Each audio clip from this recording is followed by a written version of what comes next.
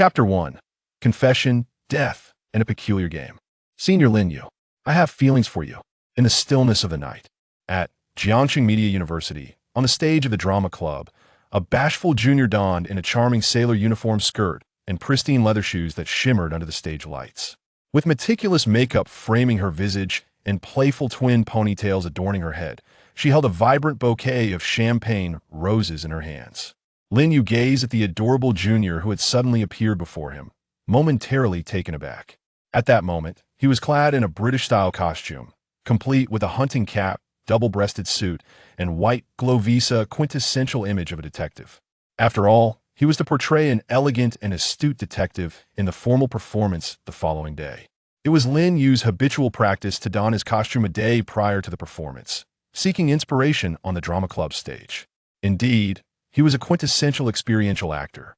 As the current pillar of the Jiangxing Media Drama Society, he enjoyed such privileges granted by both the president and the club's guiding teacher. Under normal circumstances, this time of night would be devoid of interruptions.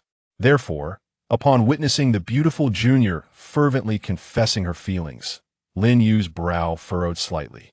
"This is my rehearsal time, I apologize," he replied with a somewhat brusque tone.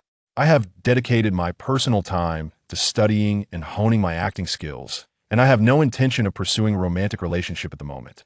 My apologies." Despite his words, the junior maintained her radiant smile. "Senior, please don't misunderstand. I am not seeking a romantic relationship. My feelings for you are akin to that of a fan towards their idol. I am your fervent admirer." Lin Yu's frown deepened. "A fan, you say? If you wish to present gifts, take photos, or obtain autographs, there will be an interactive session after tomorrow's performance." Though he was not particularly fond of these engagements, the president insisted they were essential for attracting an audience. However, the junior in the sailor uniform shook her head once more. "No, senior, I believe you are misunderstanding me. I am not the type to be satisfied with mere photographs and autographs. I am a dedicated fan akin to Mark Chapman." Lin Yu paused, momentarily bewildered by her words. Mark Chapman? He rummaged through his memory for the name and soon recalled. The man who assassinated John Lennon and was also a fervent admirer of him. Upon hearing his response, the beautiful junior beamed with delight. "Correct, Senior Lin Yu. I knew you were not only a brilliant actor, but also well-versed." Accompanied by her bright laughter, the bouquet of champagne roses in her hands suddenly burst open. Whoosh, the girl tore apart and discarded the flowers. The pale orange petals scattered, glistening under the light like splattered blood. From the torn bouquet, the girl revealed an object that epitomized the notion of violence, just as roses symbolize love in their vibrancy. Cold, dark, and heavy metal replaced the soft, bright flowers grasped firmly in her delicate, fair hand. It was a gun. Berettatham 9. Lin Yu was struck by the sudden appearance of a gun barrel aimed directly at him, a chill coursing through his body and his mind blank. Instinctively, he attempted to identify the model of the handgun before him. Was it a replica? A prank? While it was highly probable that such a firearm in China was merely a model, Lin Yu found himself unable to maintain such optimism. This was not solely due to the gun's unervingly realistic texture, but also because of the sharp, calm gaze fixed upon him, unyielding and unflinching. Having once delved deeply into the psyche of a serial killer for a role, Lin Yu recognized this look all too well. A gaze that perceives a person as prey, encapsulated in an unmistakable intent to kill. Bang! The gun erupted, the bullet piercing through a cascade of falling petals and then, with alarming precision, through Lin Yu's beating heart. Iron and fire, blood and death, heralded the authenticity of both the Beretta M9 in the assailant's hand and the murderous intent in their eyes. Pain and coldness rapidly spread from the bullet wound in his heart, leaving Lin Yu feeling utterly drained, collapsing to the ground in a heap. Above him, the voice of the girl transformed a stark contrast to her earlier mockery, now imbued with an unprecedented seriousness. There was even a hint of reverence. "May you be seen by the divine." As her voice faded, Lin Yu felt his consciousness begin to slip away. "This is absurd," he thought, bewilderment shifting to an overwhelming unwillingness to accept his fate. How could he possibly meet his end at the hands of such a nonsensical assailant, through such a senseless act? "I do not wish to die." Tomorrow held a performance next week. Next month, his entire future was filled with countless shows. His craft still needed refinement. Up to this point, he had yet to deliver a performance that truly satisfied him. How could he simply fade away in such an inexplicable manner? Yet, no matter how deeply Lin Yu resented and resisted, ultimately, everything succumbed to an eternal silence. Time lost all meaning as Lin Yu opened his eyes once more. The pain of death lingered in his chest, though it felt more like a phantom sensation. Instinctively, he reached for the place where his heart had been, only to find no wound. Surveying his surroundings, he discovered himself in a void of darkness and nothingness. Is this hell, the underworld, or the realm of the dead? Or perhaps I haven't truly died at all. Maybe I've become a vegetable, my consciousness trapped in this desolate place? He gazed around, his mind swirling with uncertainty. As if to address his queries, blood-red letters suddenly materialized in the void before him. Welcome to the death game. Here, we offer those who possess a profound desire for life a chance to start anew. Participate in the game, and you may attain rebirth. Do you choose to participate? As he beheld the crimson text, Lin Yu began to comprehend the gravity of his situation. He seems to have encountered some form of supernatural force. As a university student, though Lin Yu is deeply passionate about performance, dedicating most of his time to honing his craft, his life remains rather simple and monotonous. Yet, Lin Yu is not a primitive being. In his leisure, he indulges in web novels and anime, which have allowed him to grasp his current predicament. A powerful entity has crafted a game known as the death game. Those chosen for death have the opportunity to resurrect by participating in this game. Drawing from the experiences depicted in those narratives, Lin Yu understands well that games capable of granting resurrection are often brutal and perilous. Nevertheless, do I have any other choice? Lin Yu lets out a slight sigh. Desiring to survive, to continue performing, to pursue his life, he recognizes but one option. I will participate. As Lin Yu utters this response, crimson text shifts once more. Welcome to the death game, player Lin Yu. Initiating the selection of your initial profession. Congratulations! You have acquired the unique profession, Deceiver. Profession ability. Upon activation, any deception you enact upon others, if believed, will manifest to a certain extent. The degree of this manifestation is contingent upon others' belief in you. Lin Yu peruses the newly emerged crimson text. However, before he can fully comprehend it, new crimson text appears. Initial profession generation complete. Preparing to enter the game. Game title. Who is the outsider? Victory conditions. Eliminate all players from opposing factions or survive until the designated time. Number of players in this game. 7. Chapter 1. Confession, death, and a sinister game. Senior Lin Yu, I have feelings for you. In the dead of night, at Jiangxing Media University, on the stage of the drama club, the bashful junior, adorned in a charming sailor uniform and polished shoes that shimmered under the stage lights, stood before him. Her exquisite makeup framed a playful pair of pigtails, and in her hands, she cradled a vibrant bouquet of champagne roses. Lin Yu gazed, momentarily entranced, at the delightful figure before him. Clad in a British-style costumia deerstalker hat, double-breasted suit, and white gloves, she embodied the quintessential image of a detective. Tomorrow, he was to portray an elegant and astute sleuth in the formal performance.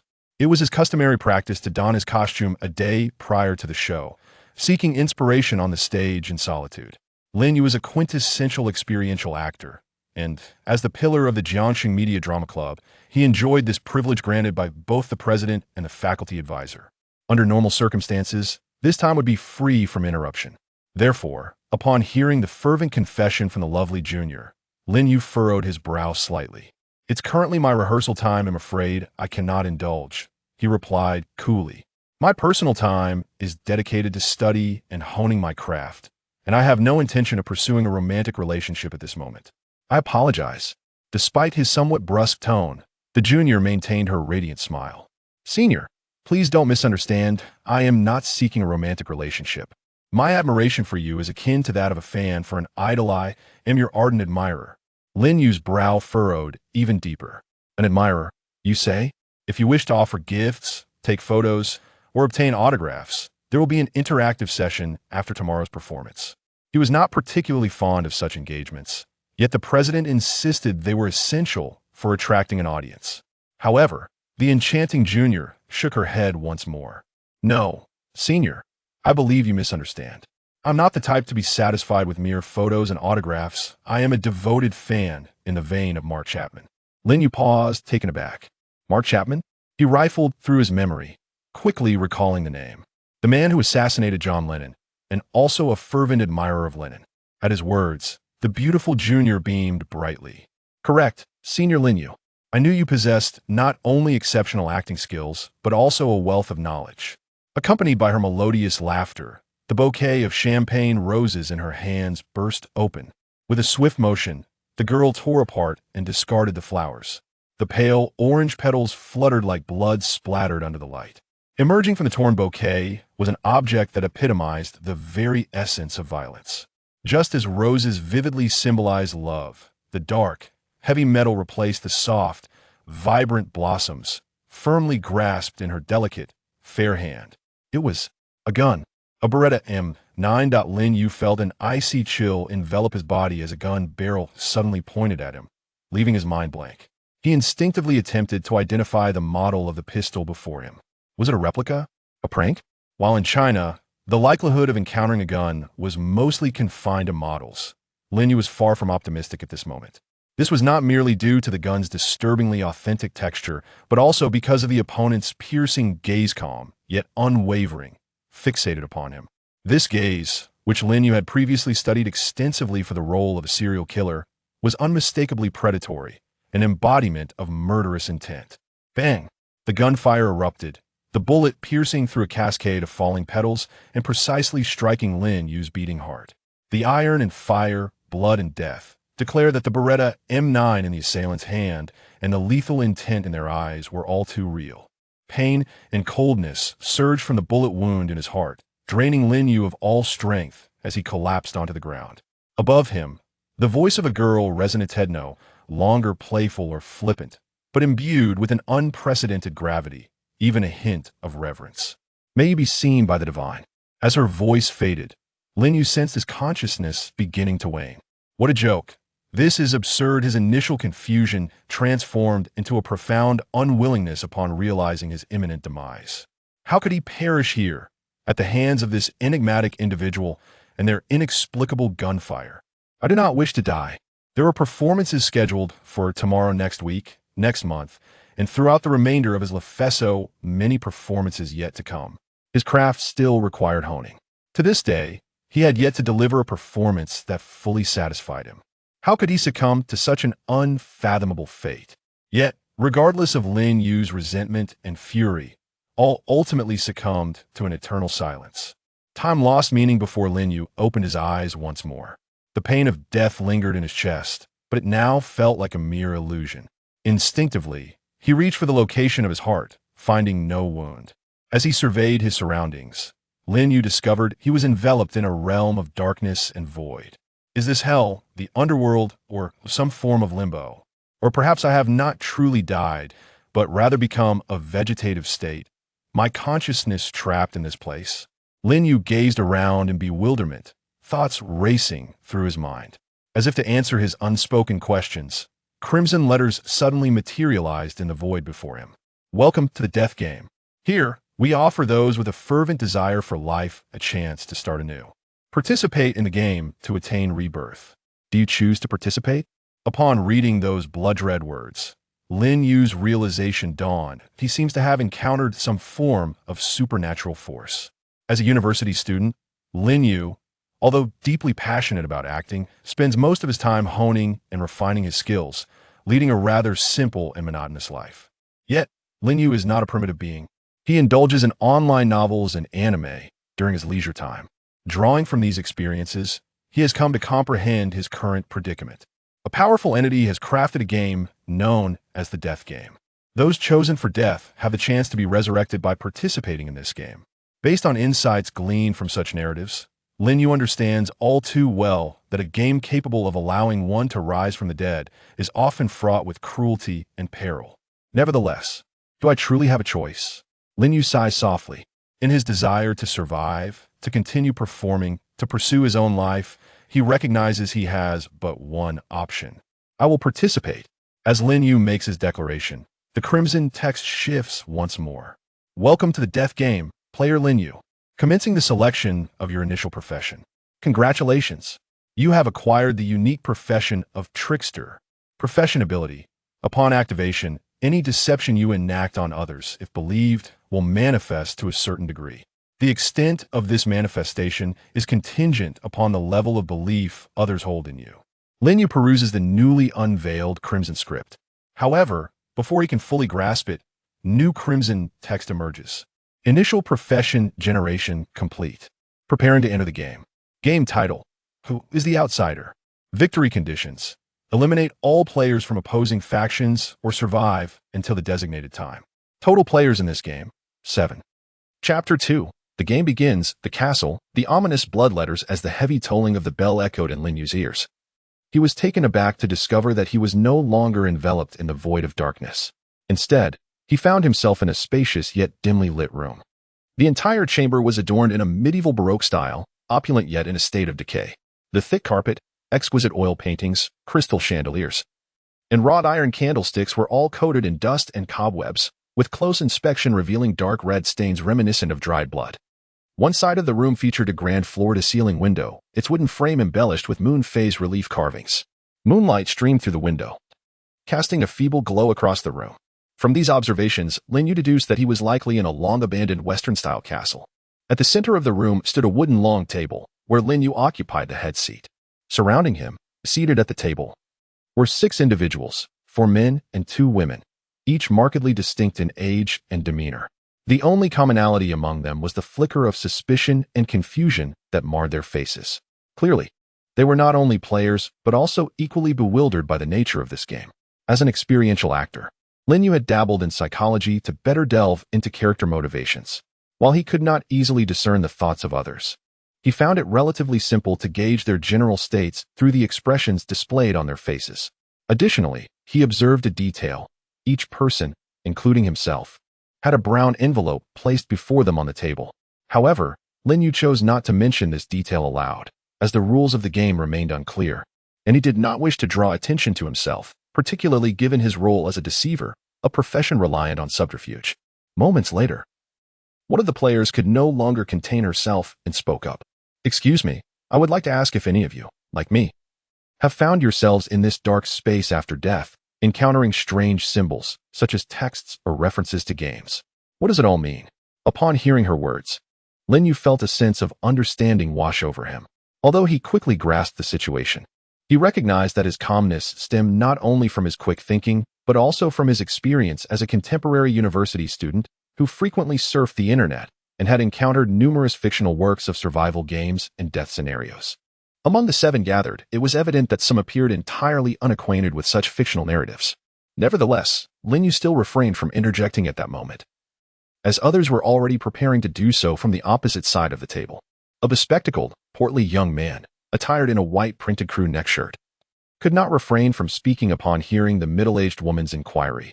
"I believe this situation bears a striking resemblance to certain animations and novels I've encountered. It seems we are a group of individuals who met our demise unexpectedly, only to be chosen by some deity to engage in a series of cruel games, utilizing our abilities to navigate these trials and survive. Though harsh, this presents us with an opportunity to alter our fates." Suddenly, a dull thud resonated through the air as a lean, menacing man marked by a scar across his face slammed his fist on the table. "Damn it. What kind of nonsensical deity is this? I've already died under incomprehensible circumstances. Now I must endure this absurdity in the afterlife." The scarred man seemed to recall the final moments of his life, his expression darkening considerably. "I, for one, do not perceive this as entirely negative," a somewhat timid young woman remarked, nervously tucking a strand of hair behind her ear, her cheeks flushed. As the bespectacled young man mentioned, "At least we have a game to partake in, rather than having truly passed away." "Humph, do you blindly believe whatever this chubby fellow says?" The scarred man sneered, his gaze fixed on the young woman. "What if that so-called deity is merely toying with us?" The young woman, caught in his stare, bit her lip, clearly hesitant to contradict someone who appeared so dangerous. Noticing her silence, the scarred man scoffed. In the brief exchange, Lin Yu had already formed preliminary judgments about their personalities. The bespectacled young man seemed somewhat naive, appearing to be a high school student devoid of guile and worldly experience. The scarred man exuded an intimidating aura with a volatile temperament, eager to convey that he was not to be trifled with. Among the two women, the older one appeared serious and stern, while the younger exuded a gentler demeanor. Lin Yu's analysis of their character traits stemmed from the understanding that, regardless of the game's nature, he would inevitably interact with these 6 individuals, be they adversaries or allies. Thus, a deeper understanding of them would enhance his chances of success in this game. As for the two who had remained silent, Lin Yu turned his attention to the last quiet individual. One was a short young man, seemingly in his early 20s, with a shifty demeanor, peering curiously at the others while nervously licking his lips. The other was a tall, sturdy man seated beside Lin Yu, his square jaw and rugged features exuding strength. Like Lin Yu, he attentively listened to the discussions unfolding. After the scarred man finished speaking, the square-faced man rapped on the table and interjected, "All right. Let us refrain from squabbling. Regardless of what this deity desires, our presence in this game signifies we are all in this together." However, Lin Yu promptly dismissed this notion within his mind. In this together? That was far from certain. As Lin Yu entertained this thought, it seemed to validate the erroneous claim of the square-faced man. Suddenly, a chilling rustling sound emanated from the wall beside the group.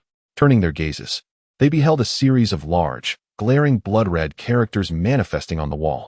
One line after another appeared in quick succession, soon saturating the entire surface. Among you 7, 2 outsiders have infiltrated. Find them. Expel them. Among you 7, 2 outsiders have infiltrated. Find them. Expel them. Chapter 3. Game Prompt. Mysterious letter accompanied by the unsettling rustling. Lines of crimson text spread across the surrounding walls, as if countless vengeful spirits were inscribing their grievances in blood. The 7 individuals present were taken aback, with the frail girl paling in fear and letting out a startled cry. After a few moments, the bloodied words gradually faded away. It was a game prompt, Lin Yu realized. He then surveyed the area, noticing that the square-faced man had also quickly regained his composure. This individual was undoubtedly a professionally trained soldier, Lin Yu mused. The square-faced man then spoke coldly, "Everyone, remain calm. This is not a cause for alarm. The words appearing on the wall are likely hints regarding this game."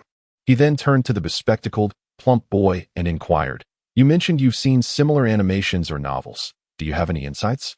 The notion of expelling the 2 outsiders among us resembles a game of identifying moles, the bespectacled boy replied, clearing his throat. But the game's description seems rather rudimentary. The bloodied words that just appeared and those on the wall are far too vague.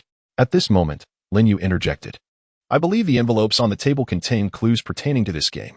We should examine what they say together." Previously, Lin Yu had chosen to remain silent to avoid becoming the center of attention.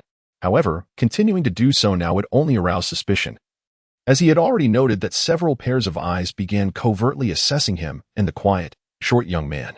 With Lin Yu's suggestion, the others quickly came to a realization. Indeed, they had nearly forgotten about the envelopes. The tall, square-faced man spoke as he reached for the envelope before him. The others followed suit, and even the scar-faced man, after a moment's hesitation, opened his own envelope. Lin Yu slowly unsealed his envelope, but refrained from hastily extracting its contents, opting instead to observe the others' reactions as they read their letters. He noticed varying expressions among them, some brows furrowed, some faces tense, while others displayed a tempestuous mix of emotions. Moreover, their pace in reviewing the letters was not as swift as anticipated. It appeared that the game was far from simple. Finally, Lin Yu opened his envelope. The letter's contents unfolded before his eyes. "Greetings, my fellow humans. Regardless of your purpose here, I must share with you some matters concerning the ancient castle. In this ancient castle, we have left behind numerous chests containing items of potential utility. Whenever you encounter a chest, feel free to open it. However, exercise caution with the red chests, for they belong to the werewolves and contain weapons that humans cannot access. Thus, be wary of those who may possess the means to unlock them. To ensure the castle's proper functioning, remember to adhere to the daily schedule. Neglecting your duties may trigger mechanisms, toxic mists, and frigid temperatures that could spell death for all. Every night at 7 o'clock, a meeting shall convene, where you may vote to exile any individual to the castle's outer chamber. This assembly is sacred, and no one may act violently within its confines. So it is prudent to utilize the meeting to banish threats. Should 2 individuals receive equal votes, no exile will occur. If you stumble upon a corpse, you may choose to summon an immediate meeting, transporting all to the assembly at the stroke of 7. During this time, freedom of movement is prohibited, and all must proceed directly to the meeting hall. At night, you are required to gather within the meeting room until the following morning at 7. During this interval, violent acts are also forbidden. Beware, for werewolves are cunning and adept at disguise, presenting themselves as indistinguishable from humans, harboring only hatred and murderous intent towards us. Even among themselves, werewolves cannot readily identify one another. My fellow humans, I urge you to eradicate all hidden werewolves and strive to survive. If even one human endures beyond 7 days, regardless of whether the werewolves are discovered, you may escape this place. The handwriting of the letter appears hurried, suggesting it was penned under duress. Alongside the letter, there is an identification card within the envelope. Lin Yu retrieves the card. Your identity is human. Lin Yu gazes at the card in his hand, silently raising his eyes. Before he can discern the expressions of those around him as they read the letter and card, a sudden crackling sound emanates from his grasp. Crimson flames erupt, startling Lin Yu into reflexively releasing his hold. In the instant after he lets go, the burning identification card, envelope, and letter are consumed entirely, leaving no trace of ash behind. Flames flicker and extinguish as they fall, yet this time, no one gasps in surprise. The group, having absorbed the contents of the letter, falls into a contemplative silence. Coupled with the bloodied words on the wall, they realize they are not merely participants in a shared fate. This is a game of player against player. Eventually, a bespectacled middle-aged woman breaks the silence. What are your thoughts on this letter? Among the group, a chubby man with glasses adjusts his spectacles and quietly replies, I believe I understand. This is akin to a game of werewolf. The attendees nod in slight agreement. The eldest among them appears to be the bespectacled woman, likely in her 30s or 40s. Evidently, while many may not fully comprehend virtual creations like death games, they are not entirely oblivious to the online world. The game Werewolf, which has gained immense popularity across the nation, is at least familiar to everyone. The bespectacled chubby fellow, noticing the understanding among the group, continued, We are divided into 2 factions, humans and werewolves, with 5 humans and 2 werewolves. Humans must complete tasks and open chests to ensure their survival for 7 days while identifying the so-called outsiders, who are the players that have become werewolves. Meanwhile, the werewolves must conceal their identities while locating the werewolf chests to acquire weapons, using them to eliminate humans until none remain within the 7 days. Upon concluding, no one contradicted him. Clearly, his explanation resonated with the thoughts of most present. A scar-faced man scratched his head, somewhat displeased, exclaiming, Damn it. The rules of this game are convoluted and require translation. No one would play such a game outside. The short young man finally spoke up for the first time, so that's why that ridiculous deity has bound us dead folks. Otherwise, no one would partake in such a wretched game. He jested, and although it was not the ideal moment for humor, the group chuckled, feeling the atmosphere lighten a bit. Lin Yu glanced at the short young man, finding him somewhat suspicious. Chapter 4. Self-introductions and professions. Lin Yu understood that alleviating awkwardness and tension is instinctual for some individuals.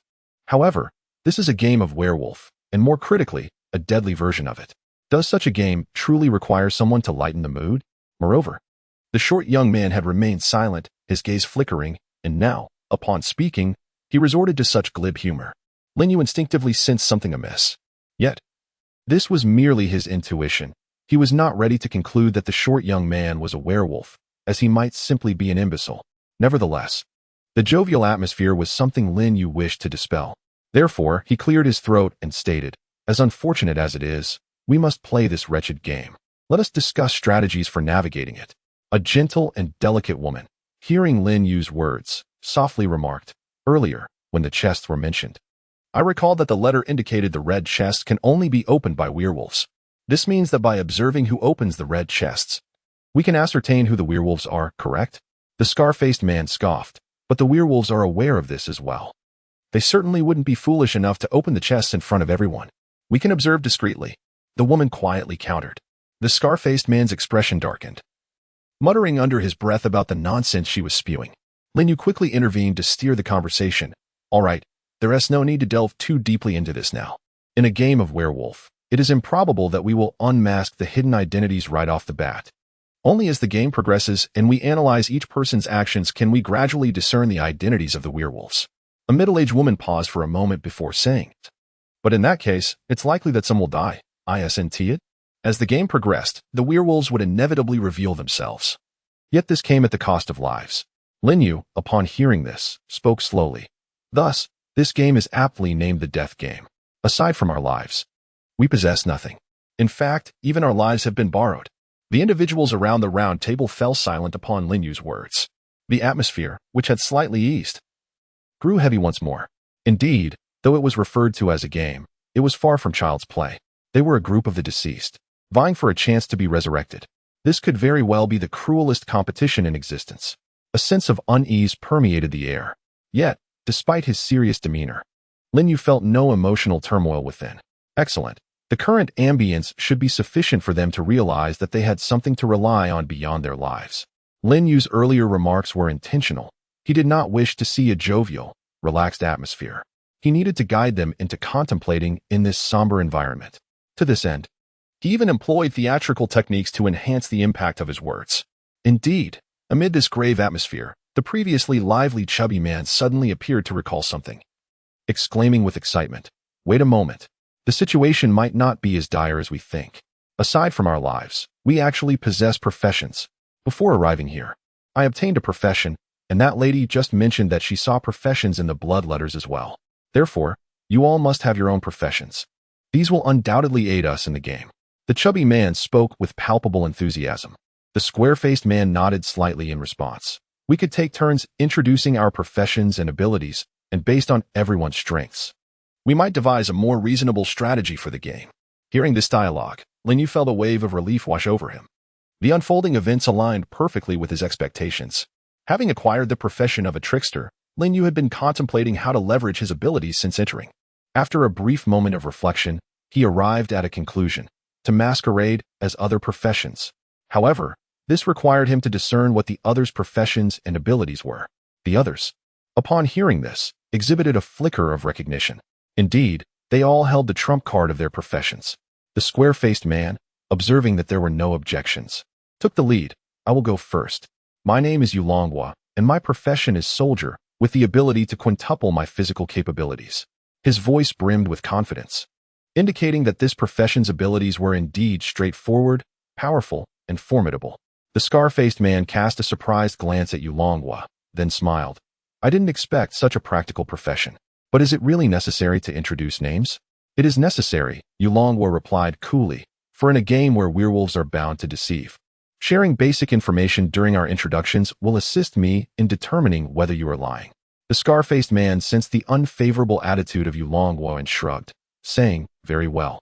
There's no harm in introducing myself. I am Bao Lu, a ruffian by profession, with the ability to disregard a rule once. While my profession may not possess the sheer brutality of a soldier, do not provoke me lightly. I can indeed ignore the rules." As he spoke, he cast a chilling glance at the crowd. Lin Yu observed the two individuals and discerned a strong correlation between their professions and their personas. Yulongwa, robust and resolute in appearance, emanated the aura of a soldier, which was fitting as his role in this deadly game was that of a soldier as well. Conversely, Bao Lu exuded a distinct ruffian demeanor from the outset, aligning perfectly with his chosen profession. Next, it was the turn of a bespectacled middle-aged woman. Adjusting her glasses, she introduced herself. "I am Su Xiaomei, and my occupation is teacher. My ability allows me to acquire relevant information pertaining to this game." The others nodded slightly in acknowledgement. Although the teacher's ability did not seem overwhelmingly powerful, it still held its significance. As the group pondered the implications of each individual's abilities, only Lin Yu, upon hearing Su Xiaomei's profession, felt an inkling of realization. Indeed, it appeared to be true. While Su Xiaomei did not exhibit the overt traits of Yulongwa or Bao Lu, a meticulous observation revealed her modest attire, the habit of clearing her throat when speaking, and the calluses on her fingers, indications of a genuine educator. In other words, the professions within this game likely bore a strong resemblance to each individual's real-life vocation. Chapter 5. Now, I shall commence my performance. While Lin Yu analyzed the situation, discussions among the others persisted. Upon hearing Su Xiaomei's introduction, Bao Lu promptly inquired, "What information have you acquired? Is it additional intel regarding this game? Do share it with us." Su Xiaomei hesitated momentarily.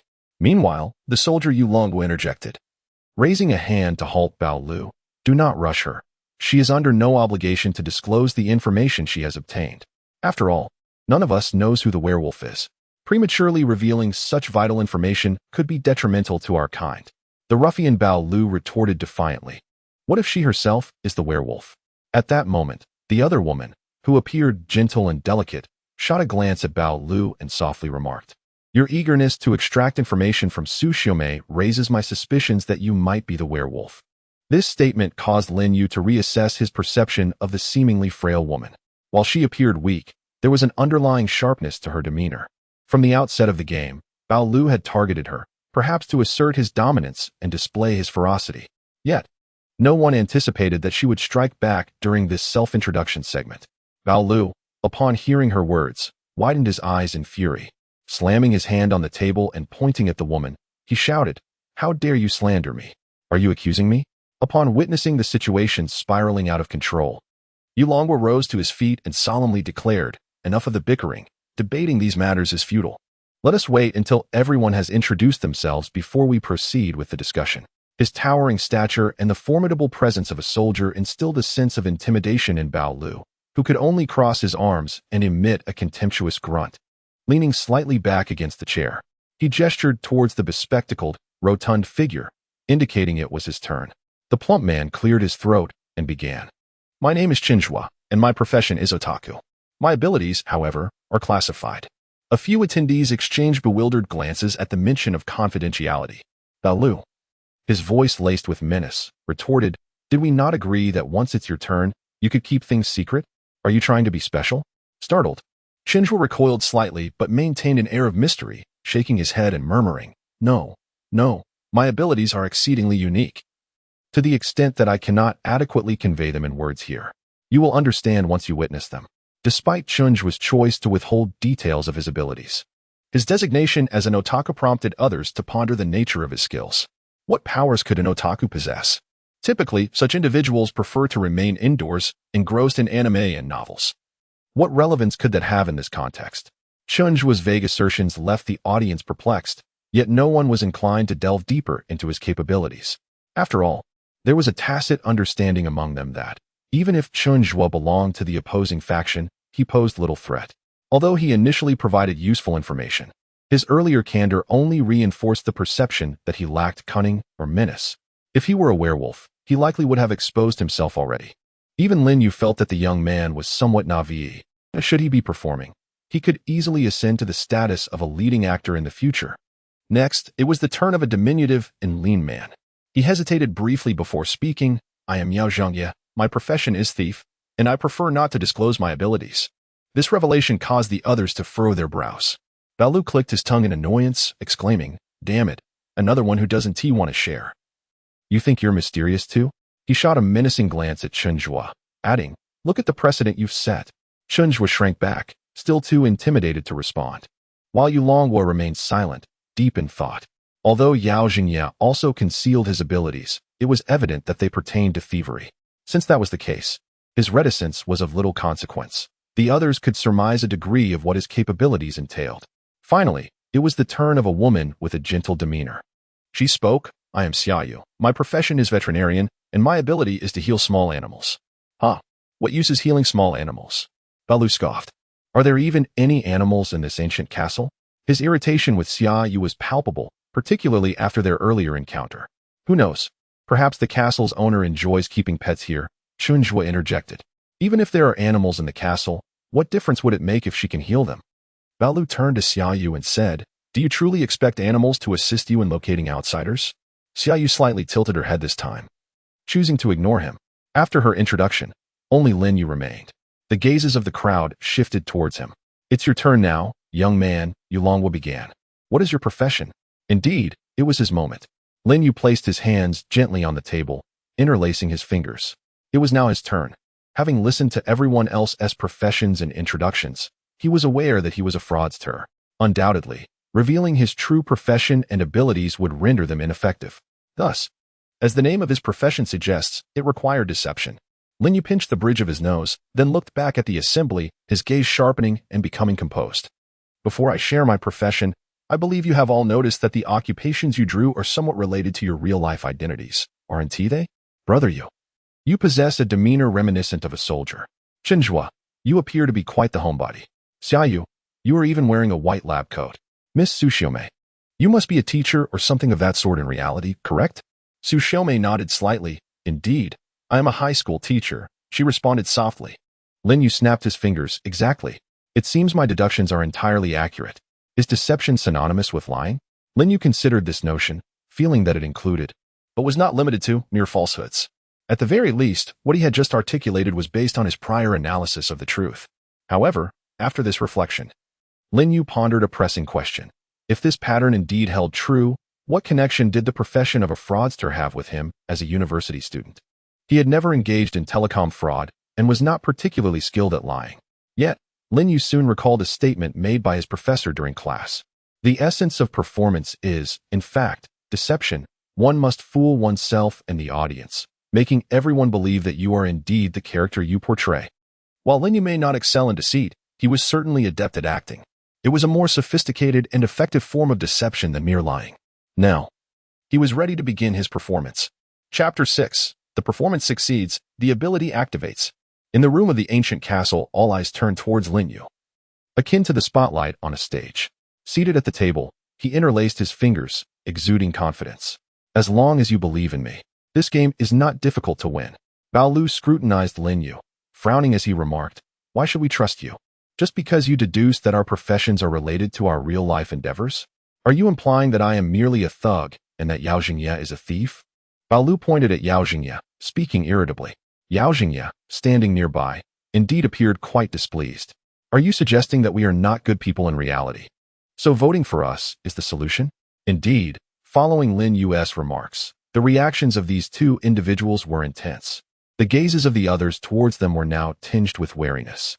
Lin Yu shook his head gently. Ladies and gentlemen, I intentionally refrained from mentioning your professions earlier to avoid any misunderstandings.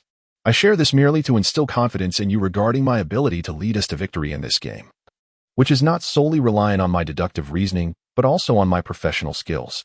My tone is amiable, and my lines are well-crafted, thanks to my persistent practice of improvisational performance. Lin Yu's gaze swept across the crowd as he adjusted his costume. His elegant British-style attire exuded an air of sophistication, leaving an impression of wisdom at first glance. My name is Lin Yu, and I am a detective. My ability is to verify the identities of those present. As he spoke in a calm tone, he extended his arms. What? Upon hearing Lin Yu's declaration, the expressions of the other 6 individuals shifted noticeably. Verify identities. Chun Zhuo was the first to exclaim. What the hell, a seer? Impossible. How could such a cunning ability exist? Bao Lu slammed the table and declared loudly. I think you are merely spouting nonsense, sowing discord. Veterinarian Xia Yu immediately chimed in. You claimed your ability is to verify identities? But this game is called Who is the Outsider, a game inherently tied to identities. Your ability aligns too conveniently with the theme. I believe you are lying. Teacher Tsushiyome nodded slightly. Aren't our professions assigned before the game begins? Logically, our professional abilities shouldn't be directly related to the game's content. Yulongwu regarded Lin Yu, his silence punctuated by a scrutinizing gaze. Initially, they had indeed been taken aback by Lin Yu's claim. This was, after all, a game of identity. And then he asserted that his ability was to verify others' identities? Such a coincidence seemed implausible. Only Qinzhou held a flicker of belief. However, in a werewolf game, there is typically a role akin to a seer, the chubby boy murmured.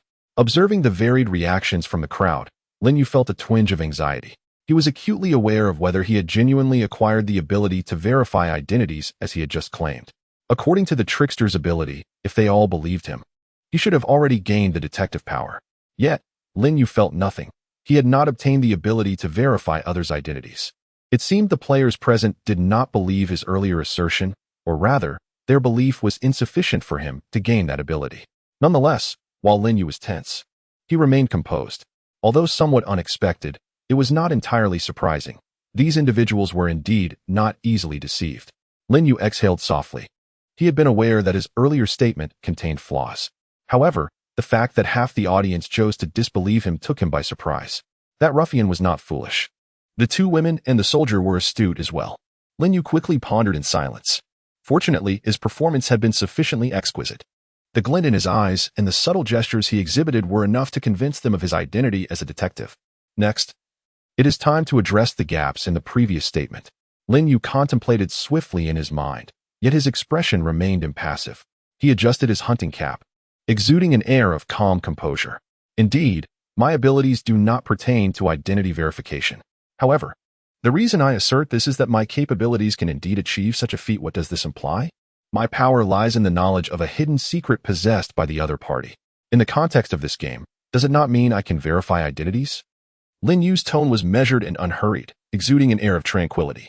The crowd reacted with varied expressions. Su Xiaomei furrowed her brow slightly, questioning why he did not disclose this information from the outset. To this, Lin Yu was well prepared. I believed that revealing my ability to uncover other secrets might provoke resistance among the group. Would it not? Lin Yu replied calmly.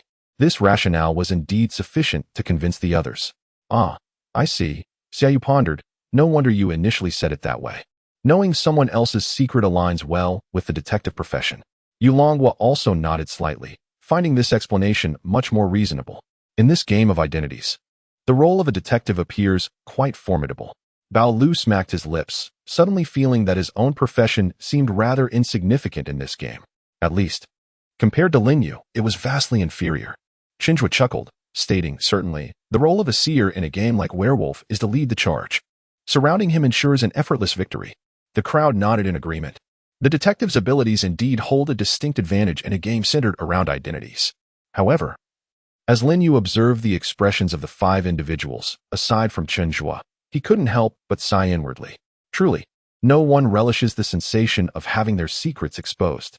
Despite the substantial aid his abilities provided to the game, the remaining 5, with the exception of Qinzhua, regarded him with an undercurrent of wariness. In fact, a few gazes contained an essence of disdain. No one enjoys the feeling of having their secrets pried into. However, the feelings of distaste and caution also indicated that they believed Lin Yu's assertions.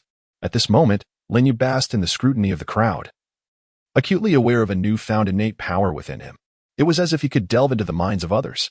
Should he choose, he could now investigate the hidden secrets of anyone present, whether it be their identity in this game or other clandestine matters. He could select the general direction of the secret. The trickster's abilities had officially come into play. Lin Yu's performance had deceived everyone in attendance. Chapter 7. Group action. Having acquired his abilities, Lin Yu felt a slight sense of relief. Yet, he remained vigilant. Indeed, the capacity to verify identities is undeniably potent in games like Werewolf. As Qinzhua had mentioned, if the human faction revolves around Lin Yu during the game, they could achieve victory with relative ease. The werewolves would also be acutely aware of this fact. In other words, Lin Yu has now placed himself in a precarious position. Given the opportunity, the werewolves would undoubtedly employ every possible means to eliminate him, unless he consistently remains in close quarters with others, denying the werewolves any chance. However, Lin Yu is acutely aware that this game will not permit such an arrangement. Suddenly, an urgent alarm echoed above the heads of everyone in the room. Lin Yu lifted his gaze, realizing that the alarm seemed to be emanating from a chamber above, likely the 2nd floor. He voiced his observation to the group. The reclusive Qinzhua appeared somewhat flustered. What does this alarm mean? Are the werewolves about to start killing? Before Lin Yu could offer reassurance, the soldier Yulonghua spoke in a steady tone. Do not panic. This is not a signal for the werewolves to kill. Remember what the letter stated? There is a schedule in this castle outlining daily tasks. Failure to complete them will trigger mechanisms that could lead to our demise. After hearing this, Qinzhua paused momentarily before anxiously exclaiming, but doesn't that still mean we could die? Where's the schedule? Lin Yu pointed toward a wall where bloodied characters had recently appeared. Near the entrance, a schedule was conspicuously posted. Qinzhua hurried over to the schedule, followed closely by the others. The schedule was densely packed with writing. Tasks for day 1 included repairing the generator, located in the engineering room on the 2nd floor. Estimated completion time, 10 minutes. Countdown, 15 minutes and 49 seconds. Adding fuel to the equipment, located in the machinery room on the 3rd floor. Estimated completion time, 3 minutes. Countdown, 17 minutes and 22 seconds. Cleaning, located in the library on the 1st floor. Estimated completion time, 15 minutes. Countdown, 21 minutes and 6 seconds. The schedule clearly outlined a series of tasks. There were already more than 10 tasks with countdowns under 3 hours. Each task was accompanied by its corresponding location and a ticking timer. Although the consequences of failing to complete the tasks remained uncertain, no one was willing to gamble with their lives. So many tasks. What is going on? I've never had a job outside. And now I'm working in this game. Balurin could not help but mutter. His sentiments resonated with the others present. Lin Yu understood all too well. The number of tasks was overwhelming, and their locations were exceedingly dispersed. If they huddled together, they would never complete everything. The quickest way to tackle the tasks was to split into groups. This, perhaps, was the game's method of preventing the human faction from remaining united. After tallying the tasks, Lin Yu mentally calculated. If they divided into 2 groups, one of 3 and one of 4, and planned their routes, they might just manage to complete them. Lin Yu contemplated how to minimize the number of groups required to accomplish the tasks at hand. However, before he could finalize his strategy, Balurin spoke up. I believe we should immediately split up to tackle our tasks. I will take charge of repairing the generator, he declared, making as if to depart. The others present appeared to harbor no objections. Lin Yu furrowed his brow slightly and called out to him, "Wait a moment. You cannot simply leave like that." Balu turned back to Lin Yu, his tone menacing. "What do you mean, kid? Have you not noticed that time is running out? Do you intend to doom us all? Don't think that just because you are some sort of detective, you are exceptional." In response to Balu's aggressive demeanor, Lin Yu maintained his composure and replied, "Do you wish to act alone? Are you not afraid of being slaughtered by a werewolf in such a scenario? Although these tasks are urgent, if all 7 of us act independently, we are merely granting the werewolf an opportunity to strike. Even if we must separate, we should do so in pairs." After Lin Yu spoke, Chinjua quickly nodded in agreement. Indeed, the greatest taboo in a werewolf killing game is to act solo. Balu hesitated momentarily, preparing to retort. However, Yulongwa interjected in a deep voice. "I too support the idea of forming pairs. Since we are 7 in number, let us pair off into groups of 2. Lin Yu turned to Yulongwa, ready to voice his thoughts. Yet, Yulongwa continued, "I understand your concerns. If one human and one werewolf are paired together, the human would indeed be in peril. However, do not forget, if any misfortune befalls someone, their partner will become the prime suspect. Therefore, from this perspective, those in pairs are relatively safe," not allowing anyone the chance to counter his point. Yulongwa pressed on. "Well then, time is of the essence. Let us proceed with the plan of pairing off." Xiaoyu paused, a hint of worry in her voice. "But we only have 7 people. If we pair off, that means one group will consist of 3 pairs and 1 lone individual." Yulongwa interrupted her decisively. "I will act alone. I have great confidence in my abilities. Even against a werewolf armed with a weapon, I can hold my own." Upon hearing this, Chinjua stroked his chin thoughtfully. "I concur. Brother Yu's capabilities are sufficient to bear the responsibility of acting solo." It seemed that Yulongwa's proposal had garnered the approval of everyone present. Lin Yu, too, refrained from voicing opposition. Yet, he found Yulongwa's reasoning rather peculiar. It sounded quite logical. In many real-life werewolf killing games, pairing off and taking mutual responsibility is a common strategy. This method accelerates the game's progression, allowing identities to be established more swiftly. However, the smaller the groups, the greater the risk that humans must endure. Essentially, this is still a matter of wagering lives on the identities of each participant. Although they were engaged in a deadly game, it was not a true game. Shouldn't each person's foremost thought be survival, rather than winning the game and achieving victory for their faction? Yet, why was no one opposing this notion? In the depths of Lin Yu's mind, thoughts swirled chaotically, yet the pressing urgency of the countdown on his schedule prevented him from settling into contemplation. Concurrently, a vague sense of unease suggested to Lin Yu that it would be prudent to refrain from voicing his doubts at this moment. Just then, someone tugged at his sleeve. Turning his head, he found Xiaoyu standing beside him, lips pressed together. "Detective, may I join you in your endeavors?" Chapter 8. Solitary moments. In response to Xiaoyu's request, Lin Yu found no reason to decline. Thus, the 2 naturally formed the first team. Among the remaining 4, Chinjua and Su Xiaomei were reluctant to team up with Baolu and Yao Zhengye. Consequently, after Xiaoyu's invitation, the division of the 7 was nearly automatic. The first team comprised Detective Lin Yu and Veterinarian Xiaoyu. The second team consisted of the rogue Baolu and the thief Yao Zhengye. The third team included the introverted Chinjua and the teacher Su Xiaomei. The fourth team was represented by the soldier Yulongwa, who opted to operate independently. Once the groups were assigned, everyone promptly claimed their respective tasks from the schedule. After confirming their responsibilities, the 4 teams hastily departed the conference room. Aware that time was of the essence for their initial assignments, Lin Yu and Xiaoyu quickly set out to locate the engineering room mentioned in their first task.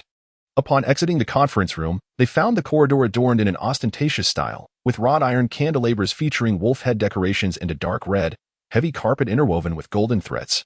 Through the somewhat damaged windows lining the corridor, they glimpsed the exterior walls, which were constructed of stone, resembling an ancient castle. The conference room was situated at the end of the first floor of this castle, and as they proceeded down the corridor, they soon discovered a spiraling staircase. Lin Yu and Xia Yu ascended briskly, arriving at the corridor on the second floor. Adjacent to the staircase, Lin Yu spotted a wooden door adorned with a metallic nameplate. "This must be the engineering room," he read aloud from the plaque. Beyond the door, the sharp wail of an alarm echoed, the source of the sound they had heard downstairs. "We have ample time," Xia Yu sighed in relief, stepping forward to grasp the door handle and gently turning it. The door was unlocked, allowing the two to enter the engineering room with ease. Inside the spacious chamber, an antiquated generator hummed steadily, illuminated by numerous halogen tubes. One of the tubes had turned red, emitting a loud, incessant beeping. The generator was connected to several other pieces of equipment, all functioning normally, appearing to require no repairs. Approaching the generator, Lin Yu and Xia Yu examined it closely. As a delicate young woman with a profession in veterinary medicine, Xia Yu clearly lacked mechanical expertise. With a hint of frustration, she remarked, "How do we fix this? Is there not a manual or something?" Although the death game bore the name of a game, completing tasks was not as simple as pressing a button to advance automatically. Repairing the generator required hands-on troubleshooting. Yet, Lin Yu remained unperturbed. The estimated completion time for this task is 10 minutes, indicating that there are no significant malfunctions. It merely seems to have encountered a minor issue. After all, this is a game akin to Werewolf, and these tasks are likely just means to distract us, thus should not pose too much difficulty. Lin Yu contemplated, his gaze falling upon the storage cabinet beside the generator. Above the cabinet lay a toolbox containing various wrenches and screwdrivers. Beneath the toolbox was a booklet pressed down. Lin Yu gently lifted the toolbox and extracted the booklet. The thin booklet, stained with black grease, had slightly curled pages and bore the title Wolf-type generator instruction manual. This was indeed a lead. Lin Yu extended his hand to lightly flick the booklet, smiling confidently as he spoke. Xia Yu let out a sigh of relief, gazing at Lin Yu with admiration, as expected of someone who works as a detective in real life. "Even without abilities, your perceptiveness is remarkable." Lin Yu shrugged noncommittally, then opened the booklet in his hand. The 3 indicator lights specified that if one turned red, it indicated insufficient lubrication of the engine, necessitating the addition of lubricant stored in the utility room on the first floor. The booklet was as straightforward as Lin Yu had imagined, allowing him to easily identify the issue and its solution. "We need to go to the utility room on the first floor for the lubricant, right? I'll go retrieve it," Xia Yu suggested, having noted its location on her way. Upon hearing Xia Yu's proposal, Lin Yu furrowed his brow slightly, his expression turning somewhat stern. "However, we divided into pairs precisely to avoid acting alone." A smile graced Xia Yu's face. "Yet, the task time is pressing. You should stay here to continue examining the machine. What if I retrieve the lubricant but cannot find where to add it, resulting in a failed task? Do not worry about my safety. This is inherently a perilous game. And as I have mentioned, I consider this life a second chance." She tilted her head playfully, her tone lighthearted. Upon hearing Xia Yu's words, Lin Yu nodded in agreement. "Very well. According to the task distribution, only the otaku and teacher are on the first floor. So you should be fine if you hurry back. Please try to keep it under 5.5 minutes. If it exceeds that, you may be in greater danger," Lin Yu stated calmly. As for why it was 5.5 minutes, he did not elaborate to Xia Yu. "I will definitely be quick. Their essay countdown." "After all," Xia Yu replied with a smile, exiting the engineering room and closing the door behind her. Instantly, Lin Yu was left alone within. The calm and self-assured expression on his face vanished in an instant. He rubbed his face vigorously. Up until that moment of solitude with Xia Yu, he had been acting. He was portraying a confident and clever detective who relished in controlling the situation. Why 5.5 minutes? Lin Yu had merely spoken whimsically, in his view. The sooner Xia Yu returned, the better. If only he could truly possess extraordinary observation and logical analysis skills by merely leading others to believe he was some renowned detective. Lin Yu rubbed his temples in frustration. He considers himself to be quite intelligent, as the Performing Arts Department at Jiangxing Media ranks among the top 3 nationally, with exceptionally high admission scores. The regular acting courses and his self-directed study of psychology have been relatively effortless for him.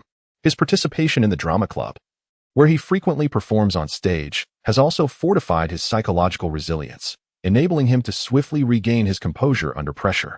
Indeed, Lin Yu believes he possesses a certain advantage in analyzing others.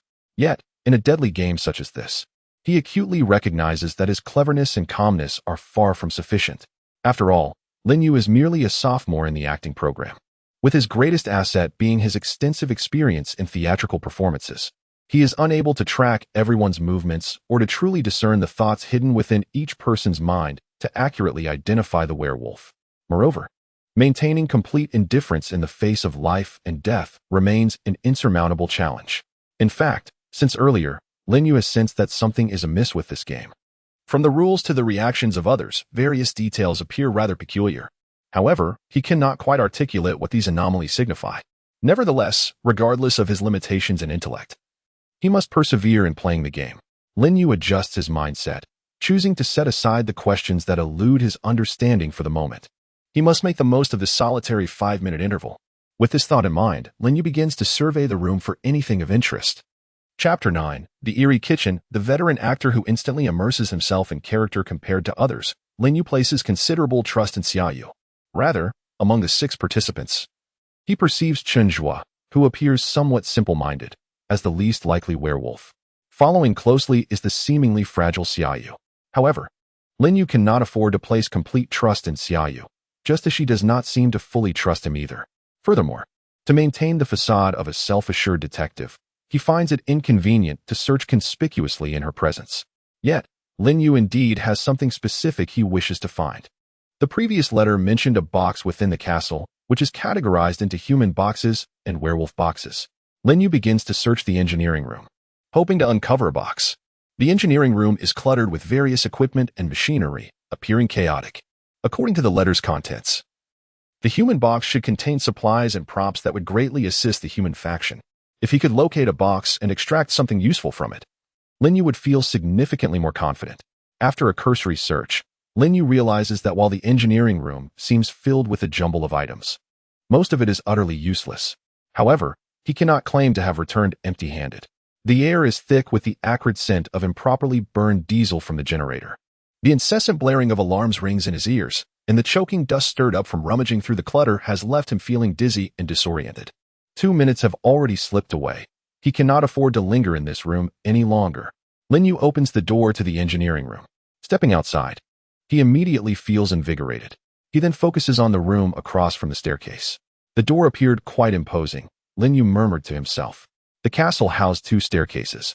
One was a spiral staircase at the center, traversing the 3 levels of the castle, while the other was a zigzag staircase situated at the edge. The castle itself was vast, with numerous rooms and secret chambers on the 2nd floor alone. Time was of the essence, leaving Lin Yu with no choice but to make a nearby selection. This necessity also explained the need for their division into groups. The castle's enormity made it impractical to remain clustered together, darting back and forth. Even with a well-planned route, the pressure would be immense, drastically reducing their margin for error. As Lin Yu approached the grand door, he discerned the room name inscribed on the plaque, Kitchen. Without hesitation, he pushed open the kitchen's imposing entrance. Upon entering, Lin Yu was immediately greeted by a faint, fishy odor. Goodness, how long has this kitchen gone uncleaned? He wrinkled his nose, realizing why the itinerary included a task for kitchen cleanup. Yet, he pondered the potential consequences of neglecting this duty and the dangers it might unleash. The kitchen walls bore some dark red stains, reminiscent of blood that had long since congealed.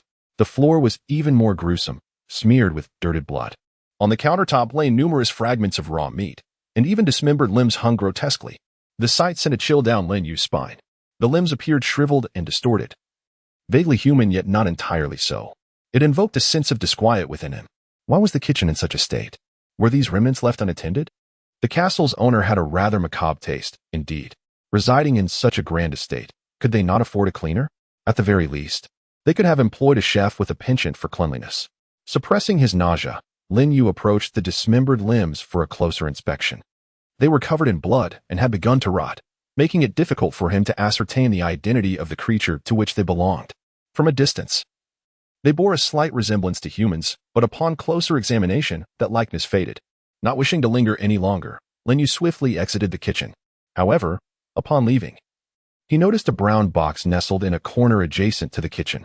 A brown box. Lin Yu felt a surge of excitement. The red boxes belonged to werewolves, as mentioned in the letter, and being human, he suspected he could not open one of those. Yet, The brown box before him indicated it was something a human could indeed access. He approached and toggled the latch on the box, as if responding to his touch. The latch clicked, and the box sprang open. Inside lay a neatly packaged loaf of bread and a bottle of water. Food. It seemed the person who had left the box was aware that the kitchen was in such disarray. Finding sustenance within this castle would be a challenge. Lin Yu seized the bread, tore open the packaging, and swiftly consumed it along with the water. Once sated, he made his way back to the engineering room. He wished to keep the fact that he had opened a human box hidden from Xiaoyu, for while being human was advantageous, there was one critical point. The two werewolves likely remained unaware of each other's identities, as hinted in the correspondence. The disguise of a werewolf often deceives even its own kin. In other words, within this game, the werewolves are oblivious to the identities of their fellow teammates. Therefore, Lin Yu has no need to open boxes to validate his humanity. Such an act would yield him no advantage. Should Xiaoyu be a werewolf, she would certainly refrain from making a move until she ascertained whether she was allied with a fellow wolf. However, where could Xiaoyu be? Time is of the essence, and Lin Yu has been mentally calculating the minutes since her departure. She has been gone for approximately 8 minutes, significantly longer than his anticipated 5.5. Surpassing the limit by over 2 minutes. This intensifies the urgency of their task. If Xiaoyu does not return soon, they may not complete their mission. Has she encountered some unforeseen circumstance? Lin Yu finds himself torn, contemplating whether he should venture to the first floor in search of Xiaoyu. Yet, before he can solidify his resolve, a loud bang echoes as the door to the engineering room swings open. Xiaoyu appears, breathless at the threshold, clutching a bucket of small bottles filled with lubricant. Her hair is disheveled, beads of sweat glisten at her temples, and her lab coat is stained and soiled. Hastily approaching, she apologizes, "I'm sorry. The lubricant was placed rather high, and it took me quite some effort to retrieve it." As she draws near, Lin Yu notices her flushed complexion. She nervously tugs at the collar of her white coat, fanning herself, exuding a charm that evokes sympathy.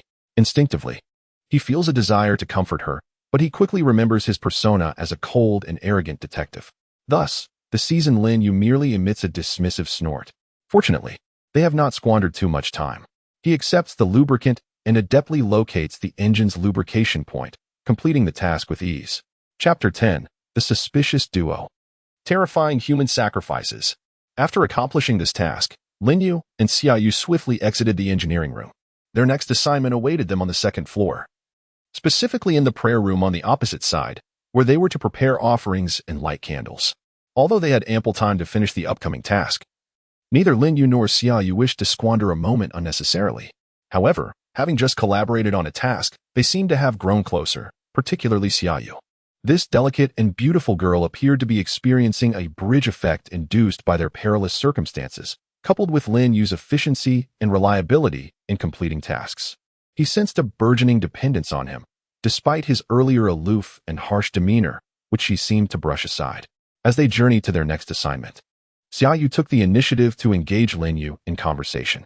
"Lin Yu, have you activated your detective ability yet?" she inquired, her hands clasped behind her back. Her steps light as she walked ahead of him, unwittingly exposing her back to him. Upon hearing her question, Lin Yu felt a surge of caution. However, due to Xiaoyu's unguarded demeanor, Lin Yu hesitated momentarily before responding to her. "I have yet to initiate," Lin Yu candidly replied. Xiaoyu turned around, her footsteps retreating as her curiosity compelled her to inquire further. "Oh, why not reveal your plans?" Lin Yu pondered for a brief moment before articulating, "To speak frankly, the detective role, which holds the power to influence the course of the game, is undoubtedly the foremost target for the werewolves. While it may seem inconsequential to you that I verified an innocent on the first day, thereby diminishing your pool of suspects, my situation is perilous. Should I fail to identify a werewolf and eliminate them on the first day, and if 2 werewolves emerge and identify each other by the second day, both my position and yours will be exceedingly precarious." Lin Yu analyzed the situation with clarity, leaving Xiaoyu somewhat bewildered. She tilted her head in contemplation for a moment before dismissively waving her hand. "All right, then how do you intend to utilize it?" "I plan to reserve my first verification until the final meeting segment.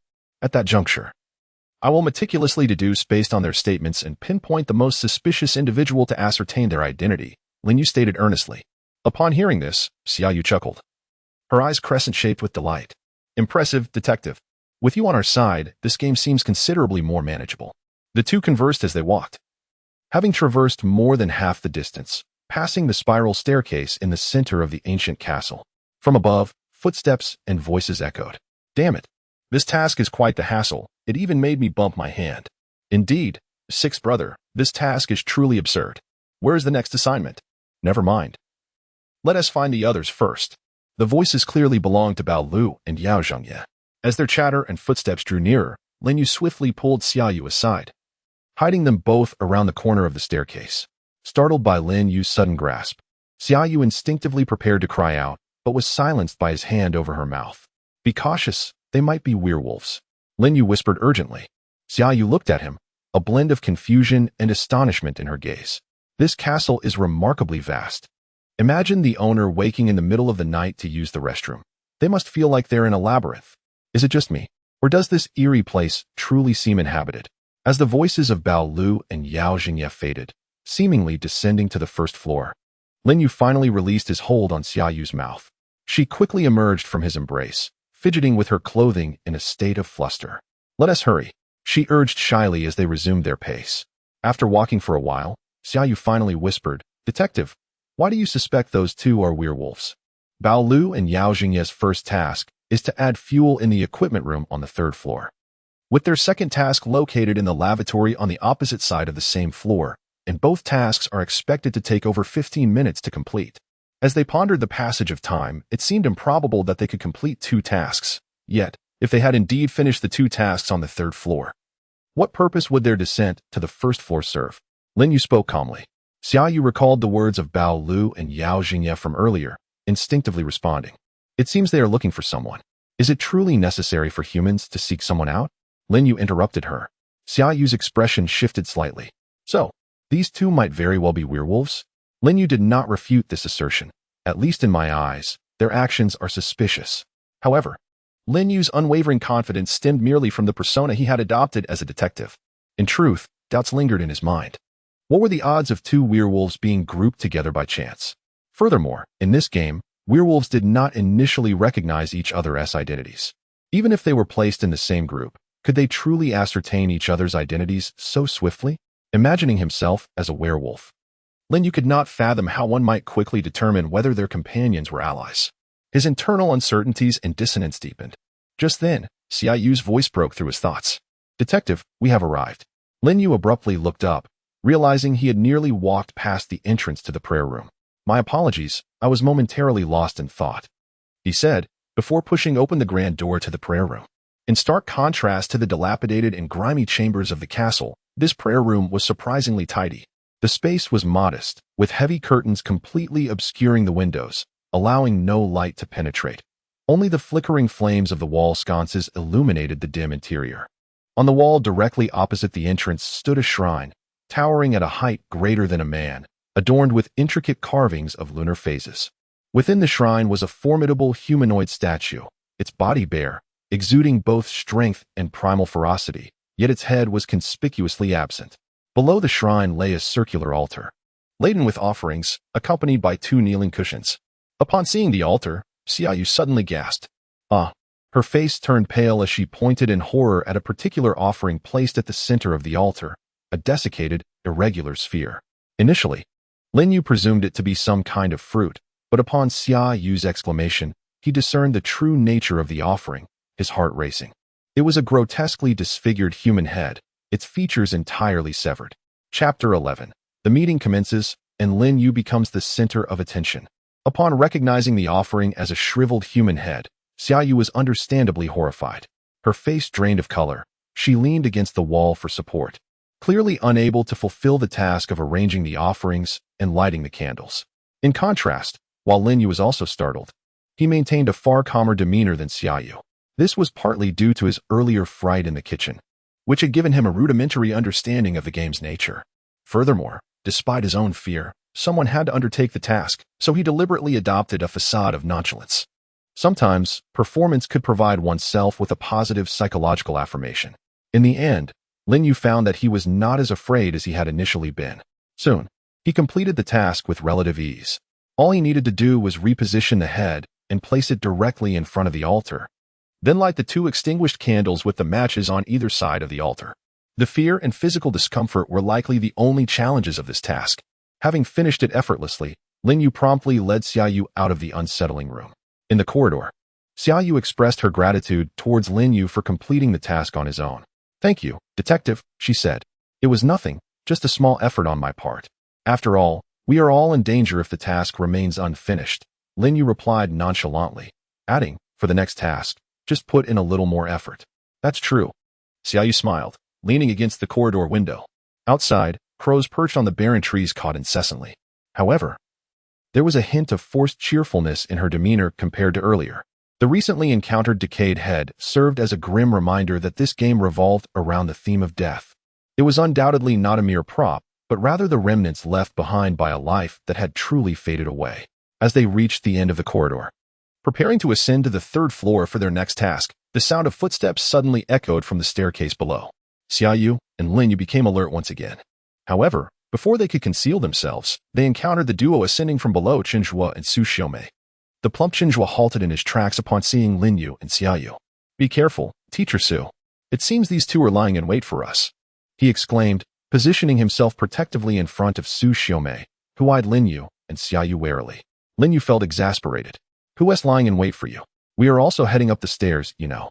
If I recall correctly, your task doesn't involve going upstairs, does it? What do you intend to do?" he countered, questioning the pair. Faced with Lin Yu's inquiry, Qinzhua retorted immediately, "We are under no obligation to inform you of our intentions." With that, he pulled Su Xiaomei back down the stairs. Lin Yu observed their movements and, combining it with his previous understanding of the castle's layout, speculated that they were likely seeking another staircase to the second floor. It's not just thieves and burglars. The pairing of a nerd and a teacher is rather peculiar as well, Lin Yu couldn't help but comment. Having encountered two suspicious pairs in succession, he began to doubt whether there was something inherently wrong with the game itself. Xiaoyu, intrigued, asked, "What was suspicious about the two we just encountered? Was it simply because they were heading to a place outside of their task?" "Yes. And what's even stranger is that they were both heading to a location outside of their assigned tasks," Lin Yu replied earnestly. "If I were to suggest going somewhere unrelated to our tasks right now, would you agree?" Xiaoyu paused for a moment, then contemplated seriously. "I'm not sure. That would depend on the reasoning you provide. If the rationale is compelling, I would consider agreeing." Lin Yu nodded and counter-questioned. "Now, let's consider it from a different perspective. If you were to persuade me to venture beyond the task at hand, what compelling reasons could you possibly present that would not only entice me, but also earn my unwavering trust?" Lin Yu's inquiry left Xiaoyu momentarily speechless. After a prolonged pause, she managed a wry smile. "When you put it that way, it does seem rather peculiar. Indeed, particularly concerning that reclusive individual. Despite having previously acknowledged my identity and capabilities as a detective, he appeared to place considerable trust in me. Yet, this anomaly serves a purpose. It allows me to discern who among us is the werewolf more effectively." Observing the renewed apprehension on Xiaoyu's face, Lin Yu shifted his tone to offer her reassurance. "You're right. With you, detective, around, there's nothing to fear." Xiaoyu regained her composure and declared, "Let us continue with our tasks. We shall wait for the evening meeting to showcase your skills." Lin Yu nodded in agreement, and the two resumed their remaining assignments. However, given their prior encounters with two other suspicious groups, Xiaoyu and Lin Yu became increasingly cautious. The tasks were inherently intricate, and after a full day of exertion, both found themselves utterly fatigued. "I'm utterly exhausted. This is even more tiring than a workday," Xiaoyu exhaled after completing the final task of the day's agenda. At that moment, the once-dim sky outside had plunged into complete darkness, as the heavy chimes resonated, signaling the approach of evening's commencement. It was time for them to return to the conference room. "Let us go," Lin Yu remarked, feeling drained, akin to enduring a hellish finals week after cramming. The two trudged back to the conference room where they had initially gathered, and upon entering, they discovered that the remaining 5 members were already seated. Yulongwu raised an eyebrow upon seeing Lin Yu and Xiaoyu enter. What a surprise! Today, it seems no one has met their demise. Upon hearing this, Balu turned to Yulongwu and inquired, "Hey, soldier, what do you mean by that?" Xiaoyu, feeling somewhat irked, added as she and Lin Yu took their seats. "Isn't it a good thing that no one has died?" "Of course, it's a positive development," Yulongwu replied coldly. "But it also implies that the werewolves are more patient than I had anticipated. If they had truly succumbed to their impulses today, there would have been a breach. The essence of pairing up lies precisely in this. But your perspective is rather cruel," Xiaoyu retorted indignantly. Yulong sighed. Do not be so naive, young lady. Have you not realized that this is a game of death? Even if, for the sake of argument, the werewolves refrain from killing, humans must eliminate at least 2 werewolves to survive, and elimination equates to death. This game inherently involves the demise of at least 2 participants. As Yulong spoke, Xiaoyu found herself at a loss for words. Not only she, but the others present also fell into a contemplative silence. Ultimately, it was Chunjua who broke the oppressive stillness. Well, I believe that humanity currently holds a significant advantage, although the werewolf has refrained from making a move. Perhaps due to the absence of a suitable opportunity, this in the context of the werewolf game equates to a squandered turn for the werewolf. With the presence of the detective, the good players can ascertain one person's identity each day. Thus, with the detective activating their ability, the werewolves have fallen into a disadvantageous position. After Chunjua spoke, everyone's gaze naturally shifted to the previously silent Lin Yu. Chapter 12. Verification Result. Werewolf. The perplexed Lin Yu. Lin Yu's prior strategy indeed aligned with what Xiaoyu had suggested, to identify the most suspicious person and directly activate his ability. However, at this moment, having experienced 2 encounters during the day and after listening to the discussions in the meeting, Lin Yu now regarded everyone with suspicion. Yao Jingye and Bao Lu were huddled together, seemingly searching for someone. Chunjua's sudden change in attitude was puzzling, and it was unclear what Su Xiaomei had conveyed to him. And then there was the solitary soldier, Yulonghua.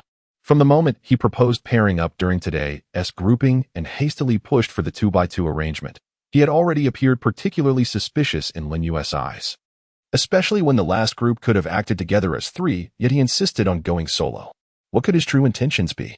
Lin Yu even found it difficult to trust Xiaoyu, who had accompanied him throughout the day. Later, when they descended to the first floor to complete their tasks, Lin Yu calculated that the storage room was simply too close. Regardless of any delays, it could not have taken that long.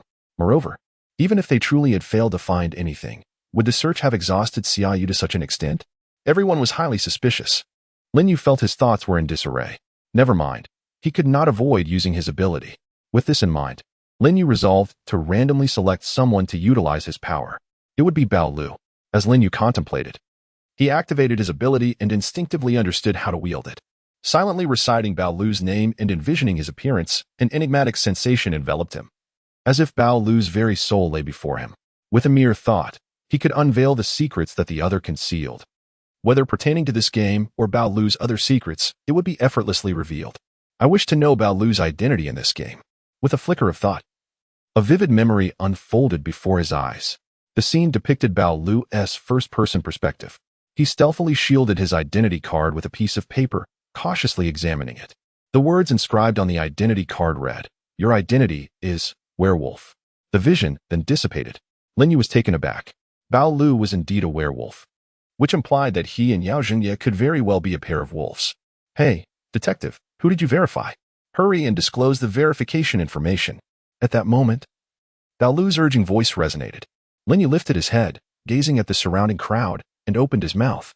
The most prudent strategy, without a doubt, is to directly inform everyone that Bao Lu is indeed the werewolf and subsequently vote him out. However, is this truly the case?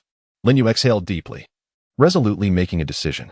I have utilized my abilities to verify an individual's identity. However, I regret to inform you all that I cannot disclose the results of my investigation at this moment. Upon uttering these words, the expressions of everyone present subtly shifted. The most straightforward among them, the reclusive Chunjua, immediately grew anxious.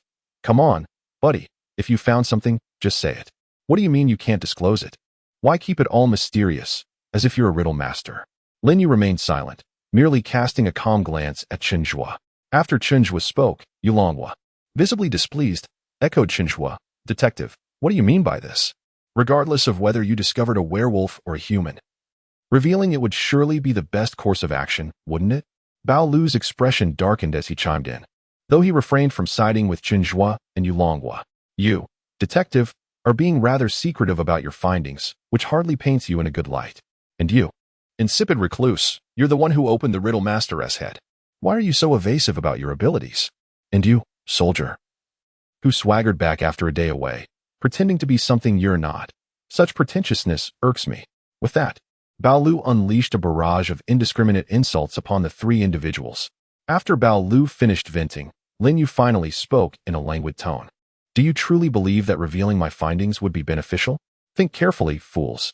What if the identity of the person I investigated turns out to be human? Embracing his self-assured detective persona, Lin Yu launched a counterattack, indiscriminately targeting everyone present. Upon hearing this, Xiaoyu paused momentarily, then recalled Lin Yu's earlier assertion that werewolves are unaware of each other's identities. Xiaoyu suddenly grasped the implication. Indeed, if the person investigated is human, disclosing that information might not yield significant advantages. Chunjua, perplexed, responded, "How could that be? It's akin to providing a golden opportunity, clearing a mistaken option for us good folks." Xiaoyu, taking on the role of Lin Yu's spokesperson, patiently elucidated. However, this game differs greatly from a typical werewolf game. You may not have noticed that the werewolves are oblivious to who their allies are.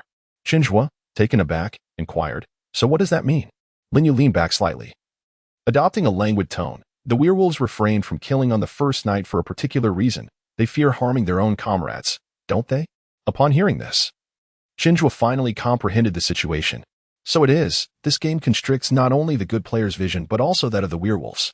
Thus, detective, your reluctance to disclose is to prevent the werewolves from identifying a safe target for elimination while simultaneously narrowing their search for their allies, correct? Lin Yu chuckled lightly. Well, you aren't entirely devoid of wisdom. So what shall we do today? Su Xiaomei inquired, her brow furrowed. My proposal is to refrain from nominating anyone. Lin Yu naturally took the lead once more, suggesting that daytime is a peaceful day and nighttime is also a peaceful night. Let us await the results of my investigation tomorrow before making any decisions, shall we? As Lin Yu spoke, silence enveloped the conference room once again. Yulongwa coldly interjected. What if the individual you uncover tomorrow is still a human? I will disclose the findings regarding the humans as well. 2 werewolves among the remaining 5 humans still presents a favorable scenario. Moreover, if you trust my investigative results, it implies you acknowledge me as a good person. Lin Yu casually remarked, adding with a hint of optimism, besides, perhaps tomorrow I'll uncover a werewolf at once. However, Su Xiaomei doused his enthusiasm with a dose of cold reality, stating, the probability of 2 out of 5 is significant, yet the likelihood of encountering a human remains greater. Lin Yu shrugged noncommittally. Theoretically, the probability of him discovering a werewolf today was merely 1 in 3, yet he had managed to unmask Bao Lu in an instant. Nevertheless, as this thought crossed his mind, Lin Yu suddenly experienced a moment of clarity. Wait, could this truly be attributed to luck? Such an ephemeral notion is precisely what Lin Yu least believed in. Chapter 13. Frantic Speculations. Who was the outsider? Since Lin Yu refrained from revealing any investigative information, everyone tacitly agreed not to conduct any voting today. The first meeting concluded in silence without any resolution. According to the letter, they needed to spend the night in the conference room. The conference room was entirely secure, rendering it impossible for werewolves to commit acts of violence within its confines. Thus, they need not worry about being ambushed by werewolves during their slumber. Several sofas adorned the room, providing ample space for rest. However, despite this, no one truly fell asleep. An air of anxiety permeated the atmosphere. Some sat while others reclined, yet each individual chose a solitary spot, distancing themselves from one another. Yulongwa leaned back on a sofa, eyes closed, possibly asleep. Bao Lu, with eyes half closed, subtly moved his gaze, occasionally observing the others. Xinhua did not take a seat but instead paced restlessly within the conference room, appearing deep in thought. Could you please stop walking? Su Xiaomei whispered. Although Chunjue's footsteps were soft, they still disrupted the tranquility of the night in the quiet conference room. Fine. Xinhua sighed, finding a place to sit. Xiaoyu lay sideways on the sofa, seemingly the only one asleep. Yao Jingya huddled in a corner of the sofa, lost in contemplation. Lin Yu casually selected a sofa to lean against, remaining awake and fixated on the clock hanging on the wall. He was waiting for midnight to arrive. Earlier, at the conclusion of the meeting, Lin Yu had an inkling of a theory that could be deemed quite mad. Yet, remarkably, this wild hypothesis could potentially elucidate all the peculiarities he had observed. Soon, the heavy chime of the clock resonated, heralding the arrival of midnight. Lin Yu's ability as a detective was also refreshed. He was once again granted the opportunity to delve into the hidden secrets of others' hearts. Lin Yu exhaled deeply and promptly activated his abilities. I shall investigate the secrets of Yulongwa. Lin Yu silently chanted within his mind, conjuring an image of Yulongwa before him. A mystical sensation enveloped him anew, and seizing the moment, he whispered aloud, Reveal the concealed identity within this game of Yulonghua. Before his eyes materialized the scene of Yulonghua unsealing an envelope. Unlike Bao Lu, Yulonghua immediately discerned the identity card, casting a casual glance before swiftly stowing it away. His speed was such that Lin Yu almost failed to catch a glimpse. Nevertheless, he did see it. The identity card bore the words werewolf. Another werewolf. Thus far, Lin Yu had uncovered 2 werewolves, and according to his previous deductions, the game seemed to be drawing to a close. Yet, Lin Yu remained unperturbed. He exhaled, feeling that his wild conjecture was increasingly validated. However, until now, it remained merely a hypothesis. Lin Yu closed his eyes. Come tomorrow, I shall ascertain whether my conjectures hold true. Regardless of the outcome, this game shall meet its conclusion. Of course, there exists the possibility that he might perish in the process of validation. After all, the method of verification could prove perilous. Contemplating this, Lin Yu gradually succumbed to slumber. A night devoid of conversation passed. The following day, the grand chime of the clock resonated, startling all who had been lightly sleeping. When Lin Yu arose from the sofa, noticing that Soldier Yulonghua had already approached the agenda. Today's tasks have refreshed. Let us proceed with the same groupings as yesterday. Yulonghua declared, and naturally, no one voiced dissent. Bao Lu, grumbling, pulled Yao Zhengye over, while Qinzhua and Su Xiaomei stood together. Xia Yu, yawning, also approached Lin Yu. Good morning, detective brother. Good morning, veterinarian sister, Lin Yu replied with a smile. Though he had felt some tension the previous night, he had now completely relaxed. As he spoke, Xia Yu pouted. Veterinarian sister sounds rather unappealing. How is that any different from detective brother? It is distinctly different. The two exchanged whispers, drawing the ire of Yulonghua. Enough with the private chatter. Let us swiftly assign the tasks and delineate each group's responsibilities. It would be best to maintain the same areas as yesterday, as familiarity with the terrain will facilitate our endeavors. After surveying the tasks, Yulonghua noted their equitable distribution, with some tasks being repeated. As he spoke, Lin Yu and Xia Yu stepped forward to collect their assignments. Once they had received their tasks, the group filed out, leaving the conference room to head towards their designated areas. Lin Yu and Xia Yu ascended the staircase at the center of the ancient castle once more. In the morning light, a thin veil of mist enveloped the castle, and the number of crows perched on the gnarled trees had diminished by half. Yet the remaining few still faced the castle as if spying on something. Listening to the footsteps of the other groups receding into the distance, Lin Yu suddenly halted, turning to gaze down at Xia Yu from his elevated position. What is it, detective brother? Xia Yu inquired, tilting her head. Lin Yu gazed at Xia Yu, fixated on her for an extended period. For the first time, he scrutinized her features and discovered that she was even more beautiful than he had imagined. Although she wore no makeup, her skin was exceptionally delicate. Her eyes, glistening with a watery sheen, bore the charm of double eyelids. Her hair was so voluminous that even he, a university student, felt a twinge of envy. Furthermore, as a veterinarian, she must possess a deep affection for animals. Wouldn't she? Apologies, Lin Yu thought inwardly, before turning his attention back to Xia Yu. He remained silent for a considerable time before finally speaking in a solemn tone. Xia Yu. He refrained from referring to her by her profession, opting instead to address her by name. This serious address took Xia Yu by surprise. Huh? Why are you calling me like that all of a sudden? You mean? I actually discovered the werewolf yesterday. Lin Yu interrupted her. Upon hearing this, Xia Yu paused, her face registering shock. Is that true, detective?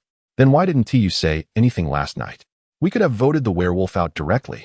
Lin Yu sighed, a look of reluctance crossing his features.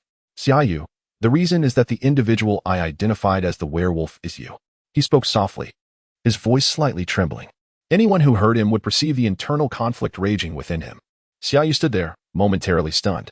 You must be mistaken, detective, she began. But Lin Yu remained silent, merely looking at her. After a long pause, Xia Yu sighed, a hint of sadness gracing her face. What a pity. I actually had quite a fondness for you, and I'm not prepared to commit murder. Despite her words, Xia Yu lifted her lab coat, retrieving a dagger from her waist and holding it firmly. I am genuinely curious. When did you start to suspect me? And what led you to that suspicion?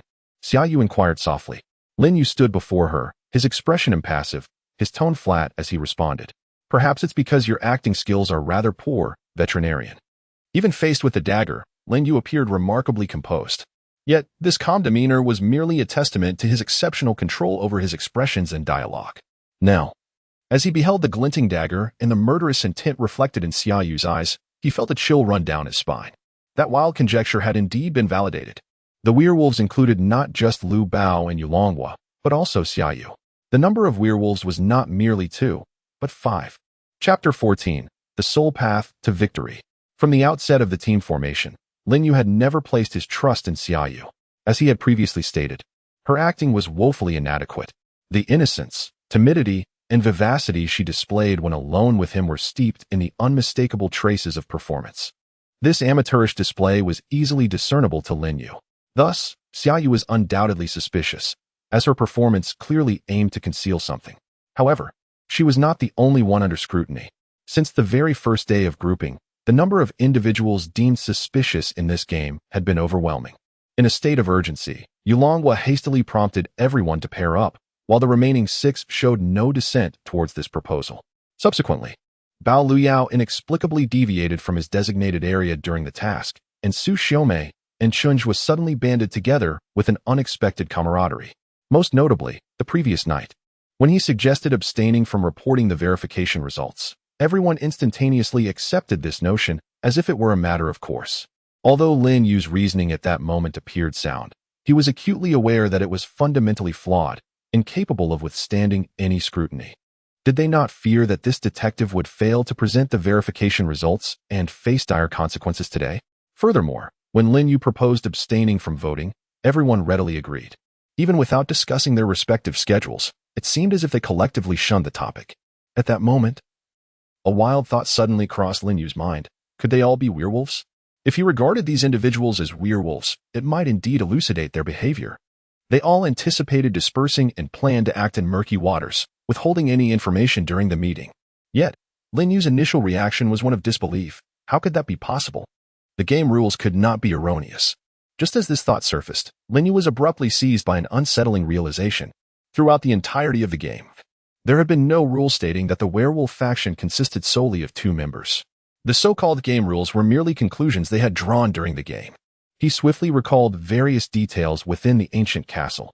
Lin Yu's expertise in stage design had earned him top rankings, rendering him acutely sensitive to environmental nuances. The castle was adorned with wolf motifs prominently displayed in candelabras and paintings. In the kitchen, there were unmistakably human remnants, and the altar bore offerings that were evidently human heads. Additionally, the human supplies were haphazardly piled in a manner that seemed incongruous with the castle, as though they had been placed there by later arrivals. Coupled with the warnings from certain letters, Lin Yu suddenly recognized a critical misconception. The 7 participants in this game had assumed that the werewolves were outsiders. But was the master of this castle truly human? From the perspective of stage design, if he had crafted such a castle as a backdrop, the inhabitants therein could not possibly be human.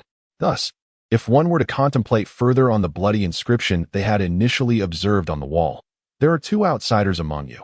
Was it referring to the werewolves or to the humans? Moreover, preceding that blood inscription, the title of the game they had seen before entering was "Who is the Outsider?" This was akin to a hint. At this moment, Lin Yu finally confirmed his conjecture through Xia Yu's reaction. In this game, the humans were indeed the outsiders. Thus, there were 5 werewolves and merely 2 humans. The werewolves' ignorance of each other's identities was not a mere arbitrary stipulation of the game, but rather a necessary condition for the game's progression. Regardless of whether one is human or werewolf, the first to comprehend the true nature of the outsider will gain a tremendous advantage. Lin Yu exhaled, a smile gracing his face. At this moment, he had secured a significant edge in this game. "Hey, detective, why do you still appear so amused?" However, the words of Xia Yu pulled Lin Yu back to reality. The girl before him stood at the bottom of the 3-tiered staircase, a dagger in hand, smiling at him. Even with the paramount truth of the game revealed, the imminent danger remained. Although Xia Yu brandished her dagger, she still refrained from striking. This was entirely within Lin Yu's expectations. Thus, he gazed at Xia Yu and confidently declared, "This is undoubtedly because I have already discerned the identities of the 2 werewolves. And this morning, I activated my ability to uncover the identity of your other wolf companion. Even if you were to kill me, I have grasped the truth. In a sense, I have already triumphed." Lin Yu was acutely aware of the reason behind Xia Yu's hesitation to act. She was indeed oblivious to the identity of her other werewolf ally. Given that everyone appeared suspiciously wolf-like, Xia Yu must be quite perplexed. She likely wished to leverage Lin Yu's ability to ascertain the identity of the other werewolf, at the very least eliminating one option. Therefore, Lin Yu's words struck a chord with Xiaoyu. The self-assured detective persona he had meticulously crafted had finally borne fruit. Indeed, upon hearing his words, a smile crept upon Xiaoyu's lips. Is that so, detective? But how did you discern the identity of my other teammate? I am utterly at a loss. She attempted to extract information from Lin Yu, the self-proclaimed detective. Unfortunately for her, Lin Yu's persona was entirely fabricated, and his acting prowess far surpassed Xiaoyu's. Observing the curious and excited Xiaoyu, Lin Yu spoke softly. It's quite simple. Although your teammate is well disguised, Lin Yu turned and dashed up the stairs. Xiaoyu reacted swiftly, surprised for less than a second before pursuing Lin Yu with fervor. She had been on guard against Lin Yu's escape from the very beginning. She could not allow him to flee. She thought to herself. After all, in Xiaoyu's eyes, if her identity were exposed by Lin Yu, it would be disastrous. Even if she killed Lin Yu, the remaining 4 humans would inevitably vote her out. With Lin Yu's corpse, there would be no need to wait until 7 in the evening. The humans could convene an emergency meeting immediately. However, what Xiaoyu did not realize was that Lin Yu had no intention of fleeing. After merely 2 steps up the staircase, Lin Yu abruptly turned and delivered a swift kick to Xiaoyu's abdomen. Thud. The momentum of Xiaoyu's full-speed run caused her to lose balance, and she tumbled down the staircase. Ouch! Xiaoyu cried out in pain, although she instinctively adjusted her landing posture. The drop of 7 or 8 steps still inflicted excruciating pain on her back and posterior, leaving her momentarily disoriented. She struggled to rise, but a sharp pain suddenly shot through her right hand. Crack! Ah! The crisp sound of shattering bones echoed, and Xiaoyu let out a wail as the dagger fell from her grasp. As her anguished cries abruptly ceased, the dagger pierced her chest. She glanced down, blood gushing from the wound, staining her white coat crimson. Her body instantaneously lost all strength. With her uninjured left hand, she clutched Lin Yu's wrist with her final ounce of energy, her eyes filled with an unwillingness to accept her fate. Lin Yu, trembling at the sight of Xiaoyu's vitality fading away, whispered softly, I'm sorry. This is the only way I could conceive of to emerge victorious. Chapter 15. The Meeting. Lin Yu is a werewolf. Based on the premise that there are only 2 humans while the werewolves number 5, Lin Yu derived a new conclusion. For humans to triumph in the game, there are 2 methods. One involves misleading the werewolves into believing they are voting against good players, thus sacrificing their fellow werewolves. The other is to hunt the werewolves within the game. Although the rules have never explicitly stated that werewolves are outsiders, the game has consistently emphasized their superior strength and access to weaponry. Nevertheless, it has never dictated that humans must inherently be the prey. Xiaoyu feared disclosing her identity as a werewolf, yet Lin Yu was even more terrified of her revelation. For if Xiaoyu were to expose herself, Lin Yu would be left without 4 human allies to vote with. Indeed, it might even alert the other werewolves to the anomaly in their numbers. Hence, Lin Yu felt compelled to eliminate Xiaoyu. Rising from the ground, he gazed at her lifeless body and the blood splattered across him, retching against the railing.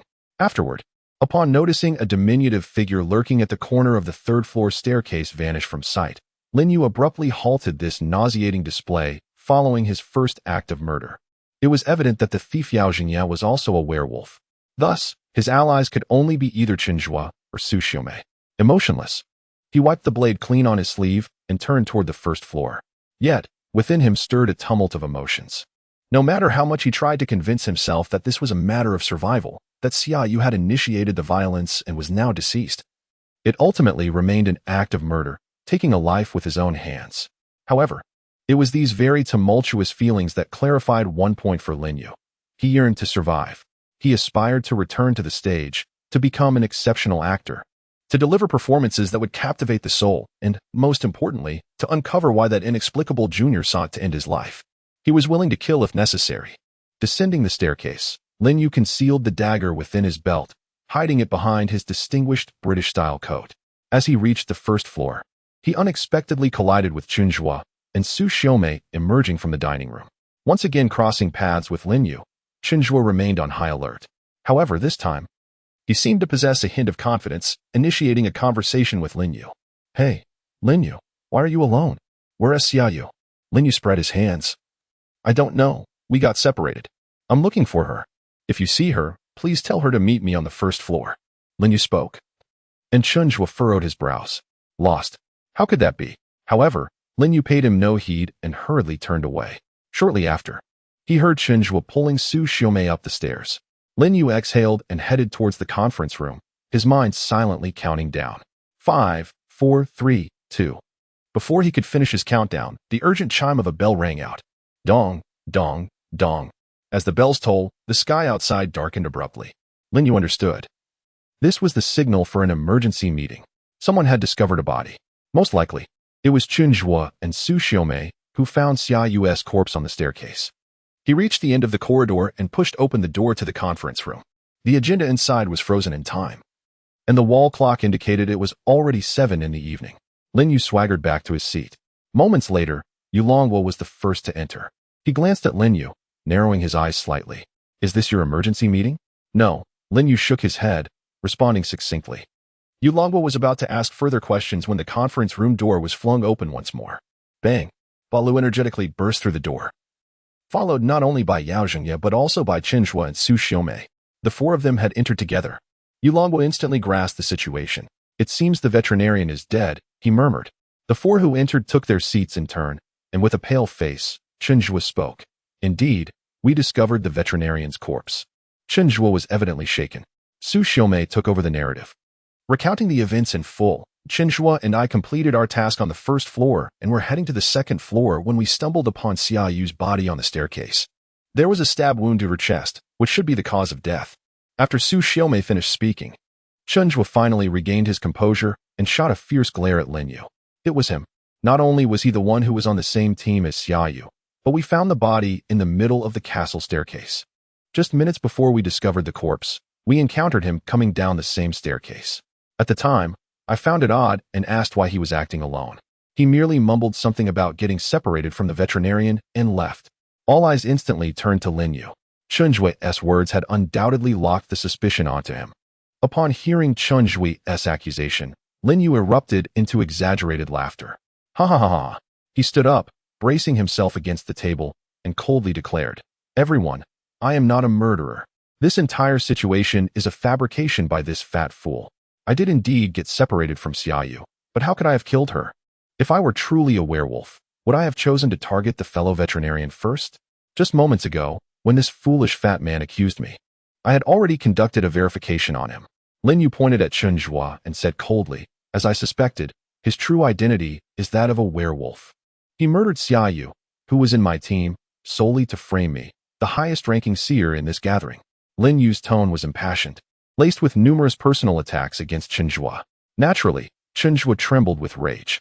"What nonsense are you spouting? I have been working alongside Teacher Su, which clearly indicates that you two are the double werewolves. Good people, heed my words. Let's unanimously vote to eliminate this otaku tonight and send the teacher away in the next round. The game will conclude," Lin Yu declared boldly. Although his reasoning was utterly nonsensical, his fervor was palpable. As Chen Zhuo, taken aback by anger, struggled to formulate a rebuttal, he ultimately produced a palm-sized device resembling a walkie-talkie from his pocket. "All right, detective, if you claim you did not kill Xia Yu, dare you repeat it in front of this lie detector?" The information gleaned from Teacher Su's professional abilities indicated that the human faction possessed two crucial items, and we have just uncovered one of them, this lie detector. Chapter 16. The ingenious use of the lie detector. The isolated Lin Yu. A lie detector? Lin Yu expressed his surprise upon seeing the small device Chen Zhuo had revealed. However, he quickly realized that this development could actually work to his advantage. Lin Yu immediately turned to Chen Zhuo and said sternly, "Fine, let us use the lie detector. I'm not afraid of you. Open it now." Chen Zhuo snorted coldly. "All right, let us see how you'll argue when the time comes." Su Xiaomei interjected, "But remember, no tricks. This lie detector can only measure one statement per day." Chen Zhuo paused, glancing at Su Xiaomei. "Teacher Su, why are you telling him this?" Su Xiaomei seemed to realize her misstep, expressing a hint of remorse. "Oh, I apologize. I just fear he might obfuscate the issue and squander this precious opportunity. However, if he evades the question, it will be clear he dares not face the lie detector. Won't it?" Su Xiaomei remarked earnestly. Chen Zhuo nodded. "All right then, Teacher Su." Lin Yu squinted, sensing that among the two, Chen Zhuo was likely his ally in the human faction. Su Xiaomei's earlier comments seemed to hint at a covert message to him. Of course, this mattered little to Lin Yu. "I want to play tricks. Let us commence directly." Chen Zhuo pressed the button on the side of the lie detector. "Let us begin." He aimed the device at Lin Yu, and the indicator light illuminated.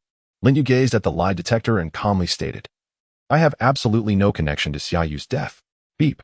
The indicator on the lie detector turned red, emitting a sharp sound. Chunjua leaped up in excitement. Uh-huh. You were lying. Lin Yu displayed a facade of shock, yet this expression was merely an act.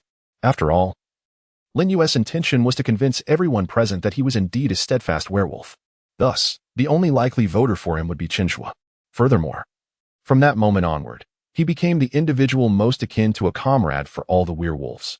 Thus, Lin Yu's decision to confront Xia Yu on the staircase was not solely based on the advantageous terrain that allowed him to ambush the armed Xia Yu.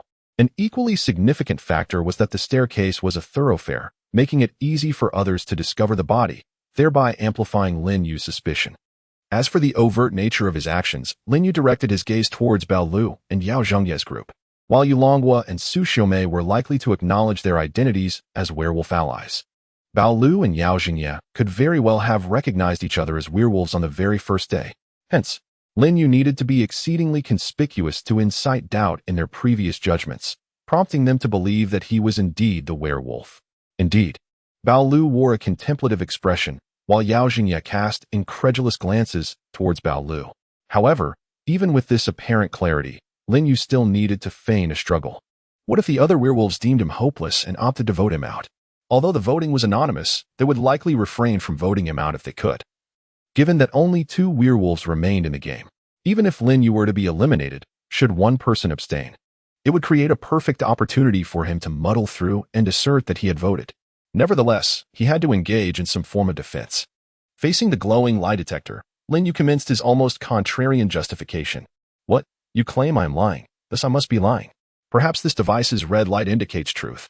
Furthermore, you assert it is a lie detector, yet I insist it is a gramophone, or perhaps even a nail clipper.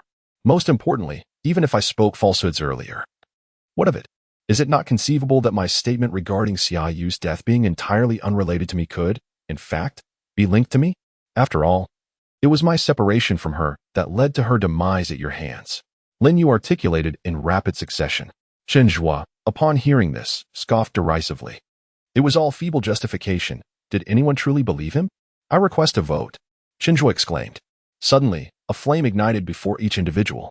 Subsequently, a piece of white paper and a quill fell from the fire, upon which blood-red characters materialized. Write the name of the individual you wish to exile. Chunjua seized the quill and hastily inscribed his choice. Lin Yu, too, pinned Chunjua's name on the paper. Following this, the voting segment concluded. And with a swish, the flames reappeared, engulfing the paper and quill. However, by this point, the participants had begun to acclimate to the startling nature of the game and were no longer frightened. Next, blood-red characters emerged upon the wall. The results of this voting round were as follows. Lin Yu received 1 vote. Chunjua received 1 vote. The tally was even. And as no individual garnered votes exceeding half of the living participants, no one was exiled. The blood-red letters gradually faded. Chunjua was left dumbfounded. Wait, guys, you. Yet before he could finish, Lin Yu interjected loudly. What are you all doing? Why not vote for this recluse? He is undermining me, the detective. I hold the highest status in this entire gathering. Goodness, I am astounded. If you know how to play, why not cast your votes? Chunjua was taken aback. Staring at Lin Yu, his mouth agape, he yearned to ask, how did you articulate all my words? Why the rush, you werewolf? However, the others, having been subjected to Lin Yu's fervent outburst, reflected on the recent voting results, and they too appeared somewhat astonished. Clearly, the fact that Lin Yu had not been eliminated was, for them, quite unbelievable. Nevertheless, upon observing the remaining 4, Lin Yu noticed that they seemed unperturbed by this matter. It appeared they had adopted a mindset of relief, thinking that not being eliminated was indeed a fortunate circumstance, and had already begun to rest. Only Chunjua, filled with indignation, sought out a corner sofa and promptly fell into a deep slumber. Thus, time progressed to the following day. As dawn broke once more, Lin Yu arose from the sofa. Despite having taken a life, he had slept more soundly than ever before. It was once again time to assign tasks. Yulonghua stood before the schedule, casting a glance at Lin Yu. Your partner is deceased. Regardless of your guilt or innocence, how do you plan to proceed?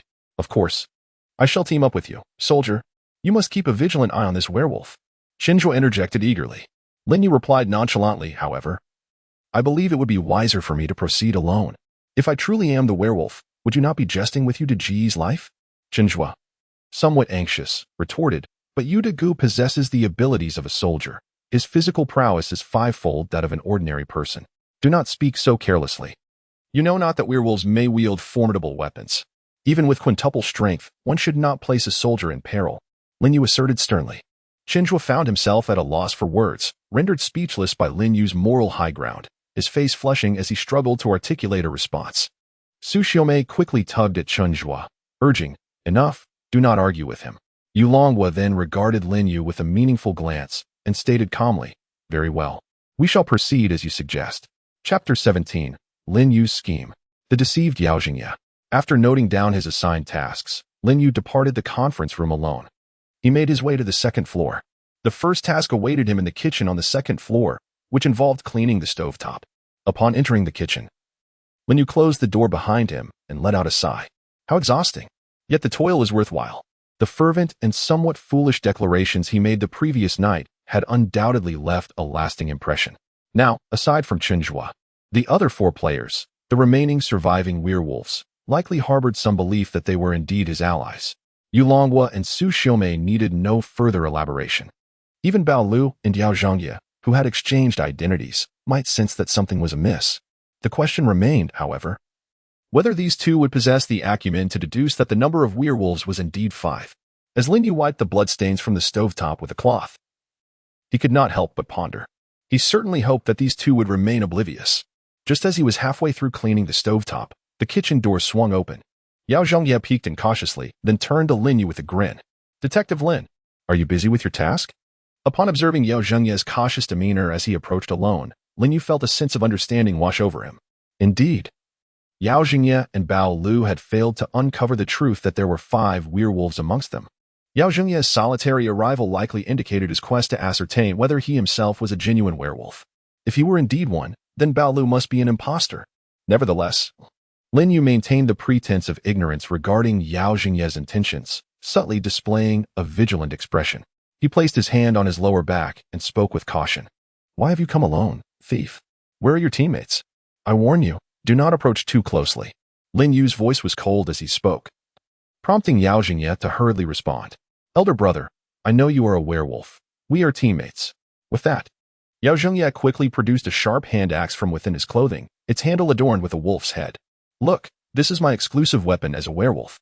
Lin Yu's surprise was palpable. "You are also a werewolf?" He instinctively drew a dagger from his lower back, weighing it in his hand, only to suddenly adopt a fierce expression. "Wait, you haven't activated a thief's ability to steal my werewolf companion's weapon, have you? Are you trying to deceive me?" As Lin Yu spoke, Yao Jingye hurriedly defended himself. "Elder brother, I truly am your teammate. I saw you yesterday morning on the 3rd floor after you killed the veterinarian, retching by the railing next to the corpse. But I didn't mention this to anyone during last night's meeting. Surely you must believe me now." Yao Jingye hastily asserted his innocence. Lin Yu's expression shifted to one of realization. "So, you really are my teammate? That is splendid. We can act together now and wield our dual blades. Moreover, though that soldier is formidable, he may not stand a chance against the 2 of us united." Lin Yu feigned excitement, eager to charge forth. Observing Lin Yu's eagerness to unleash a wave of carnage, Yao Jingye began to trust that Lin Yu was indeed a werewolf. However, a conflicted expression crossed his face. "Yet, detective, there appears to be something peculiar," Yao Jingye said with uncertainty. "The ruffian in my group also seems to be a werewolf, and we exchanged identities yesterday." As anticipated, Lin Yu was already prepared for the information Yao Jingye presented. The fact that the other party chose to share this with him suggested a stronger inclination towards believing that Lin Yu was his true ally. Thus, Lin Yu exhibited a curious expression. How did you come to that conclusion?"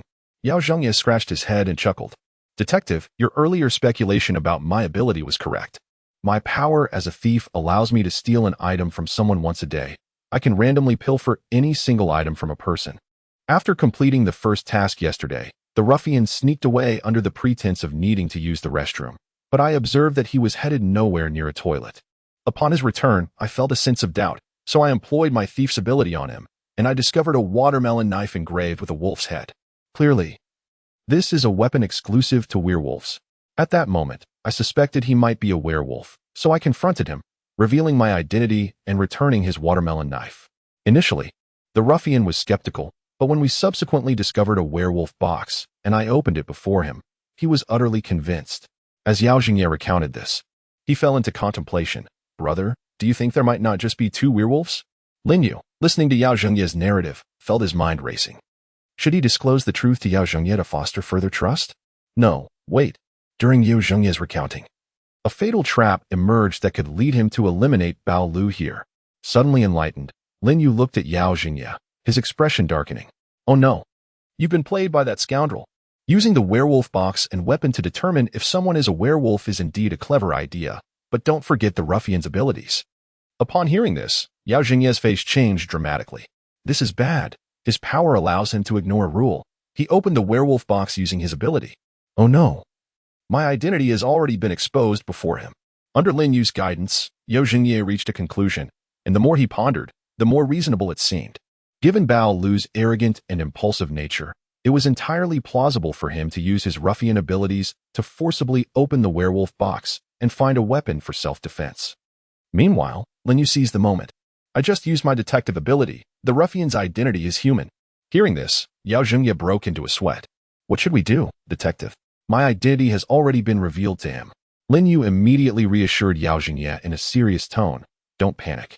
The fact that he didn't expose you in yesterday's meeting indicates that he intends to maintain a faade for now, given his selfish and volatile character.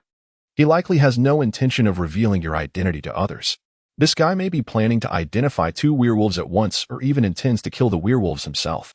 Moreover, I strongly suspect he would relish the sight of werewolves slaughtering a few individuals, creating a bloodbath, even if they belong to the same faction. For example, after I killed Xiaoyu yesterday, he might have been delighted, especially since Xiaoyu had a dispute with him on the first day. After Lin Yu spoke, Yao Zhengye nodded in agreement. That ruffian indeed. So what shall we do now, Brother Lin? Lin Yu's expression hardened as he made a slashing gesture across his throat. Strike first while he is still unprepared. You should directly ambush him and kill him. Chapter 18. Persuading Qinzhua. The worst-case scenario. After Lin Yu's persuasion, Yao Zhengye gripped his axe, his eyes filled with murderous intent. Brother Lin, you're right. We must take the initiative. However, I have a question. Since the ruffian is on my team, won't killing him increase my suspicion? Lin Yu waved his hand dismissively. No worries. Go ahead and kill him. During the time you take action, I won't be idle either. I'll seek an opportunity to eliminate another. At that moment, the sudden demise of two individuals left both of us werewolves present, and you witnessed the votes cast yesterday. As long as we bind our votes together, we will not be expelled, Lin Yu asserted confidently. Even if I cannot find the perfect opportunity, do your utmost to conceal the body. Perhaps we may have the chance to strike in tandem and subsequently vote out the last remaining opponent. This would lead us directly to victory. Yao Zhengye, swayed by Lin Yu's persuasive words, felt a sense of impending triumph. Certainly, Brother Lin, I knew you were clever. It is truly a blessing to have someone like you as a teammate. Lin Yu patted Yao Zhengye on the shoulder, saying, however, you must remain cautious, as everything hinges on your ability to successfully eliminate the ruffian. Therefore, when you encounter him, do not hesitate, act immediately. Regardless of what he may say, do not falter. Yao Zhengye nodded vigorously, filled with excitement. Rest assured, Brother Lin, I will surely cleave him in two with my axe. With that declaration, Yao Zhengye seized his axe and turned to leave. Lin Yu watched him depart, a smile curling at the corners of his mouth. Indeed, whether Yao Zhengye succeeds in slaying Bao Lu or Bao Lu retaliates against Yao Zhengye, the number of werewolves will be diminished by one. The next step is to devise a way to regain Qinzhua's trust. If I can earn Qinzhua's confidence, the course of the game will ultimately be under my control. Lin Yu recalled the tasks assigned to Qinzhua and Su Xiaomei. At this point, they might have completed their first and second tasks. Lin Yu swiftly cleared the table, finishing his own initial task, and then made his way to the vicinity of the third-floor bedroom. This was the location designated for Qinzhua and Su Xiaomei's third task. Upon investigation, Lin Yu unexpectedly discovered an unopened human supply box within the bedroom, which filled him with delight. What a splendid find. Before long, Lin Yu spotted Qinzhua appearing alone in this place. The chubby figure climbed the stairs, panting as he reached the bedroom door. Such an opportune moment. Lin Yu was elated. As Qinzhua drew near, he sprang forth. Hey, nerd, Lin Yu exclaimed, startling Qinzhua. Upon realizing it was Lin Yu, Qinzhua attempted to flee. However, Lin Yu swiftly grasped Qinzhua's corpulent frame. Before the nerd could cry out, Lin Yu hastily interjected. Nerd, if I intended to kill you, I would have slit your throat by now, so do not scream. Saying this, Lin Yu drew a dagger, and pressed it against Chunjua's neck. Chunjua's face turned ashen with fear, and he trembled as he spoke. Do not act impulsively. Teacher Su is merely wrapping up the second task and asked me to come over first. She will arrive shortly.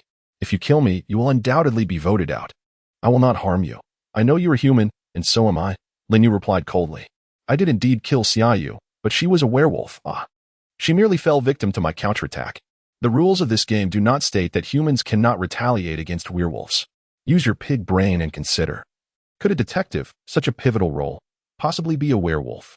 Lin Yu spoke with great authority, adding, there is a human supply box in this bedroom. If you don't believe me, I can open it for you. As he spoke, he released Qinzhua. Qinzhua looked at Lin Yu with skepticism. Are you truly human? Of course. Lin Yu replied, pushing open the bedroom door and heading straight for the brown box in the corner. With a decisive click, he opened the human box, retrieving food and water, and tossed a piece of bread to Qinzhua. Now somewhat convinced, Qinzhua exclaimed, Wow, detective, you really are human. He displayed an apologetic expression, sheepishly scratching his head. My apologies for mistaking you for a werewolf last night. However, this apology quickly faded as Qinzhua stroked his chin and remarked, But then again, I must say, you did act just like a werewolf last night. I did so intentionally, Lin Yu replied calmly. If I had behaved too much unlike a werewolf, I might have been voted out. Are you not curious as to why I seemed so much like a werewolf yet only garnered your vote? Qinzhua was taken aback. What does that mean? It means there is a linguistic trap in this game. The human faction consists of the two outsiders. The soldier is a werewolf, the thug is a werewolf. The veterinarian is a werewolf, and the thief is a werewolf. Only the two of us are human. Qinzhua was stunned by this revelation. No way, is that true? He ran his fingers through his hair, muttering to himself, but thinking it over, Teacher Su indeed never opened the human box. She even had me open the lie detector and pistol boxes. After Qinzhua finished speaking, Lin Yu interjected, Is that so? Wait, the pistol? Qinzhua nodded. Yes. Teacher Su's professional ability allows her to obtain useful information regarding this game. The information she received is that the human faction possesses two powerful items, a lie detector and a pistol. The lie detector can verify the truth of one lie per day, and the pistol has a single bullet, but that bullet is guaranteed to hit. Qinzhua spoke earnestly. A sense of foreboding rose within Lin Yu. Where's that pistol? With Teacher Su, Qinzhua replied, his expression turning grave. Now, the greatest hope for the humans to counter the werewolves rests in the hands of a werewolf. Lin Yu remained silent for a long time before turning to Qinzhua. Let us get to the bottom of this. Qinzhua, what is your ability? My ability reduces physical consumption to 1/3 of a normal person's when I remain still. And my recovery speed is tripled, Qinzhua answered honestly. Lin Yu paused for a moment, then smiled. Since the pistol has only one bullet, would you be responsible for taking the guaranteed shot? After all, being hit doesn't necessarily mean death. If you lie down and remain still, your wound might just heal. After all, this is also a result of your oversight. Qinzhua's face turned pale. Brother, are you serious? Of course, I was merely joking, Lin Yu sighed. Initially, killing the soldier was already a daunting task, and now there was also a teacher armed with a gun. This game was proving exceedingly difficult. Lin Yu could hardly imagine a worse outcome. Could it be that we must resort to ambush, or perhaps further deceive Yao Jingya? Lin Yu sighed, contemplating a solution. At that moment, the bedroom door swung open. Upon seeing the two individuals who entered, Lin Yu exhaled slowly. It appeared that the situation could indeed deteriorate further. The newcomers were none other than the soldier Yulongwa and the teacher Su Xiaomei. Chapter 19. Trapped in Despair. The simultaneous appearance of Yulongwa and Su Xiaomei was undoubtedly the last thing Lin Yu wished to witness. After confirming the rule that humans could slay werewolves, Lin Yu had pinned all his hopes of winning the game on eliminating the werewolves. Originally, he had no intention of confronting Yulongwa. In an ideal scenario, he hoped to leave Yulongwa until the end to vote him out during the meeting. After all, his abilities granted him a 5-fold enhancement in physical prowess. As a former soldier, he was undoubtedly well-versed in various combat techniques. Furthermore, as a member of the werewolf faction, he likely possessed a werewolf weapon. Given all these factors, Yulongwa was certainly the most formidable opponent to eliminate. As long as there was a glimmer of possibility, Lin Yu was resolute in avoiding a confrontation with him. Meanwhile, Su Xiaomei, now armed with a handgun, had become exceedingly perilous. The power of firearms should not be underestimated. Although she had only a single bullet, the certainty of hitting her target rendered the outcome nearly as fatal as a guaranteed death. Even a shot to the leg would result in blood loss that could not simply be healed naturally. There were no emergency rooms in this game. Lin Yu was acutely aware of this fact, having been thrust into this game by a bullet himself. He understood better than anyone the feeling of helplessness that follows being shot. However, to secure victory in the game, it was essential to eliminate either Su Xiaomei or Yu Longhua. Initially, Lin Yu had been weighing which of the two to ambush. Now, with both of them present, he had no choice but to act. In particular, Lin Yu had noticed that Su Xiaomei and Yu Longhua had entered one after the other, and their positions were quite close upon entering. In a certain sense, these two had undoubtedly established a mutual trust alliance. The foundation of this trust was likely rooted in the confirmation that they were both werewolves. With his thoughts racing, Lin Yu resolved to take the initiative. I presume you both have uncovered the truth of this game? Su Xiaomei and Yu Longhua stood at the entrance of the bedroom, with Lin Yu and Chun Zhuo positioned across a double bed. Su Xiaomei brandished her gun, a beautifully crafted revolver with a wooden handle adorned with intricate carvings. Indeed, I encountered a soldier when I was isolated. He sought to eliminate me, but thankfully this device brought him to his senses. It is also thanks to this that we both realized something. The soldier Yu Longhua broke into a grin. It turns out there are more than two werewolves. Humans are the outsiders. Lin Yu nodded. I have come to that realization as well. After all, only Chun Zhuo voted for me yesterday, considering I eliminated Xiaoyu. The human presence should now be limited to just this little fatso. Lin Yu spoke with an air of certainty, instantly betraying Chun Zhuo. Chun Zhuo turned. Disbelief etched on his face, his mouth agape. But Lin Yu was unperturbed, redirecting his attention to Yu Longhua and Su Xiaomei. Their expressions were decidedly hostile. Both Yu Longhua and Su Xiaomei regarded him with an unmistakable air of suspicion and animosity. He quietly drew the dagger from his lower back, deliberately displaying it to the duo. This act not only bolstered the credibility of his claims but also enhanced his own defensive capabilities. At that moment, another figure appeared at the doorway, peering in curiously. Ah, what a lively gathering. I've heard the commotion from afar. What's going on in here? It was Yao Zhangye. Upon discovering that 4 individuals occupied the room, he gradually stepped inside.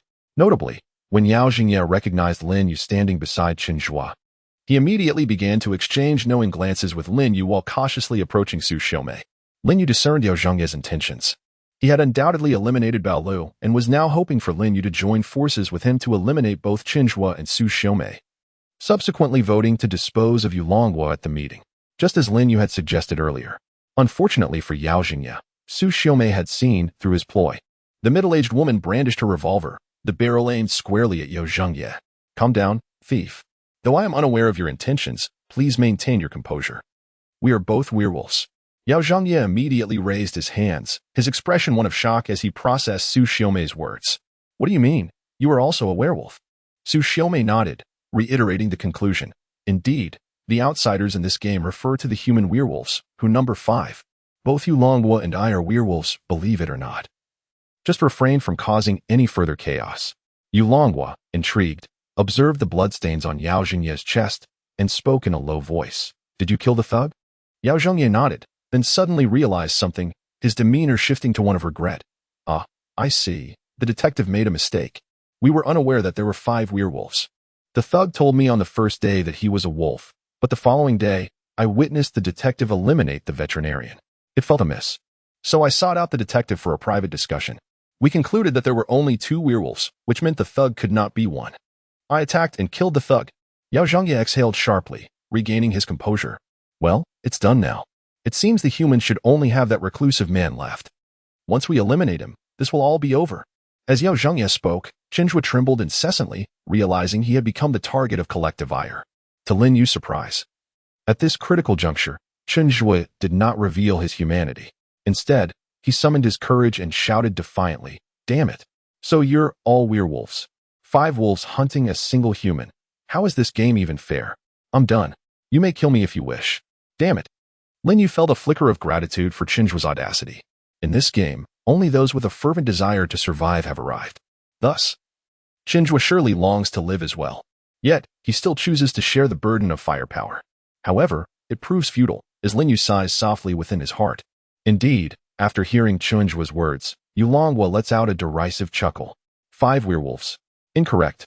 You have allies. The detective behind you, the otaku, is your comrade. He is certainly not a werewolf. Yu Longhua asserts with unwavering confidence. Lin Yu feels helpless. Since earlier, he has discerned from the expressions of Yulongwa and Su Xiaomei that these two are utterly convinced of their allegiance to the human faction. He now finds himself in an exceedingly perilous predicament. Chapter 20. The performance in desperation begins. Though Yulongwa and Su Xiaomei appear resolute, Lin Yu refuses to abandon his act. Moreover, having awakened as a deceiver, he believes it prudent to struggle a bit longer. What if he manages to hoodwink them? With this thought, Lin Yu adopts an expression of displeasure and confronts Yulongwa. What do you mean? On what grounds do you assert that I am not a werewolf? I reckon you seem less like a werewolf than I do. I possess werewolf weaponry, do you? With that, Lin Yu brandishes the dagger in his hand. Yulongwa retrieves a curved blade from his pocket, its hilt engraved with a wolf's head. Do not think of turning the tables on me. I possess werewolf weaponry as well. Chenjua, observing the quarrel between Lin Yu and Yulongwa, cannot help but chuckle, even in the face of death. Witnessing this absurdity where players in the werewolf game are vying to prove themselves as werewolves strikes him as darkly humorous. Seeing Yulongwa brandish his curved blade, Lin Yu does not hesitate but continues to press forward. Since we both have werewolf weaponry, what justifies your belief that I am human and not a werewolf? At this moment, Su Xiaomei interjects. Earlier, the thief claimed that he mistakenly believed the ruffian was not a werewolf after consulting with you, leading to the ruffian's demise. You were clearly aware yesterday that the number of werewolves was greater. Why then did you allow him to kill the ruffian? Su Xiaomei states with palpable pressure.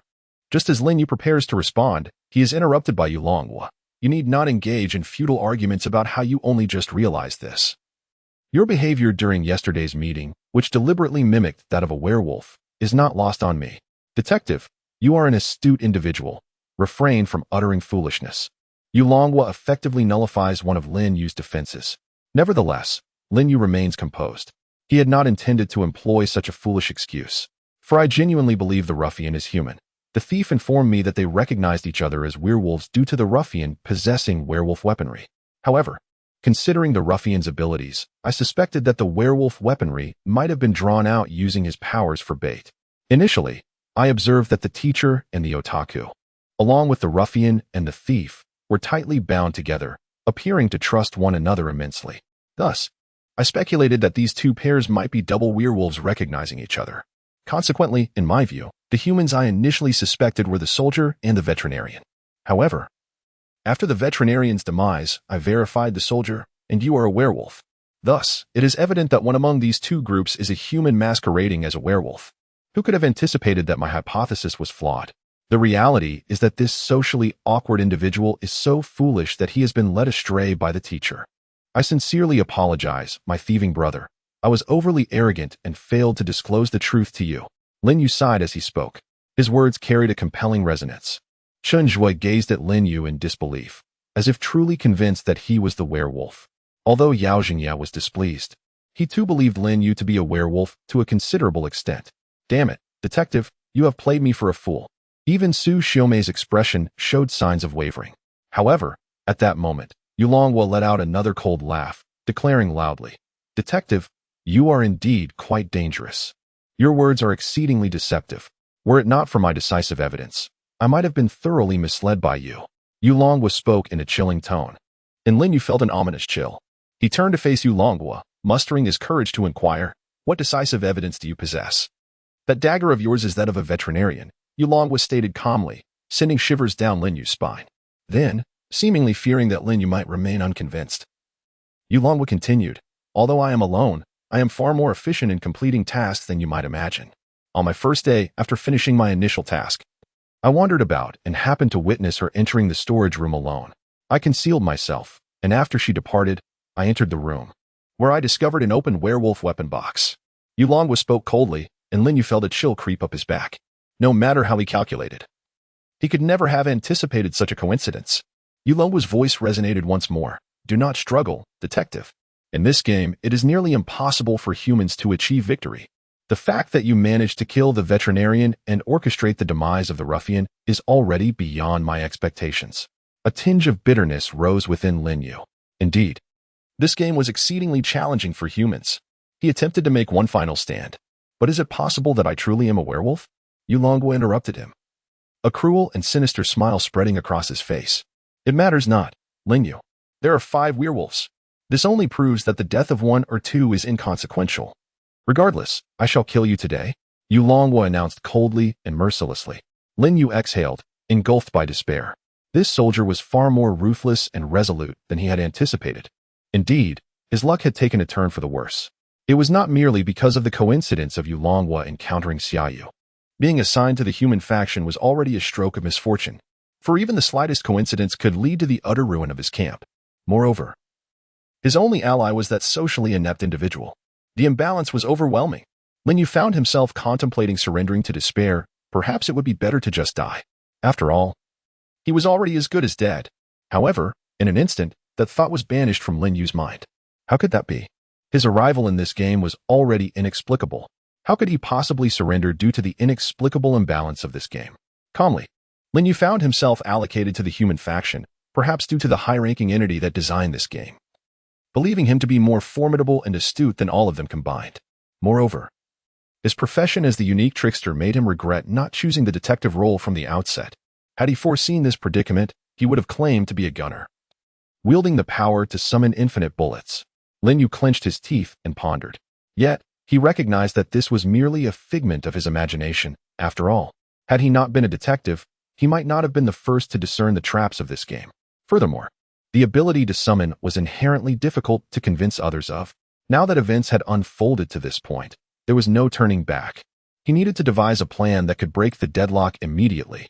He gazed at Yu Longhua, whose expression was icy, eager with his curved blade, feeling death inching closer. Do you have any last words, detective? Do you dare to confront Yu Longhua? The chances seemed grim. Even if he managed to defeat Yu Longhua, there remained the gun-wielding Su Xiaomei. Should he attempt to persuade them that he was a werewolf? No, Yu Longhua had already resolved to kill him. And he had already become a suspect. Delaying any further would be futile. The more Lin Yu contemplated, the deeper his despair grew.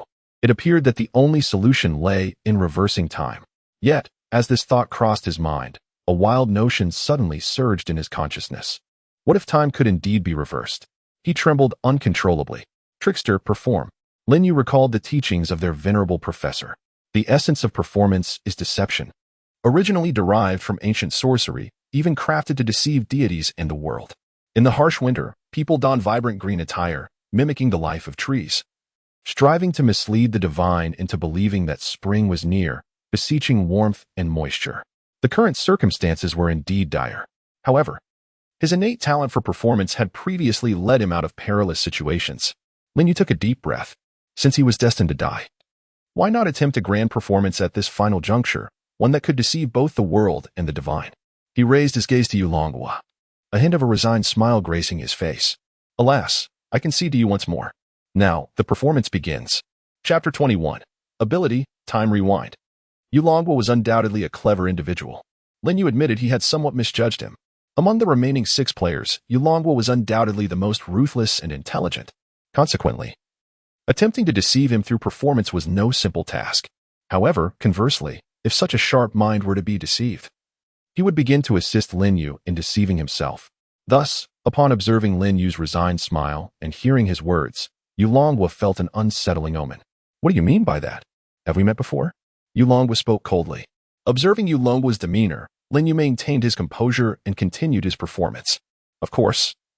Why not take a guess as to when we might have crossed paths? Ignore that fellow. He may just be trying to create a facade, Su Xiaomei stated sharply.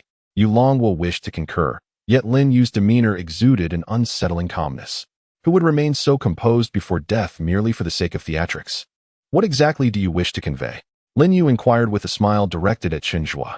Hey, Otaku Chenjua, in your beloved anime, you enjoy both Danganronpa and Detective Conan, correct? Do you have a fondness for hybrid AI? There's a new season of an anime you're currently following, ISNT there? Chenjua stood momentarily stunned. How do you know? Well, it's obvious, as you appear quite passionate about this intricate game of deduction. It stands to reason that you would also appreciate similar anime. Among the 10 otaku who have watched Conan, 9 harbor a liking for hybrid AI. Lin Yu then turned his gaze towards Su Xiaomei. Teacher Su, you're leading a graduating class that performs admirably, yet I imagine there are a few troublesome students who weigh heavily on your mind. And your own child's academic struggles likely concern you as well, don't they? Su Xiaomei, who initially contemplated urging Yu Longhua to eliminate Lin Yu, now found herself at a loss for words. How do you know this? Again, it's obvious. Su Xiaomei clearly possesses great capability as an educator, and such teachers typically oversee graduating classes. Moreover, she radiates the diligence of a conscientious instructor. How could she possibly be at ease regarding her students? Her presence here undoubtedly stems from a strong commitment, likely centered around her class. As for her child, the presence of a wedding ring and her age suggest she most certainly has one. I have yet to encounter a teacher who is satisfied with their child's academic performance. Lin Yu then focused on Yao Jingye. Thief, I must admit I rather admire you. Though you label yourself a burglar, your situation is not without its challenges. And you have not pilfered much at all. It seems your family has treated you rather poorly, be it your father or your mother, upon your demise. I imagine you long to reform and live a better life, correct? Yao Jingye gaped in astonishment. Detective, how do you know these things? Once again, it is self-evident. If your parents loved you, you would not feel compelled to steal. And what thief does not yearn for a chance to live a better life? Lin Yu's composed gaze finally settled on Yu Longhua. The discourse aimed at the previous three was a product of Lin Yu's analytical prowess, his reasoning, and the psychological phenomenon known as the Barnum effect, wherein individuals tend to accept vague, general descriptions as particularly applicable to themselves. Though there was an element of chance involved, it appeared he had triumphed in his gamble. The trio stood in a state of shock, although upon deeper reflection they might discern the discrepancies. Lin Yu's rapid-fire dialogue left them no opportunity for contemplation. Furthermore, the astonished expressions of the other two only served to amplify their collective inclination towards conformity. However, the most challenging task lay ahead with Yu Longhua. A former soldier, he possessed a resolute will and undeniable intelligence, coupled with a somewhat reclusive and suspicious nature. Thus, Lin Yu endeavored to delve into the innermost secrets hidden within Yu Longhua's heart. With a deep breath, a vivid image took shape. Ugwa. What do you intend to do? Smuggling is indeed a grave offense. I apologize, squad leader. My mother is gravely ill. A blood-soaked, crew-cut man in military attire was struck heavily by Yu Longhua, who wielded a stone with great force. She suffers from uremia and requires a kidney transplant, which costs an additional 400,000. While finding a suitable kidney source is challenging, it has indeed been located. I am in dire need of funds. Squad leader, I am truly sorry. He continued to strike repeatedly. Lin Yu exhaled deeply. The final piece of the puzzle was in his grasp. The performance persisted. He turned his gaze to Yu Longhua, grinning widely. And you, Yu Longhua, I have never liked you. However, your situation is rather tragic as well. You genuinely worry about your mother, don't you? Even after a kidney transplant, she will require your care. As Lin Yu spoke, Yu Longhua's expression darkened. What the hell do you intend to do? Lin Yu maintained a calm demeanor. Each person possesses their own compelling reason to survive. I am acutely aware of this. And I know that none of you wish for death. At this moment, his performance and dialogue evoked a profound sense of significance among everyone present. This indicated that Lin Yu was intimately familiar with them. Thus, it was time to elevate this theatrical performance to its climax. There could be no respite for them to ponder. Lin Yu extended his arms, feigning regret. As you might suspect, this is not my first engagement in this game. Though you are unable to retain memories, I have conducted this game over a dozen times. Hence, I comprehend each of your motivations for wanting to survive. His words elicited shock among the crowd. What? How is that possible? What nonsense are you spouting? The audience was taken aback. Su Xiaomei pointed at Lin Yu, stating, although I am unsure of your intent, this must be derived from your detective abilities, right? Lin Yu scoffed. Let us not dwell on the fact that today is the third day. How could I possibly know the secrets of the four of you? With that, he reached into Chinjua's pocket and retrieved the lie detector. A reminiscent expression crossed Lin Yu's face. The lie detector had proven invaluable in previous encounters. He pressed the button on one side of the device, and the indicator light illuminated.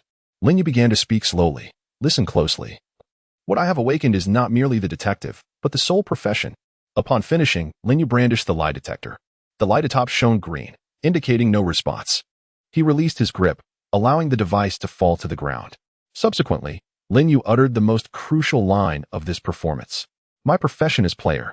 My ability is to rewind time.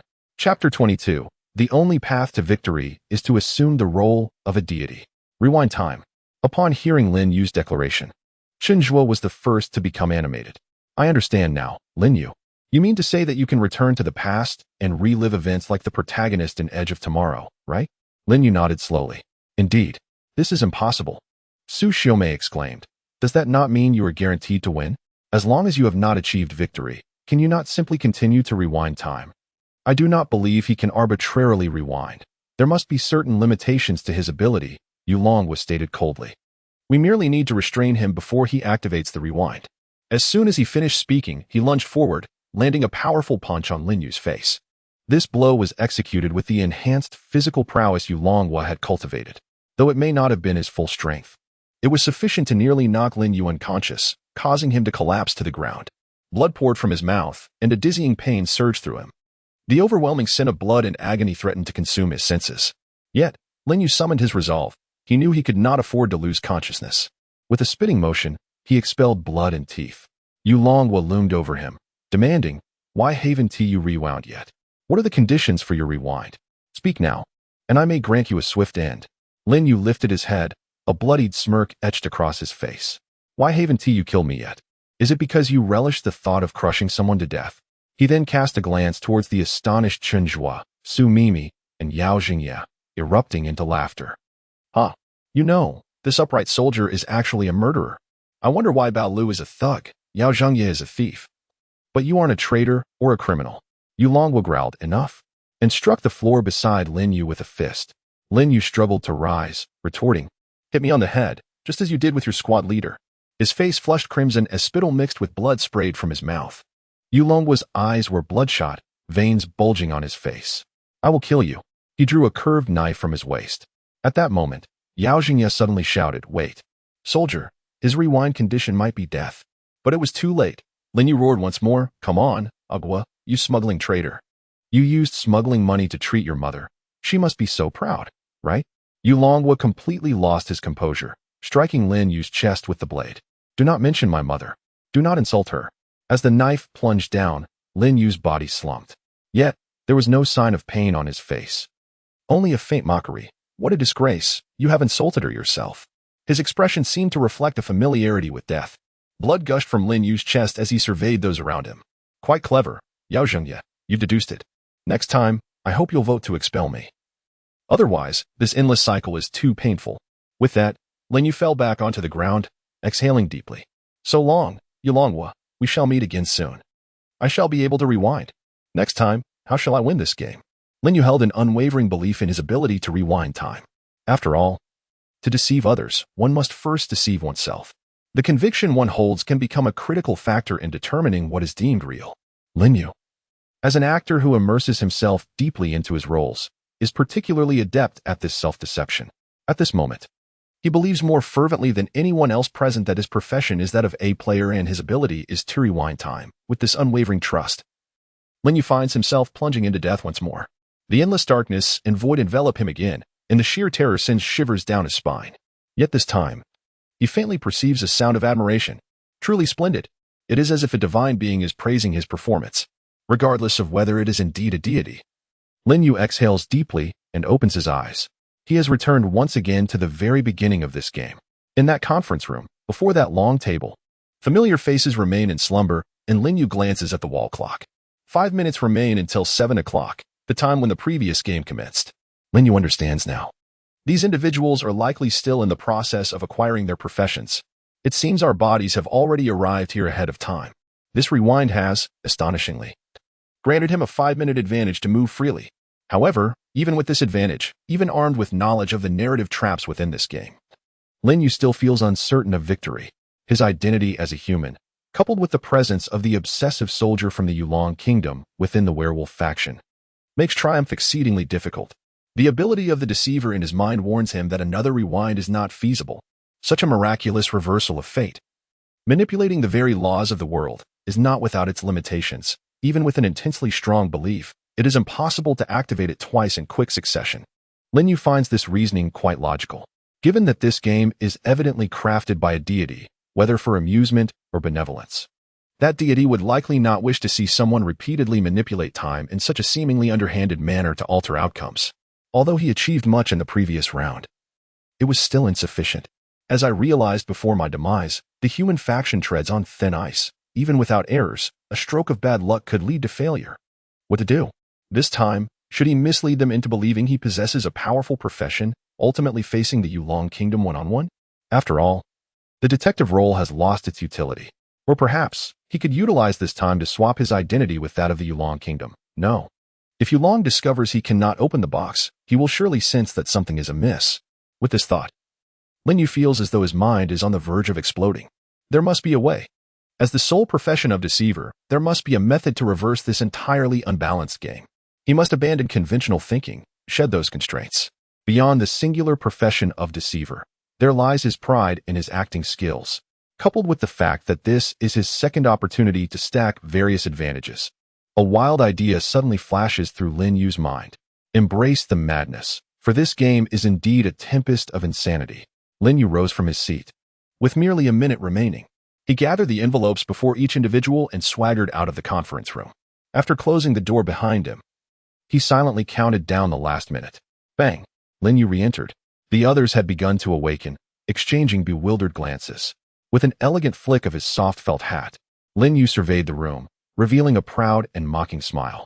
He strode into the conference room, approached the table, and rapped upon it. Thud, thud.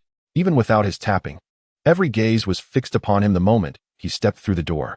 The looks he received were tinged with wariness, scrutiny, and unease. Yet, Lin Yu basked in their attention, speaking as if he were a deity descending from the heavens. Indeed, your will to survive is commendable, and your awakening swift. In any case, wayward lambs, welcome to my game. Who is the outsider? This was Lin Yu's devised strategy for victory, to embody a divine presence. Chapter 23, A Grand Deception. The identity of the deity realized. Administrative authority. Within the room, the remaining 6 individuals regarded Lin Yu, who had entered so suddenly, with a mixture of suspicion and surprise. The first to speak was Qinshua, the small, plump fellow. His expression animated as he addressed Lin Yu.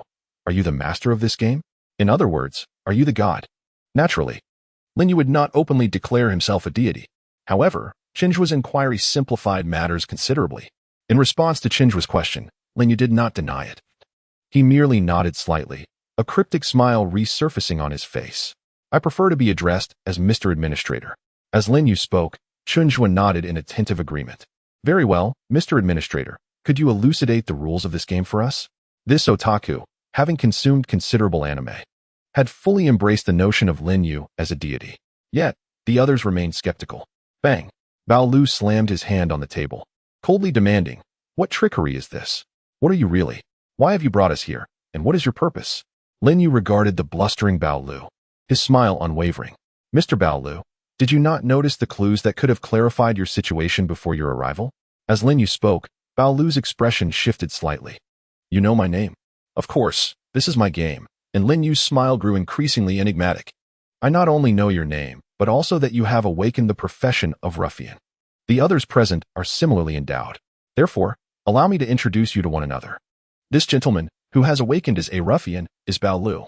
The one who just spoke is Qinshua, a otaku. This lovely lady is Xiaoyu, a veterinarian. And this robust gentleman is Yulonghua, a soldier. The astute-looking individual beside him is Yao Zhangye, a thief. Lastly, this bespectacled lady is Su Xiaomei, a teacher. Lin Yu spoke with calm assurance. Each person introduced exhibited a subtle change in expression. The fact that Lin Yu could clearly call out their names and professions had already convinced the crowd of his divine identity to a significant extent. In an instant, everyone fell into deep contemplation. Qinshua, brimming with excitement, spoke again. So, could you elucidate some rules for us, esteemed administrator? Certainly. Lin Yu replied with a smile and a nod, although it was unnecessary to emphasize due to the earlier interruption. I shall reiterate. You all are acutely aware that you have departed from the realm of the living, correct? As he spoke, a sense of discomfort crept over the audience, including the previously exuberant Qinshua. However, Lin Yu was indifferent. His current identity was that of a deity, unburdened by the sentiments of mortals. Thus, he further provoked those present. Each of you harbors a profound desire to cling to life, perhaps for your students and children, perhaps for unfinished anime, perhaps in hopes of becoming a better person, or perhaps for ailing mothers, or simply the instinct to survive. Upon uttering these words, Lin Yu could distinctly feel an increase in the belief emanating from the crowd. Ultimately, it was because of your desires that you were granted the opportunity to partake in this game. I hope you seize this chance wisely. Now, to dispense with the trivialities, let me introduce the rules of this game. Are you all familiar with the game of werewolf? The general mechanics of this game are akin to that. You will be divided into 2 factions, werewolves and humans. Subsequently, I will distribute the identity and specific rule manuals to you. Lin Yu retrieved 6 envelopes from within his garments and handed them to their rightful owners. As for Lin Yu's own envelope, he had already discarded it outside, cleverly hidden beneath the doormat. Observing them open the envelopes to confirm their identities, accompanied by a resurgence of flames, Lin Yu snapped his fingers. All right. You now grasp the fundamental rules. Do you have any questions? Upon his inquiry, the crowd appeared pensive. Yu Longbo was the first to speak. Esteemed administrator, I am somewhat perplexed. I recall seeing the number of players as 7 prior to entering this game. Why are there only 6 individuals present? Yu Longbo raised his question, his expression devoid of suspicion towards Lin Yu, displaying genuine confusion. Lin Yu chuckled. Very astute, soldier. I appreciate your perceptiveness. Congratulations on uncovering one of the unique rules of this game. Within this game, there exists a player who has awakened a special role, known as the Lone Wanderer. Thus they will not awaken alongside you. This individual will be concealed within the confines of this castle. Xiaoyu then posed a question. Is this person's faction werewolf or human? Their faction is unrelated to their role, and furthermore, they will not participate in the voting process. Lin Yu replied with a smile. If they are human, wouldn't that mean the good faction loses a vote unnecessarily? Qinzhuo exclaimed in astonishment. Lin Yu chuckled. Rest assured. This game is not as simple as you might imagine. After a moment of contemplation, Yu Longbo spoke again. Administrator. Aside from the fact that Lone Wanderer does not appear in the same place as us, what other abilities does he possess? Lin Yu shook his finger. I will only disclose his professional title. Whether his abilities or public knowledge is entirely up to him. Furthermore, whether your own professional abilities are disclosed is also your decision. After pondering for a moment, Yu Longbo declared, Is that so? Then I choose to make mine public. Naturally, the soldier possesses enhanced physical attributes, multiplied 5-fold. Lin Yu stated calmly. Bao Lu grumbled in dissatisfaction. Why go through the trouble of publicly stating one's abilities? Isn't it simply a matter of saying it? I believe the soldier wishes to demonstrate his honesty, Lin Yu replied with a smile. As the administrator, I am not only aware of your professions, abilities, names, and other personal information relevant to the game's design and mechanics, but I am also intimately familiar with them. However, the privileges I grant myself as an administrator are limited to understanding the structure of this game. To ensure fairness, I will not intervene directly in the game's progress. In fact, I remain oblivious to the specific faction identities of each of you. Lin Yu concluded his remarks with a smile. He then sensed that the ability of his trickster had finally taken effect. The identity of administrator had become a reality. Chapter 24, Accelerating Game Progress. Players fighting independently. Within Lin Yu's perception, the identity of administrator suddenly crystallized. The entire layout of the castle, along with the locations and information of various mechanisms and chests, flooded into his mind. Lin Yu sighed with relief. It had finally come true. His understanding of the trickster ability had deepened further. For the duration from earlier until now, the level of belief among those around him had not changed significantly. The moment he distributed the envelopes, everyone had already become thoroughly convinced of his identity as an administrator, even a deity. However, Lin Yu had yet to attain the authority of administrator. This deception had not yet materialized. The reason was not due to the insufficient level of belief surrounding him, but rather that Lin Yu's description of the administrator authority had lacked clarity. They were unaware of what this deity or game administrator could actually do. Hence, when Lin Yu had previously outlined his specific powers, stating that he could manipulate and alter the game at will, the level of belief had indeed fallen short. Yet, simply obtaining the overarching information of the entire game was still within reach. For Lin Yu, having established a solid identity as an administrator existing outside the game, he felt he had already secured a significant advantage. Now, with the perspective akin to a comprehensive map, he felt objectively confident of his success. Nevertheless, having learned from past experiences, Lin Yu refrained from being overly presumptuous. Each person present was far from foolish. Moreover, it is precisely due to their almost obsessive yearning for life that each of them is utterly indifferent to the act of murder. Even the seemingly delicate Xiaoyu, in the previous game, when her identity was exposed, immediately drew her knife with the intent to end her own life. Thus, it is imperative to devise a strategy for a swift resolution. Having already declared my intention not to directly interfere in the game, I must find a way to accelerate their progress. Ideally, I would also like to eliminate any space for discussion. The last encounter between Yu Longbo and Su Xiaomei resulted in my prior efforts being in vain. Previously, Lin Yu had not considered this, but after acquiring administrative privileges, a new idea began to take shape in his mind. He clapped his hands to garner attention. However, esteemed participants, while I shall not directly intervene in this game, I will still be present alongside you within this castle. Upon seeing me, you may pose a question. For instance, you may inquire about the locations of others, their abilities, or even whether they intend to kill. Alternatively, you may ask about the mechanisms or resources within this ancient fortress. Lin Yu spoke, a grin spreading across his face. However, questions will require a certain form of payment for me to provide answers, he added in a low voice. Tsushome hastily interjected, what must we pay? For each life you extinguish, you will earn the opportunity to ask one question, Lin Yu replied. At this point, the astute individuals in the room had swiftly deduced a critical fact from Lin Yu's words. In other words, this game does not solely permit werewolves to kill. While they possess a weaponry advantage, is that not so? Yulongwa murmured. He had not fully articulated his thought, which was that with this condition, not only can humans retaliate against werewolves, but even characters of the same faction can engage in mutual slaughter. Indeed, Lin Yu chuckled softly. This batch of players proves far more intriguing than I had anticipated, prompting me to offer you another hint.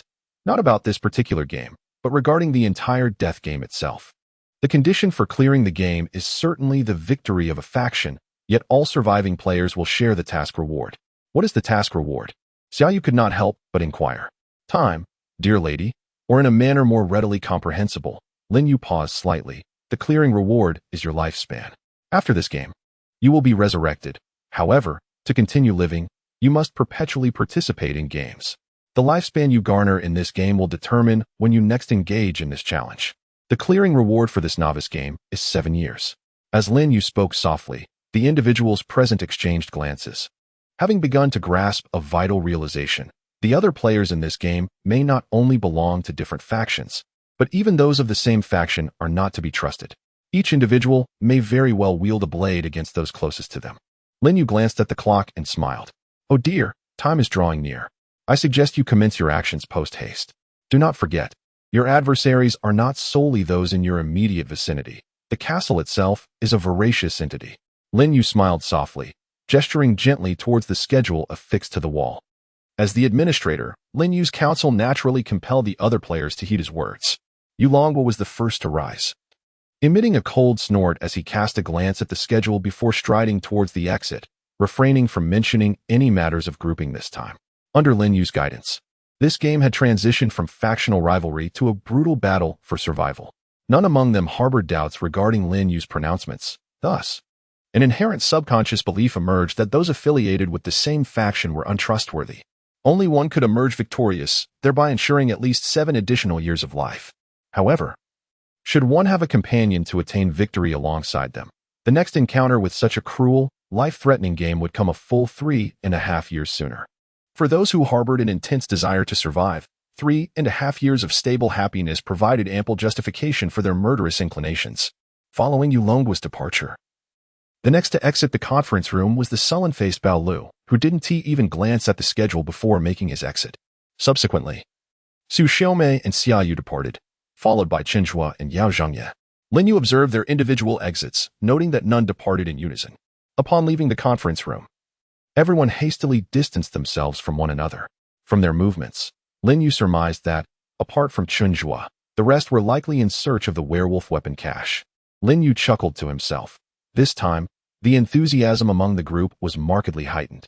Thus, it was time for him to seek out the most suitable weapon. Lin Yu murmured to himself, his gaze directed towards the mental map of the castle. At the end of the first floor, within a storage room, lay a seemingly unremarkable cache of human supplies that, nonetheless, contained the most extreme emblem of violence within this game, the pistol that had fallen into Su Xiaomei's possession during the last game. Chapter 25, A Whirlwind of Change. The imminent victory. The authority of the administrator exceeded Lin Yu's expectations. He possessed not only a complete map of the castle at all times, but to his astonishment, he discovered that this map was updated in real time. The locations of the other players and any open boxes were reflected instantaneously upon it. The storage room on the first floor was currently unoccupied, prompting Lin Yu to act without hesitation as he exited the conference room and made his way directly to the storeroom. Once inside, Lin Yu opened the box. The heavy, gleaming pistol fell into his hands, instilling in him an almost surreal sensation, accompanied by an indescribable sense of security. With this pistol in hand, he felt equipped to protect himself even against Yulongwa. How splendid. Lin Yu tucked the pistol into his waistband and glanced once more at the map. There. The names of Yao Zhengye and Bao Lu overlapped at the opposite end of the first floor. Lin Yu's interest was piqued. Even though the two of them were not in the same group, it seemed they were quite fated. Moments later, the name Yao Zhengye vanished, leaving only the name Bao Lu. Lin Yu understood immediately. Without the advantage of a surprise attack, a thief could hardly prevail against a ruffian. With this thought in mind, Lin Yu resolved to investigate personally. Armed with a pistol, he felt no fear of Bao Lu turning violent against him. Exiting the storage room, Lin Yu made his way to the other side of the first floor. Soon, at the restroom door, he came upon the lifeless body of Yao Zhengye, bloodied and sprawled on the ground, alongside Bao Lu, who was panting heavily. Bao Lu's hands were drenched in blood, and he had not even wielded a werewolf weapon. The two had fought barehanded. Ultimately, Bao Lu had beaten Yao Zhengye to death with his fists. Upon noticing Lin Yu approaching, Bao Lu straightened up, still catching his breath. "Oh, isn't this the esteemed administrator? What a warm welcome." Lin Yu smiled as he spoke. You players never cease to surprise me. I truly did not expect the first casualty to occur so swiftly." In response, Bao Lu chuckled. Is there any reward for a first kill?" "Technically, no," Lin Yu replied. "However, since you brought it up, I'll give you a free tip. Beneath the sink in the restroom behind you, there lies a werewolf weapon box. I hope it proves useful." Bao Lu squinted. "Aren't you supposed to be oblivious to our faction identities?" "I may not know, but I can certainly make an educated guess," Lin Yu replied with a smile. "Your swift action and the apparent initiative to attack Yao Zhengye indicate that you hail from a faction that inherently requires bloodshed. To you, it seems, engaging in combat is merely a matter of time, is it not?" Bao Lu nodded knowingly. He turned and entered the restroom, quickly discovering a concealed werewolf box beneath the sink. Without hesitation, he opened it and retrieved a hammer. A bit lackluster, yet better than nothing, he assessed while weighing the hammer. He glanced at Lin Yu with renewed ferocity. "Tell me, esteemed administrator, do I still have one question left to ask?" Lin Yu nodded, composed. "Of course, would you like to pose a question now?" "Yes, my question is, where is the nearest player to me?" Bao Lu's face broke into an excited, bloodthirsty grin. Lin Yu checked the map and casually replied, "At this moment, there is another player located in the central part of the castle, on the spiral staircase between the first and second floors. However, she is also on the move." As Lin Yu spoke, Bao Lu narrowed his eyes, a glint of savagery evident. "A veterinarian, you say? I understand." He licked his lips and hastily proceeded toward the staircase in the castle's center. Lin Yu grasped Bao Lu's strategy. It was simple and brutal. Before the body of his victim was discovered, he aimed to kill as many as possible. Whether or not they were teammates mattered little. What was important was the act of killing. Eliminate everyone else, and victory in this game is assured. "How delightful, Bao Lu. I find myself rather fond of you," Lin Yu murmured as he watched Bao Lu's retreating figure. Undoubtedly, Bao Lu's thoughts and actions were precisely what Lin Yu yearned to witness at that moment. This was the very reason Lin Yu sought to engage with Bao Lu after witnessing him dispatch Yao Zhengye, even going so far as to kindly inform him of the locations of weaponry. Once one has tasted blood, the urge to kill again becomes all too tempting. He observed as Bao Lu's name on the map swiftly drew closer to Xia Yu's. Then, in the next instant, Bao Lu's name abruptly vanished. Lin Yu was momentarily taken aback before shrugging it off. "Very well, that works too." He made his way toward the staircase. Before long, Lin Yu stumbled upon Bao Lu's lifeless body, a gruesome wound gushing blood from his neck, with 2 deep gashes adorning his arm. His eyes were wide open, as if he were unable to find peace in death. Meanwhile, Xia Yu, who had previously departed, returned from the second floor. Upon seeing Lin Yu, she sighed in relief. It is you, the administrator." In her hand, she wielded a dagger identical to the one she had previously possessed. This prompted Lin Yu to marvel once more at the whimsical nature of fate. "Greetings, do you have any inquiries?" Lin Yu inquired with a smile directed at Xia Yu. After a moment of contemplation, she blinked and posed a question. "Administrator, may I ask which players still remain alive? Aside from you, there are lone wanderer, soldier, teacher, and otaku," Lin Yu replied while glancing at the map. However, he suddenly paused here. Wait a moment. The teacher has just perished. On the map, the name Su Xiaomei and Yu Long were overlapped, with Su Xiaomei's name vanishing. To be honest, when he saw their names overlap, Lin Yu was quite startled. Fortunately, due to Lin Yu's remarks and the fact that Su Xiaomei no longer possessed a handgun, the two were deprived of any further opportunity for conversation. Now, only Xia Yu and Yu Long were remained in the game. It is truly remarkable that, Within a mere hour since the game commenced, so many have already met their demise. Last time, an entire day passed without a single casualty. Nevertheless, this is a positive sign, indicating that victory is within reach. Lin Yu turned to Xiaoyu, a smile gracing his lips. Thus, Miss Veterinarian, I have answered your questions. I shall continue my exploration elsewhere. I wish you luck. Chapter 26. The Troublesome Veterinarian. The Counter-General Lin Yu. After bidding farewell to Xiaoyu, Lin Yu's next target was naturally Yulongwu. Even with a handgun in hand, Lin Yu still felt reluctant to confront the soldier.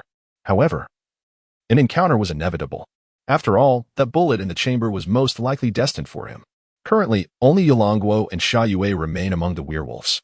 Lin Yu naturally intends to wait for them to turn against each other before executing the last one standing. He ascended to the third floor. After Yulongwu had dispatched Su Xiaomei, he did not immediately change his location. Thus, Lin Yu was able to effortlessly find Yulongwu in the library on the third floor. The soldier was leisurely lifting Su Xiaomei's corpse, attempting to conceal it on the top shelf of the bookcase. Lin Yu approached the library door and politely knocked, announcing his presence. Knock, knock, good day, soldier. Yulongwu initially turned around with a sense of vigilance, but upon recognizing Lin Yu, he relaxed. Oh, it's you, the administrator. What brings you here? Lin Yu smiled at Yulongwu. I merely came to inquire if you have any questions now that you've successfully taken action. Yulongwu was somewhat taken aback by Lin Yu's unexpected visit. I didn't expect the administrator to be so enthusiastic, he muttered, stroking his chin. As for questions. While Yulongwu pondered, a sudden flurry of footsteps echoed from behind Lin Yu. Wait, soldier, don't rush to question him. Sha Yue's voice abruptly emerged from Lin Yu's rear. Both Yulongwu and Lin Yu turned to see the breathless veterinarian, who was openly brandishing a bloody dagger. Yulongwu furrowed his brow at Sha Yue. You are that veterinarian. What do you intend to do? Sha Yue did not respond to Yulongwu's inquiry. Instead, she gazed at the corpse that had yet to be hidden atop the bookcase. Indeed, you have killed the teacher. Hold on. Before you attempt to justify yourself or take action against me, listen to what I have to say. I have killed the thug who just moments ago murdered the thief, and I have found the body. Therefore, the only ones remaining are you, me, the otaku, and this administrator. Sha Yue spoke calmly. In an instant, Yulongwu grasped the most crucial implication of Sha Yue's words.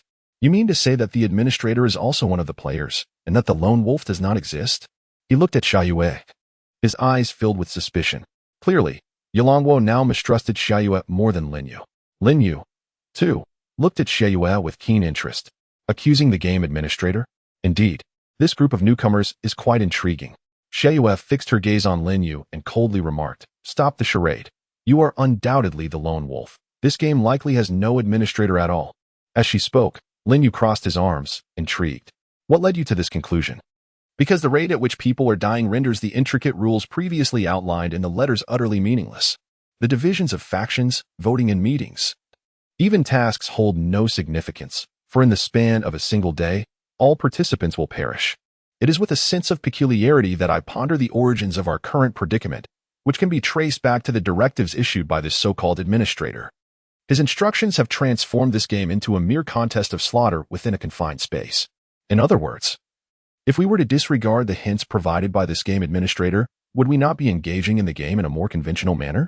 Furthermore, upon our entry into this game, it is intriguing to note that the essence of the game itself seems to shy away from overtly identifying as a game, with even the explanations of the rules being conveyed through a letter. Yet, this individual brazenly intrudes and boldly proclaims himself the game administrator, which is rather perplexing. Is it not? Xiaoyu spoke with composure, and Yulongwu nodded slightly in agreement. There is some validity to this perspective, though it is insufficient to persuade me entirely. As such, evidence should not warrant such certainty. Upon hearing Yulongwu's words, Xiaoyu chuckled lightly. Well, soldier, you are quite astute. Indeed. These are not the grounds for my unwavering conviction. As a veterinarian, my ability lies in conversing with animals. Xiaoyu gestured towards the crows outside the window. After harboring doubts regarding the identity of this administrator, I engaged in a brief dialogue with these crows, posing two inquiries. The first was whether they had observed an eighth individual within the estate, aside from the 6 of us and the administrator. The answer was negative. The second question pertained to the actions of the administrator following the commencement of the game. He initially rushed to a storage room on the first floor and opened a supply box. If he is indeed the administrator, why would he be opening a supply box? As Xiaoyu articulated this, Yulongwa nodded in contemplation. In light of this, I find myself somewhat skeptical of the administrator, as you might very well be the so-called lone wanderer. However, I am curious as to how you possess such extensive knowledge about us. He cast a scrutinizing glance at Lin Yu, his suspicion unmasked. It is conceivable that he is not the lone wanderer, but rather that his understanding of our personal details may stem from his professional expertise. Xiaoyu interjected, raising a finger. Alternatively, it is possible that this individual is not a novice player, and thus possesses some unique methods. Yulongwa squinted. So, what do you propose? Let us collectively challenge the administrator, Xiaoyu suggested with a grin. After all, it appears his objective is for all of us to perish by the end of the first day. What an impressive deduction, Xiaoyu. You exceed my expectations, Lin Yu murmured, casting a glance at the veterinarian. It seems this individual is both intelligent and decisive, capable of deducing his status as the seventh player from such limited information, a remarkable feat indeed. While the conclusion may not be entirely accurate, it is nonetheless impressive. Moreover, considering the previous round, it is astonishing that he managed to fabricate an unchallenged false ability from start to finish. In the last round, Lin Yu had not anticipated that his true ability was, in fact, communicating with animals, though he was the first to meet his demise. It was merely due to his lackluster performance, showcasing his skills poorly before me. Alternatively, one might say that the true reason is singular. She was simply unfortunate last time. Being grouped with herself. Xiaoyu, I must admit, I underestimated you. A sweet and innocent smile reappeared on Xiaoyu's face as she graciously replied. Thank you for the compliment, dear administrator. But to be honest, I merely yearn to survive. Lin Yu chuckled in response. Is that so? However, achieving this step is merely insufficient. Despite the brilliance of the deduction, the essence of this game ultimately resides in violence. As he spoke, Lin Yu raised his hand. Bang! A gunshot rang out, and behind him, Yulongwa fell to the ground in shock. Subsequently, Lin Yu aimed the gun at Xiaoyu. Now, it's your turn. Chapter 27. The werewolves are annihilated. The game concludes. After eliminating Yulongwa, Lin Yu felt a sense of relief wash over him. This most troublesome soldier had finally been dealt with, and quite effortlessly, to boot. Nevertheless, Lin Yu did not let his guard down entirely. Xiaoyu was also a formidable adversary. He did not become complacent simply because he had previously dispatched her. After all, he had been killed by Yulongwa last time, and she had not yet met her end at his hands. Facing Xiaoyu this time, devoid of the advantage of terrain and her inherent underestimation of him, it would not be an easy task to vanquish this seemingly delicate girl. After all, she wielded a knife, while Lin Yu's gun was, regrettably, out of bullets. Nevertheless, Lin Yu kept the gun trained on Xiaoyu. Just as teacher Su Xiaomei had remarked in the previous round, the gun's muzzle could instill a sense of calm. Xiaoyu, who had just been poised to charge, halted her advance upon witnessing Yulongwa's lifeless body. With Lin Yu's weapon aimed at her, she dared not make a single move. Yet, Lin Yu hesitated to pull the trigger, while he was acutely aware that he refrained from shooting due to the absence of ammunition. Xiaoyu remained oblivious to this fact. As time elapsed, under the pressure of impending death, Xiaoyu could no longer restrain herself and spoke first. Why was it I who made the deduction and judgment, yet you were the one to shoot and kill the soldier? She inquired. Lin Yu, upon hearing her question, responded with an air of nonchalance. Well, it was because I sensed he might have been swayed by you. His role as a soldier and his experiences in reality dictated that if he bore any hostility towards me, the priority to eliminate him would be exceedingly high. Even if I knew for certain you were entirely hostile towards me, I would still choose to eliminate him first. Lin Yu spoke calmly. Thus, I have been underestimated. Xiaoyu frowned, continuing, and does this imply your tacit admission that you are indeed not the administrator? I am indeed not the administrator, Lin Yu affirmed with a nod. Oh, what a clever trap you have set for me, Xiaoyu sighed. But why have you yet to kill me? She narrowed her eyes and added, surely, you do not possess only one bullet in that gun? Upon hearing Xiaoyu's words, Lin Yu chuckled, pleased that she had finally steered the conversation in that direction. Although Xiaoyu had never doubted that there was only a single bullet in the gun, Lin Yu had not deceived her nor had he employed any fraudulent tactics to lead her to this conclusion.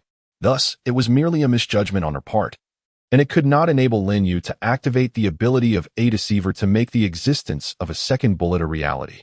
The limited number of bullets in a revolver is a given, Lin Yu remarked with a smile. Would you care to wager that my gun is devoid of bullets? Xiaoyu fixed her gaze upon Lin Yu, tightening her grip on the dagger she held. Honestly, your hesitance to fire has led me to question whether you truly possess only one bullet. You have no legitimate reason to allow me to remain alive at this juncture. A mere shot from you earlier struck the vital point of Yulongwa, demonstrating your marksmanship, which does not require excessive caution in aiming. Even out of curiosity regarding how I discerned your disguise, I have already laid out my reasoning before you. With that, Xiaoyu stepped forward. Thus, I am now inclined to doubt that your gun contains but a single bullet. Lin Yu regarded the approaching Xiaoyu with a smile that radiated confidence and composure. Your reasoning is indeed splendid, Xiaoyu. You have surpassed my expectations. This seemingly delicate and fragile girl is truly the most astute player in this game. However, it is regrettable. Lin Yu continued to aim his gun at Xiaoyu, speaking coolly. But alas, your deduction is only half correct. This revolver does contain a limited number of bullets, yet it is not just one, it is two. I am merely contemplating whether this bullet is reserved for you or for the otaku. Lin Yu spoke coldly. He did not require the elimination of the otaku who was aligned with him to clear the game. Yet, Xiaoyu could not grasp this notion. In her subconscious, she believed that Lin Yu's elaborate efforts to incite mutual destruction among them indicated that the default condition for victory was to eliminate all others. This perception aligned with her belief that Lin Yu possessed an advantage over any other competitor. The conditions for victory often demand more from the strong, do they not? Nevertheless, even in the face of Lin Yu's assertions, Xiaoyu advanced another step, meeting his gaze. I do not believe your handgun is merely some type of prop. The ammunition within such props is either fully loaded or consists of just one bullet. The notion of two bullets is exceedingly peculiar. Xiaoyu spoke again. Yet, the gaze of the youth before her was mocking and unperturbed, as if observing a corpse. He exuded a strange, chilling aura. However, at this point, regardless of whether he had bullets or not, she could only bet on the absence of them. Xiaoyu raised her dagger. Bang! In the next moment, the gunfire erupted, and the muzzle of the revolver blossomed with a brilliance akin to fireworks. Time seemed to slow for Xiaoyu as she beheld the metallic bullet shooting forth from the flames, hurtling toward her. Indeed, there was a second bullet. Xiaoyu's mind echoed with a final thought. Subsequently, the bullet pierced through her upper abdomen at an angle, and the profuse bleeding rendered Xiaoyu unconscious within mere seconds. She collapsed heavily onto the ground, her dagger falling beside her.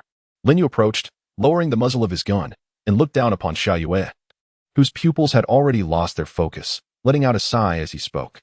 Though you profess disbelief, deep down you are convinced of my second shot. Yet, one cannot blame you, for my acting is indeed unparalleled, Lin Yu remarked as he holstered his pistol. His tone and demeanor, right up to the moment he pulled the trigger, were entirely within the realm of performance. Anyone witnessing it would be led to believe he shot with the conviction of a killer rather than mere bravado. Therefore, the moment Xiaoyu expressed her doubts and inquired about the number of bullets, her fate was sealed. Moments later, Xiaoyu lay lifeless on the ground. Veterinarian met her demise. This marked the second occasion Lin Yu had personally taken Xiaoyu's life. However, this time, the notifications rang out. The werewolf faction has been entirely eradicated. Game Who is the Outsider concluded. Lin Yu gently closed his eyes. In the next instant, he found himself engulfed in an endless void. Chapter 28. Settlement complete. Return to reality. Lin Yu's plans. In a pitch-black expanse, lines of crimson text materialized before Lin Yu. Congratulations on your victory in the Game Who is the Outsider. Calculating your game rewards. You have received a base reward, 7 days of survival time. In light of your performance in this game, you have been evaluated as having mastered the situation, earning an additional reward. Additional reward. You may select one non-exclusive item from this game as your prize. As Lin Yu was processing his settlement, a sudden scream erupted nearby. What the hell? Why is it only 7 days? Lin Yu turned towards the source of the commotion. This settlement space bore resemblance to the realm before entering the game, yet with subtle distinctions. The difference lay in the presence of another individual, Chinjua. After his scream, Chinjua turned to Lin Yu. Administrator, where's the promised 7 years? Observing Chinjua's pathetic state, Lin Yu shrugged. Oh, I merely told a benevolent lie to prevent you from despairing too much. 7 days is merely enough for me to watch another episode. Chinjua lamented once more. Can this be extended? Apologies, Chinjua, Lin Yu replied helplessly. Though I am the administrator, I am merely a player with a special identity and lack the authority to grant such requests. Rather than a deity, I am but a messenger of the divine. Otherwise, I wouldn't be here sharing this settlement space with you, Lin Yu explained. Chinjua was left speechless. Esteemed administrator, will your balance be greater? Indeed. The time I've earned is double yours, Lin Yu asserted confidently. This was the very reason he had partially confided in Chinjua earlier. Moments ago, Chinjua still considered himself the administrator, which sparked Lin Yu's curiosity. Could the abilities of the trickster manifest even in the game's conclusion space? After all, this was a unique profession. Unfortunately, upon voicing his thoughts, Lin Yu sensed that while Chinjua appeared to believe him and the trickster abilities seemed to be taking effect, the realization had not materialized. A vague clarity dawned upon Lin Yu. Merely Chinjua's belief was insufficient to actualize the prospect of him acquiring double the survival time. This proved to be quite a challenge, Lin Yu mused. However, after confirming the efficacy of the trickster abilities, Lin Yu felt invigorated. Besides the extended survival time, he could also receive an additional 10 non-exclusive items that appeared in each game. 10. Chinjua exclaimed in astonishment. Indeed. As long as one performed exceptionally in the game and received special recognition, they too could earn item rewards. Lin Yu patted Chinjua's shoulder, saying, "What do you think? Impressive, isn't it?" Chinjua, astonished, responded, "Is that so?" He naturally adopted Lin Yu's words as truth. Lin Yu sensed Chinjua's belief, yet regrettably, it still did not culminate in realization. The degree of belief remained insufficient to support the manifestation. Nevertheless, Lin Yu could perceive a closer proximity to success this time. Reflecting for a moment, he looked at the gullible Chinjua and spoke again. "I was merely jesting earlier. It's not actually 10, but rather 6. Were it someone else?" Lin Yu would not dare to so casually amend his statement for fear of raising suspicion. Yet, Chinjua, this little chubby fellow, believed him once more. "Wow, that's still acceptable. Administrator, I think you're quite amazing." Yet again, realization did not materialize. Nonetheless, Lin Yu felt that they were nearly there. Hence, he resolved to continue his playful deception. This time, however, he refrained from directly stating a number. "Actually, it's not an unconditional acquisition. As the administrator, I merely have the ability to receive double rewards when obtaining bonuses. Thus, I've simply doubled the extra rewards I received in this game," Lin Yu explained. And Chinjua's eyes widened in understanding. "I see. The game administrator is indeed a remarkable profession." Yet, he soon sensed something amiss. "Wait, according to your explanation, this conclusion space should be where all the victorious players are, correct?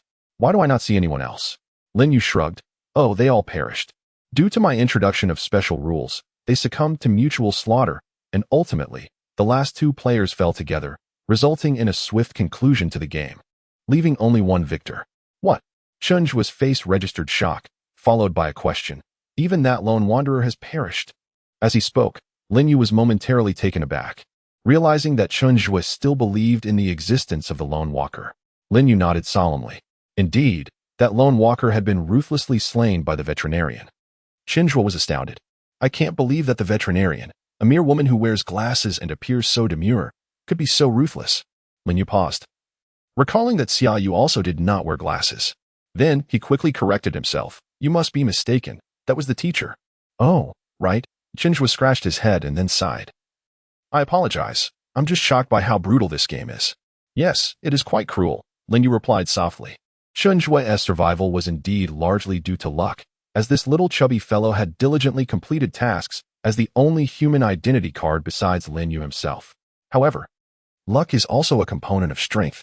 "I wish you good fortune in this second chance. Make sure to cherish this hard-won opportunity," Lin Yu added. "Only 7 days, bro," Chinjua said with a mournful expression. Yet before he could finish his thought, the settlement concluded. Lin Yu, in a daze, opened his eyes to find himself lying in the center of the stage. He pulled out his phone and saw that it was already past midnight. Floating in the upper right corner of his vision, almost overlapping with the time displayed as 0001, were crimson words. Time remaining until the next game at the latest. 6 days, 23 hours, 59 minutes. Lin Yu exhaled. Although he had miscalculated the time, it was indeed true that this deadly game would have another round. Compared to Chinjua, Lin Yu did not find 7 days short at all. But it was certainly pressing. He rose from the ground, touching the spot on his chest where the gunshot wound had once been. Everything felt like a dream. The only proof that this was not merely a dream, aside from the countdown in crimson letters, was the quiet presence of 2 items in his storage space, the guaranteed revolver and the one-word lie detector. Moreover, his fraudster ability remained effective. With these assets at his disposal, it was time to uncover the identity of the lunatic who had killed him. Even though the other party possessed a gun, he had one now too. Lin Yu muttered to himself as he took a step forward. Suddenly, he felt something amiss in his right pocket. As if a card had been slipped inside, he reached in and pulled out a pure black card. In the center of the card, Two lines of silver-printed text read, "Welcome back to life, dear senior." Upon seeing these words, Lin Yu's hair stood on end. Without a doubt, this card had been left by that enigmatic junior. It was printed, and in reality, only a few minutes had passed since his death. In other words, the junior who had killed him had already anticipated his resurrection. She was aware of the existence of the death game and was confident that he would return from it. Upon careful reflection, it is indeed peculiar that an individual would brandish a handgun in a country renowned for its safety, solely to target a seemingly ordinary university student. Accompanied by strange utterances. This behavior is distinctly abnormal, and its connection to the absurdity of a death game is not entirely surprising. However, this development diminishes the advantages I once held in my profession and the tools at my disposal, for it is evident that the assailant possesses knowledge of their existence. It is even plausible that this individual has personally participated in the death game. Taking a deep breath, I regain my composure. It appears that I have no choice but to accept the invitation. The second line of text on the card reveals the time and address. Friday, 2000. No. 940, Changming Street, South District, Jiangqing. This is undoubtedly an invitation left by the very person responsible for my impending demise. What awaits me upon arrival remains uncertain. Yet it seems I have no alternative but to comply. After all, despite being my murderer, this individual is currently the only link I possess to this game in the realm of reality. However, today is Wednesday, and it is just past midnight. In other words, there are nearly 3 full days remaining until the appointed time on the card. This interval affords me ample opportunity to accomplish numerous tasks. Yet, the most pressing matter at hand is that I must return to rest. Descending from the stage, I proceeded to the backstage area to change out of my costume. Donning a simple black hoodie and sweatpants, with my script tucked into a backpack, I departed from the drama club. Tomorrow, I have a rehearsal, and that evening, a performance awaits. Thus, it is imperative that I rest well tonight. Even after experiencing the absurdity of a death game, I refuse to let it disrupt the arrangements for tomorrow's performance. One of the key reasons for my survival is to continue performing. It would be a travesty to neglect my craft and my life over such matters. After securing the drama club's door, I retrieved my keys and unlocked the bicycle lock at the entrance. My bicycle, a modest black mountain bike, was unremarkable in design. I wheeled it towards the southern gate of Jiangcheng Media University, where the security guard greeted me with a smile and opened the locked small gate. "Ah, little Lin. Practicing so late again," he remarked. I smiled in return. "Indeed, sir. I hope you rest early as well. By the way, have you seen a girl dressed like a middle school student, with 2 braids? After a tentative inquiry and receiving a perplexed shake of the head from the guard, I nodded appreciatively. "Just a casual question. Thank you for your help, sir." I pushed my bike through the small gate and exited the campus of Jiangqing Media University. Riding through the nocturnal city, I returned home after traversing 2 intersections. Being a local, my residence is conveniently close to the university, which is why I opted not to stay in the dormitory. With gentle care, I pushed open the door to my modest, old-fashioned 2-bedroom apartment, which felt quite cramped. Standing at the threshold, I could survey the entire space in its entirety. Although the house is old and cramped, it is adorned with a warm ambience, filled with potted green plants. On the small coffee table in the living room rests an aquarium. The dining table, draped with a floral tablecloth, holds 2 plates of leftover food covered by a mesh net, while the rice cooker continues to keep its contents warm. A photograph hangs on the wall, captured just last year at the entrance of Jiangcheng Media University, next to a stone bearing the school's name. In the image, a young woman with a round face, strikingly similar to Lin Yu, gestures dramatically with one hand, while the other gently embraces Lin Yu, who stands shyly with his head bowed. Lin Yu carefully removes his shoes and unplugs the rice cooker before slipping back into his bedroom with his slippers in hand. He places his backpack and clothes on the nearby desk and, feeling weary, collapses onto his bed. With a soft sigh, he drifts into slumber within mere seconds. After a night devoid of dreams, he awakens promptly at 7 the next morning. After washing up, he approaches the dining table, where the previous night's leftovers have transformed into a plate of fried rice. A label affixed beside the dish reads, "Didn't he eat dinner again?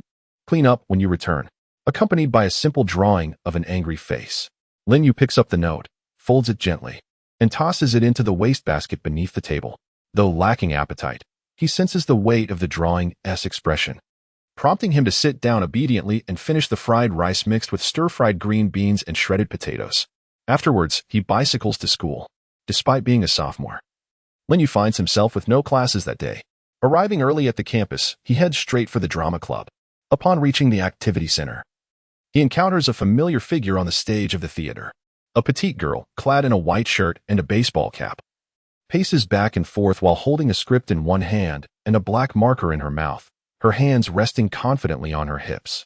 Noticing Lin Yu's footsteps, the girl cheerfully calls out without lifting her head. "Ah, my dear star performer, you're here quite early today. The others aren't here yet. So find a spot and rehearse your lines." This girl, who stands no taller than 5 feet, is Shun Bingmiao, a third-year student and the president, playwright, and director of the drama club. Lin Yu, contemplating for a moment, finally speaks. "President, I have a favor to ask." Upon hearing his request, Shun Bingmiao looks up, her expression curious. She flicks the brim of her cap and replies, "How peculiar. You, of all people, seeking my assistance. What is it, my dear ace?" "I'm trying to find someone. She might be a freshman," Lin Yu articulates carefully. Shun Bingmiao raises an eyebrow. "You should post this on the bulletin board." "No. First of all, it's rather urgent, and secondly, I suspect she may not even attend our school," Lin Yu states calmly. Thus, this task is not something just anyone can undertake. At his words, Shun Bingmiao laughs lightly. "I see your point. You're indeed presenting quite the challenge. Nevertheless, I shall assist you, for who could refuse my ace?" Shun Bingmiao spat out the pen she had been holding and tossed the script onto the ground, leaping off the stage with 2 quick steps. "Let us go," she cheerfully said, patting Lin Yu on the arm. "No? Aren't we supposed to wait for them to finish rehearsing? We've rehearsed many times already. It doesn't matter if we miss this final one. In my opinion, the lead state is paramount. So let me assist you in resolving your issue first." Chapter 30. A successful performance. Lin Yu's solo investigation. There was a reason Lin Yu sought out Shun Bingmiao. This senior, a year older than him, was the most renowned figure at Jiangcheng University of Media. Her fame, however, was not merely due to her position as the president of the drama club. Shun Bingmiao gained notoriety during her freshman year when, in an effort to promote the drama club's new production, she infiltrated the university's academic affairs system and sent notifications to every student at Jiangcheng Media. Consequently, she faced disciplinary action from the school. Although Shun Bingmiao had a profound love for theater and scriptwriting, she was studying digital media arts at the university. Additionally, she had competed individually in Jiangcheng's programming competition, impressing even the computer science majors from Jiangcheng Institute of Technology and Jiangcheng University. Thus, Lin Yu naturally hoped that Shun Bingmiao would assist him in retrieving the academic records of all first-year students at Jiangcheng Media. In the backstage lounge of the activity center, Lin Yu watched as Shun Bingmiao opened her laptop, casually clicking the mouse to bring up several windows. "Here you go, all the academic records of the freshmen." "Thanks, President." Lin Yu selected the female students section and began to sift through the records. This year, Jiangcheng Media admitted over 3,000 freshmen, with nearly 2,000 being female. Lin Yu had an exceptional eye for recognizing people, allowing him to skim through the records quickly. He only needed a glance at each page, which contained 4 students' records, to confirm that none matched the girl who had attacked him. Of course, it also helped that the girl was strikingly beautiful, with distinctive features. Lin Yu would never forget her piercing, radiant eyes and sharp brows. Within half an hour, he reached the end of the records. "Nothing," he sighed, a hint of disappointment in his voice. Seeing Lin Yu's forlorn expression, Shun Bingmiao grew more curious. "From the looks of it, you're not just searching for a crush. You might as well be hunting for an assailant." Lin Yu shook his head. "Is it possible that it was a boy? After all, you've only checked the female records." Shun Bingmiao suggested. "Maybe it was a cross-dresser." "No, the physique and facial contours were definitely those of a girl," Lin Yu asserted confidently. "Besides, if a boy looked like that, he would have long been the talk of the campus." Jiangcheng Media's drama department was quite famous, so the school was not lacking in attractive girls and handsome boys. Thus, even if the girl from last night was stunning, she could very well remain unnoticed. But if a boy were that strikingly handsome, I would surely recognize him. Shun Bingmiao clicked her tongue lightly. "All right then. Shall I assist you in exploring other avenues to investigate? To be recognized as a junior by you suggests that I must bear a striking resemblance to a university student." Given that the universities in Jiangcheng are rather limited, she eagerly expressed her thoughts, prompting Lin Yu to hesitate momentarily before shaking his head. "Forget it, President. If Shun Bingmiao truly investigates further, I fear she may encounter unforeseen troubles." Lin Yu remained uncertain about the intentions of the enigmatic girl who had taken his life. He questioned whether she savored the thrill of indiscriminate killing. After all, she was a perilous individual, capable of drawing a firearm at will and possibly having participated in deadly games. As a participant in such lethal contests, Lin Yu had come to realize that having endured the ordeal, he cherished life, his own life, much more. However, his regard for the lives of others had, regrettably, diminished. He could not deny that his perspective on human life had grown callous, as he had taken lives during the death game. Much like a beast that has tasted blood cannot remain at large, a person who is killed is bound by the same principle. They may consider murder an act most would never seriously contemplate as a potential solution to their dilemmas. Do not worry, President. This is merely a trivial matter. I shall not allow it to disrupt my performance on stage, Lin Yu declared with conviction. Shen Bingmiao, upon hearing Lin Yu's assurance, nodded in agreement. Very well. I trust you. After all, you are the ace of our drama club. True to Lin Yu's promise, his subsequent rehearsals appeared to have completely dispelled any inner turmoil, and his performance was nothing short of impeccable. Even Shen Bingmiao had to concede that Lin Yu's execution that day was indeed flawless. His state was exceptional, no. It was beyond mere excellence. It felt as if, overnight, Lin Yu had undergone a remarkable transformation.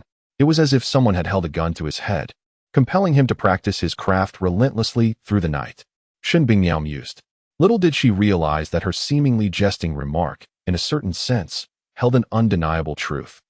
Last night, Lin Yu had indeed delivered his most successful impromptu performance under the duress of a gun pointed at his temple.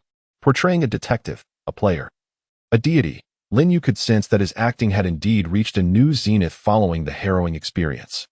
Was this what the teacher meant when she said that life experiences would nurture the growth of one's artistry? That evening, as the curtain fell and thunderous applause resonated from the audience, Lin Yu felt a swell of emotion upon seeing those students who had initially come merely for credits or at the behest of their roommates, now wholly engrossed in his performance. His acting had always been commendable, yet never had it elicited such profound resonance as it did that day. Could this be a case of misfortune bringing unexpected fortune? Lin Yu pondered, unable to suppress a smile. Nevertheless, regardless of the circumstances, improved acting was undeniably a boon. President, I shall take my leave now. As Lin Yu changed out of his costume backstage, he glanced at the darkening sky outside and addressed Shen Bingmiao. Ace. We still have the gratitude and interaction segment to attend to, Shen Bingmiao reminded him. Lin Yu chuckled softly. Just say my stomach aches. Despite feeling unwell, the lead still persevered and completed the performance. However, I truly cannot come out to thank the audience. I trust everyone will understand, won't they? With that, Lin Yu strode away from the drama club. Hey, come back, Shen Bingmiao exclaimed, stamping her foot in frustration, yet she felt utterly powerless against Lin Yu. Watching his retreating figure, she sighed. Fine, I shall comply with his wishes. I hope those fans who came for him aren't too upset. After departing from the backstage of the drama club, Lin Yu mounted his bicycle and hurriedly exited the campus. His destination was, of course, the address on the card, 940, Changming Street, Upper South District, Jiangqing. Although the timing was not ideal, Lin Yu felt it prudent to scout the location in advance. Chapter 31. The abandoned restaurant. I won't be home for dinner. Their essay gathering in the club. He edited his text and sent it off. Lin Yu then dimmed his phone screen and steadied his bicycle at the intersection. He had arrived at Changming Street. This street, situated in the old district of Jiangqing, was devoid of towering skyscrapers, instead lined with modest buildings, some of which were self-constructed. The sides of the road were dotted with small shops, convenience stores, auto repair shops, and breakfast stalls, exuding an air of simplicity. Walking along Changming Street, Lin Yu counted the blue plaques affixed to the doorways.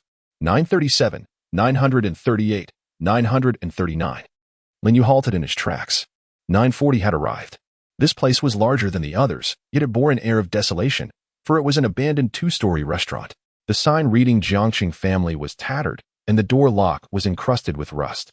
After a moment of contemplation, he approached a nearby window, its glass shattered, only a layer of paper covering the opening. He poked through the paper and opened the window. The windows of such old buildings were not high, allowing Lin Yu to easily slip inside. However, the sight that greeted him was somewhat unexpected. Something felt amiss, despite its dilapidated state. All the tables and chairs were arranged neatly, and the floor was impeccably clean, as if it had just been tidied. This starkly contrasted with the worn and abandoned exterior. Lin Yu's vigilance heightened. He gripped a lie detector and a handgun tightly. As for the lie detector, it was better to have it on hand than not. Nervously, Lin Yu surveyed the restaurant, even finding refuge behind a pillar. Just then, the sound of footsteps echoed in the empty space. Lin Yu cautiously peeked out, following the noise. He spotted a tall, portly middle-aged man descending the staircase, dressed in an elegant deep blue double-breasted suit and polished leather shoes. He adorned himself with an array of glimmering jewelry, a gold watch, gold rings, and a gold necklace. He was the very embodiment of opulence. As he reached the bottom of the staircase, he glanced in Lin Yu's direction. "I see you, young lad. No need to hide. The gathering is the night after tomorrow." "You're a bit early." The middle-aged man spoke with a voice full of vigor. Lin Yu still dared not reveal himself. Although this man appeared to be quite different from the previous junior, Lin Yu was unwilling to take any chances. He concealed himself behind a pillar and inquired, "What gathering?" "I am unaware of it." The middle-aged man burst into laughter. "Oh, is this your first time?" "Considering the timing, it indeed coincides with the arrival of this group of newcomers at the forum." As the middle-aged man spoke, Lin Yu felt increasingly perplexed. "I do not comprehend what you are saying. I merely passed through here." Upon hearing Lin Yu's words, the man's smile broadened. "Young man, not to mention your sneaky demeanor reminiscent of most first-time newcomers I have encountered as a seasoned player. Let me remind you, we who have participated in the death games cannot divulge the words death game to ordinary individuals. Even the slightest hint is forbidden. The moment such a thought crosses your mind, the words you wish to speak will become lodged in your throat. My ability to converse with you so freely indicates that you are indeed a player." The resplendently golden middle-aged man continued, while Lin Yu remained hidden behind the pillar. He felt that the man was not deceiving him. Yet, precisely because they were both players, Lin Yu became even more vigilant. "Isn't there an inherent antagonism between players? Do you not regard me with some caution?" Lin Yu whispered. The middle-aged man chuckled. "Young man, it seems your novice experiences of a confrontational nature. In reality, players seldom find themselves in opposition. Our lives are already precarious enough. Why engage in conflict outside of the game? As the saying goes, harmony brings prosperity." His voice was deep and passionate, remarkably persuasive. Lin Yu believed him to a significant extent, yet he remained cautious. He raised the lie detector in his hand. "Then swear you will not harm me." The middle-aged man appeared astonished. "Huh? Swear? Very well." He raised his right fist. "I harbor no ill intentions towards you and have no desire to cause you harm." Hearing the man's assurance, Lin Yu released the button on the lie detector. Beep! The green light illuminated. Lin Yu finally relaxed his guard somewhat, though he remained watchful. After all, there existed the possibility that this middle-aged man was deceiving him with the truth. However, Lin Yu deemed that minuscule probability nearly negligible. He stepped out from behind the pillar, prompting the older gentleman to raise an eyebrow. "Ah, you are quite the handsome newcomer. Moreover, you found the forum and deciphered the riddle to locate this gathering in just one day. You even had the foresight to scout the area beforehand. Impressive." Lin Yu regarded the kindly middle-aged man before him and decided to be candid. "I genuinely have no knowledge of any gathering or riddle." He spoke earnestly, causing the middle-aged man to pause momentarily before responding. "Then how did you arrive here?" "A card was given to me, which contained this address," Lin Yu replied, pulling a business card from his pocket. Upon hearing the words, the middle-aged man quickly descended. Lin Yu observed him with great vigilance, yet the man exhibited no inappropriate behavior. He merely picked up the business card and scrutinized it repeatedly. Subsequently, he returned the card to Lin Yu, unable to suppress a murmured remark. "How peculiar. Why would someone share the address of the gathering with a newcomer like you? Is there some organization attempting to recruit you? Yet, this seems an odd method of recruitment." The middle-aged man mused, while Lin Yu furrowed his brows. "Thus, what exactly does this gathering signify?" At this juncture, the middle-aged man pondered for a moment. "Well, even though you are a novice and unaware of your own background, since you lack such fundamental knowledge, I shall enlighten you. Nevertheless, you could easily find the answers on the forum once you locate it. I shall provide you this information for free. Consider it a favor I owe you." Upon hearing the man's words, Lin Yu felt a tinge of helplessness. "You trivialize this matter so much. Do you truly wish for me to owe you a favor?" "Ah, sincerity is my ultimate weapon," the middle-aged man replied with a smile, his demeanor shifting to one of solemnity. "In any case, let me pose you a question. As a rookie, what do you believe is the standard for measuring a player's prowess in a death game?" Chapter 32. Forum and Sister Standard of Prowess? As a novice player who had only recently experienced a single game, Lin Yu found himself somewhat bewildered. Yet, he tentatively ventured a guess based on his solitary experience. Perhaps the intensity of the profession? That does play a role, but for most, the intensity is merely a small facet. After all, it varies according to different instances and is not absolute. The middle-aged man shook his finger. Lin Yu pondered for a moment before making another conjecture. Could it be the number of cleared game instances? He reflected on his suggestion. That is not incorrect. Yet it is not a rigid criterion. Many who have navigated numerous instances may not necessarily surpass a remarkably strong newcomer who has only cleared 2. The middle-aged man stroked his chin, the diamond-studded gold watch on his wrist dazzling Lin Yu momentarily. For a newcomer like you, the sole metric of measurement is the quantity of items, the middle-aged man stated, casting a glance at Lin Yu. Young man, the gun in your possession is undoubtedly an item, right? To have acquired such a powerful item reward from the first instance, you possess quite the fortune. Of course, your prowess must be commendable as well. Lin Yu nodded slightly, neither affirming nor denying. A conjecture began to form in his mind. So, these items can indeed be traded among players? The gathering is a venue for players to exchange these items? The middle-aged man was taken aback for a moment before bursting into laughter. Novice, you are indeed perceptive, grasping the concept so swiftly. Indeed. This place is the largest and most reliable offline gathering spot in Jiangxing, where all death game players in Jiangxing come to exchange tradable items. The middle-aged man continued. And Lin Yu pondered for a moment, is the trade conducted with money? The freedom within this realm allows for the use of real-world currency, after all. There are those who excel in the deadly game, yet find their reality fraught with dissatisfaction, inevitably yearning to leverage this game to transform their lives. However, in most cases, individuals prefer to trade using forum points. The middle-aged man spoke, causing Lin Yu to furrow his brow. Forum points? Is that forum merely a platform for strategizing discussions? Lin Yu remarked, prompting the man to chuckle. You truly are an ignorant newcomer. Here, add me on WeChat, and I shall share the forum with you. He produced an antiquated mobile phone from his pocket, a relic from the era of senior citizens. After opening WeChat, Lin Yu scanned his code. The middle-aged man's WeChat name was Harmony Brings Wealth, and his profile picture depicted a honest-looking golden toad, resembling him to some extent. That's it, young man. I've sent you the installation package. Once you've set it up, invite me using my WeChat ID, and you can explore the forum yourself. The gathering is the day after tomorrow, so don't linger here too long. Being seen conversing with me could bring unwanted trouble. The middle-aged man cautioned. And Lin Yu looked at him in surprise. Harmony brings wealth? Do you have many enemies? The man laughed heartily. If you traverse a few more dungeons, you'll surely acquire foes as well. Haven't you encountered anyone to hold a grudge against in the novice dungeon? On the gambling table, even brothers can become foes. In a game where life is the ultimate wager, it's far too easy for animosity to brew between individuals. Lin Yu nodded silently, recalling the faces of Yulonghua, Yao Jingye, Bao Lu, Su Xiaomei, and Xiaoyu. One cannot deny, if any of them were to survive, they would likely harbor a deep-seated hatred for him. Perhaps to the point of seeking vengeance, especially the troublesome duo of Yulonghua and Xiaoyu. With this thought, Lin Yu resolved to speak once more. Harmony brings wealth. Those who perish in the game cannot possibly be resurrected, correct? Indeed, the death game is the final chance. Thus, one must cherish it dearly. I am a firm believer in fate. Your presence here today is a serendipitous encounter. Harmony brings wealth patted Lin Yu on the shoulder.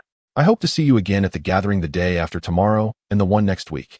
I share that hope, Lin Yu replied, turning to bid farewell to the middle-aged man. He then proceeded to the street corner, mounted his bicycle, and swiftly returned home. By this time, the night had deepened, enveloping everything in silence. However, upon opening his front door, Lin Yu was suddenly confronted by a shadow lunging towards him. What is happening? Could it be that mysterious female junior? No, the height does not match. Could it be her accomplice? Or perhaps an enemy of that middle-aged man? Or merely another player? Lin Yu was greatly alarmed, quickly drawing forth his prop pistol and aiming it at the assailant's abdomen. Yet the next moment, a familiar scent of shampoo invaded his nostrils, followed by a sharp pain in his ear. Ouch, that hurts. Lin Yu cried out. Crack. The girl, gripping Lin Yu's ear, turned on the living room light, her expression decidedly unfriendly. Little Yu, how impressive you are, returning home after 11 for 2 consecutive days.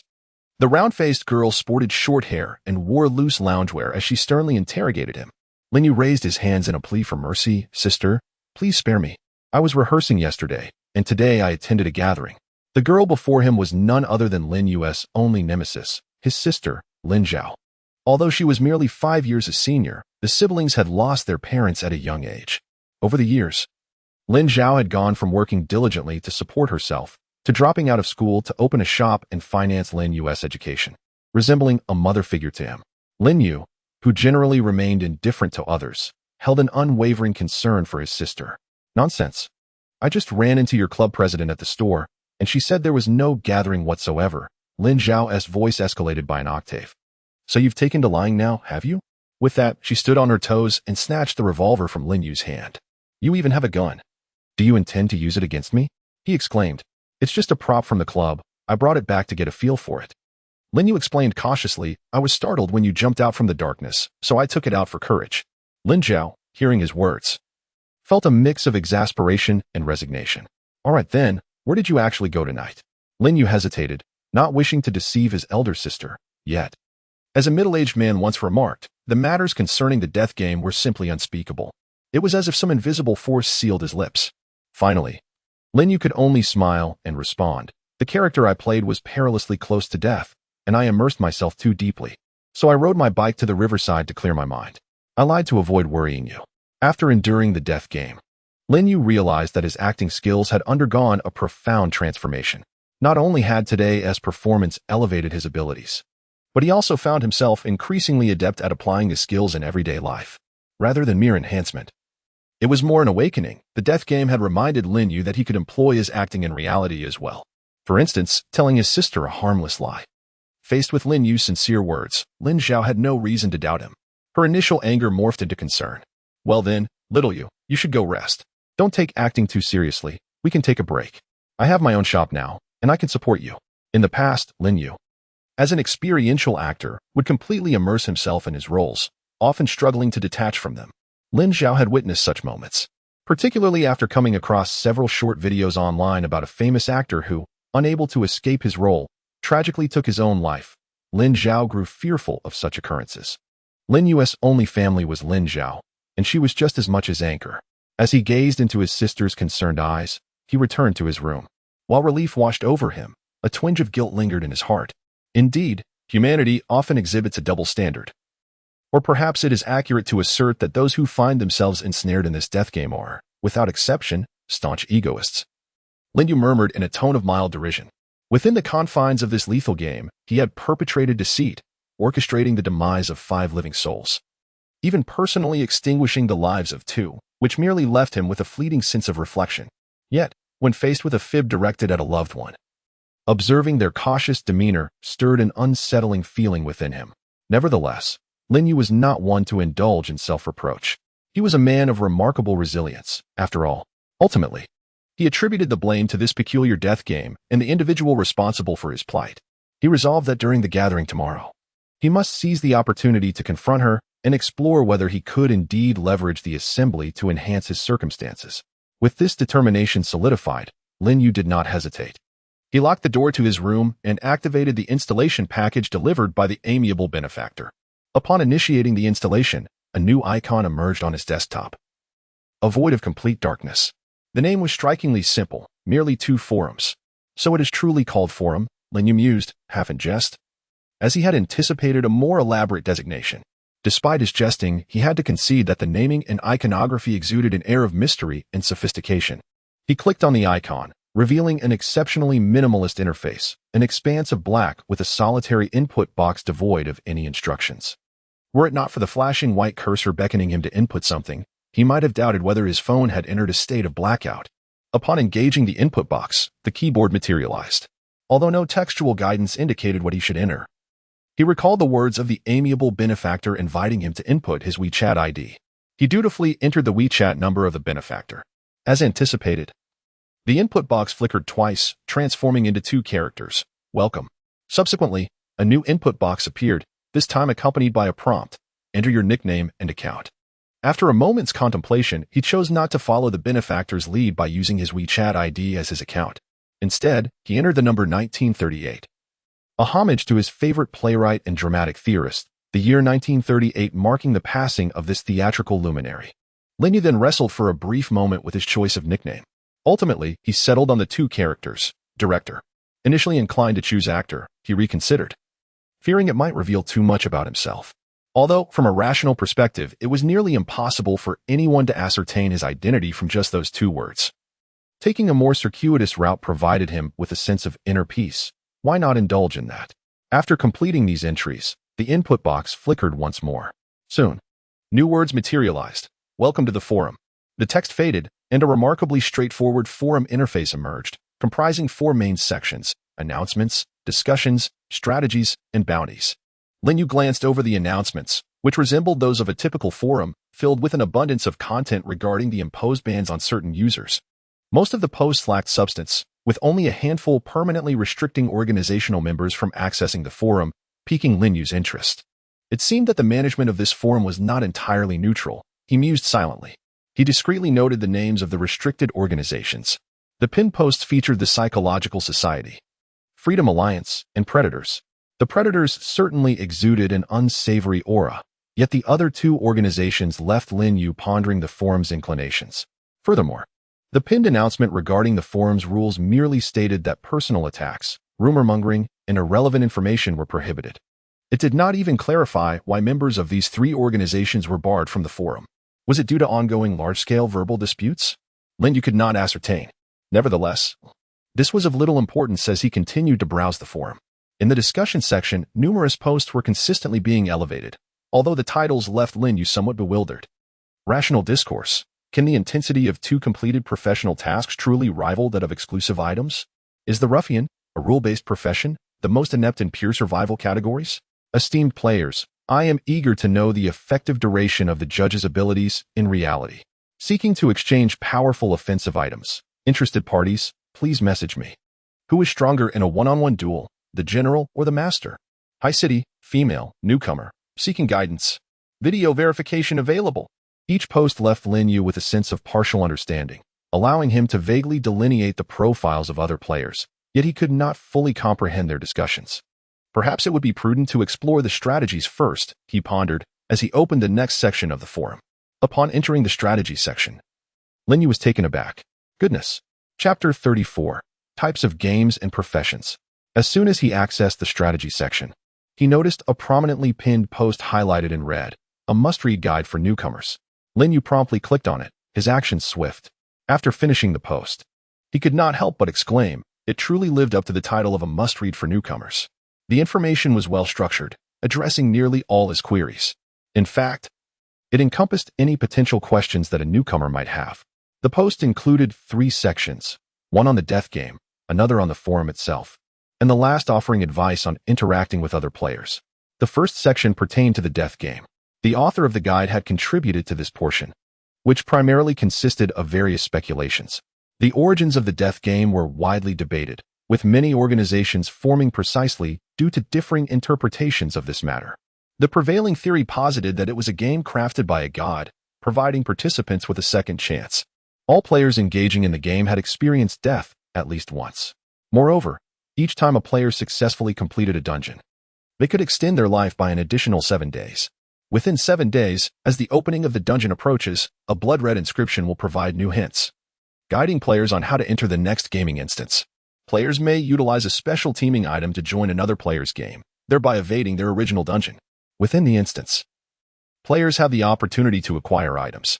As the benevolent Uncle Hachi Shinkai has stated, the quantity of items serves as a significant criterion for assessing the strength of novice players in the early stages.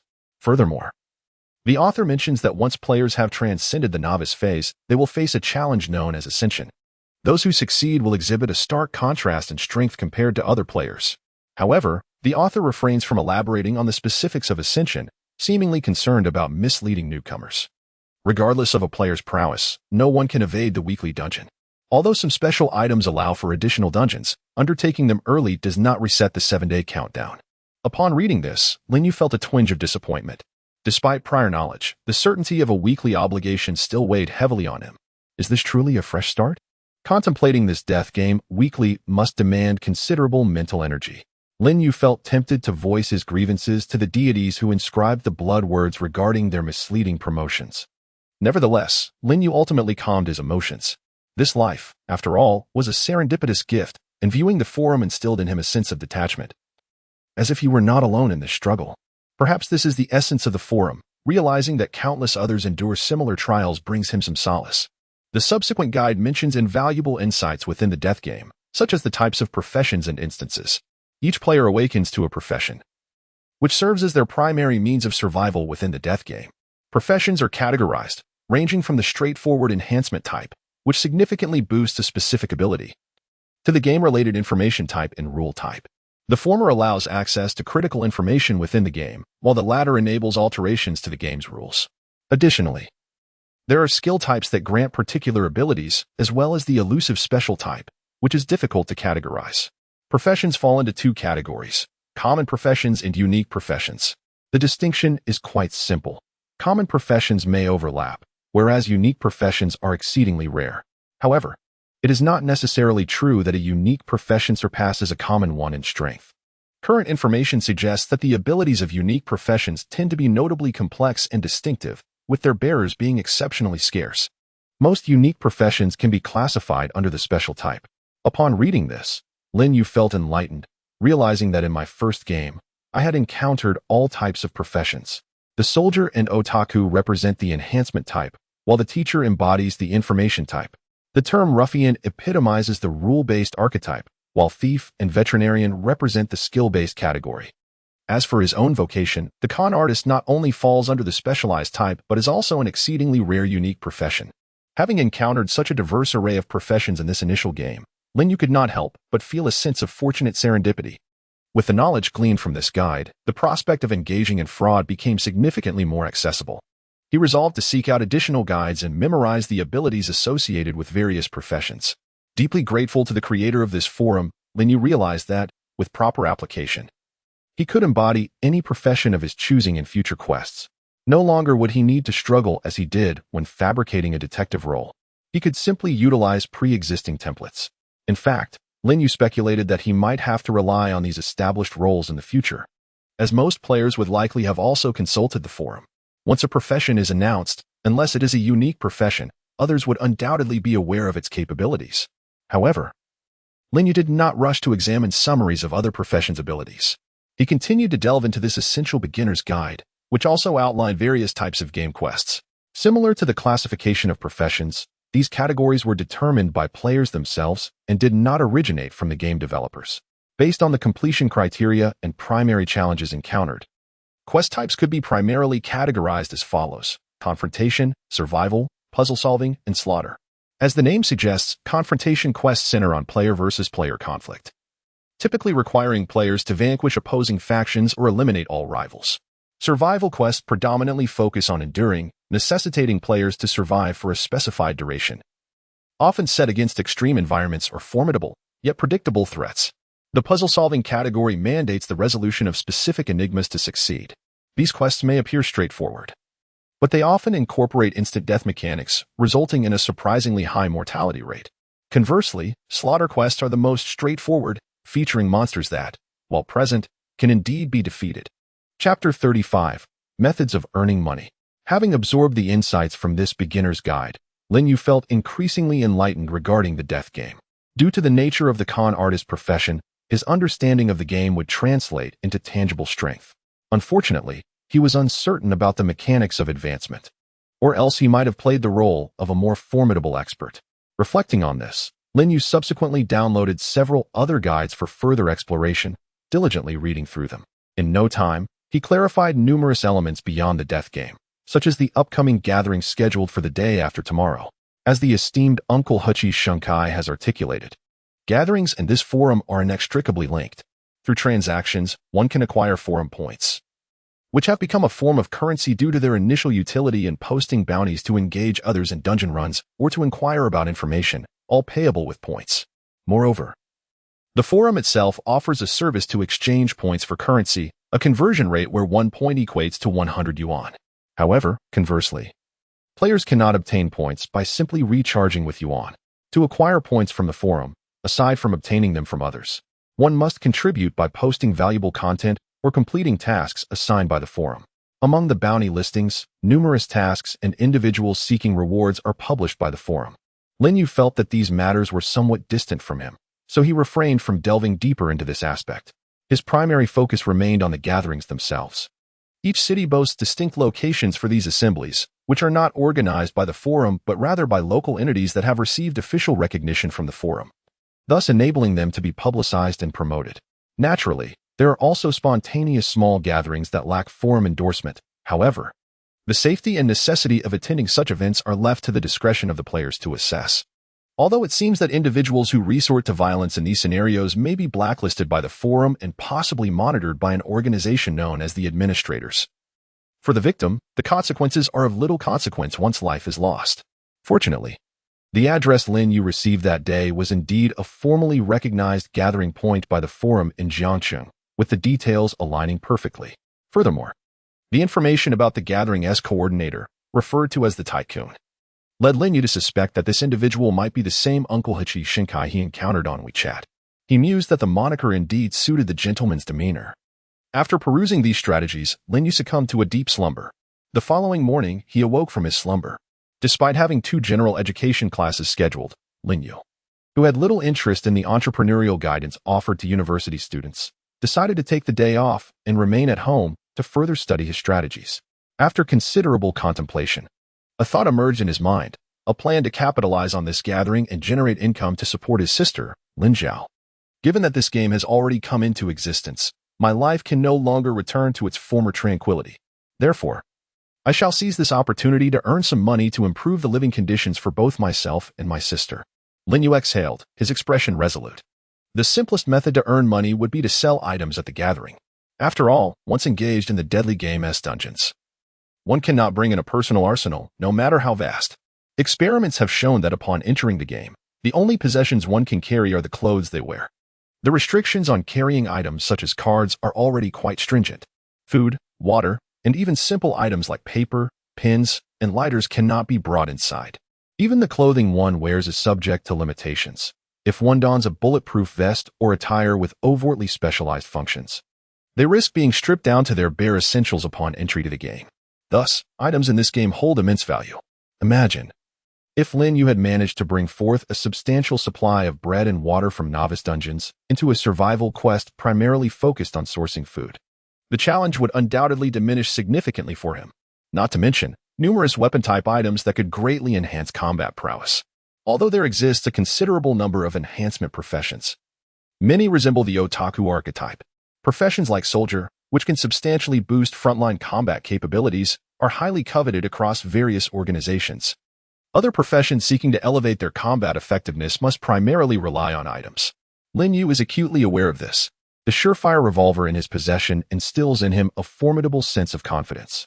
Otherwise, he would not have dared to venture alone to that address yesterday. Thus, a sharp, aesthetically pleasing item such as a machete could effortlessly fetch over 100 credit points. Over 100 credit points translates to a genuine sum of several tens of thousands of RMB. With a stroke of luck in encountering players desperately in need of reliable weaponry, he might even sell it for upwards of 100,000. This thought makes Lin Yu feel a tinge of regret. In the first dungeon, there were numerous exquisite werewolf weapons, yet he barely managed to bring any out. Lin Yu is not foolish enough to consider selling his most trusted trump card, the surefire revolver. Although he estimates its value, based on auction information from forum posts, to exceed 1 million, he has no intention of parting with it. While acquiring money is indeed important, it is not worth risking one's life over. As for the lie detector, its price is unlikely to be exorbitant. More importantly, it aligns seamlessly with Lin Yu's con artist profession. When he was cornered by that lunatic from Yulong Nation in the novice dungeon, it was through the miraculous lie detector that he managed to turn his most dubious statement into a compelling truth, enabling him to alter his fate. Even if it becomes redundant in the future, Lin Yu is not inclined to sell this invaluable asset so easily. In light of these 2 items being unsellable, Lin Yu is still determined not to abandon the opportunity to profit from this gathering. He has conceived a brilliant idea. Chapter 36, Seeking Chinshua. With the procurement complete, Lin Yu exited the small commodity street of Jiangcheng, burdened with a heavy backpack, a smile of triumph illuminating his face. This marks the first step in the execution of his plan. Next, it is time for the second step. Lin Yu opened his phone and located the QQ account of the president, Shen Bingmiao. President, could you do me a favor? Shen Bingmiao swiftly responded with a series of messages. Her penguin nickname was Jiao Shui. Jiao Shui, you wish to command me without joining the club? Jiao Shui, your sister claimed last night that you attended the club dinner, using us as a shield. Are you? Jiao Shui, were you perhaps meeting your little girlfriend? Speak. Jiao Shui, indeed, Lin Yu, you've become quite the figure, directly initiating private interactions with fans. Haven to you? Jiao Shui, the drama club is not merely a stepping stone for you. Shun Bingmiao's barrage of messages continued, accompanied by a plethora of aggressively expressive panda emojis. Lin Yu disregarded Shun Bingmiao's frenzied messages and myriad emojis, focusing instead on articulating his request. Ermu, help me investigate a person. Ermu, Jinhua, male. High school student, likely from Jiangcheng based on his accent. Enjoys watching anime, a quintessential otaku. Ermu, can you extract his information for me? Once Lin Yu finished typing, Shun Bingmiao's onslaught of messages ceased. Shortly thereafter, she initiated a voice call. Has this high school student offended you? Shun Bingmiao inquired directly. Yes. He led me astray in a game and then exposed my information.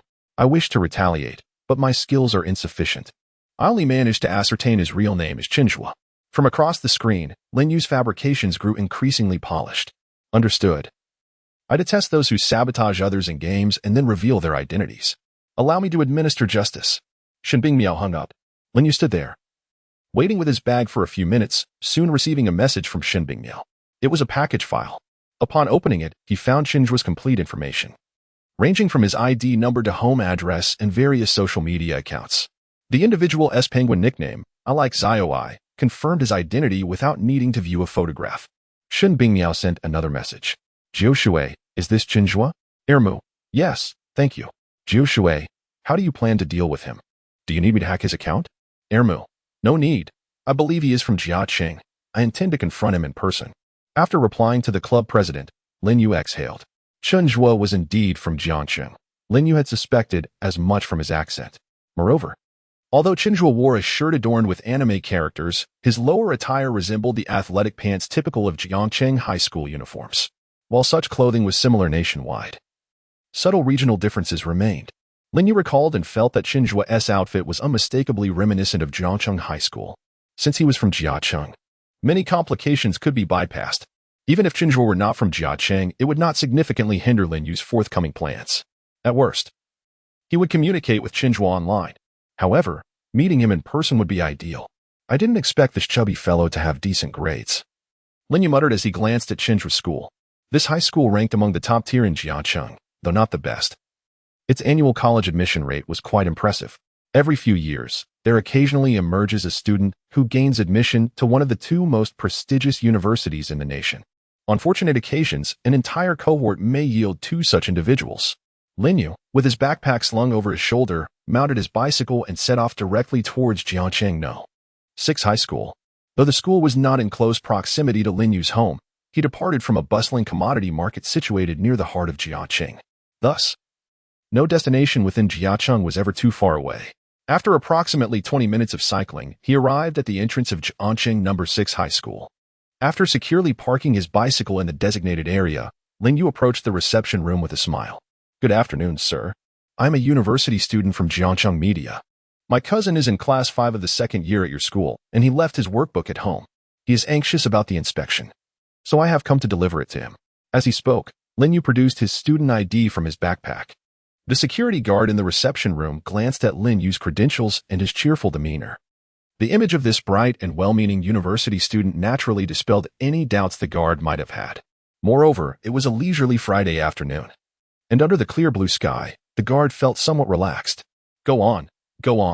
No need to register, the guard said, picking up the remote control to open the gate just a crack. He waved his hand, signaling Lin Yu to enter quickly. Lin Yu nodded appreciatively and slipped through the opening. Thank you, sir, he called out, then jogged across the playground, heading straight for the academic building. At that moment, as classes were in session, the playground was mostly devoid of students, save for a few classes engaged in physical education. Lin Yu wandered through the academic building, quickly discerning the arrangement of classes within Jiangcheng No. 6. The first and second floors housed the 10 classes of the third year, while the third and fourth floors were designated for the second year. Thus, at the end of the third floor, he found it class 5 of the second year. Lin Yu successfully located the classroom, but upon peering through the window, he was taken aback. The room was utterly empty. Not a single soul was present. What?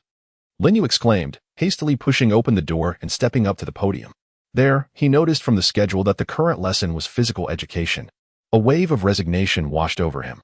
So the classes were indeed outside on the playground. Had he known, he wouldn't have run all the way here. With a sigh, he turned back and made his way toward the exit of the academic building.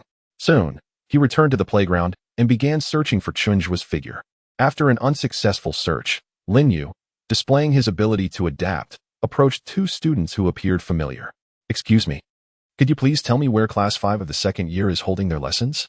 The two high school girls, clad in loose blue and white uniforms, with neatly styled thick bangs and somewhat plain black-rimmed glasses, felt their hearts race when Lin Yu, a member of the drama club, engaged them. "We are from Class 5 of the second year," the taller girl replied softly. "What do you need?" "You are from Class 5? That's wonderful." Lin Yu smiled. "I am Chinjua's older brother, and I have come to deliver something for him." The two girls exchanged glances, their eyes wide with surprise.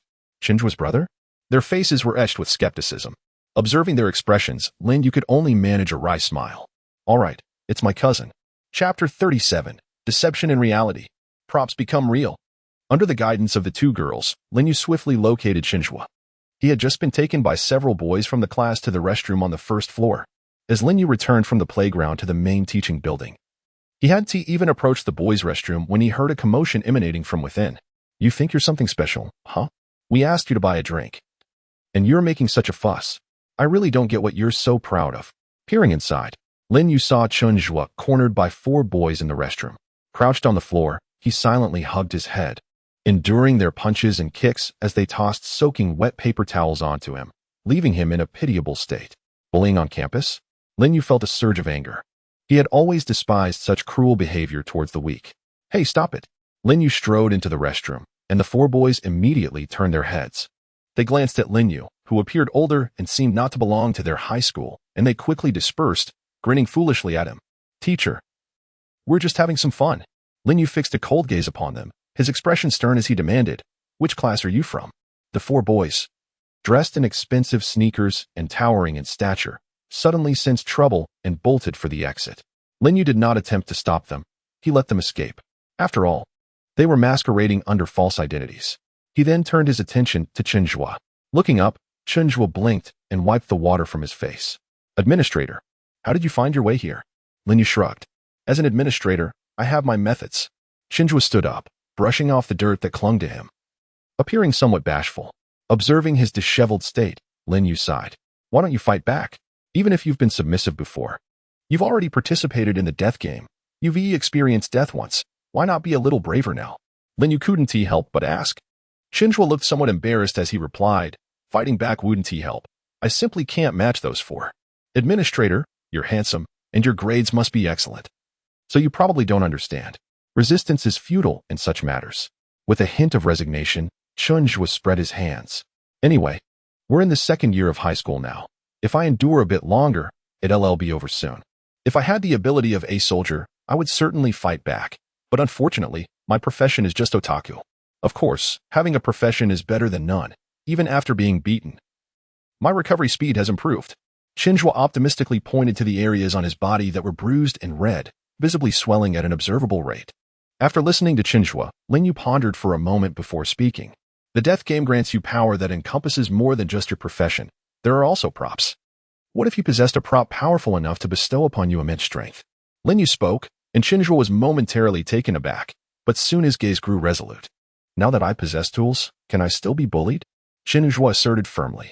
Lin Yu nodded in satisfaction. "Excellent. Please wait a moment." As he spoke, he turned and retrieved a baton and a bottle containing a pale blue liquid from his backpack.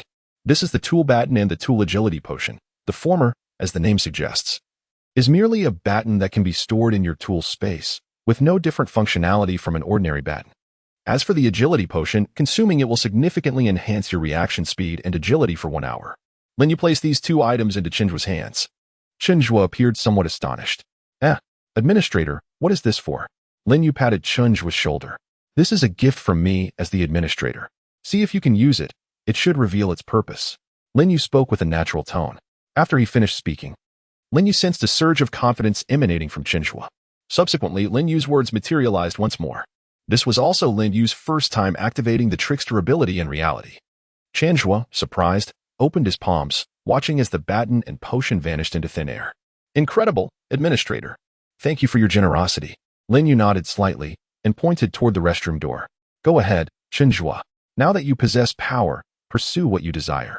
Chinjua, with a serious expression, nodded and summoned the baton and potion once more. He uncapped the potion and drank it in one gulp. Surprisingly, it had a blueberry flavor and was quite delightful. He discarded the bottle, feeling invigorated throughout his body.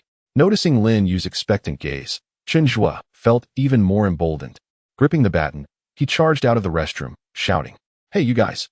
Lin Yu remained in the restroom, elegantly washing his hands, listening to the tumultuous sounds of fighting and shouting outside, feeling immensely satisfied. The baton and potion were, of course, mere fakes. The former was purchased directly from the local market, while the latter was a concoction of food coloring and flavoring that he had mixed himself. This was precisely why Lin Yu sought out Chenhua.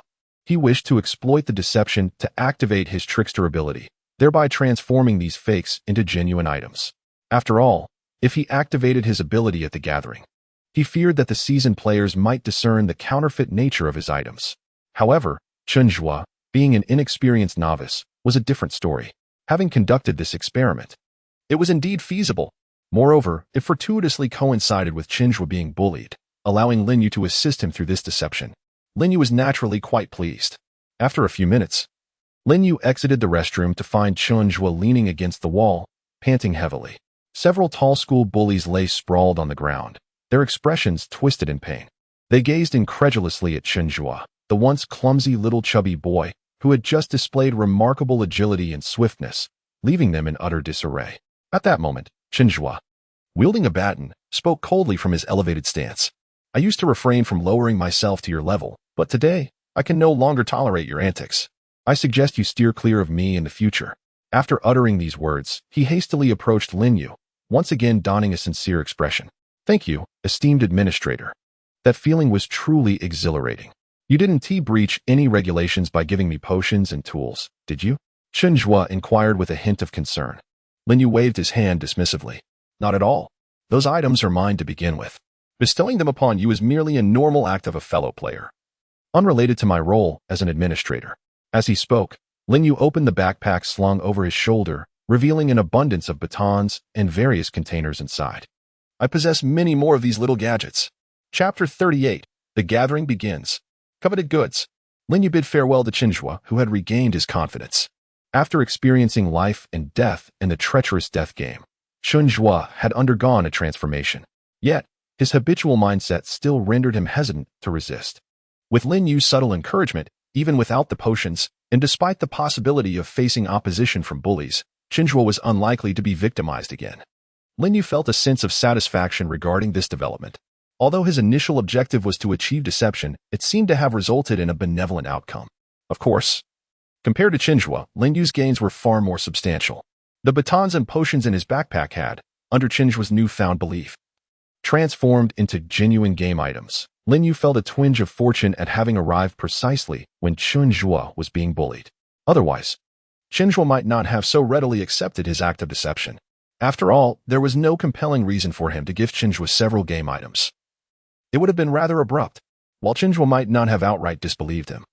Any doubts could significantly diminish the level of belief, thereby adversely affecting the likelihood of those items becoming real. In such a scenario, it might have been impossible to convert all the items into their authentic forms.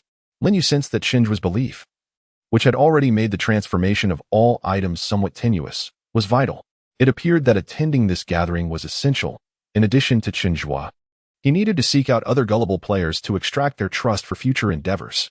Lin Yu mused to himself. Soon, Friday night arrived, and the player gathering in Jiacheng was about to commence. Following the hints from the guide, Lin Yu donned a mask, a baseball cap, and sunglasses, parked his bicycle a distance away from the abandoned restaurant, and walked to the gathering location. Many players participating in the death game had already experienced psychological distortions through their games, making murder and theft a very commonplace tactic for them. In recent years, with the growth of the two just and righteous organizations, Forum and Order, they have collaboratively established a set of customary player rules and created an organization of administrators to sanction players who violate these rules.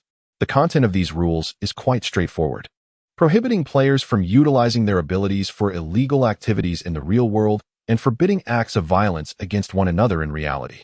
The introduction of these rules and administrators has significantly improved the atmosphere among players, leading to a marked reduction in malevolent incidents. However, one must remain vigilant. The decrease in such incidents does not imply their complete eradication. Although Forum and Order are widely recognized as formidable, the subordinate organization of administrators, comprising skilled individuals from both groups, still lacks sufficient strength to deter all wrongdoing. Thus, for the majority, it is advisable to attend offline gatherings while keeping one's identity concealed. Unless one possesses an unwavering confidence in their strength, it is generally prudent to obscure one's identity as a player. When engaging in activities as a player, one should strive to avoid any exposure of their identity. Lin Yu, being receptive to advice, prepared himself thoroughly before attending the gathering, taking great care in planning his route. He departed around 6 o'clock, but by the time he reached the entrance of the abandoned restaurant he had visited a few days prior, it was nearly 8 o'clock. Lin Yu noticed many individuals around him who were dressed similarly and moving stealthily. These people, obscured by scarves, masks, and hoods made of various materials, quietly made their way toward the restaurant. Lin Yu understood immediately these were undoubtedly players. He blended into the crowd, and soon everyone formed an orderly queue at the entrance.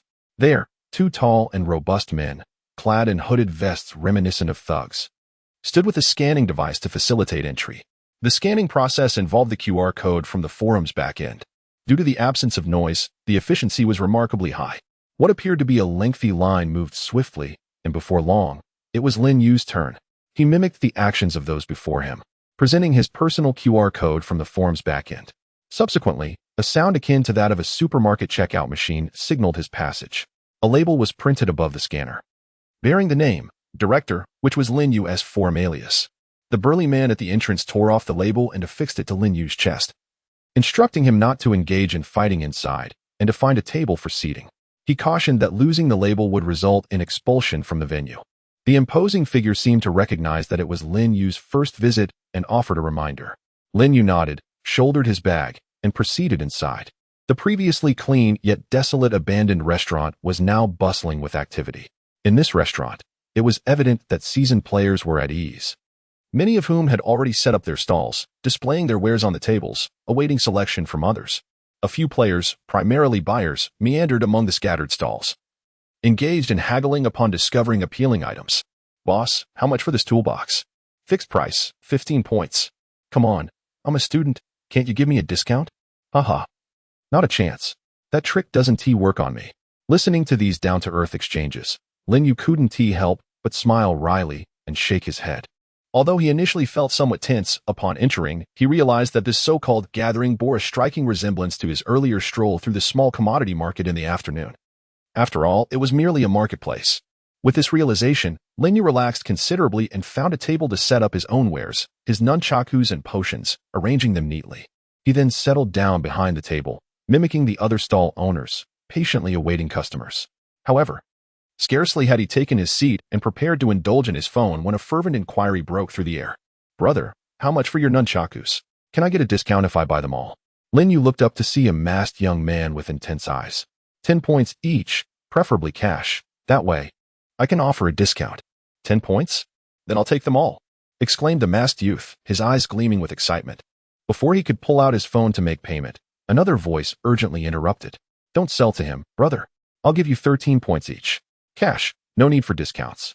As the words fell, a man wearing a mask and a fisherman's hat hurried over, his voice booming, quickly capturing the attention of those present. "Someone's selling weapon-type items. Nunchakus for only 10 points. And cash accepted? Where did this philanthropist come from?" In an instant, players who had been wandering around other stalls rushed over. The stall owners, deprived of potential customers, did not express dissatisfaction towards Lin Yu. Instead, they hastily packed up their stalls and dashed towards him. Weapons priced in the teens were an opportunity not to be missed. Suddenly, Lin Yu's stall was surrounded by a throng of eager buyers. "Bro, I'll offer 15 points, cash. I'll give you 17 points.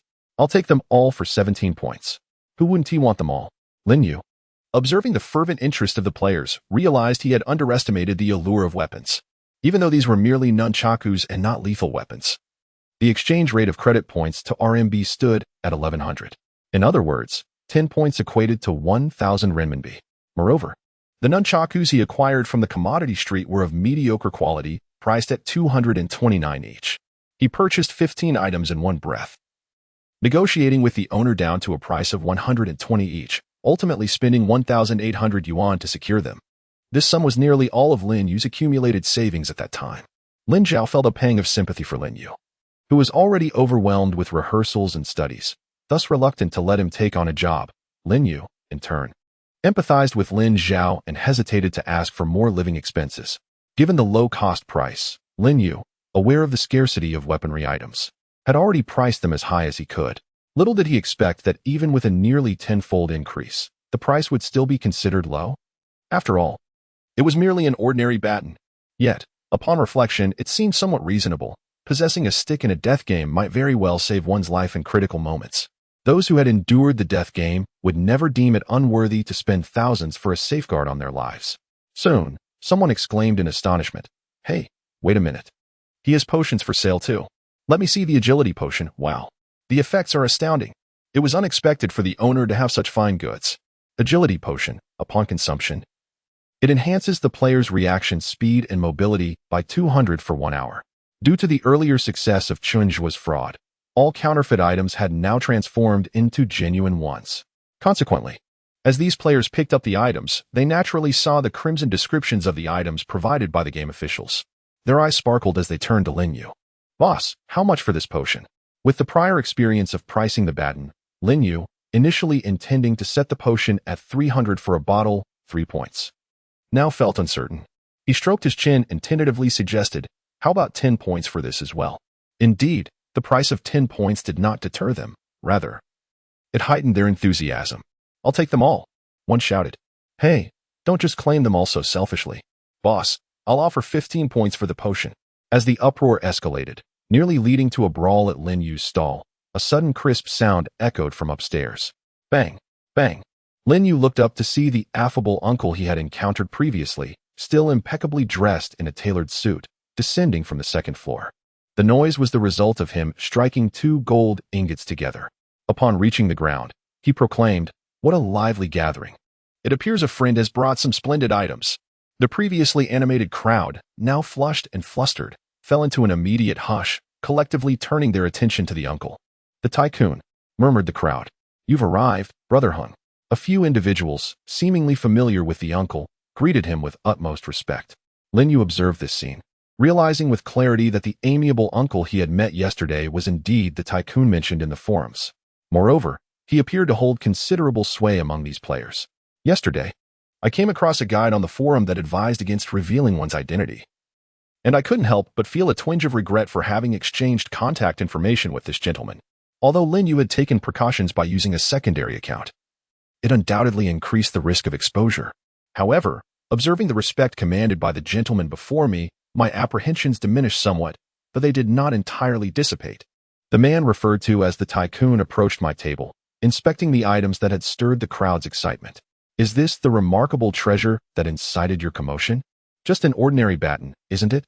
However, this potion is rather intriguing. Still, I didn't expect such a frenzy over it," the tycoon remarked, casting a glance at the gathering.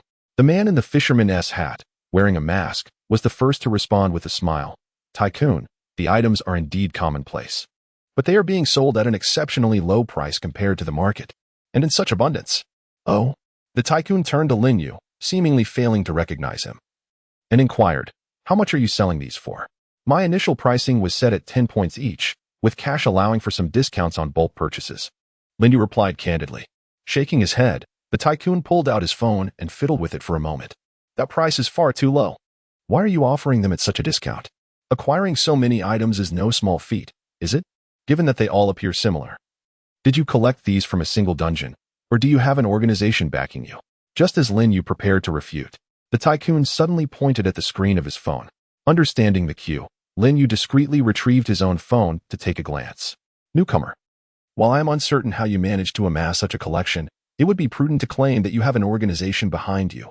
Lin Yu felt a chill run down his spine, yet he raised his head to express gratitude towards the tycoon, nodding slightly. "I indeed belong to an organization, though I cannot disclose its name. Our leader is in urgent need of funds, prompting us to sell some of the items we had previously accumulated.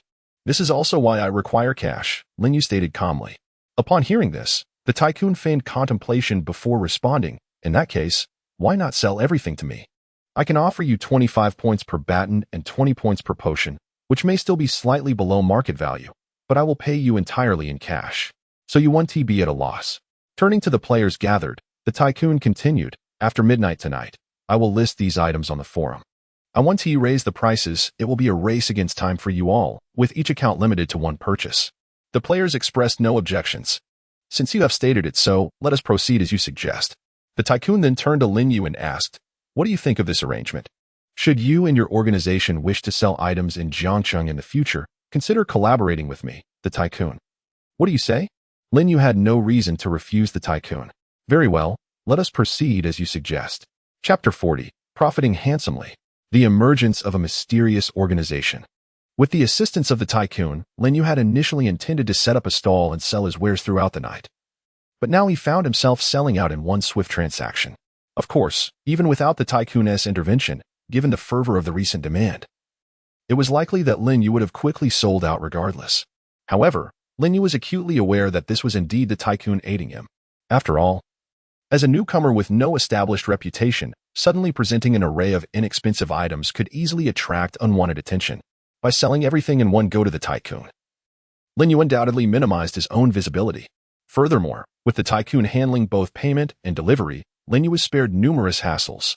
15 batons and 20 vials of potions amounted to a total of 775 forum points. The tycoon honored his promise, conducting the entire transaction in renminbi. To this end, the tycoon even invited Lin Yu to the second floor. What was once a restaurant had been transformed by the tycoon into an opulent office. "Good to see you again, young man." The tycoon smiled at Lin Yu. "You indeed recognized me." Although Lin Yu remained vigilant and cautious, he nevertheless responded courteously.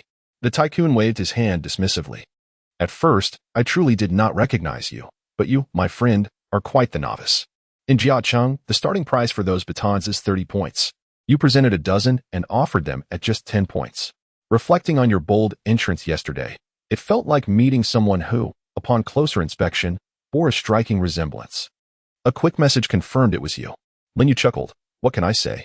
Even after reviewing the strategies on the forum, there were still many things I did not comprehend." "Indeed, you are a genuine rookie who has just cleared your first dungeon," the tycoon remarked, "but you did exceptionally well.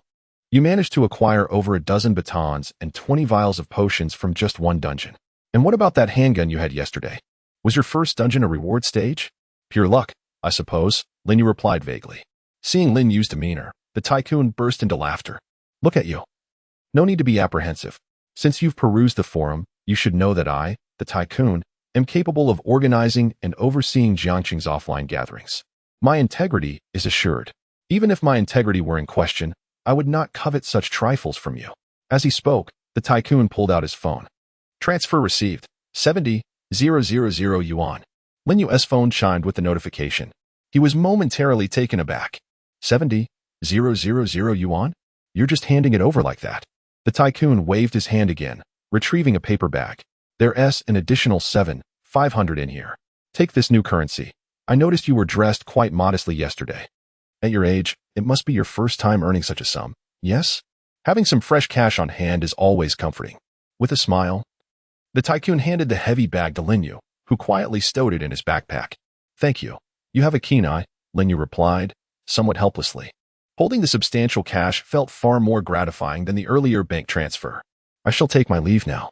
I truly appreciate your assistance." Lin Yu expressed his gratitude and bid farewell before turning to leave the second floor. The tycoon, seemingly indulgent towards himself, raises questions in Lin Yu's mind. Were it not for their current location in Jiangcheng rather than a city in the southwest, one might mistake this tycoon for a straightforward man. His right hand bears a golden wedding ring on his ring finger, prompting Lin Yu to ponder if he has taken a fancy to his own handsome visage. Yet, the lack of a clear reason only deepens Lin Yu's confusion. What could be the cause of this? After Lin Yu departs, the tycoon rises and strides to the window, quietly watching as Lin Yu exits the gathering's dining area without a backward glance. In the office, a door swings open, revealing a tall, imposing man with dark skin. "Boss, why do you hold this young man in such high regard? Although it is rare for a newcomer to present so many items at once, it hardly warrants your level of attention," he queries. The tycoon shakes his head, asserting, "I sense a certain aura about this young man, one remarkably similar to my own. His future is boundless. He is a gem worth my investment." The dark-skinned man remains skeptical. "Spare me the nonsense, boss. You make it sound as if you possess a keen eye for talent. What is the real reason?" The tycoon lets out a resigned sigh. "All right, yesterday, when he arrived. He presented me with a business card bearing our address. Upon inspection, it appears to be from the Psychological Society. He has been selected by them. Moreover, it is likely of the highest caliber. The Psychological Society? The dark-skinned man exclaims in a hushed tone, his expression turning grave. Does that mean, as long as this young man does not meet an untimely end, he is destined to achieve at least Tier 3 status? The tycoon nods slowly. Indeed. And his profession is likely formidable as well. Otherwise, no matter how fortunate one might be, it is improbable for a novice to amass such an array of ordinary items in a single beginner's quest. Unbeknownst to Lin Yu, the tycoon's assessment of him is unfolding. With the event having concluded swiftly, it is still relatively early. Currently, Lin Yu is brimming with excitement over his earnings. Should he make a detour to buy something for his older sister? After all, many of Jiangxing's shops remain open at this hour. Yet, beyond his exhilaration, Lin Yu feels a twinge of curiosity. What was the intention of the individual who left him a business card and subsequently murdered his junior? Was it merely to guide him to the gathering, facilitating his swift integration into the local player community of Jiangxing? Before leaving, he wandered around the restaurant a couple more times. Despite the attendees being masked, he failed to identify anyone who resembled the suspected murderer. Their physique and demeanor simply did not match. As Lin Yu contemplates, laughter erupts behind him. Haha, well done, Lin Yu. You truly are worthy of our selection. Not only did you successfully navigate the first quest, but you also made quite the impression at your first auction. Your potential is indeed immeasurable. Turning around, Lin Yu spots a figure shrouded in black, cloaked and concealed, emerging from a nearby alley. The voice is gravelly, seemingly intent on suppressing its natural tone. Who are you? Lin Yu replies coldly. The man, upon hearing Lin Yu's inquiry, chuckled softly with a raspy voice. My identity is of little consequence. However, I can reveal that I am affiliated with the same organization as the enchanting girl who sent you into the death game and left you her calling card. We are both members of the Psychological Society. Chapter 41. The Impending Battle. Soldier Lin Yu. Psychological Society. Upon hearing this name, Lin Yu's heart sank. Wasn't this the very organization he had encountered on the Forbidden Forum just yesterday? Indeed, they were nefarious. Lin Yu discreetly reached into his coat, concealing his revolver. The guaranteed hit revolver, upon returning to reality, still contained only one bullet, albeit this bullet replenished daily. Unlike in the dungeons where one was limited to a single round throughout the entire game, Lin Yu refrained from brandishing his firearm recklessly, even hesitating to draw it. Although this guaranteed bullet was formidable, his adversary had already introduced himself as a member of an organization, one specifically highlighted by the forum. This signified that the Psychological Society was not only likely malevolent, but also possessed considerable notoriety, potentially large in scale and influence. Taking a step back, aside from the unidentified figure before him, there was at least the deranged individual who had previously shot himself. Thus, Lin Yu resolved to engage in dialogue first. Who are you, and why did you attempt to kill me? He inquired coldly. The man in black laughed. Kill you? No. No. Our intention is not to see you perish, but rather to invite you to join the death game. According to our organization's assessment, you possess great potential. As anticipated, you were selected and successfully cleared the game. Our organization is dedicated to identifying individuals with potential, those capable of achieving extraordinary feats within this game, yet have not yet joined it. We cannot allow their talents to go to waste. Hearing the man's fervent words only reinforced Lin Yu's belief that the members of this organization were rather unhinged. Truly a collection of lunatics, it was no wonder the forum barred their access. The man in black, dismissive of Lin Yu's remarks, retorted, the forum? Merely a refuge for the mediocre. Now, our time is limited. To avoid being interrupted by the inept, I shall proceed with my task. He then turned his gaze toward Lin Yu. So, esteemed Mr. Lin Yu, what profession have you awakened? Lin Yu narrowed his eyes. Why should I divulge that to you? Not to mention that he had awakened the unique profession of trickster, a vocation he was bound to keep secret, even if he had awakened another profession. He had no intention of revealing it to the man in black or the Psychological Society, because this is a further assessment, and it would be wise for you to cooperate. Otherwise, the man in black drew a dagger from his waist. Then I shall have to resort to coercion. Lin Yu, observing the glinting blade in the man's hand, once again felt the weight of danger pressing upon him. If a player participating in the death game is killed again in reality, the outcome is immediate demise. Thus, Lin Yu nearly succumbed to the impulse to shoot. However, he restrained this urge. The figure before him clad in black was his sole lead, and this individual could not perish. Furthermore, Although he had produced a dagger, the threat level was evidently greater. Therefore, Lin Yu spoke coldly. Is that so? I eagerly anticipate your attempt. He holstered his pistol, bending down to retrieve a half-broken brick from the ground. In such an old district, many bricks lay fractured and loose. Easily lifted with a gentle nudge. The black-clad man observed Lin Yu's confident demeanor with surprise. You don't seem particularly afraid of engaging me directly. A brick is no match for a dagger, and you're unaware of my profession, aren't you? It matters not what your profession is. For my awakened vocation is that of a soldier, most suited for combat, Lin Yu declared. He had made his choice. In the face of this enigmatic adversary, he resolved to masquerade as a soldier. After all, the perverse combat prowess of the Yulong nation had left a profound impression on him.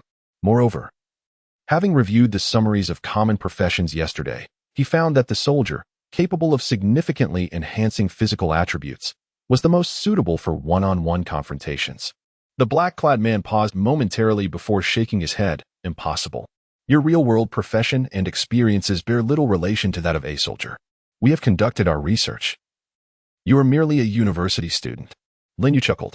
It seems you have never attended university. Are you unaware of the military training involved? Without hesitation, he weighed the brick in his hand, lifting it level before him. Observe closely, fool. Even with your dagger, you cannot compare to the enhancements bestowed upon me by the soldier. The color drained from the black-clad man's face. Lin Yu raised his arm high, brick in hand, and without any restraint, he struck his other arm with the brick. In that moment, as the brick fell, Lin Yu sensed that his words had become reality. The black-clad man, witnessing Lin Yu's reckless act, was convinced of his status as a soldier. After all, who would display such unwavering confidence by deliberately injuring themselves before a fight if they were not truly assured of their prowess? This was precisely Lin Yu's intention. He deliberately lifted the brick high, allowing his opponent time to contemplate and evaluate, fostering belief in his capabilities. As for the decisiveness and confidence, those were mere performances. And his gamble paid off. As belief surged within the black-clad man, Lin Yu truly became a soldier. He felt his physical attributes multiply, his entire being brimming with vigor, and his body astonishingly agile. With a resounding crack, the brick struck Lin Yu's forearm, sending a slight twinge of pain through him. Yet, the enhanced skin, muscles, and bones had significantly bolstered his resilience, rendering the impact merely a fleeting discomfort, without any substantial harm. The brick struck Lin Yu's arm, shattering into two pieces. Lin Yu turned his gaze towards the figure clad in black. Well, now you are aware of my profession. Since you just acknowledged that you and the one who attempted to take my life belong to the same organization, seeking vengeance upon you seems entirely justifiable, does it not? Lin Yu asserted, tightening his fists. It's time to reveal your profession. Otherwise, do not blame me for pressing you. The figure in black, observing Lin Yu's formidable presence, broke into a smile. Let me enlighten you. Although your profession is soldier, the organization has dispatched me to engage with you due to my own profession, which is quite capable of handling such situations. Oh, Lin Yu narrowed his eyes, scrutinizing the figure. The black-clad individual sheathed his dagger and produced two pitch-black spheres from within his attire. Surprised, aren't you? My profession, while not unique, is certainly rare and formidable. I am a ninja. Farewell, Lin Yu.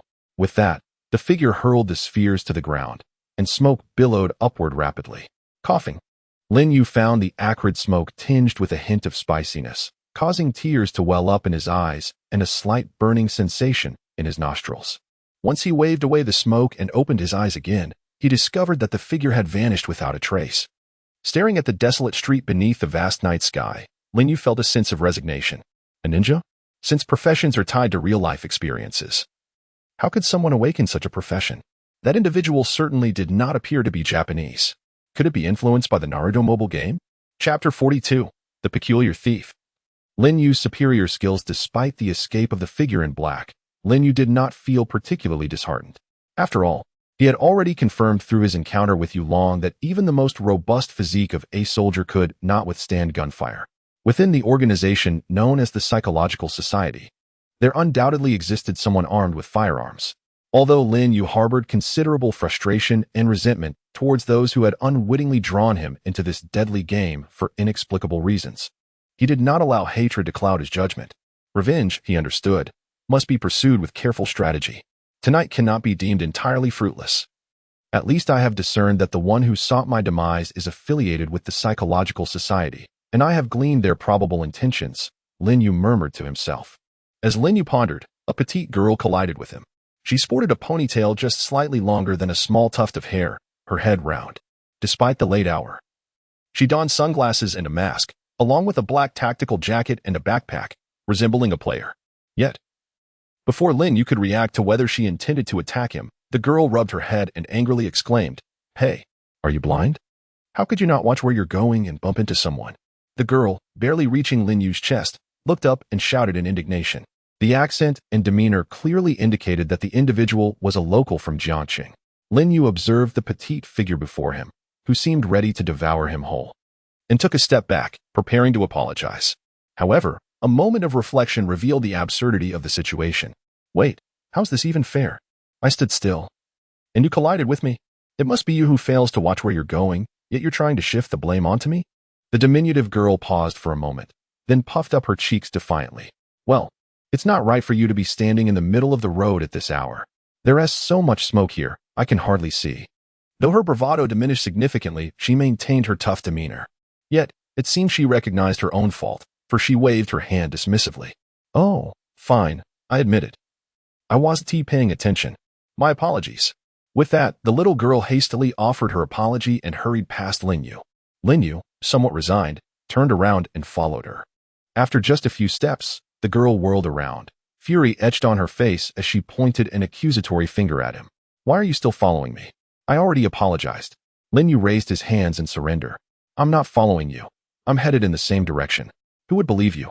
It's the dead of night, and your face is covered. You're a player too, right? How do I know you're not planning to rob me? She brandished a utility knife, flicking the blade menacingly. Don't come any closer. Keep your distance. I'm not to be trifled with. My profession is quite formidable. I'm a soldier. The girl declared fiercely. Lin Yu gazed at the utility knife, as petite as the girl herself, and sighed. The deception surrounding the soldier class was still in effect.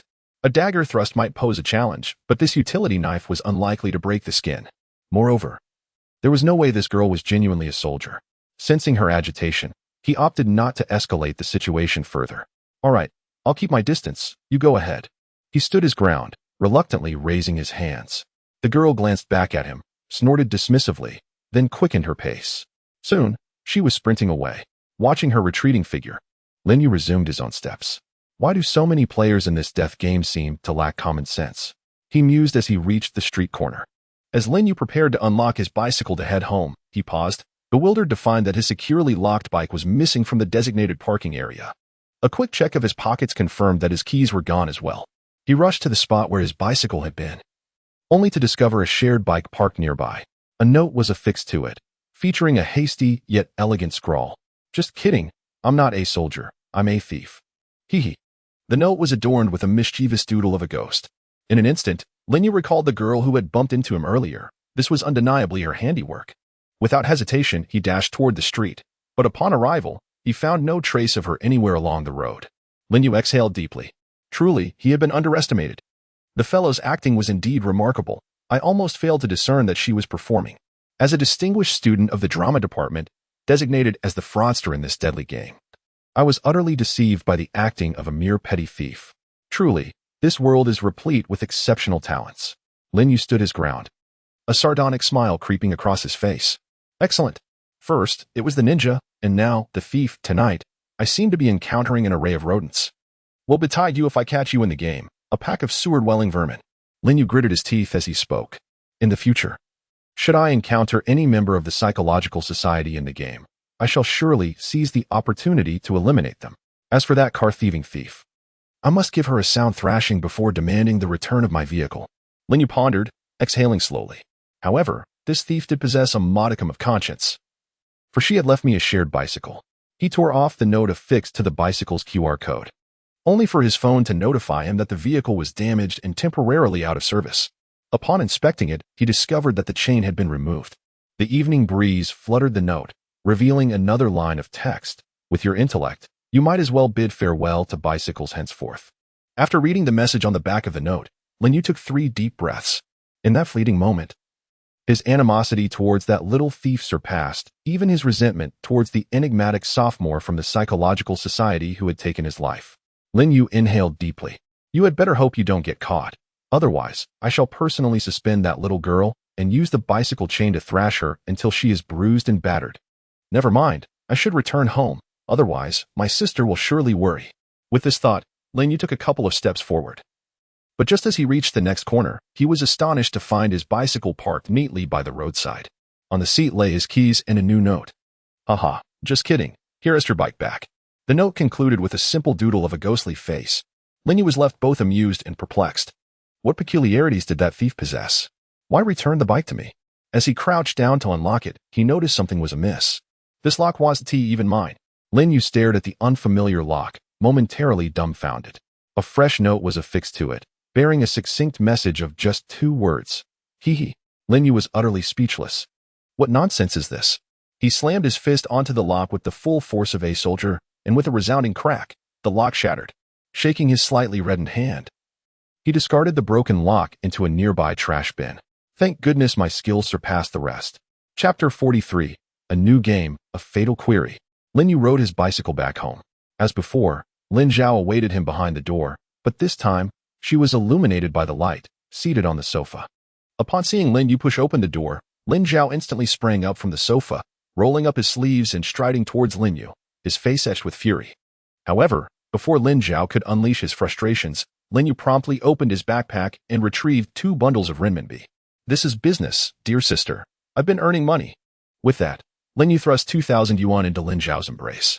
The sight of the pink banknotes instantly extinguished the anger on Lin Zhao's face.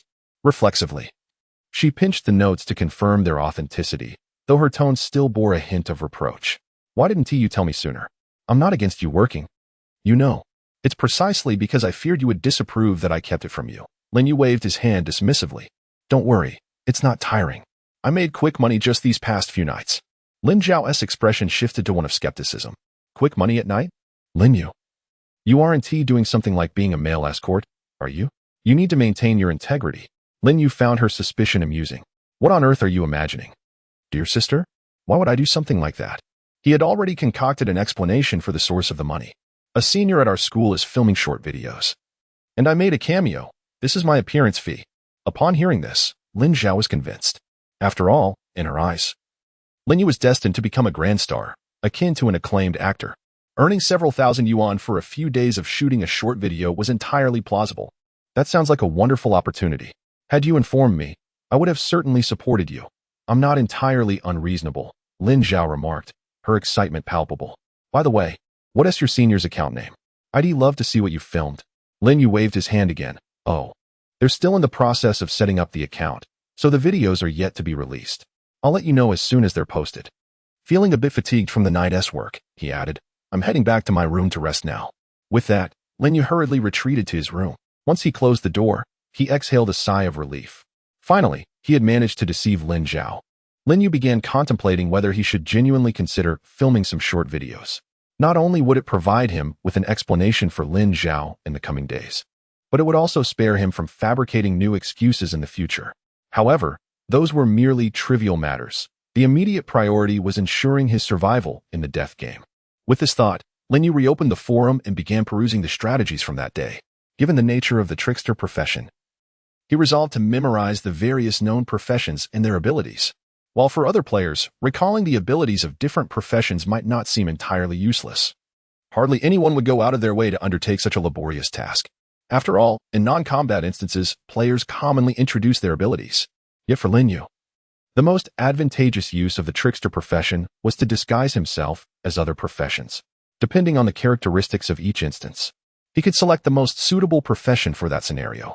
Naturally, in addition to this, he was also studying ordinary instant strategies. Before he knew it, for days had swiftly passed. Lin Yu spent the entire weekend sequestered in his room under the pretext of reviewing scripts, diligently studying various gaming strategies. Even during the 2 school days, he devoted every spare moment beyond classes and rehearsals to fervently mastering these tactics. This endeavor significantly enriched his theoretical understanding of the death game.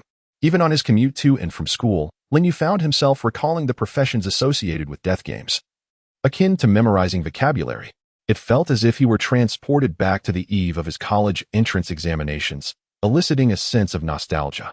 As the clock struck 12 on Tuesday, a change appeared in the ominous red text before him. Less than 24 hours remain until the latest start time for the next game. Please find a body of water deeper than 50 centimeters and fully immerse yourself before midnight tonight to await entry into the game. Upon reading the blood-red words, Lin Yu understood intuitively that this was the method of entry for the upcoming game. Through his recent forum explorations, he had learned that entering the death game each week was not as straightforward as simply stepping in. Rather, it required heeding certain blood-red prompts, which bore resemblance to various methods of death. Today's prompt seemed to mimic drowning. Fortunately, it wasn't overly demanding. Otherwise, it could have posed quite a challenge. Lin Yu mused to himself. Failing to follow the prescribed method for entering the instance would not result in erasure at midnight. Rather, he would be forcibly thrust into the scenario. However, such circumstances typically entailed severe penalties within the instance. In some cases, one could perish immediately upon entry, rendering the punishment akin to death itself. As a novice who had just cleared a beginner's instance, Lin Yu had no desire to confront high difficulty in his second challenge. Therefore, he had made arrangements early on to find a suitable water source, and fortunately, he had one at home, although their dwelling was rather dilapidated. The bathroom was surprisingly spacious. Previously, Lin Xiao had whimsically purchased a large wooden soaking tub, intending to indulge in leisurely hot baths. However, he soon realized this was an extravagant waste of water, especially considering the considerable amount of gas required to heat such a large tub. Consequently, the tub had gone largely unused, relegated to the balcony. Taking advantage of Lin Xiao's absence, Lin Yu returned home early from school and cleaned the tub thoroughly in the bathroom. He then patiently awaited Lin Xiao's return that evening. "You're back quite early. You brought that tub out?" Lin Xiao remarked. "Yes, I thought I might enjoy a hot bath after studying tonight," Lin Yu replied, to which Lin Xiao seemed unperturbed. After sharing dinner, Lin Yu retreated to his room to review a few final strategies, reinforcing the professions he had memorized earlier. As midnight approached, Lin Xiao had already settled into bed. Lin Yu tiptoed into the bathroom and locked the door behind him. Forum members generally believed that the methods of entry were closely tied to the game's content. This time, as my instance likely pertained to water, I would adopt the roles of either a fisherman or a sailor to the best of my ability. Lin Yu, clad in flip-flops and a vividly tropical shirt and shorts, took a deep breath and plunged into the water barrel. Holding his breath, he soon felt his consciousness begin to fade, and before him appeared blood-red words. Joining the game shortly. Game title, Island Survival. In a daze, the blood-red words seemed to writhe momentarily. However, they swiftly returned to a regular formation. Game title, Deadly Quiz. Objective, solve the necessary puzzles. Number of players in this game, 5. Chapter 44. Entering the instance. Encountering the car thief again. An irate Lin Yu. Cough, cough. Lin Yu sat up from the water, expelling the liquid from his mouth. His clothes and hair were drenched, and the air was thick with a damp scent. He quickly wiped the water from his forehead and surveyed his surroundings. This was an empty room, roughly the size of a classroom, with pristine white walls and ceiling radiating a gentle glow. At the top and bottom of the walls, there were square openings. The upper one was slowly leaking water, while the lower one was draining it. The drainage was evidently faster than the inflow, causing the water level, which had previously reached his chest, to recede rapidly to his lower abdomen. Apart from these features, the room held nothing else. As Lin Yu looked around, he noticed the other 4 players, as indicated by the game prompt. Cough, cough. They too had just emerged from the water, drenched and expelling the water from their mouths and noses. Lin Yu scrutinized them, as was his habit. One was a burly man with dark skin, dressed in a blue shirt and trousers, wearing a white safety helmet. Nearby, 2 young adults supported each other. The male donned a gray hoodie and jeans, while the female was clad in a pink tracksuit. They appeared to be typical university students. Lin Yu raised an eyebrow in curiosity. It seemed these 2 were acquainted, and their relationship appeared overly intimate, likely a couple, or at least in a flirtatious relationship. He had read about forming teams in forums. Certain special items could temporarily enable 2 or more individuals to participate in the same instance. He hadn't anticipated encountering a couple in his second instance. His gaze then fell upon the last player. He paused momentarily. This individual was a somewhat younger female, likely not much taller than his club president, Shun Bingmiao. She wore a black windbreaker and cargo pants, her hair tied in a single ponytail, short in length, and she sported a pair of round black sunglasses atop her round head. Lin Yu felt her attire looked somewhat familiar, though he couldn't pinpoint it at that moment, until he saw the girl's head turn towards him, and although separated by sunglasses, Lin Yu was certain their eyes met. In that fleeting moment of connection, the lower half of her face, devoid of a mask, revealed slightly parted lips, seemingly expressing surprise. In that fleeting moment, Lin Yu was certain that this was the scoundrel who had stolen his bicycle. A surge of uncontainable rage coursed through him, yet a sense of ironic relief flickered across his face. Truly, karma is swift. Who would have imagined I would encounter you in this game? Lin Yu rose from the ground, water dripping from him as he advanced towards the young girl. I'll make sure to break your legs. The girl, upon witnessing Lin Yu's expression, was instantly gripped by fear. Hey, don't come any closer. She hastily scrambled to her feet and began to retreat. This dungeon's hints suggest it's likely a cooperative and puzzle-solving scenario. There's no need for violence. Lin Yu's smile became increasingly sinister. I understand, but breaking your legs shouldn't interfere with puzzle-solving, right? The girl quickly pulled out a utility knife, her face paling. Just don't approach me. If we actually fight, it's uncertain who would prevail. Trying to play the soldier role, are we? Do you think I'm unaware that you're a thief? Lin Yu retorted. I wouldn't dare. Besides, even if I were a soldier, it wouldn't matter. You are one too. The girl wore a sorrowful expression, adding, but don't think being a soldier grants you free rein. My knife is quite sharp. Lin Yu chuckled coldly at her words, and then drew out his guaranteed revolver. Is that so? Your knife has no comparison to this. The appearance of the gun shattered the last vestige of the girl's psychological defenses. With a thud, she knelt in the water, her face contorted in despair. Brother, I was wrong. I was just joking. I'll return your bicycle. I even saw you effortlessly break that lock from afar. Seeing how swiftly the girl surrendered, Lin Yu felt a twinge of helplessness. It seemed the soldier class held significant sway among ordinary professions, especially with a gun in hand. Indeed, the other three players observed the interaction between Lin Yu and the thief girl, their respect for him growing, recognizing the weight his soldier status and firearm carried. Eventually, the uncle in the white safety helmet, mustering his courage, spoke up. Ahem, young man, it seems there's a bit of conflict between you and this girl in reality. She pranked you by locking your bicycle, correct? In my opinion, she is indeed mischievous, but it's unnecessary for you to escalate things in a death game. Especially since this is a cooperative game.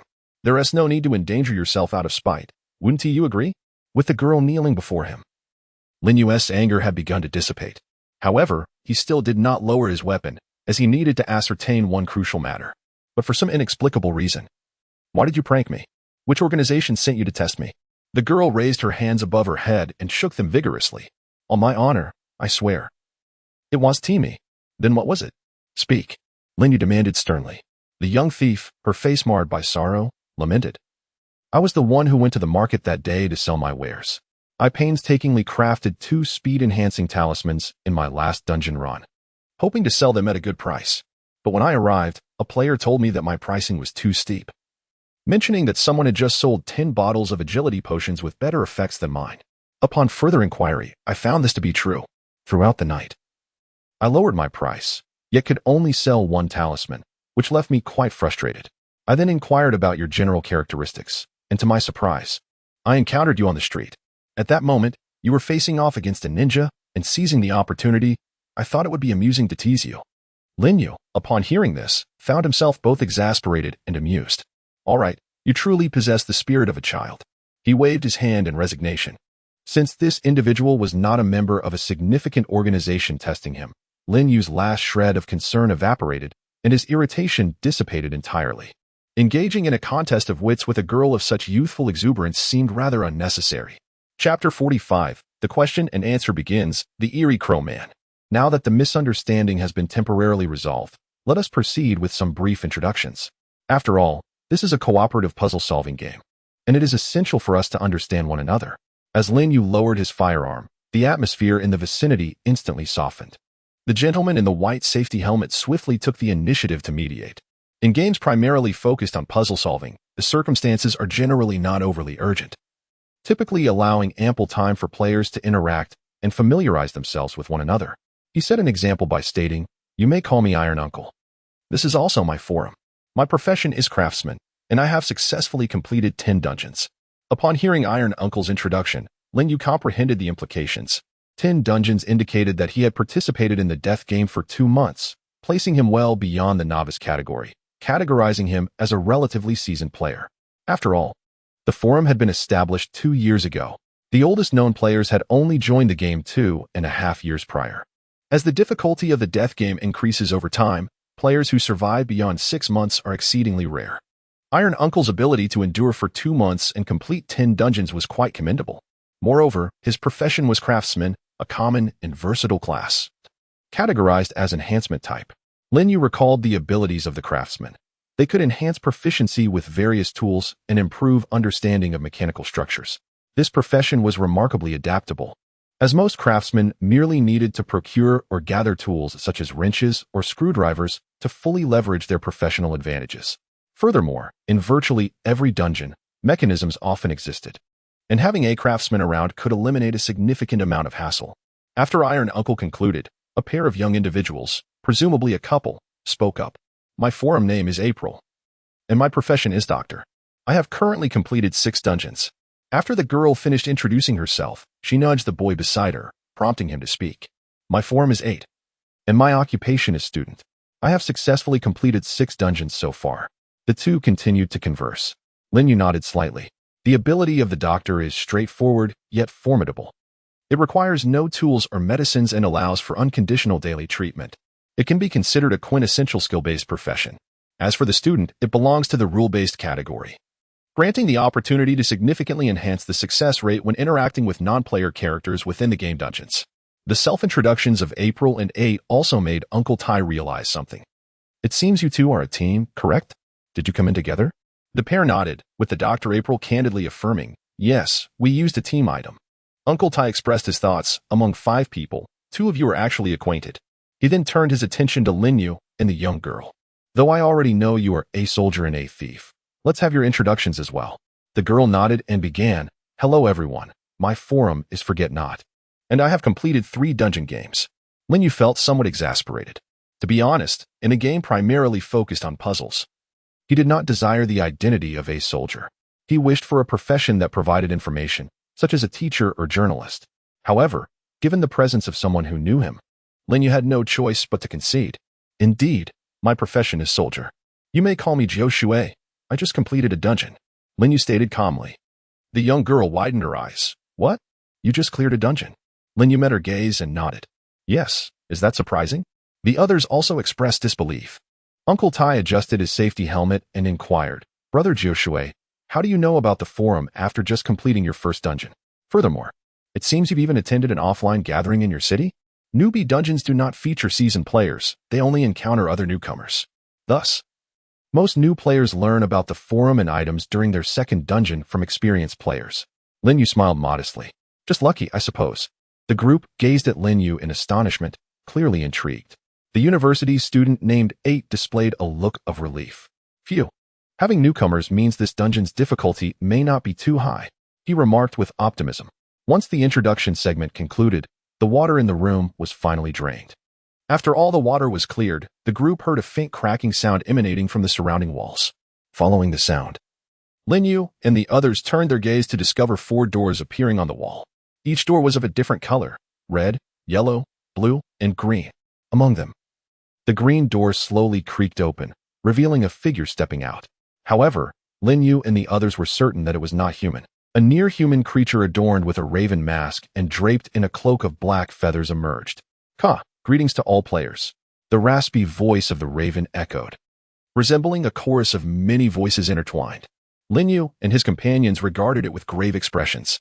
Before entering, the blood-red prompt had revealed the dungeon's name and the conditions for completion.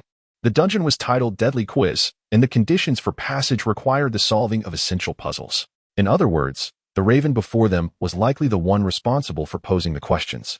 Indeed, after a brief pause, the raven spoke again. I shall serve as the examiner for this round. I will present you with questions and hints. There are 3 rooms in this game. I have set 3 questions in each room, 2 reward and punishment questions, and 1 choice question. The reward and punishment questions will yield rewards for correct answers and penalties for incorrect ones. As for the choice question, only a correct answer will grant you passage to the next room. Answer all choice questions correctly to complete the dungeon.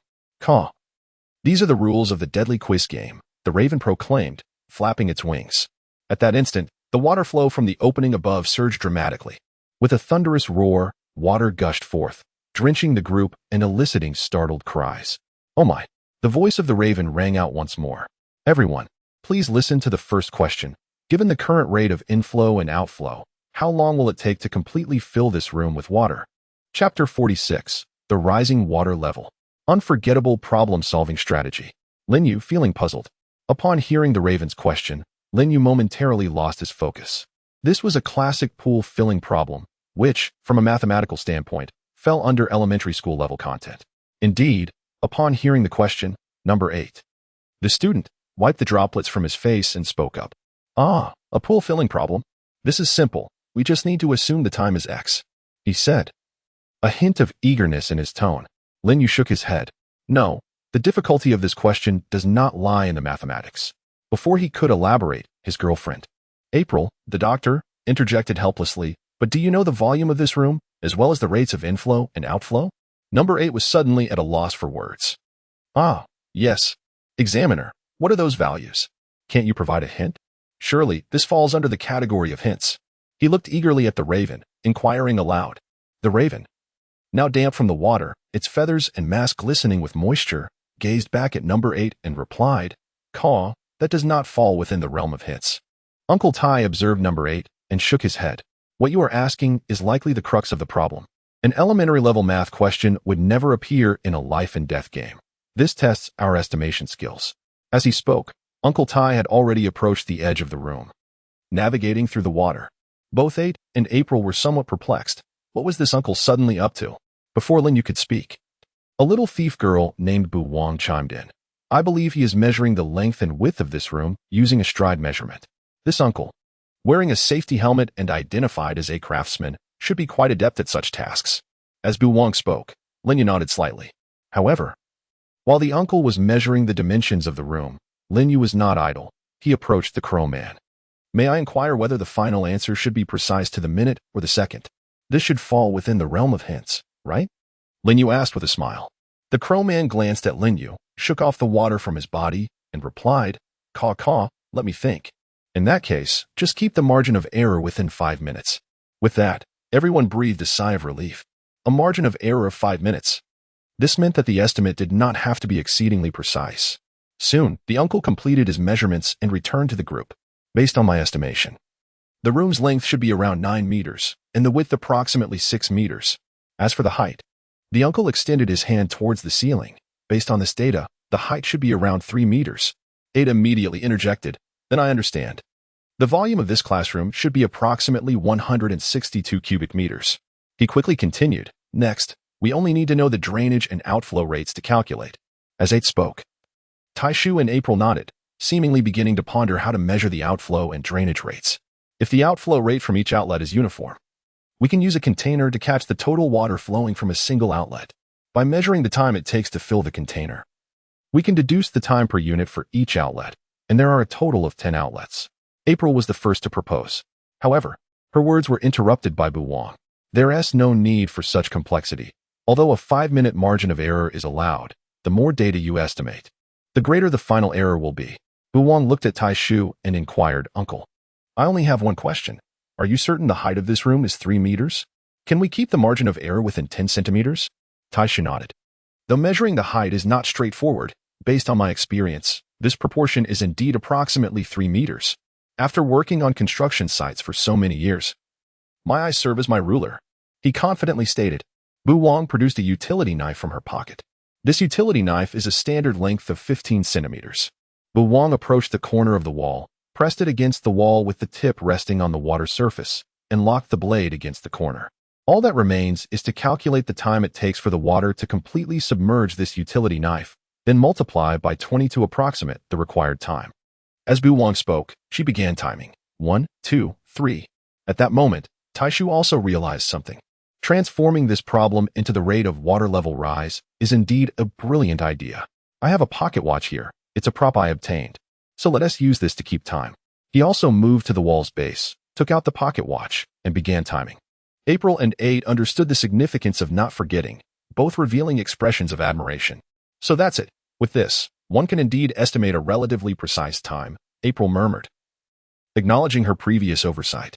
8 smirked. I initially thought it was a math problem, but it turned out to resemble a riddle, allowing this thief to steal the spotlight. Upon hearing her boyfriend's slightly envious remarks, April nudged him in the ribs. Mind your words. Stop being so vain and speaking without thought. Her tone bore a hint of displeasure. In response, 8 awkwardly rubbed his nose and squatted down. Perhaps aligning our gaze might yield more accuracy. I'll assist in monitoring when the water ceases to rise. Observing the group huddled in the corner, watching the water level ascend, Lin Yu felt something amiss. As Uncle Tai had initially suggested, a simple elementary math problem could not possibly manifest within a life-and-death game. Initially, everyone believed the challenge lay in estimating various data points. However, once not forgetting simplified the data to the straightforward indicator of water level, coupled with the Raven's allowance of a 5-minute margin of error, the problem seemed excessively simple. Yet, what if one were to consider an alternative perspective? Just as 8 had remarked, what if this was not a logical or mathematical conundrum, but rather a riddle? The hallmark of a riddle is the presence of traps within the question.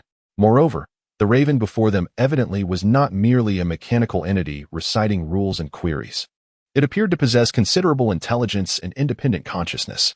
It could discern which of its questions and 8's could be answered. However, Lin Yu found something peculiar in the Raven's tone following its earlier response. Reflecting on it, he noted that even a simple hint or a statement regarding the rules had been delivered using 3 vague and uncertain tones. The Raven seemed indifferent to the margin of error, casually mentioning a 5-minute span.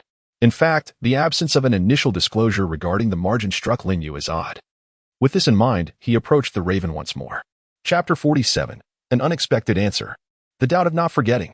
Gazing at the damp Raven before him, Lin Yu spoke again. Examiner, may I inquire if, following your question, we are permitted to ask you any questions we wish? To his surprise, the Raven appeared somewhat pleased at Lin Yu's query, flapping its wings twice. Caw. Indeed, that is my method of providing hints. If you strike the right chord, I shall offer you the corresponding clue. Indeed. Lin Yu's heart swelled with understanding. This inquiry further solidified his suspicions. The responses provided by the Raven were undoubtedly meaningful. The casual demeanor regarding the margin of error had led Lin Yu to hypothesize that the ultimate answer might not be a specific time at all, rendering the margin of error trivial. However, to validate this hypothesis, Lin Yu needed to continue posing questions. Meanwhile, the individuals in the corner took note of Lin Yu's actions. Uncle Tai glanced at Lin Yu while holding a stopwatch. Jiao Sui, what are you doing? The well-meaning, seasoned gentleman inquired once more. I am merely validating a few hypotheses. You all may continue with your tasks, as the results you calculate may be useful shortly, Lin Yu replied, waving his hand dismissively. Number 8 cast a sidelong glance at Lin Yu, as if he initially intended to voice his thoughts. However, upon recalling Lin Yu's formidable profession as a soldier and the revolver he had brandished earlier, he ultimately refrained from commenting on Lin Yu's actions. Lin Yu then turned his attention back to the Crow Man. I have 3 questions. The first one, examining officer. Do the 4 doors surrounding us relate to the dilemma presented in the first room? The Crow Man tilted his head aside, scrutinizing Lin Yu with one of his singular eyes. After a moment of contemplation, he straightened up and replied, Caw, indeed, the final choice is to select 1 door from all those in this room, behind which lies the entrance to the next chamber. As the Crow Man spoke, Lin Yu narrowed his eyes. Then, examining officer, what lies behind the incorrect door? The Crow Man chuckled softly. Caw, it is nothing but an endless void. Falling into it would result in death. However, is it not a bit premature to inquire about the dilemma? You have yet to answer your first question. But are these matters truly unrelated to my first question? Lin Yu countered, gazing down at the drain at his feet. Examining officer, it seems you possess a knack for misleading and deceiving through half-truths. At this juncture, Lin Yu broke into a smile. My third question allows you to choose one from the following inquiries. Is the room you refer to the enclosed space we currently occupy, defined by 4 walls, a ceiling, and a floor, or does it broadly denote the first chamber of this game? Do these drains lead to the same void as the incorrect door? And do the voids you mentioned fall within the scope of the first chamber? Lin Yu posed his questions in rapid succession. The Crow Man chuckled softly. Caw, you are quite impressive player. I can answer all those questions you posed. Caw. The answer is the same, yes, as you have surmised. As the Crow Man spoke, Lin Yu turned his gaze toward the 4 individuals huddled in the corner of the room. Hey, you needn't fuss over your utility knives and water levels any longer. The answer is already apparent. He called out. The 4 looked at him, somewhat bewildered. Due to the cacophony of rushing water, they had heard Lin Yu's inquiries but had not grasped their content. Just then, the 4 completed their timing. As Uncle Tai pressed the stopwatch and approached them. Jiao Sui, we have also obtained results. The water level has risen by 15 centimeters. which will take approximately 2 minutes and 40 seconds. In other words, the estimated time should be around 53 minutes and 20 seconds. We can round it to 55 minutes. Although Lin Yu had just made some peculiar remarks, Uncle Tai continued at his own pace, articulating the unified conclusion reached by the four individuals after extensive calculations. Lin Yu shook his head, once again refuting Uncle Tai. No, Uncle Tai, this matter is less about computation and more about a linguistic trap. As he spoke, Lin Yu laid bare his reasoning and inquiries for Uncle Tai and the other three to comprehend. Upon hearing Lin Yu's words, number 8 displayed an expression of incredulity. What? Is it truly like this? This implies that we were on the verge of falling into a deadly pitfall. He exclaimed, hardly able to believe it. Beside him, April helplessly reminded her boyfriend, hey, this is merely a matter of rewards and punishments. Even if you answer incorrectly, it won't lead to immediate death. There will just be some penalties. As April spoke, number 8 chuckled sheepishly. Oh, is that so? His eyes reflected a clear yet foolish innocence. However, both April and number 8 evidently accepted Lin Yu's explanation. Uncle Tai, having listened to Lin Yu's analysis, nodded slightly in agreement. In that case, your reasoning has indeed become considerably more rational, especially with the Crow people's responses as corroboration. It is almost certain. Lin Yu nodded, picking up on Uncle Tai's lead. Indeed. The answer is that with the current rates of drainage and inflow, this room will never be filled with water, no matter how long it takes, Lin Yu asserted confidently. After all, the dimensions of this room encompass what the Crow people refer to as the endless void, not merely the 162 square meters of this house. Upon hearing Lin Yu's proclamation, although the three had expressed their belief, only one remained skeptical, casting a doubtful glance at Lin Yu. Is that true, Jiu Shui? You're not deceiving us, are you? Lin Yu, somewhat exasperated, regarded the strangely suspicious little thief. Why would I deceive you? This is a cooperative game. Not Forgotten shook her head. I don't know, but hypothetically speaking, what if you are maliciously harboring resentment towards me, hoping to torment me by deliberately providing incorrect answers? As Not Forgotten said this, Lin Yu nearly laughed in exasperation. Your imagination is quite vivid. Why would I go to such lengths to torment you? Lin Yu brandished a revolver, aiming it at Not Forgotten's knee. A couple of shots to your leg would be far more effective than any punishment. Chapter 48. Rewards? Punishments? The second question. After Lin Yu revealed the handgun, Not Forgotten's demeanor shifted instantly. The young girl adjusted her sunglasses, a sheepish grin spreading across her face. Oh dear. Jiu Shui, I was merely questioning in jest. In truth, I largely believe your answer. I just felt a bit reluctant after all that effort. Not Forgotten remarked, gesturing in acquiescence. Let us go with your answer. Lin Yu holstered the revolver and turned his gaze towards the Crow people. Very well. Our answer is that this room will never be filled with water, regardless of the duration, he stated calmly, as the Crow people looked towards the other four. Do you all agree with this answer? The remaining four nodded in unison. Agreed. Indeed, they exclaimed almost in perfect harmony, with the voice of the previously skeptical individual sounding the most resolute. Upon hearing this, the raven flapped its wings. Caw. The answer is correct. Congratulations. You have earned a reward. I shall eliminate one incorrect option. As the raven spoke, it turned and touched the wall with its wings, causing the door through which it had emerged to vanish. Then, the raven turned back and announced, Caw. There is a second reward. It flapped its wings, and suddenly a new black square appeared in the center of the ceiling. The square split open, revealing two black trapdoors that swung wide, from which a deluge of water surged forth. For a moment, the five players stood in stunned silence. They had naturally assumed that after the conclusion of the first question, the water flow would cease, and the accumulated water in the room would be drained. However, the outpouring not only continued but escalated, with the volume from the ceiling surpassing the combined total of the 10 remaining outlets. The water level began to rise rapidly. It seemed that the earlier estimation of approximately 55 minutes for the room to fill was not without merit. They could now easily deduce that the time left for their survival as the room filled was likely to be less than half an hour. Considering they had already wasted nearly 5 minutes answering the question, they had now less than a quarter of an hour remaining. Soon, the water was lapping at their waists. What kind of reward is this? This is nothing short of a punishment, Iron Uncle exclaimed in frustration.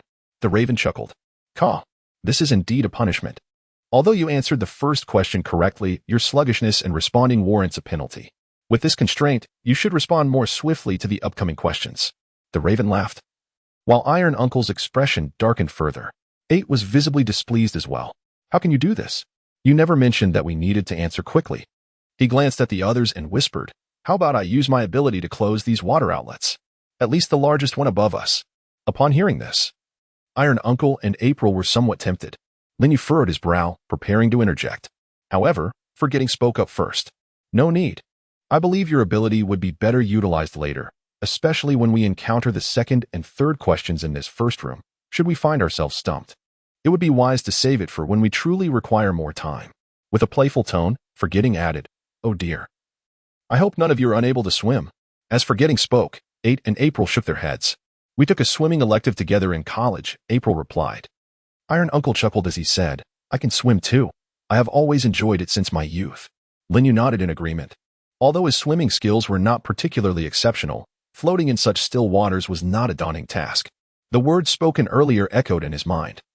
Essentially reflecting his own thoughts, the young girl had managed to persuade everyone on his behalf, leading Lin Yu to develop a slightly more favorable impression of this so-called thief.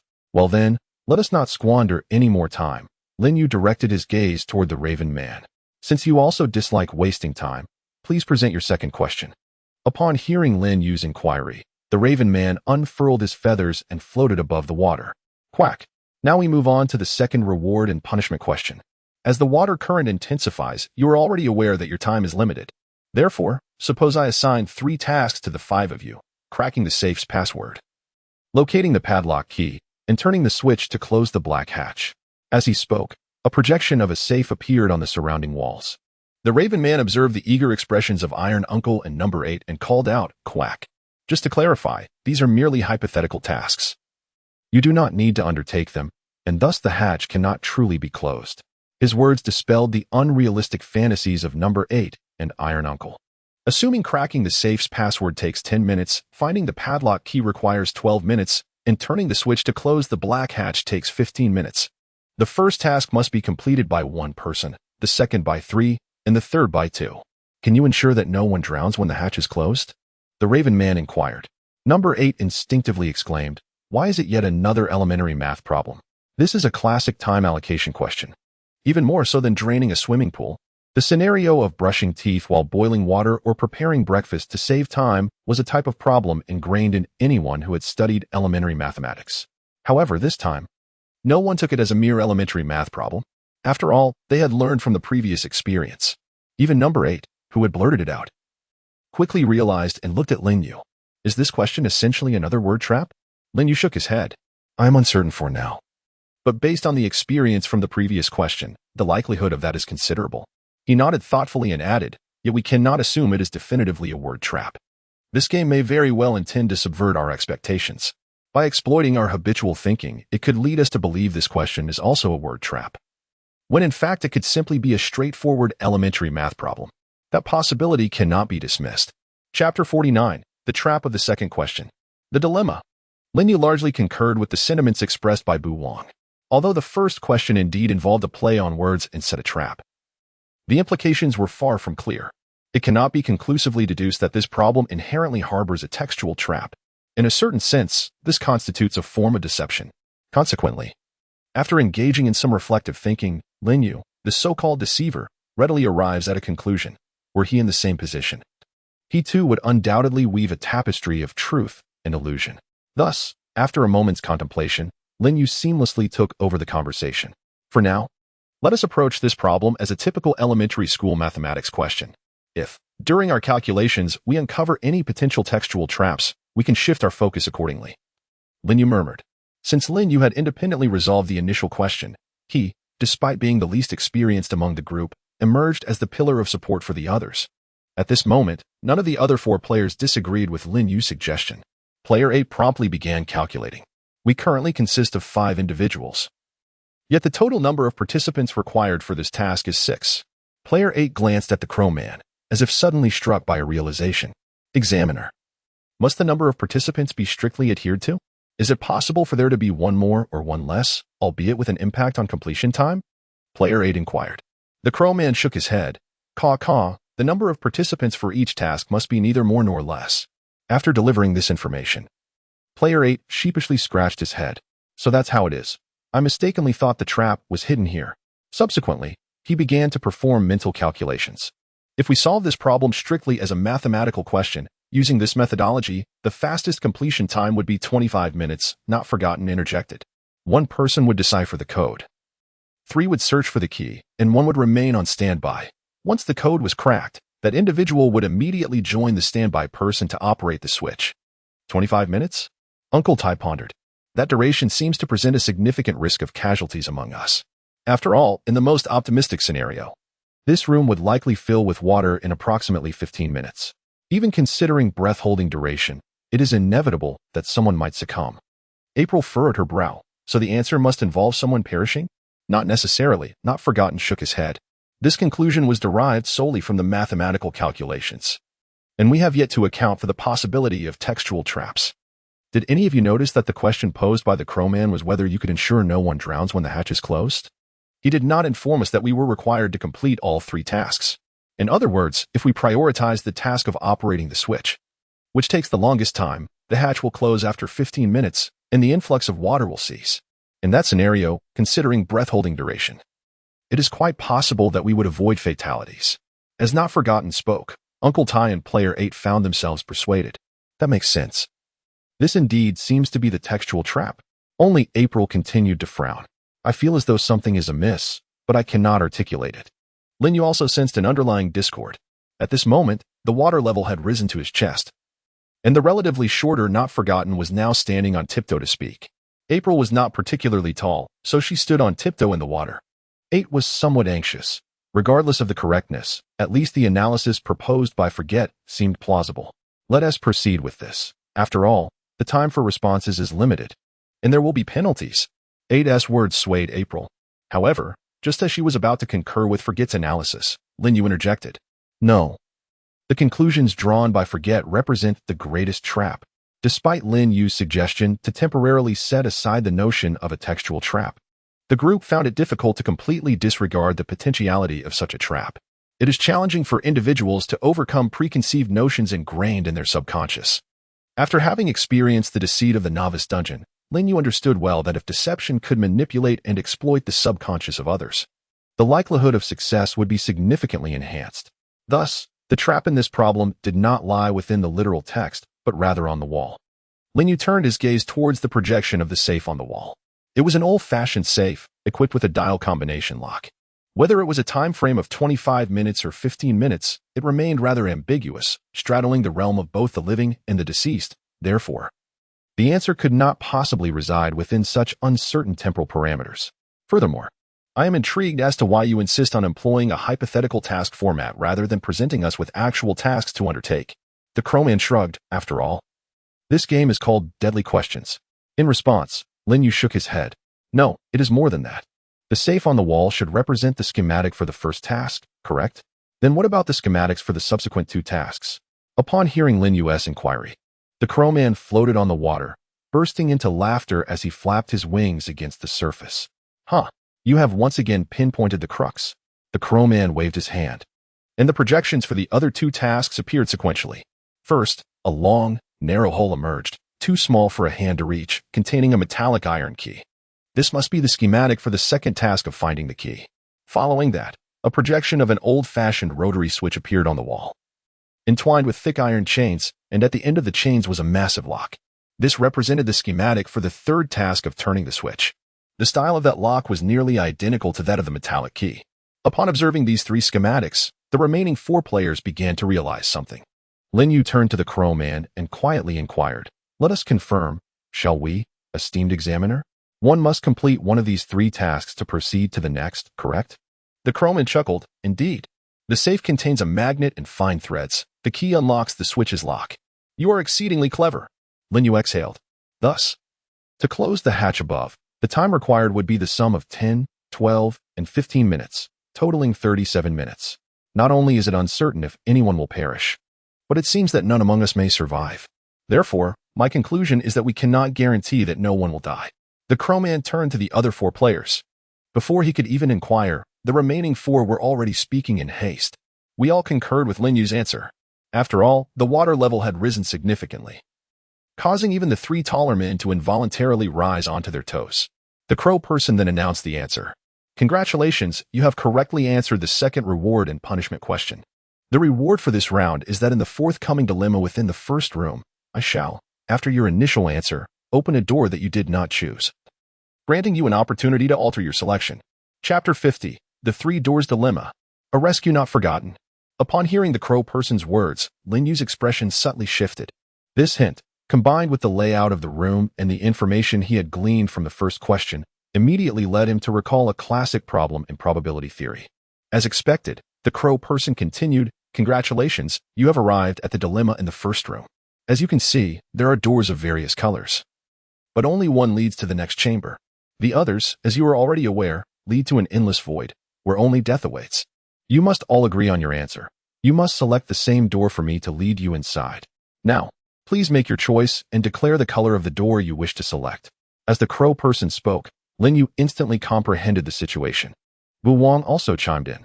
"This is the Monty Hall paradox, also known as the three doors problem," Wu Wang whispered, prompting Lin Yu to look at her in surprise. "You actually know this?"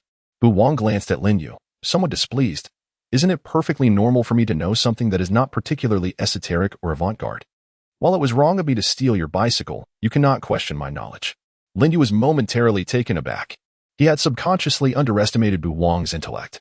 Considering her profession as a thief, given that an individual's awakened profession is likely closely tied to their life experiences, and recalling that he had encountered a thief in the first instance, Lin Yu had almost instinctively assumed that this young girl was akin to Yao Zhengye, a mere petty thief. Surely, a thief of her age would not have received any formal education.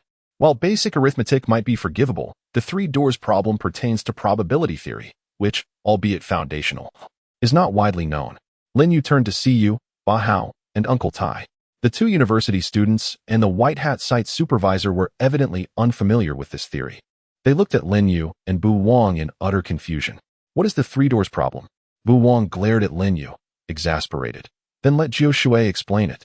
As the water level continued to rise, Lin Yu found little desire to quarrel with Bu Wang, so he succinctly elucidated the three doors problem. This issue originates from a lottery television program, mirroring our current predicament. In essence, it involves a contestant choosing one door out of three. Among the three doors, only one conceals a prize behind it, while the other two are mere facades. Once a contestant selects a door, it does not immediately open. Instead, the host reveals one of the incorrect doors and then poses the question of whether the contestant wishes to switch their choice. The crux of the debate lies in whether changing doors enhances the probability of selecting the correct one. Due to the urgency of the situation, Lin Yu did not afford them the luxury of contemplation.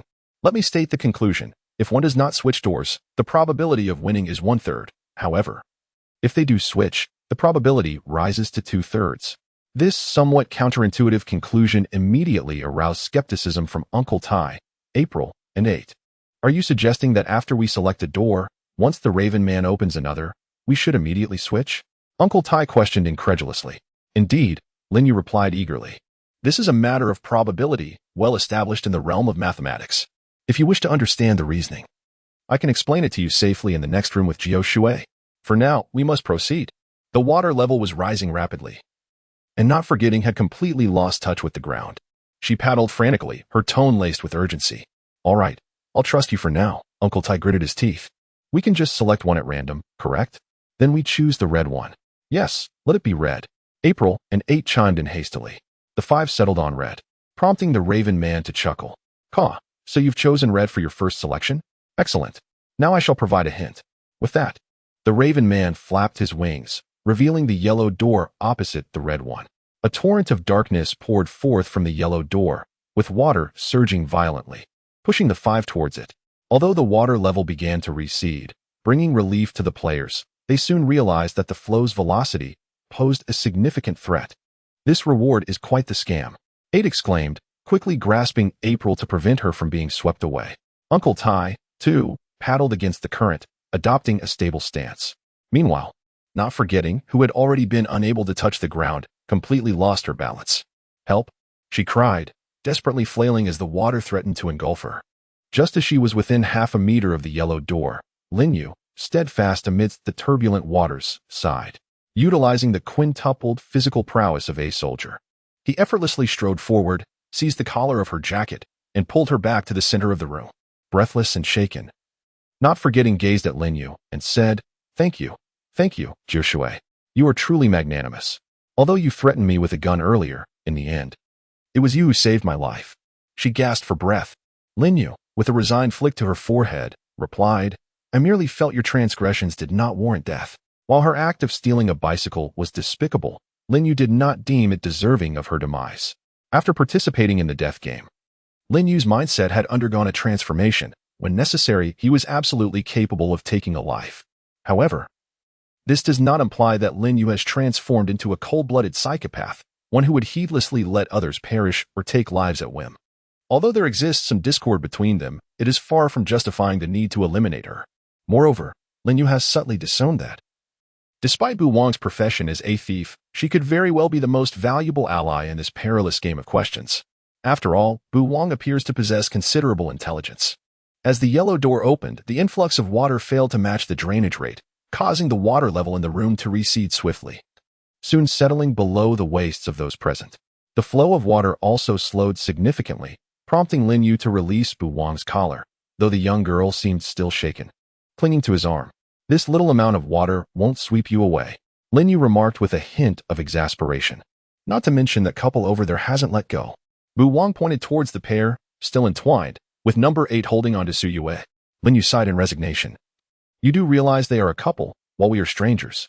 Well, it wouldn't be impossible for us to become a couple, Bu Wang insisted stubbornly. Jiushui go. I like you.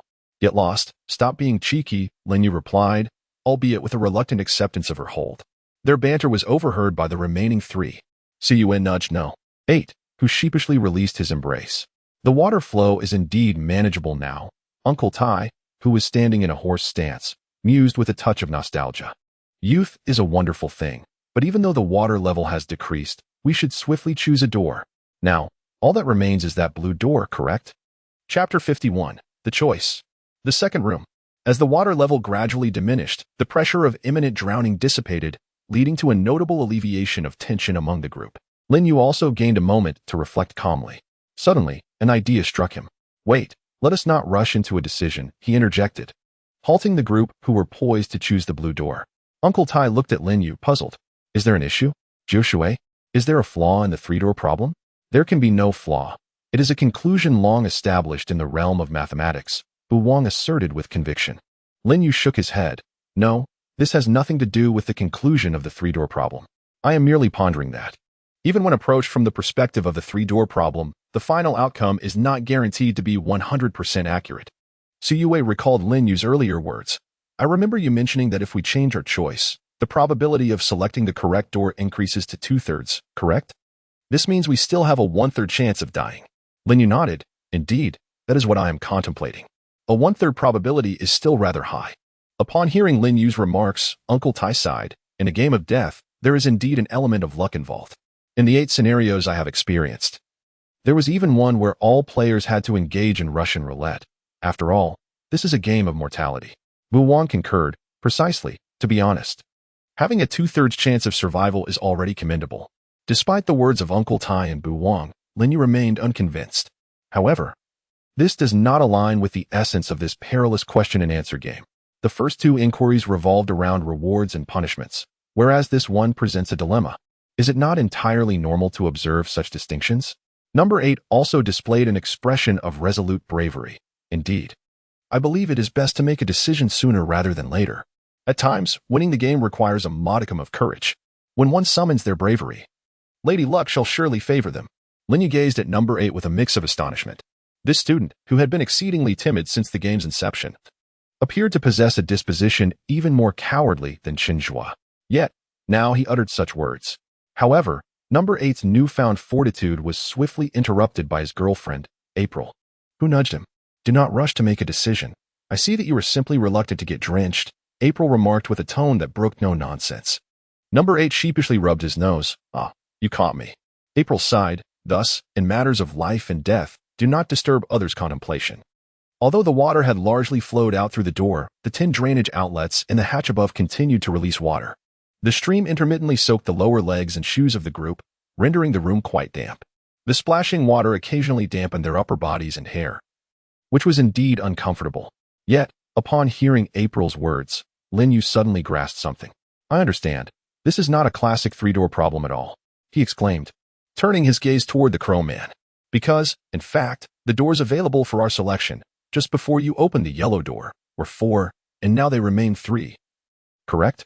Lin Yu stated, prompting the Crow Man to chuckle. Indeed, it is still a choice among 3. The Crow Man's words astonished Uncle Tai. What does this mean? Are you suggesting that the rewards from the first round were false? Can that vanished green door still be chosen? No, the rewards are genuine, Lin Yu replied calmly. And both reward prompts are indeed real. He pointed toward the black hatch above, from which water was still streaming. Throughout, this entity has only referred to choosing from the doors, yet it has never stated that it must be one of these 4 doors. Had we failed to answer the first question correctly, it is likely that this hatch would not have opened, leaving us entirely unaware of its existence above. This dilemma, much like the previous 2 questions of rewards and punishments, contains traps, and moreover, it is a confluence of the traps presented in the earlier queries. Lin Yu continued, breaking into a smile. Furthermore, it just stated that if we choose a door, it will lead us inside. Why employ such peculiar phrasing? Its behavior of embedding traps within the riddle, in a certain sense, confirms that every word it utters may be meticulously orchestrated. Thus, this serves as a concealed hint. Lin Yu looked at the Crow Man and said, in this game, there is no need for probabilities. The utilization of the 3-door problem from probability theory is, in itself, a mathematical approach. In this game, at least in this room, the underlying tone of all questions is shrouded in mathematics to obscure the traps. Upon hearing this, the Crow inquired, but is that truly sufficient? What if this black door is merely another trap? Lin Yu shook his head. This is where luck comes into play. However, given that water is flowing from this black hatch, I believe it does not lead to the void. After saying this, Lin Yu smiled broadly. Moreover, the designer of this game instance would not render it so tedious as to set up meaningless traps, would they? The Crow gazed at Lin Yu, its eyes glimmering with intrigue. Indeed, I admire your insight. Now, declare your choice. Which color door do you wish to select? Lin Yu pointed upwards and stated, I choose the black door above. As he spoke, the Crow turned to the others. Caw, do your choices align with his? Upon witnessing Lin Yu's successful selection of the black door, the other participants found themselves left without alternative options. I too choose the black door, Uncle Tai quickly affirmed. April and number 8 then echoed in unison. We choose the black door. They glanced at Lin Yu, giving him a thumbs up, their eyes filled with admiration. You are truly remarkable. Thanks to you, we were able to solve all 3 questions in this room. Then, she turned to the Crow, beaming with a smile. In that case, I shall also choose the black door. The Crow acknowledged their choices with a nod. Very well, the decision has been made. As it spoke, the Crow fully unfurled its wings, which were broader than anyone had anticipated. With a powerful flap, it lifted everyone and soared towards the black hatch. Just as they were about to collide with the hatch, it suddenly expanded, causing the entire ceiling to part in 2. Subsequently, they arrived in the second room. Chapter 52 Ga. After flying upwards for a short duration, approximately 5 minutes, the Crow gradually came to a halt. Lin Yu felt himself being gently set down. The ground beneath him seemed to be composed of wooden planks, creaking softly underfoot. However, Lin Yu was uncertain. His uncertainty stemmed from the fact that this room, in stark contrast to the first soft, pure white chamber, was engulfed in darkness. Looking down, he could barely discern the black floor. Only ahead, 2 candelabras held black candles that barely illuminated a small area around them. To Lin Yu's sides, the other 4 players were also adjusting to the darkness. Soon, Uncle Tai, the first to acclimate, spoke up. Wait, where is the Crow? It was only then that everyone noticed the absence of the Crow, the examination officer. Its body, cloaked in black feathers, was now rendered invisible in the pitch-black room. Number 8 appeared flustered. What shall we do? The examiner is gone. Are we to navigate this challenge on our own? Just then, the Crow's distinctive raspy voice resonated once more. Caw, welcome to the second room. This chamber also contains 2 reward and punishment questions and 1 decision-making question. The voice of the Crow Man echoed throughout the chamber. Caw caw, he intoned, within this room. Your inquiries shall be supplanted by questions directed at specific beings, and such inquiries will be limited in number. I wish you all the best. As his words faded, the sound of flapping wings filled the air. Subsequently, 2 ebony crows alighted upon the candlesticks on either side. With the arrival of the crows, the candles seemed to glow more brightly, illuminating the surroundings. Between the 2 candlesticks and on either side, 3 swaying bridges were present. The voice of the Crow Man resonated once more. Caw caw, among these 3 bridges, only one will allow you to traverse safely to the other side. The remaining 2 shall suddenly collapse beneath you midway. casting you into the abyss of nothingness. Caw-caw, before you stand two majestic divine avian manifestations, one crow embodying truth, the other embodying falsehood. Caw-caw, the truth-telling crow will only speak veracity, while the falsehood representing crow will utter lies. Both shall respond solely to yes or no questions. You have two opportunities to pose questions to determine your ultimate course of action. With that, the crow man fell into silence. At that moment, number 8, filled with excitement, exclaimed, "I've heard something akin to this before. We need only ask one of the crows. If I inquire whether this bridge is safe, how will the other crow respond? If we ask the truthful crow and the bridge is indeed safe, it will answer no, for that is the response of the lying crow. Conversely, if the bridge is unsafe, it will answer yes. Similarly, if we pose the question to the lying crow and the bridge is safe, the truthful response would be yes, so it will deceitfully answer no, however. If the bridge is unsafe, it will still respond yes. Thus, regardless of which crow we question, the outcome remains unchanged." April gazed at him in astonishment. "You actually thought of that?" Number 8 replied somewhat bashfully, "I read it in a magazine. Since there are 3 bridges, 2 questions are just right." Uncle Tai nodded in agreement. "With a stroke of luck, perhaps we could confirm with just one question." Lin Yu narrowed his eyes, remaining silent. No. This question was not so simple. However, he chose not to voice his thoughts, for he had already discerned the distinction between the second room and the first. Among the crowd, Wu Fang also maintained his silence. Eagerly, number 8 approached the leftmost crow and inquired, "Oh crow, if I were to ask the other crow whether the leftmost bridge is safe, would it answer yes or no?" Yet the left crow remained silent. Number 8 found this puzzling. "Huh? Why won't you answer?" April and Uncle Tai exchanged glances. Could it be that the crow man deceived us? Or was the crow at a loss for words? Unable to bear it any longer, Lin Yu sighed and interjected, "That is not a yes or no question. You must refine your inquiry. If I ask whether the leftmost bridge is safe, will it provide an affirmative answer?" Lin Yu whispered. Number 8 suddenly grasped the situation. It was thus, haha. Number 8 scratched his head, feeling somewhat embarrassed. Ahem, I overlooked it. My apologies. Simultaneously, number 8 felt a twinge of regret. In the previous room, the spotlight had been almost exclusively on Lin Yu. Arriving in the second room, he was elated to finally encounter a question to which he knew the solution. Eager to make a striking impression, particularly in front of his girlfriend, April.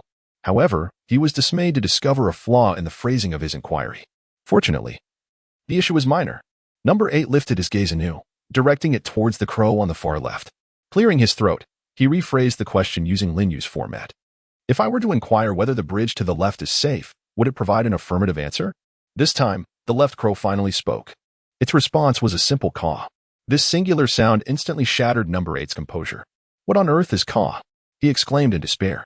Beside him, Uncle Tai and April exchanged bewildered glances. Is that really its answer? April asked incredulously. In the darkness, the usually silent Bu Wang burst into laughter. Ah, after all, that crow never explicitly stated its responses. These two creatures are crows. After all, Bu Wang chuckled, slapping his thigh. Number 8, feeling anxious, asked, What should we do now? Bu Wang waved his hand dismissively in the darkness. I don't know, but I believe, with one question remaining, we can leave it to Jiao Shui. Brother Jiao Shui must have known from the outset that these two crows are not particularly articulate. Upon hearing this, Lin Yu looked at Bu Wang with mild surprise. Although he had indeed deduced it from the beginning, he was curious. How did you know I figured it out? Because when you corrected number 8's phrasing, you concluded with whether it would provide an affirmative response, coupled with a remark about Brother Jiao Shui being clever. Thus, I inferred that if I had an inkling of the situation, you certainly would not have missed it, Bu Wang replied with a cheerful smile. Moreover, I trust you have contemplated a method to break the impasse. Haven't you, Brother Jiao Shui? Otherwise, you wouldn't have allowed number 8 to pose that question. Chapter 53, The Cruel Solution. Hearing Bu Wang's words, Lin Yu gently shook his head. It cannot be termed a breakthrough, but indeed, there exists a method to pass through. Lin Yu turned his attention to number 8. Do not let his words fluster you. Although we have only 2 questions, do not forget that we have 3 bridges here, with the knowledge that only one is safe. Regardless of what cost signifies to the crows, as long as you inquire of the same crow, its answers to the 3 questions will inevitably consist of 2 identical responses and 1 differing. In other words, we can choose any bridge to question next and observe its answer. If the 2 answers are the same, then the remaining bridge must be safe, Lin Yu explained. Number 8 gazed at Lin Yu in astonishment. Is it truly possible to approach it this way? Lin Yu nodded slightly. Of course. However, April sensed something was amiss. What if its answer differs from the previous one? Lin Yu chuckled. I have a plan. Let us inquire first. He then turned his gaze towards the crow on his left. If I ask the crow on the far right whether the bridge is safe, will it provide an affirmative answer? Lin Yu inquired of the crow. The left crow raised its head and offered a response once more. This time, the answer was still a non-human syllable. Caw. Upon hearing this, Lin Yu narrowed his eyes. What a pity. The answers differ, he remarked with a light tone. Uncle Tai realized something. If they are different, it indicates that one of these two bridges must be correct. As Uncle Tai spoke, Lin Yu nodded. Indeed. The probability stands at 50-50. Lin Yu elaborated. While number 8 blinked, a 50% chance? Isn't that lower than the 2/3 probability from the previous round? April also nodded. Does this imply that this question contains a trap? Upon hearing this, Lin Yu shook his head. No, regrettably, I believe this question lacks a trap. It truly requires us to choose one from the two. This riddle posed by the crow people did not harbor a trap. The theme of this room diverged significantly from that of the previous one. Lin Yu whispered, as the remaining 4 exchanged glances. Number 8 spoke in a fluster, so. Is it genuinely time to rely on luck? Not quite. You still haven't noticed the fundamental difference between the second room and the first.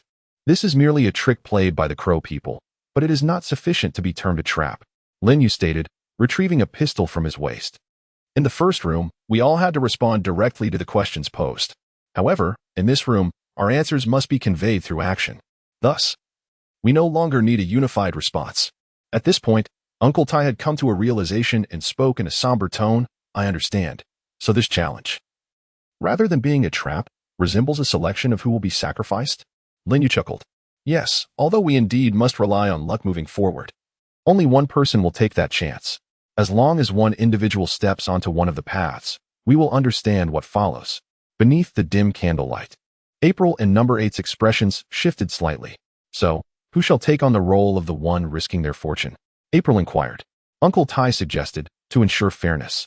Let us draw lots. As he spoke, Lin Yu interrupted him. Draw lots. I brought out the gun to remind you of something, Lin Yu said coldly. I will decide who becomes the unfortunate soul. At this juncture, Lin Yu aimed the gun at the thief, who had been lurking in the shadows, silent. All right. Dear thief, it is time for you to play your role. A charming smile graced Lin Yu's face. Observing Lin Yu's sudden aggression, the thief sighed, raised both hands, and stepped forward. Why me? Lin Yu shrugged. In this situation, someone must take action. Since I cannot, I have no choice but to select from the remaining 4.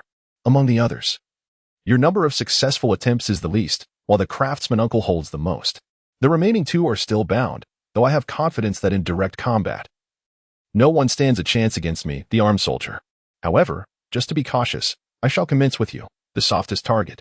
Moreover, you have indeed offended me, have you not? Raising her hands, she wore an expression tinged with helplessness and reluctance.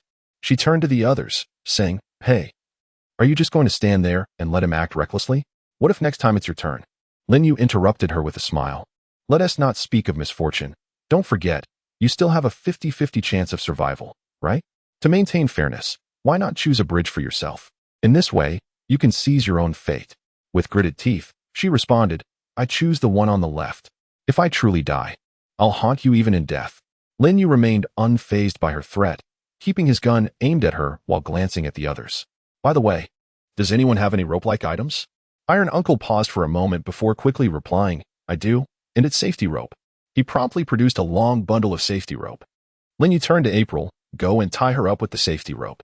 Surprised, April looked at Lin Yu and then took the rope from Iron Uncle, walking over to bind it around the girl. In just a few deft movements, she secured the safety rope tightly. Lin Yu commanded, Now throw the other end of the rope to me.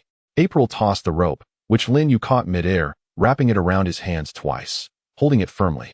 After all, there was no solid place to secure the rope here.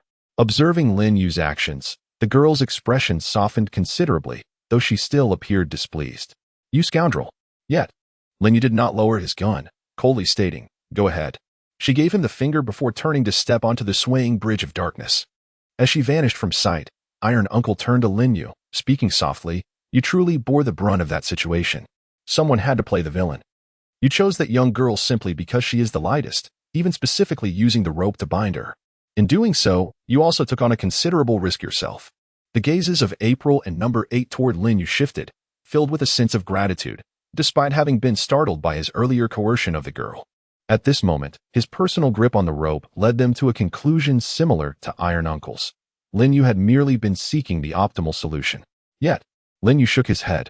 No, I am not so noble. While tying the rope around her may have stemmed from a desire to ensure her survival, my motivations were driven by other considerations. Lin Yu spoke softly. Without the rope, what if, even if she chose the right bridge, she harbored resentment and remained silent on the other side, or worse, feigned a fall in the middle to mislead us? After all, we cannot ascertain whether this suspension bridge will collapse entirely, nor can we discern any signs indicating such an event. Moreover, even if our intentions are benign, what if there are soundproofing measures on the other side of the bridge? Lin Yu's words did not entirely convince the other three. Perhaps, in the eyes of Tai Shu, Si Yu, and Ba Hao, Lin Yu, being the most formidable presence in the current scenario, exhibited humanity and kindness, which certainly seemed more advantageous to them. Lin Yu chose not to elaborate further. Instead, he gazed at the rope extending into the darkness. Even the words he had just uttered were not the entirety of his rationale for not forgetting. What an intriguing thief he was. Soon, a gentle tug was felt from the rope, accompanied by the call of Bu Wang from the darkness. This bridge is fine. It's this one. Chapter 54, The Second Question, God of Change. Upon hearing Bu Wang's call, Lin Yu gently tugged on the rope to confirm that Bu Wang was likely standing on stable ground. He then stepped onto the far left bridge, followed closely by the other three players. Although the suspension bridge swayed slightly, it posed no real threat to them. Before long, they safely reached the opposite side, which remained shrouded in darkness, though visibility had improved somewhat.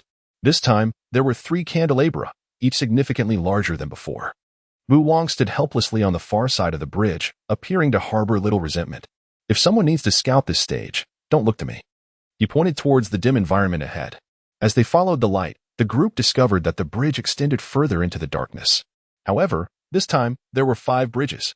Subsequently, 3 crows flapped their wings and settled upon the candelabra. The voice of the crow person echoed once more in the dark. Caw. Congratulations on passing the first reward and punishment question. Since no one has perished, you now have 5 inquiries for this round.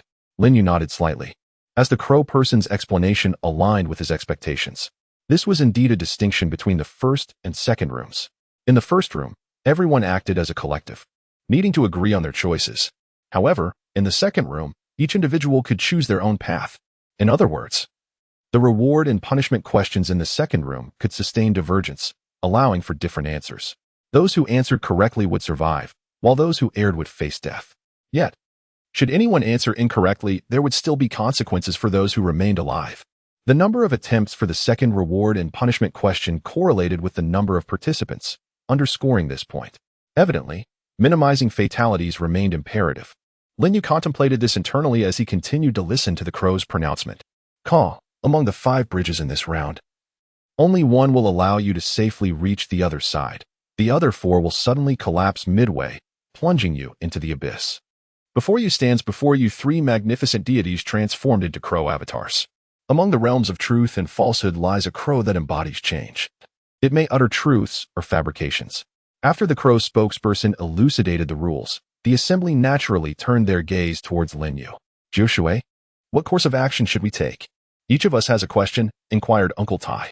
Number 8 appeared perplexed as well, exclaiming, to think there exists one that could either speak truth or lie makes this exceedingly challenging. Yet, Si Yu remained relatively composed, noting, however, we possess 5 questions. Lin Yu immersed himself in contemplation. 5 questions? Perhaps there is no need for anyone to gamble their lives to find the way, he mused internally, already formulating an answer. Not Wang glanced at Lin Yu in surprise. So soon? Lin Yu nodded affirmatively. Indeed, we have 5 opportunities after all, he replied, then turned his attention to Uncle Tai. Posed the first question to the central crow. The inquiry is as follows. If I were to ask whether the crow on your left is the embodiment of change, would you respond with a caw? Uncle Tai, now brimming with trust in Lin Yu, stepped forward and reiterated the question to the middle crow. Hey, if I ask you whether the left crow is the embodiment of change, would you reply with a caw?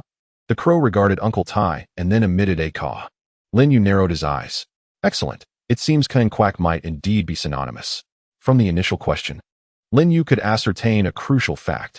In the crow's vernacular, caw signifies affirmation. Although uncertain whether the avatars were identical or whether the meaning of Ka had shifted, as long as the response remained Ka, 5 questions would suffice. Through the previous inquiry, Lin Yu had confirmed that the crow on the far right could not possibly represent change. He then gestured to See You in number 8. Next question. See You, you shall ask the far right crow. If I were to inquire whether you are the embodiment of falsehood, would your answer be Ka? Upon hearing this question, See You instinctively sought to ponder its implications but found herself momentarily stumped, ultimately opting to follow Lin Yu's directive. She approached the rightmost crow and posed the question verbatim. The right crow quickly responded with a quack. Lin Yu nodded. Excellent. The next part is straightforward. Number 8. You must ask the leftmost crow if there exists a safe bridge among the 3. Be sure to adhere precisely to my words. Lin Yu instructed earnestly. Number 8 scratched his head. Why do I need additional reminders? See You promptly retorted. It's simply because you seem the least reliable. Number 8 fell silent. Reluctantly, he approached the far right crow and repeated Lin Yu's inquiry.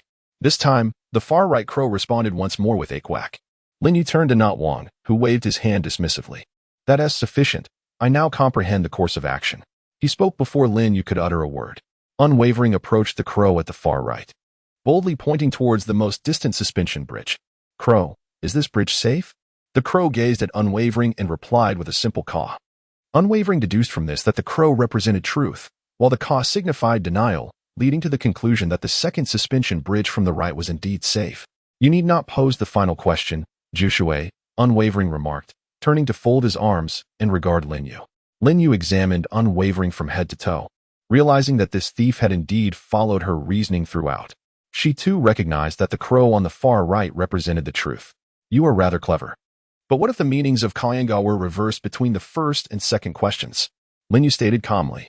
Unwavering found himself momentarily speechless. I doubt that could be the case. Could it? Lin Yu retorted coldly. But what if it were? This is a game where lives are at stake. Unwavering shrank back slightly. Oh. But you still have one question left, he cautiously offered. You could use it to confirm whether the meanings have changed, couldn't you? Lin Yu exhaled. But what if they have changed? If they have changed, I would simply traverse one of the 2 paths on the left. Wouldn't that suffice? Unwavering said urgently. Lin Yu chuckled. That is what you proposed, isn't it? He then turned his attention back to the crow on the far right and posed another question. Crow, among the 3rd and 4th suspension bridges from the left, is there one that is safe? The right crow flapped its wings and responded with a gaw. Unwavering sighed in relief. Goodness, you nearly scared me. The 4th bridge on the right is indeed safe. Lin Yu displayed a hint of disappointment. What a pity. Pity for what? Are you pleased to force me into a choice? Unwavering retorted indignantly. Lin Yu scoffed. This time, the predicament is of your own making. Who told you to presume so? Their exchange left Uncle Tai, Suyue, and number 8 in a state of bewilderment as they exchanged glances, all wearing expressions of confusion and resignation. Chapter 55. Testing the waters. Crossing the 4th suspension bridge from the left, the 5 of them safely arrived on the other side. This time, the illumination transformed once more. The candlelight now took the form of a grand stone altar, adorned with a circle of candles. While only 2 suspension bridges flanked the altar, in the darkness, the voice of the crow people echoed once more. Caw, congratulations. You have all successfully passed the reward and punishment questions. Therefore, as the decision-making questions commence, there will be hints provided. Caw. Welcome to the decision-making questions of this chamber. No sooner had the words left its beak than a crow fluttered from the shadows and landed upon the stone altar. The crow's form swiftly expanded, transforming into that of a crow person. Lin Yu, with both hands tucked into her pockets, stepped forward. Ah. Is this the hint provided upon arrival? Caw, the crow person called from the center of the altar's candles, beginning to speak in a hushed tone. Both bridges in this instance lead to the subsequent chamber. However, one can accommodate 3 individuals while the other can only support 2. It is imperative that all participants step onto both bridges simultaneously. Otherwise, both structures will collapse. You possess but a single opportunity to pose a query. But I shall not divulge which bridge can sustain a certain number of individuals. The crowman declared, and the 5 individuals exchanged glances. Number 8 was the first to speak. The crowman stated it would not respond to inquiries revealing the capacity of each bridge. So can we not formulate an indirect question? For instance, if 3 of us traverse the left bridge, will we be able to proceed? Before the others could react, the crowman interrupted. Caw. I cannot answer such questions either. As he spoke, Lin Yu interjected. I have conceived a potential solution to this game and wish to inquire. If two individuals walk across each of the suspension bridges and one person has perished, will the bridges still collapse? As he spoke, Lin Yu drew forth a handgun. If the answer is affirmative, I shall randomly eliminate one, ensuring that the remaining four survive. Upon finishing his proposal, he immediately let out a shriek. Who would believe you would act randomly? You are undoubtedly going to eliminate me. Not Forgotten exclaimed in terror. Casting a fearful glance at Lin Yu turned to Not Forgotten. Ah, you've seen through my ruse. Perhaps I should eliminate one first, and then inquire. To be honest, I believe that if two people walk on one side, it will definitely not collapse. Lin Yu stated, extending his left hand from his pocket to reveal a revolver. Do not brandish that firearm so recklessly. What if something goes awry? Do not gamble on such possibilities. Not Forgotten replied, drenched in sweat. Moreover, this decision presents a potential trap. Hearing this, Lin Yu chuckled. Oh really? Where lies the trap? After being threatened at gunpoint. Not Forgotten's speech quickened. Well, you see, did not the Crowman initially mention that inquiries directed at it would be replaced by questions posed to specific beings? Therefore, the Crowman seated there might not be the one serving as the examiner, correct? Not Forgotten continued, and Lin Yu nodded. That is a valid point. But what does it signify? He still held the gun steady. The fact that it first approached us in the guise of a crow implies it could indeed be some form of avatar, does it not?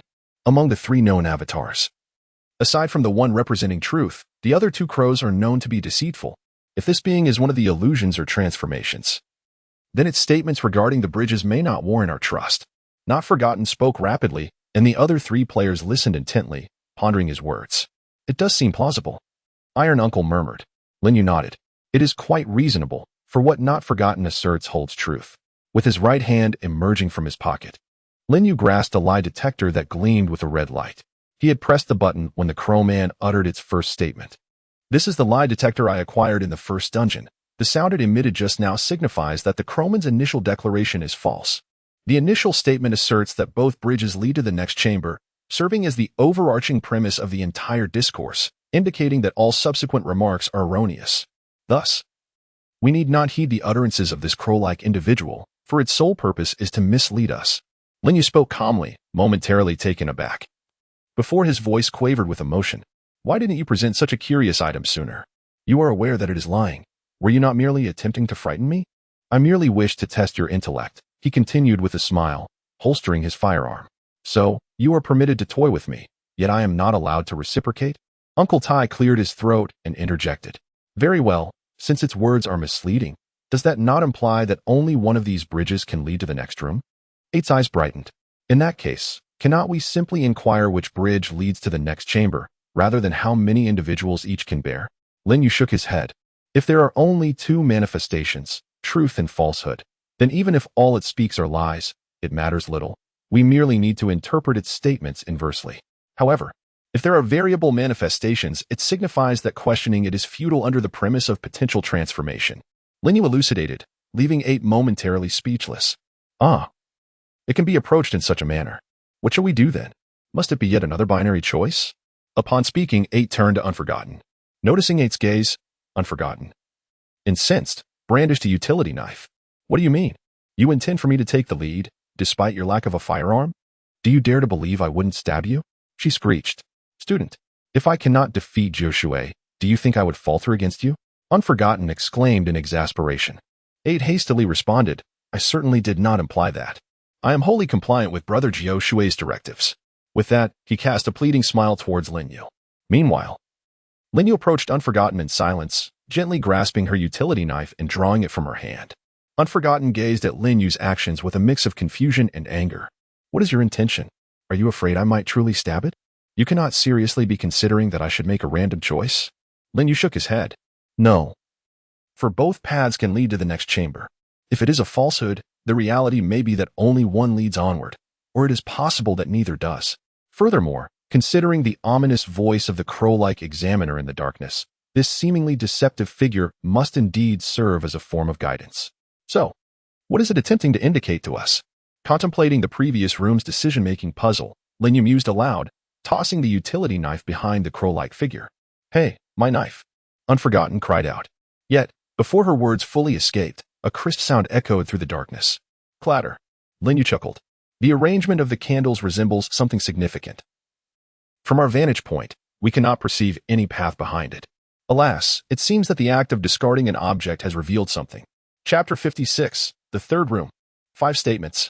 As in the final decision within the first room, where the black trapdoor above proved to be the correct choice, so too did the dilemma within the second room reveal itself. The 2 hanging bridges on either side were mere illusions. The true path lay in the center. The circle of candles upon the stone altar resembled water cascading from the trapdoor, serving to mislead the players. This ring of candles led the group to mistakenly believe they delineated the boundaries of the altar, when in fact they did not.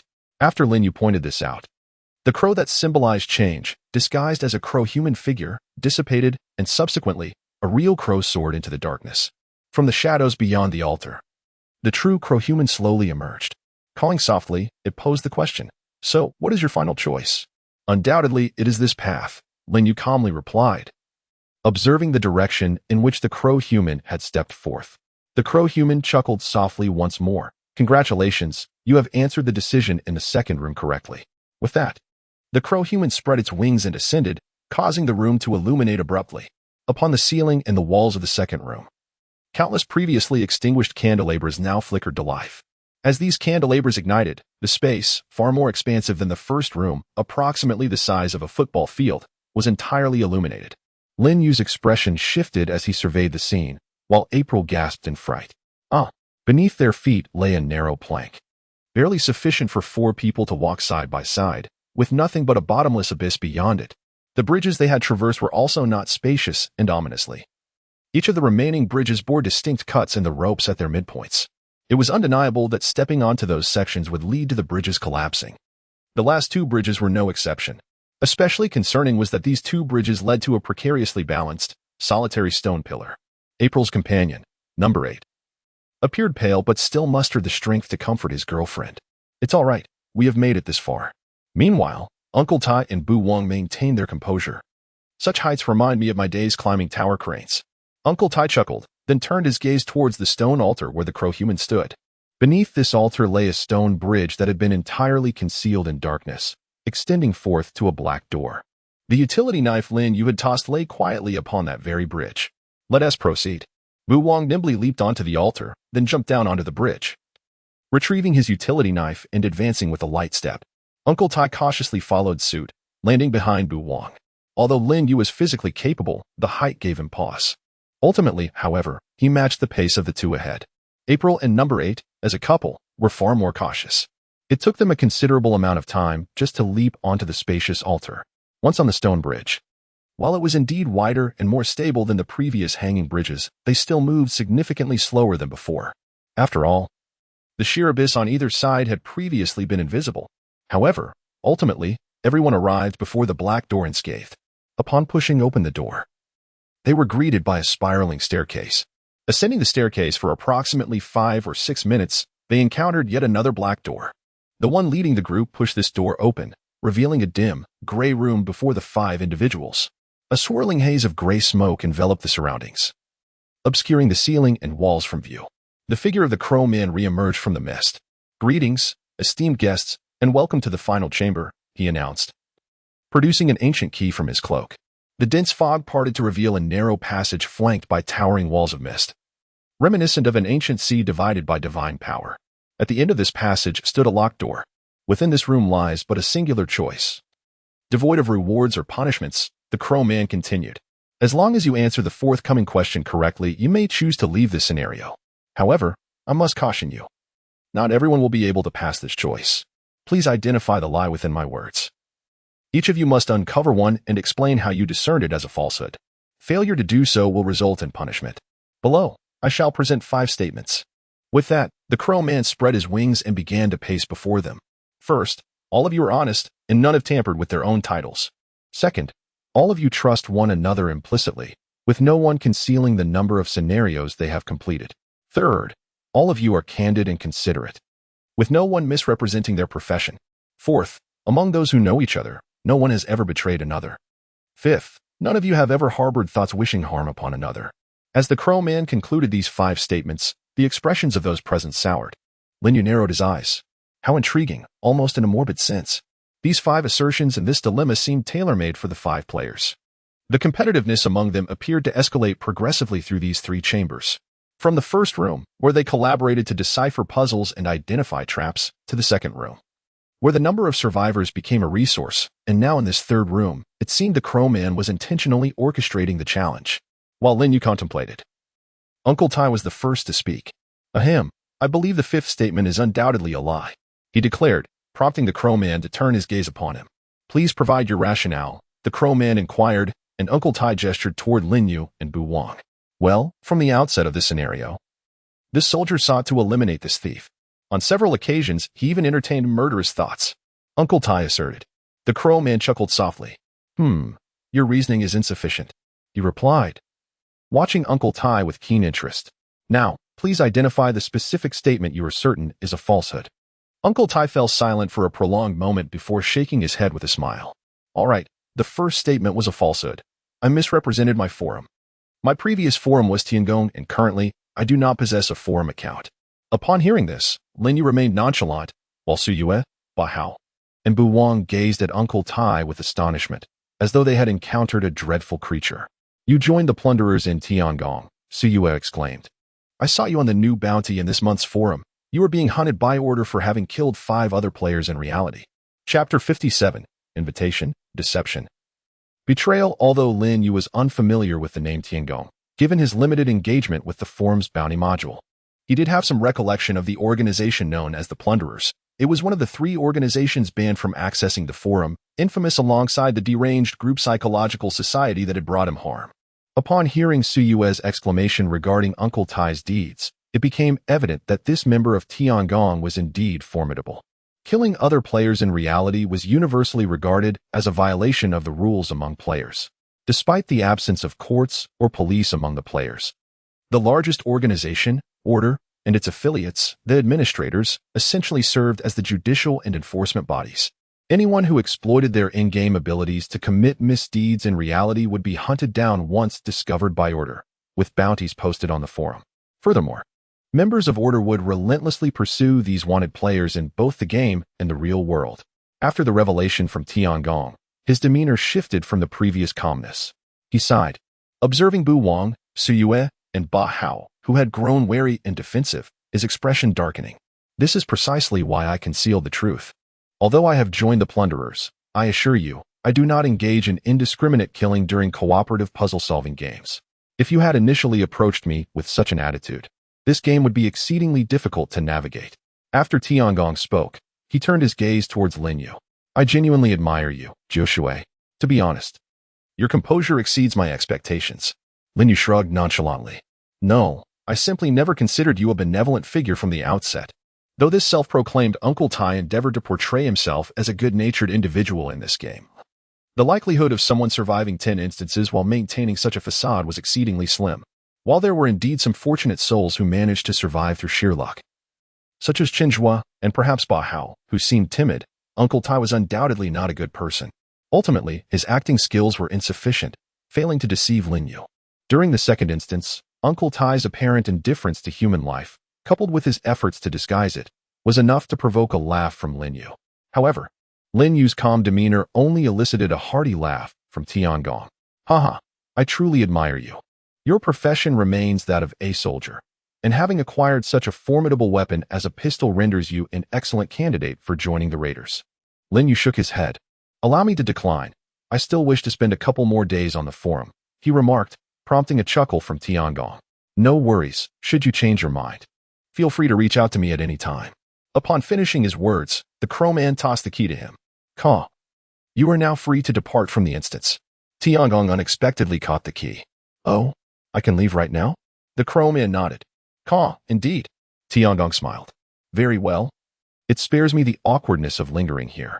With that, he proceeded toward the door at the end of the corridor. He opened the door and stepped into a realm of white light. Subsequently, the door closed once more and locked, as a new key materialized in the Crowman's hand. After watching him depart, both April and 8 let out a simultaneous sigh of relief. You nearly frightened me to death, it exclaimed, still shaken. Lin Yu turned to him, shaking his head. What are you afraid of? I am a soldier armed with a gun. Even if he is wanted, could he possibly take your lives before my very eyes? 8 regarded Lin Yu with a peculiar expression. Brother Jiu Shui, while your profession and equipment are formidable, That Tiangong is an ascended player who completed the ascension after 10 instances, invited to join the raiders as an expert. Engaging him may prove quite challenging for you. Lin Yu discerned that 8's words were somewhat diplomatic. Another ascension? What exactly is ascension? Lin Yu inquired, somewhat perplexed. However, before he could delve further, April interjected with additional information. Indeed, the bounty on him is a staggering 8,000 credit points. Lin Yu was momentarily taken aback by this revelation. How much? 8,000 points. April affirmed earnestly. Lin Yu felt a rush of heat in his eyes. 8,000 points equate to 800,000 renminbi. Capturing him would enable me to directly assist my sister in acquiring a new storefront. Even if I chose not to help her, if I saved that amount, I could comfortably avoid job hunting for several years post-graduation and continue performing in the plays I adore. Lin Yu felt a twinge of regret. Had he known this earlier, he would have schemed to eliminate that fellow within the instance. He couldn't help but voice, "Do you ever browse the forum? Tiangong is currently the hottest bounty post." Lin Yu shook his head. I mentioned I just cleared my first instance, so I have yet to grasp all the details. Lin Yu's words left Bu Wang astonished. What? You truly just completed your first instance? I was prepared to challenge you on the veracity of your second statement. Lin Yu spread his hands. If you doubt my word, you may test it. There's no need for that. Bu Wang chuckled, glancing at April and 8. However, you two should hasten, lest I seize your established falsehood. The Crowman had just asserted that not everyone could succeed through those 5 statements. Perhaps they contained a mix of truths. As Bu Wang spoke, April and 8's expression shifted once more. Lin Yu watched the two with considerable interest. Frankly speaking, after the Crowman's declaration, the expressions on April and number 8 were the most unpleasant. It was evident that something intriguing was about to unfold between this young couple, as Lin Yu had anticipated. Prompted by an unspoken cue, April and number 8 simultaneously gritted their teeth and spoke. I choose 4. Their voices resonated in unison. The Crowman turned toward them and burst into laughter. How amusing. Please, present your reasoning. The young man should be swift. You take the lead. The 4th point articulated by the Crowman pertained precisely to the mutual trust between the two. Neither had betrayed the other. April and number 8 exchanged glances. Their expressions clouded with unease. April, lowering her voice, began, You tell me, in what way have you betrayed me? Number 8's countenance paled as he gritted his teeth and replied, Yao, I'm sorry. Last year during finals week, when I told you I was studying overnight at the library, I actually met my ex-girlfriend. Chapter 58, Lovers at Odds, Blood for Blood after number 8's confession. His face etched with guilt, April exhaled slowly, her gaze chilling incrementally. The young woman, a doctor by profession, had a demeanor that was generally mild. However, in that moment, her icy expression sent shivers down Lin Yu's spine. April looked at her boyfriend and softly spoke. To be honest, I had my suspicions about this matter long ago, but I never anticipated you would descend to the level of betrayal. Number 8 sought to defend himself, but ultimately could only lower his head in defeat. I'm sorry, Yao. April let out a cold laugh. You needn't feign remorse. You owe me nothing. You only owe it to yourself. After a brief pause, she continued, Actually, it seems you do owe me for that final assignment I completed for you. But even beyond that, how many times have I saved you in this death game? Even having faced life and death alongside me pales in comparison to that woman, doesn't he it? Just because she is beautiful and playful? Aren't you afraid of the consequences? April taunted. Upon hearing April's accusations, number 8 could no longer contain himself. Do not slander her. Besides, that was all a year ago. Was it only a year ago? April interrupted coldly. Think carefully. Do not deceive yourself. Number 8's face changed dramatically. You knew all along? In this instance, prior to this scenario, it had merely been speculation. A one-sided wishful thinking. April shook her head with a smile. You even defended her just now. How delightful. Number 8's face flushed with indignation. So what? She did nothing wrong. Moreover, I ended up in this wretched game because you insisted on going on that trip. You owe me for your life. He shouted. April paused, momentarily taken aback, before bursting into laughter. Oh, I see. So this is your perspective. What does it matter? Number 8, shedding his previously timid demeanor, erupted, proclaiming. You are nothing but a deeply controlling and affection-starved individual. I have never felt at ease in your presence. You incessantly belittle and berate me. What does it matter that you saved me? I never sought your salvation. April regarded the furious number 8 with cold detachment. This only fueled his hysteria further. Aren't you the same? Just moments ago, you two contemplated answering the 4th option. Haven't you betrayed me as well? He accused, glaring at April. She shook her head in denial. No, I have not betrayed you. My choice of the fourth option was influenced by the incident in the library last year and your mention of going to the internet CAF last week, along with your high school reunion last month. However, compared to merely completing the game, I am more inclined to ascertain the truth of those events. At that moment, the voice of the Crow Man resonated appropriately. Caw. Congratulations, you may now exit the instance, he announced, tossing the key to number 8. April observed him, merely shaking her head. Leave. She waved her hand dismissively, to which number 8 retorted, if you wish me to leave, I shall. Subsequently, he grasped the key and strode towards the misty horizon. April watched his retreating figure, exhaling deeply, her expression weary. Lin Yu and Bu Wang observed this doctor with keen interest. What a splendid performance. It appears that a scoundrel can transcend the typical playboy archetype. Even after infidelity, one can maintain such restraint, Lin Yu mused, stroking his chin. Bu Wang approached, patting April on the shoulder. Hey, is it truly wise to let that guy go? April shook her head. It matters not. Let him be. Frankly, I am exhausted. Although the deity who designed this death game claims that only those who ardently wish to survive are chosen, I once yearned for life. Yet now, I am genuinely fatigued. April spoke wearily. Bu Wang, hands in pockets, shook his head. Do not let your emotions cloud your judgment. Are you truly an orphan? Aside from that useless boyfriend, what else remains for you? You both are classmates, correct? As students, you have awakened to the profession of a doctor. You must be a commendable medical student, yes? Is your survival not more valuable than that of a morally bankrupt scoundrel who fails at everything? Bu Wang's succinct words seemed to strike a chord within April. Hesitantly, she turned to him, but I am uncertain which of the remaining 3 options is the lie. Deep down, you know, Bu Wang smiled, producing a utility knife. With a click, he extended the blade in segments. April, in that moment, did you not have even a fleeting thought while he defended that wretched person, while he accused you, in his ingratitude? This is a death game, after all. April gazed at Bu Wang, silently accepting the utility knife, her expression gradually darkening. If her earlier demeanor was one of coldness, then in this moment, her gaze had transformed into an unfathomable abyss. She then turned her attention to the Crow Man. I believe your 5th statement just now is a fabrication. The Crow Man gazed at April and chuckled. Caw. Then please provide your proof. April, silent, swiftly advanced towards the door with a utility knife in hand, her pace quickening until she was nearly running. Ultimately, just before reaching the door, she lunged at the figure of number 8, who was poised to unlock it with a key.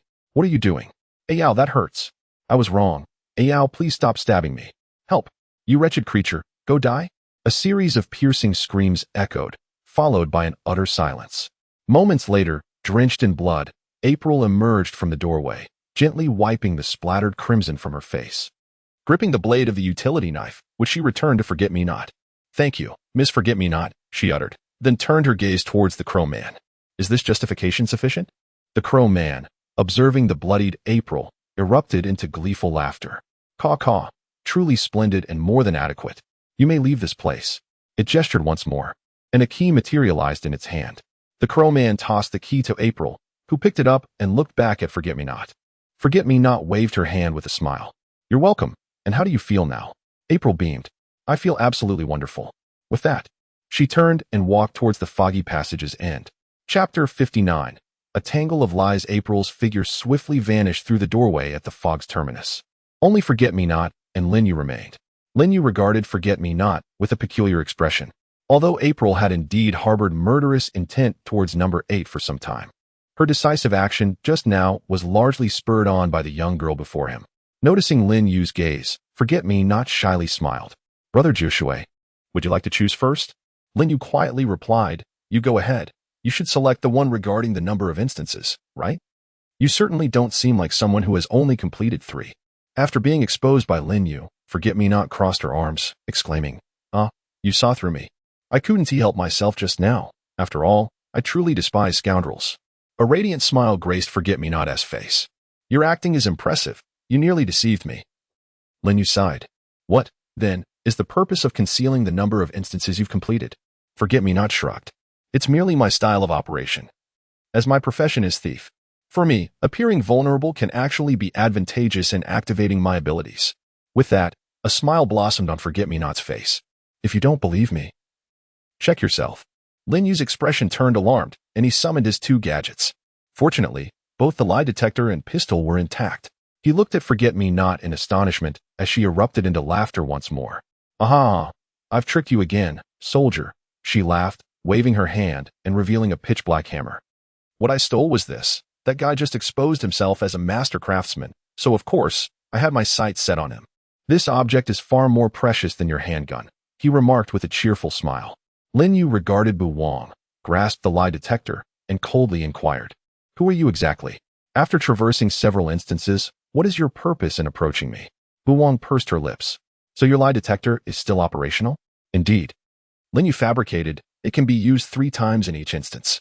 Therefore, do not attempt to deceive me. Otherwise, even if you are stronger than I shall fight you to the death here." After uttering these words, Lin Yu sensed a wave of conviction emanating from Bu Wang. Subsequently, the deceitful claim he had made about the lie detector being usable 3 times began to manifest as truth. He estimated that had he claimed 4 times, the belief might not have sufficed to bring the deception into reality. Do not be so tense. I am merely a little girl who enjoys some fun. I did not mean to target you. I assure you, I am neither from the Psychological Society nor affiliated with the Raiders, Bu Wang said with a grin, prompting Lin Yu to release his grip on the button. Her prior words were indeed genuine. Lin Yu then coldly asked, "So how many instances have you actually completed?" "Only 12, really, in a mere 3 months, Bu Wang replied, sticking out her tongue. "And I am not particularly strong. My direct combat ability is rather weak." The lie detector remained silent. Lin Yu exhaled. "Very well," he said, putting away the lie detector and promptly addressed the Crow Man. "I choose the second option, as she has just admitted to completing 12 instances, which contradicts her initial claim of 3. Lin Yu spoke rapidly. Upon his completion, the Crow Man responded immediately. "Haha. Congratulations, you have uncovered the lie. You may leave this place." Bu Wang looked astonished. The girl then burst into laughter once more. "Ha. So that's how it is. I have been outwitted by you. How delightful. It seems you care not where I come from or whether I have ulterior motives. You simply wish to outsmart me."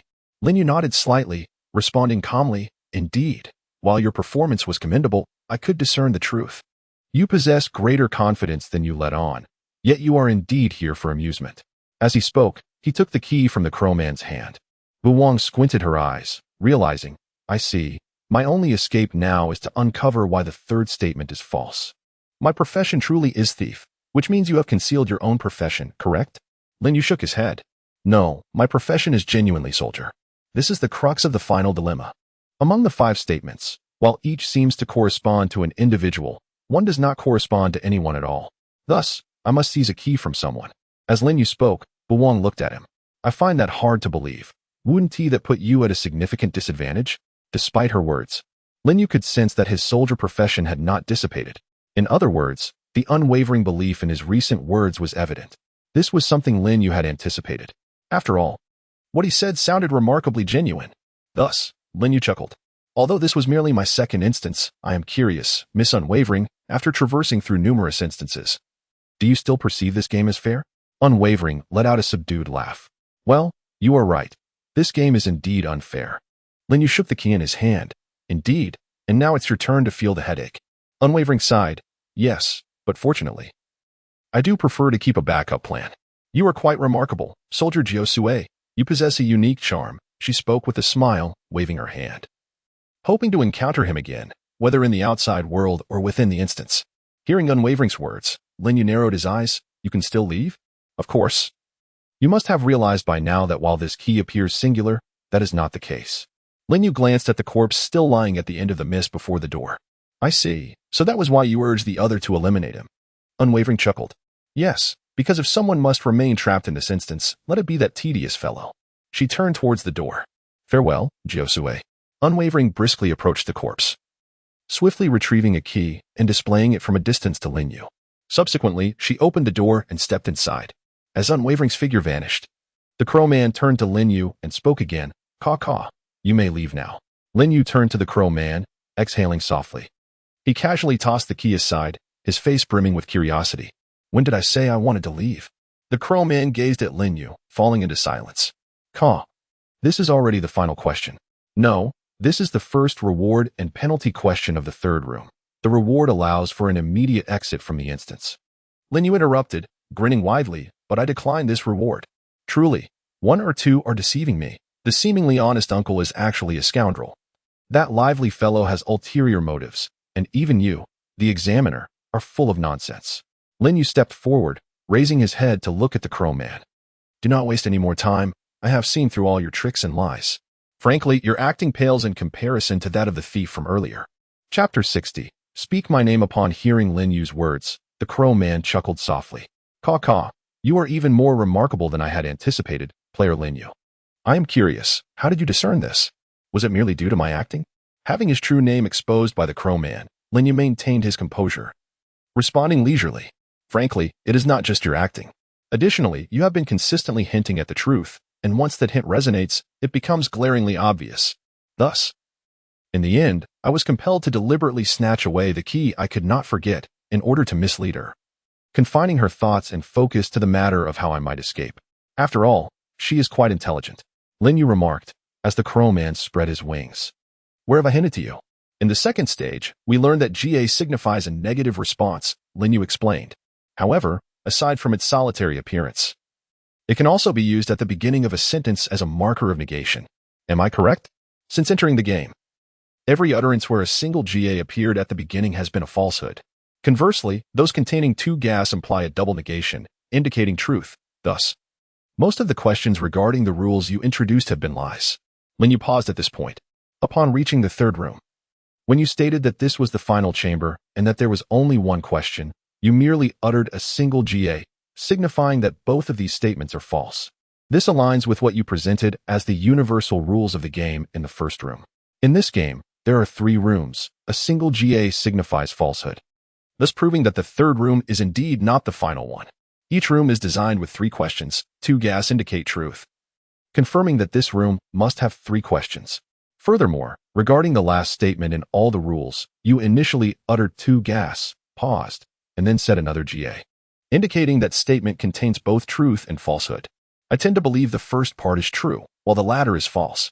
The latter part states that one must answer all the decision questions correctly to complete the dungeon, which is false. One can indeed clear the dungeon without answering all questions correctly.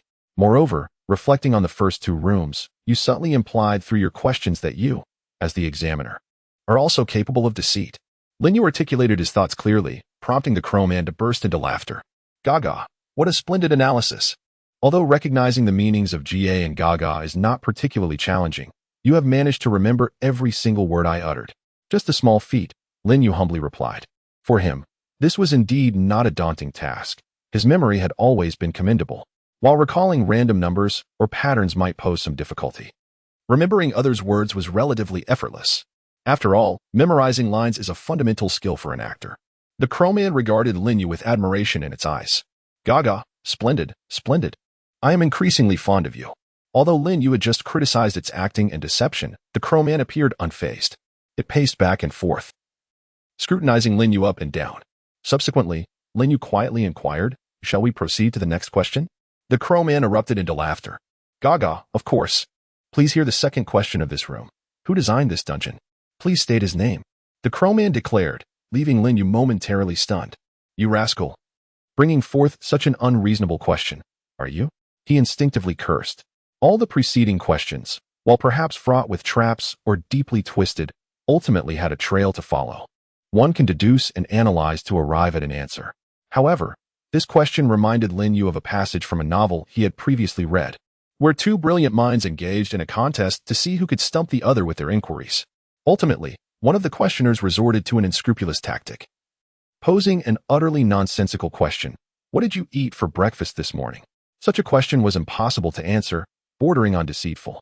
Although the protagonist of that novel possessed extraordinary intelligence, nearly omniscient, and managed to decipher even the most unreasonable queries through minute details, Lin Yu lacked such prowess. He was merely a sophomore in the drama department at Jiangcheng Media University, with a fervent passion for performance that surpassed that of the average student. While this question wasn't entirely unreasonable, after all, Lin Yu had played through this scenario from start to finish. It was still feasible for the questioner to craft a query that would render it impossible for anyone to respond. What if the architect of this scenario had a name as absurd as Dalabingabin Debidiburong or something equally nonsensical? In response to Lin Yu's skepticism, the Crow Man chuckled. Caw, you may still pose questions or seek hints, but I will not entertain inquiries regarding names or syllables. As Lin Yu exhaled, he felt a sense of calm wash over him. Indeed, although the Crow Man possessed a rather twisted sense of humor, more depraved than the unrelenting. The entire scenario was traceable from beginning to end. In other words, this seemingly unreasonable question must have a solution, hidden somewhere within the game. Lin Yu pondered slowly. And then a spark of insight flickered in his mind. He recalled the Crow Man's initial statement, "Caw caw, I shall serve as the examiner for this game." The two caws represented truth, and combined with the opening remark, Lin Yu had subconsciously dismissed its significance. However, upon reflection, just as in the first room where the Crow Man employed one of his favorite tactics, deceiving with truth, this opening line was indeed a trap. Lin Yu turned to the Crow Man and inquired, "May I ask, what is your name?" The Crow Man erupted into laughter. "Caw caw, I refuse to answer that question." Lin Yu understood. Indeed, you are not only the examiner of this game, but also its designer. He exhaled, and the Crow Man chuckled softly. "Ah-ha-ha." For the first time, he emitted a laugh that felt almost human, though the timbre still resonated like the overlapping voices of 1,000 individuals. "How delightful, Lin Yu, that you grasped this so swiftly. However, this does not signify your success. You must still reveal my name," the Crow Man declared. Chapter 61. The Future Lin Yu. The Divine Lin Yu. Lin Yu had long harbored a suspicion that the Crow Man was the architect of this scenario due to the overwhelming control he exerted over the game. Thus, Lin Yu could not help but test it earlier. In the first two rooms, he had subtly praised the designer of this dungeon. Judging by the Crow's slightly pleased demeanor at the time, it was indeed the designer in question. The creation of such a labyrinthine existence, fraught with traps, often reflects a degree of narcissism, whether in humans or other entities.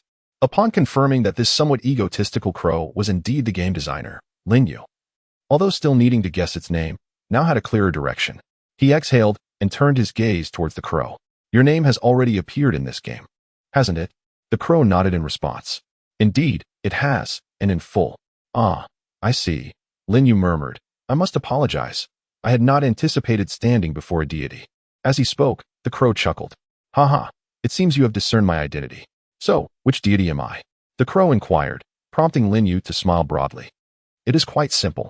In the second room, the Crow that embodies transformation can assume your likeness.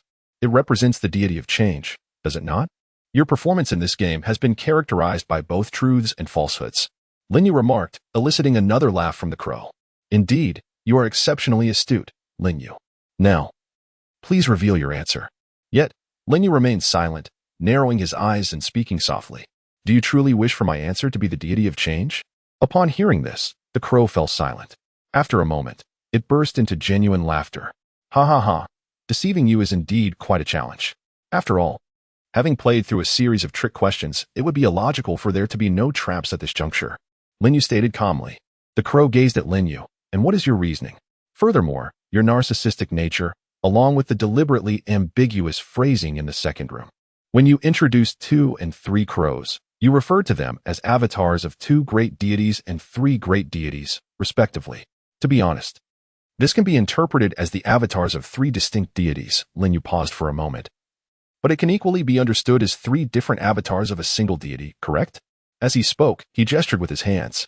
"Given your current demeanor, referring to other deities as great seems somewhat inconsistent with my observations of you.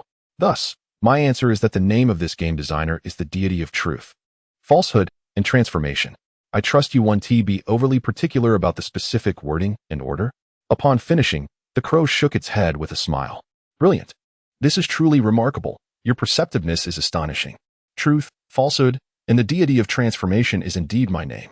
Congratulations, you have answered this question correctly," the Crow remarked, not overly concerned with the precise wording in Lin Yu's response. "We move on to the next question. The forthcoming reward is that you may pose a request to me, though I retain the right to decline. By the way, there is a more succinct answer to the previous inquiry." As he spoke, feathers began to shed from his body, revealing an elegant dark double-breasted suit, complemented by white gloves and polished shoes. This attire struck Lin Yu as somewhat familiar. Subsequently, the Crow Man raised his hands and removed his crow mask. Lin Yu stared in astonishment at the figure who had unveiled himself. For beneath the mask lay a visage strikingly identical to his own. The other answer to the previous question was Lin Yu himself. His voice, no longer a cacophony of countless overlapping tones, resonated with the same timbre as Lin Yu's. A gentle smile graced his features. "Though this is our first encounter, For me, it is the second, he remarked, referring to a decade ago. The Crow Man, no, the figure before him was Lin Yu, smiled as he spoke. Lin Yu felt an overwhelming sense of unreality, akin to the sensation he experienced when he was abruptly slain last week and thrust into this game. You are me from 10 years in the future. Have I transformed into a deity after a decade? The future Lin Yu nodded. Indeed. With the unique class of trickster and the intellect that mirrors your own, transcending this game to achieve divinity is not exceedingly difficult. However, due to the intricacies involved, I cannot divulge too much of the process. Suffice it to say, it is not insurmountable. The divine version of Lin Yu declared with pride. If you cannot share the details, how can I be persuaded to believe you? After all, you've been deceiving me all along. The divine Lin Yu let out a derisive laugh. Manipulating time is the exclusive domain of deities. My ability to meet you from a decade hence stems from my ascension to divinity. You might assume that a unique class and the belief of 6 individuals would suffice to activate the rewind ability, which allows for temporal manipulation. Yet, it is only because you are destined to become a deity in the future that this ruse could be orchestrated. Lin Yu rubbed his temples, his expression tinged with doubt. I remain unconvinced. If this is indeed true, what torment have I endured in this game over the past decade? How did my character devolve into this wretched state? The divine Lin Yu chuckled. In truth, you have only undergone one significant experience, the realization that you possess greater intelligence than the majority.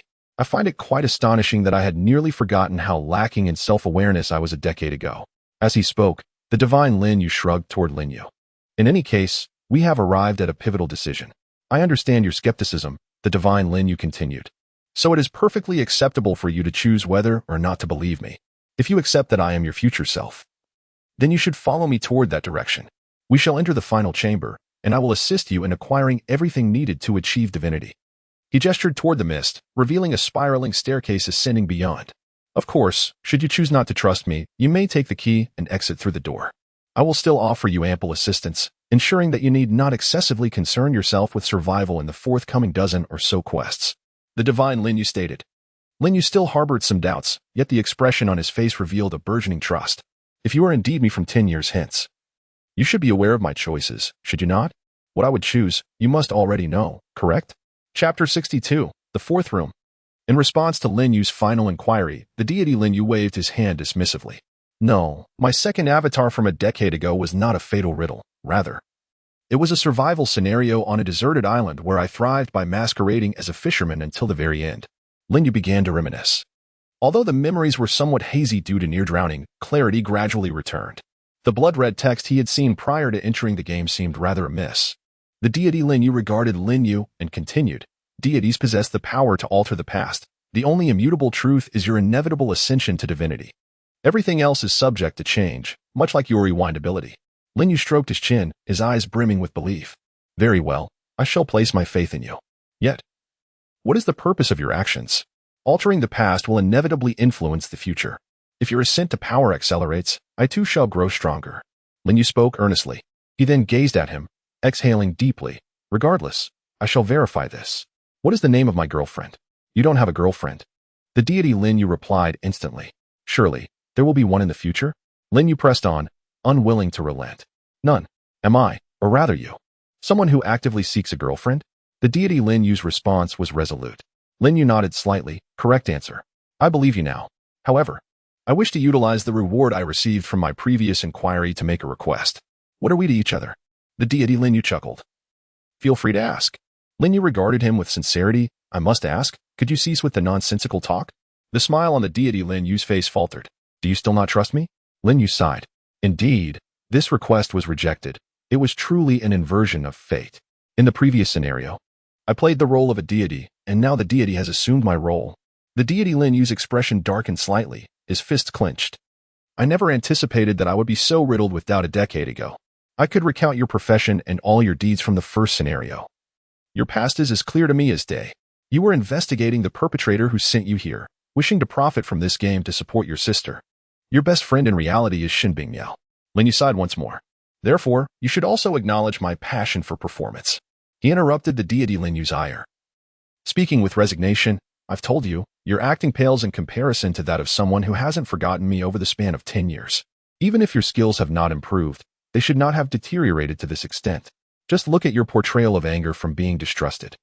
The twitch of your eyebrows is excessively exaggerated, and your tone too hurried. Is it that after becoming a deity, you lack even the ability to immerse yourself in emotion for your performance? His voice suddenly escalated by an octave, trembling with fervor as if flames ignited within his eyes. You are utterly insulting me, belittling the effort I expended to hone my craft. I demand an immediate apology.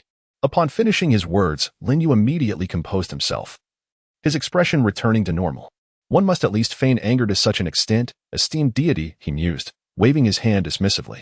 Well, since you cannot cease your nonsensical prattling, might I propose an alternative request? Could you disperse the surrounding fog, allowing me to choose my path? Having delivered his words in rapid succession, the Lin Yu across from him offered a gentle applause. I must admit, I am rather impressed by you, Lin Yu, he remarked. As the gray mist gradually thinned and dissipated, before Lin Yu emerged a space far more expansive than the second room, akin to a grand central plaza. The towering dome soared to a height of 100 meters, encircled by walls as gray and imposing as cliffs. Turning to glance behind him, Lin Yu realized that the spiraling staircase was merely a decorative element. Though lofty, it remained distant from the apex of the dome. As the fog cleared, a true long staircase revealed itself, hidden within the depths of the mist to his right. This grand, wide staircase led directly to a massive door, situated near the dome's summit and previously obscured by the fog. The door, also gray in hue, appeared somewhat lighter, as if sculpted from two massive blocks of stone. Lin Yu exhaled deeply. Indeed, the dilemma within each chamber is a matter of virtue. The true answers lie beyond the superficial options presented. I choose this path, Lin Yu declared, gesturing towards the staircase. This is a permissible choice, is it not? Of course, replied the Lin Yu opposite him, who then transformed into gray mist, vanishing into thin air. In his stead, a booming sound resonated throughout the space. The rumbling echoed like stones grinding against the ground, producing a heavy thud. The two stone doors of the gray gate creaked open just a narrow slit, allowing a soft glow to seep through. Observing the lengthy staircase and the ajar stone door, Lin Yu sighed. The first two rooms were guided by crows. This time, I must ascend the stairs myself, it seems. With a hint of resignation, he began to jog. Thankfully, the physical enhancements bestowed by the soldier were still in effect, enabling him to swiftly reach the base of the staircase. The incline was gentle, and Lin Yu climbed step by step, soon arriving at the top. There, before the grand door, he paused to catch his breath. Still a bit taxing, he reflected, wishing he could transform into a homebody at that moment. However, he was not so greedy. After a brief rest, Lin Yu ventured through the narrow opening of the grand door. Although merely a small gap compared to the entire stone door, its size was sufficient for 3 individuals to pass side by side. Exiting the door, Lin Yu found himself in an even more expansive area. This room resembled a viewing platform. Apart from the gray ground beneath his feet, the surrounding walls were crafted from a transparent, crystal-like material, forming a curved shape reminiscent of scenic glass. Lin Yu gazed around, finding himself on a platform that seemed to be suspended in the lofty sky, surrounded by a swirling sea of clouds, where numerous colossal creatures could be faintly discerned gliding through the mist. After taking a few steps back to glance behind him, he spotted a towering gray stone statue of a crow-like figure, standing at approximately 100 meters tall. The grand stone door he had just exited was the lower end of the staff held in the creature's right hand. Thus, the final chamber is the rooftop, Lin Yu mused. Before him, a gray mist coalesced, transforming once again into the likeness of the gray crow person. It regarded Lin Yu and spoke, "Congratulations, Lin Yu. Welcome to the final chamber of the inverted tower." Chapter 63, The Reward Stage and the Origin of the Trickster Profession. Lin Yu closely examined the gray crow figure before him. Unlike the earlier, more ostentatious crow mask and feathered attire, this incarnation bore a striking resemblance to a genuine crow that had metamorphosed into a being of human form, clad in a sharply tailored and elegant gray suit. The hue was merely a shade darker than its plumage. If the previous incarnation was a mere avatar, this must be its true form, or at the very least, a high-tier avatar. After all, the coloration of this crow figure matched that of the colossal statue that towered above. Lin Yu's gaze returned to the crow figure. So, this place is called the Inverted Tower? The crow figure nodded in affirmation. Indeed, this is the Inverted Tower. However, this is merely your second instance. You may not yet grasp the significance of its name. Lin Yu acknowledged with a nod. Then I shall inquire about the meaning of this place once I exit. Since this is the final chamber, please present your questions. A smile graced the crow figure's face, that of the deity of transformation. In truth, reaching this final chamber should be considered a reward stage. After all, those who can decipher my intricate puzzles to arrive here deserve no further trials or tribulations. Thus, while answering the 3 questions correctly is preferable to answering them incorrectly, the very moment you are posed a question, you have already attained something. The distinction lies merely in the magnitude of your gains. The crow figure said with courteous amusement. Lin Yu regarded the crow figure, nodding in skepticism. Really? I find that hard to believe. The crow figure sighed in resignation. You, my friend, while vigilance is commendable, your caution has indeed exceeded reasonable bounds. Very well. You will understand once you hear the question. Clearing its throat, the crow figure continued. Now, Lin Yu, please listen to the first question. Why is your profession in the death game trickster rather than actor? Upon hearing the first question, Lin Yu stared at the crow figure in astonishment. This entity was not deceiving him. At that very moment, Lin Yu realized he had indeed gained insight, for this was a question that had long puzzled him. While perusing forums, he had come across the profession of actor in various strategies. Though rare, it did exist. The abilities of the actor profession were categorized as rule-based, allowing one to acquire a beneficial identity in each game. The identity here is not a profession. For instance, if Lin Yu's vocation were indeed that of an actor, he would likely acquire an identity akin to that of a human explorer in the first instance, granting him an advantage, such as receiving an additional letter. In many instances, being an actor is considered a formidable profession. However, Lin Yu did not awaken this profession. Instead, he awakened the singular vocation of trickster. While it is true that the essence of performance can be seen as deception, it seems incongruous for him to awaken as a trickster based solely on that notion. Lin Yu had always been somewhat perplexed. Yet at this moment, as this question resurfaced, he felt he had grasped a thread of insight, much like what the raven, transformed by the god of change, had articulated. The mere act of a deity posing this question was in itself a form of reward, a hint bestowed upon him. Lin Yu exhaled deeply, recalling that his initial entry into this game stemmed from the psychological society, where a mysterious girl, shrouded in enigma, had shot him. As he hovered on the brink of death, her ethereal words echoed once more, resonating profoundly within him. May you be seen by the divine. This phrase, rather than being nonsensical, was indeed a prophecy that had now materialized. Reflecting on the moment of successful reversal in the first instance, he remembered the sounds of awe that accompanied it. Truly splendid. Those words did not originate from any earthly source. They seemed to resonate directly within his soul. Furthermore, the deity had once again hinted that within the web of lies and deceptions he had spun, a clue lay hidden. Manipulating time is the prerogative of the divine. Indeed. As he increasingly activated the abilities of the trickster, Lin Yu's comprehension of the belief required for manifestation deepened. In hindsight, the reversal was astonishing, relying solely on the belief of 6 individuals. Could mere deception truly alter time?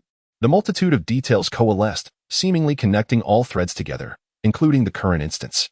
Although it was merely the second instance, Lin Yu remained convinced that the direct involvement of a deity was a rare occurrence. He gazed at the gray raven before him and spoke. I am somewhat uncertain of the answer to this question. However, I believe it must relate to my potential and the divine.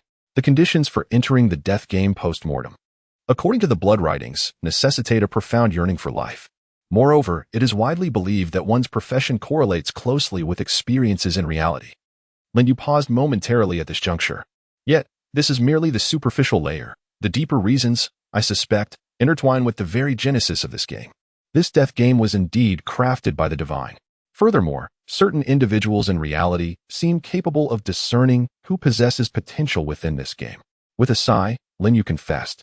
To be honest, I was forcibly thrust into this. He reminisced about the psychological society that had sought to test his endurance. The other party warmly invited me to join the psychological society, and initially, I harbored some skepticism regarding my awakening as a soldier. However, their demeanor made Lin Yu realize something significant. Although most individuals in this game awaken professions related to their experiences, initially, there is little distinction in the value of these professions. Yet, those with exceptional potential might attract the attention of deities, awakening unique professions. Hence, from the very beginning, my starting point differed from that of other players. Lin Yu exhaled, gazing at the god of transformation, remarking, this unique profession of trickster must have been bestowed upon me by you or another deity, correct? The god of transformation chuckled, responding that my answer was fundamentally accurate, albeit with several critical omissions. I can award you an 85, they concluded. Chapter 64, The Unforgotten True Purpose and Identity. Was my conclusion erroneous, and were there significant omissions? Upon hearing the god of transformation's assessment, Lin Yu felt no particular joy. Instead, he frowned slightly. In other words, this trickster profession is a result of divine intervention. Is it not? Furthermore, what precisely did I overlook? Curiosity piqued, Lin Yu turned his gaze to the gray crow man, who shook his head with a smile. This is something you must explore on your own in the future. Do not be overly greedy, Lin Yu. Knowing the role of potential and deities in this game so early in the second dungeon has already placed you far ahead of others. If this continues, they may start to complain, the crow man remarked, deftly shifting the topic before Lin Yu could press further. Well, Lin Yu, you answered the first reward and punishment question correctly, so naturally, a reward awaits you. You may now inquire about a hidden secret of anyone's secret. Upon hearing this reward, Lin Yu couldn't help but scoff. Sure enough, you were observing me throughout my first dungeon. This was clearly reminiscent of the false claims he made while playing the role of a detective. In truth, a genuine detective possesses different abilities, Lin Yu muttered. Then turned to the crow man. Can I choose you? Apologies, but I am not someone, I am a deity. The god of transformation declined. Lin Yu was not surprised by this response. Very well, let me think. If we consider the former Lin Yu, this question was rather difficult to choose. After all, his social circle was quite simple, and he had little desire to pry into the secrets of friends and classmates. However, now he indeed had two individuals he wished to investigate. One was the recently encountered forgetfulness, and the other was naturally the mysterious classmate who had taken Lin Yu's life. The latter, Lin Yu suspected, was likely affiliated with the Psychological Society, having possibly recognized his potential before deciding to eliminate him. Yet, he knew little about her. What manner of person was she? As for Bu Wang, Lin Yu had spent an entire chapter with her and had begun to discern certain traits and characteristics of this quirky and somewhat eccentric girl. Her profession as a thief likely stemmed from her penchant for mischief and a proclivity for stealing. Her true identity should be that of a wealthy heiress from Jiangqing, as evidenced by the high-end brands of her windbreaker and sneakers, the latter of which were even made from cut-resistant fabric. She was presumably still in high school and performed adequately academically, maintaining the image of a well-behaved girl in front of her parents. Lin Yu noticed that her hand instinctively grasped the utility knife as if it were a pen, and the calluses on her fingers had yet to fade. With this information, even without seeking Xin Bingmiao's assistance, Lin Yu felt confident he could uncover clues about Bu Wang's identity after they left. However, he still preferred to focus on Bu Wang herself. Despite the uncertainty surrounding her real-life identity, he had already gathered a fundamental understanding of her affiliation and her motive to eliminate him. She appeared quite formidable, and her desire for revenge did not seem to be urgent. Yet, Lin Yu was completely unaware of Bu Wang's true intentions in approaching him. Nor did he know which organization she belonged to. Indeed, although he ultimately employed a lie detector, he remained skeptical of Bu Wang's claims. This thief was equally adept at deceiving with the truth. While her assertion regarding the number of completed chapters might be accurate, it was evident that her approach was not devoid of ulterior motives. She was not merely seeking amusement in her interactions with him. From the moment Lin Yu noticed the bicycle stolen by Bu Wang and the note left on the shared bike, he realized that this was an assessment. Even if Bu Wang genuinely enjoyed pranks, the intensity of her testing his reactions was unmistakable. Particularly, she seemed to have departed almost simultaneously with the ninja. As a seasoned player, how could she fail to recognize the smoke of a ninja? Thus, even though Lin Yu was uncertain whether this constituted a test or evaluation, and whether someone was surreptitiously observing him, he nonetheless chose to feign a volatile and irritable demeanor, appearing to be easily manipulated. Subsequently, Lin Yu also consolidated his persona, showcasing his capabilities as a soldier. It turned out that his suspicions at that time were indeed correct. After encountering Bu Wang in this chapter, it became evident that she had prior knowledge of his soldier profession. This indicated that she had indeed been observing him in secret. Therefore, Lin Yu was even less inclined to believe that her presence in this chapter was coincidental. The forums had mentioned various items capable of enabling individuals to team up for the same chapter. Hence, it was not implausible that there existed an item allowing entry into a specific player as chapter. Even though Bu Wang had casually referenced Tiangong, Lin Yu remained convinced that her target was undoubtedly himself. The reasoning was simple. Tiangong's accent clearly indicated a connection to the northwest region. Bu Wang stealing from him seemed merely opportunistic. Indeed, it is precisely because of this deliberate or inadvertent misdirection that Lin Yu becomes increasingly convinced that the other party is likely targeting him. Thus, Lin Yu further portrays his character in this instance, extending the previous persona of being irritable to include traits such as proficiency in puzzles, a strong desire for revenge, and extreme arrogance. However, regardless of how he disguises and conceals himself, the realization that there might be other organizations, aside from the Psychological Society, keeping an eye on him fills Lin Yu with unease. After all, the statement made by the other party, claiming she did not hail from the Psychological Society, was a truth verified by a lie detector test. After much contemplation, Lin Yu decides to inquire about this enigmatic figure. He cannot maintain this facade of clarity while remaining in the shadows. Therefore, he turns to the gray crow figure and speaks. I wish to inquire about the player whose profession in this game is thief. What is her true purpose in approaching me? The god of change chuckles. I anticipated you would have about an 80% likelihood of asking about her. However, that individual is indeed intriguing. She even attempted to steal something from me before departing. Allow me to enlighten you. She is a member of the Free Alliance, and she utilized an item to join this instance in order to assess your suitability for joining the Free Alliance. Chapter 65, The Final Deception. The Free Alliance? Upon hearing the crow's words, Lin Yu momentarily freezes, then recalls that it is one of the 3 organizations that appeared alongside the Psychological Society and has been banned from the forum. Lin Yu feels a tinge of helplessness, even unable to suppress a chuckle. Well, it seems I barely completed one instance and have already attracted the attention of 2 such troublesome organizations. He reflects earnestly. Is my potential truly so formidable that both organizations wish to recruit me? No, considering that the earlier artisan also extended an invitation to him. It appears that all 3 organizations blacklisted by the forum are vying for my allegiance. Lin Yu sighs. The situation is indeed becoming increasingly complicated. As a newcomer who has just completed 2 instances, he is still oblivious to the faction divisions among players in this deadly game. Yet he has already caught the eye of 3 notorious organizations that are clearly not of the righteous sort. This is hardly a favorable circumstance. As anticipated, it is imperative that he quickly perfect his disguise upon exiting, as well as conduct as much investigation as possible. He must also ascertain the nature of ascension at the earliest opportunity. With these thoughts in mind, Lin Yu once again gazes at the gray crow figure. Very well. Shall we proceed to the next question? Lin Yu inquires, to which the gray crow nods in affirmation. The crow then smiles and states, certainly. Let us move on to the second question. Within all the information I have disclosed to you in this room, there is only one statement that is false. Do you know which one it is?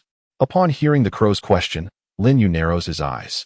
This second question is indeed intriguing, unlike the first, which allowed him to quickly deduce many things upon hearing it. However, if we were to deduce from this statement the content previously articulated by the crow man concerning himself, the divine, and the game of death, any falsehood could present Lin Yu with a multitude of divergent answers and outcomes. Nevertheless, regarding this query, Lin Yu exhaled deeply. It seems I must rely solely on conjecture. I suppose I shall request the score of 85, then. Lin Yu gazed at the crow man, who narrowed his eyes. Oh, and what is your reasoning? He inquired. My reasoning, Lin Yu replied calmly, is that I believe my answer to be quite perfect. Surely, you cannot help but have internally awarded me a score of at least 98. Upon hearing Lin Yu's words, the crow man paused momentarily before bursting into laughter. Ha. Incorrect answer. Yet, your response is amusing, so I shall grant you a reward. You may pose a question to me in any game. And for any riddle I know the answer to, I shall provide you with a clear and truthful response. This is not limited to this particular game. As he spoke, the crow man raised his right hand and snapped his fingers gently. Snap. The elongated fingers produced a sound, and Lin Yu felt a sharp pain in his right wrist. Thereupon, a simplistic gray crow materialized, as if etched into his skin. Should you have a question to ask, merely press your left index finger upon it and direct your inquiry towards me, the crow man instructed, while Lin Yu gently caressed the mark on his skin. Well, I am beginning to believe this is indeed a reward phase, he murmured, before turning to the crow man. So, is it now time for the final choice? Lin Yu inquired, to which the crow man nodded. Indeed, however, this time, it is not about selecting an exit, but rather choosing the reward item you wish to obtain. The crow man spread his hands, and gray mist coalesced into 2 capsules, one red and one blue. In my open hands lie 2 items that will greatly benefit you. Regardless of whether you choose the left or right, you will receive 1 reward and depart from the current instance. Now, please indicate which hand you wish to choose. The crow man murmured. Lin Yu observed the red and blue capsules in the crow man's hands, momentarily taken aback. Have you, a deity, also seen the Matrix? He asked. I have dabbled in human entertainment, the crow man replied with a slight nod. Indeed. It is your myriad of creative endeavors that enriches this game and makes it increasingly engaging. So, the item is a capsule? Lin Yu pondered, stroking his chin. If you have seen The Matrix, from a fortunate perspective, one should select the red one. Choosing blue might lead to an eternal existence within the death game, the Crow Man chuckled. There is no such assertion. Both capsules are unrelated to your ability to leave this instance. Lin Yu laughed in response. Indeed, regardless of the choice made, one cannot escape the grasp of this wretched deity. Ultimately, it is proclaimed to be a reward stage, yet here in this final chamber. The last question has left me utterly stumped, has it not? Just moments ago, the atmosphere was light-hearted with the preceding questions, only for me to let my guard down. As he spoke with a smirk, his gaze sharpened perceptibly. Even the crow remained silent, perhaps fearing that I might uncover the sole falsehood concealed within this room. Particularly hidden within the third question. It is no wonder I found no clues for the second question. Every word seemed to veil a deceit. Though you possess a modicum of integrity, as the falsehood is confined to just one statement. Regardless of whether I choose the left or right hand before me, the implication of receiving an identical reward is to be taken inversely, Lin Yu remarked, directing his attention toward the outstretched hands of the gray crow figure before him. No matter which hand I select, I shall receive no reward and cannot exit this current instance, correct? Upon hearing Lin Yu's retort, the gray crow figure chuckled softly. Oh, and what shall your choice be? Having employed the same ruse 4 times, it becomes rather easy to deduce, Lin Yu sighed. Particularly since you emphasized in your final statement that I must point to the chosen hand rather than merely uttering left or right. Lin Yu pointed skyward. Above. The towering gray crow statue held its staff in one hand while the other remained open. I choose the outstretched hand of that statue. Lin Yu raised his hands above his head, calmly declaring. The crow figure erupted in laughter. Even in the end, you were not deceived. No wonder you shall acquire the title of trickster. The voice boomed like thunder from above Lin Yu's head. The immense crow statue leaned down, presenting its colossal left hand before Lin Yu. Upon it lay 2 enormous items, a row of chilling teeth and a vibrant red tongue. The gray crow figure behind him dissipated into smoke. The crow statue spoke once more. Lin Yu, congratulations on answering the final dilemma correctly. This is your reward. Choose one from among them. One is named Tooth of Prophecy. The other is called Tongue of Deceit. Upon making your selection, I shall escort you from this instance. Chapter 66, 2 Rewards, Tooth of Prophecy, Tongue of Deceit. Lin Yu gazed at the 2 items within the crow statue's hand, stepping forward. May I examine their effects? Lin Yu inquired, to which the crow statue responded in a deep, majestic voice. Certainly. Having received the deity's consent, Lin Yu advanced once more, closer to the enormous palm. Both items were comparable in size to Lin Yu himself. He extended his hand and touched the 2 objects.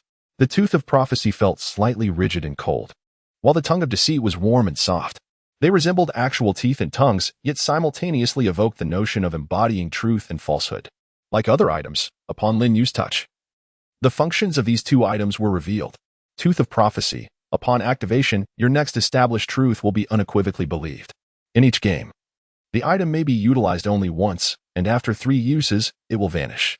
The Tongue of Deceit. Once activated, your next plausible falsehood will inevitably become reality. Each game permits a singular use, and after 3 applications, the item will disappear. Upon observing the descriptions of the Teeth of Prophecy and the Tongue of Deceit, Lin Yu was momentarily taken aback. These items were tailor-made for his role as a trickster. The Tongue of Deceit required no elaboration.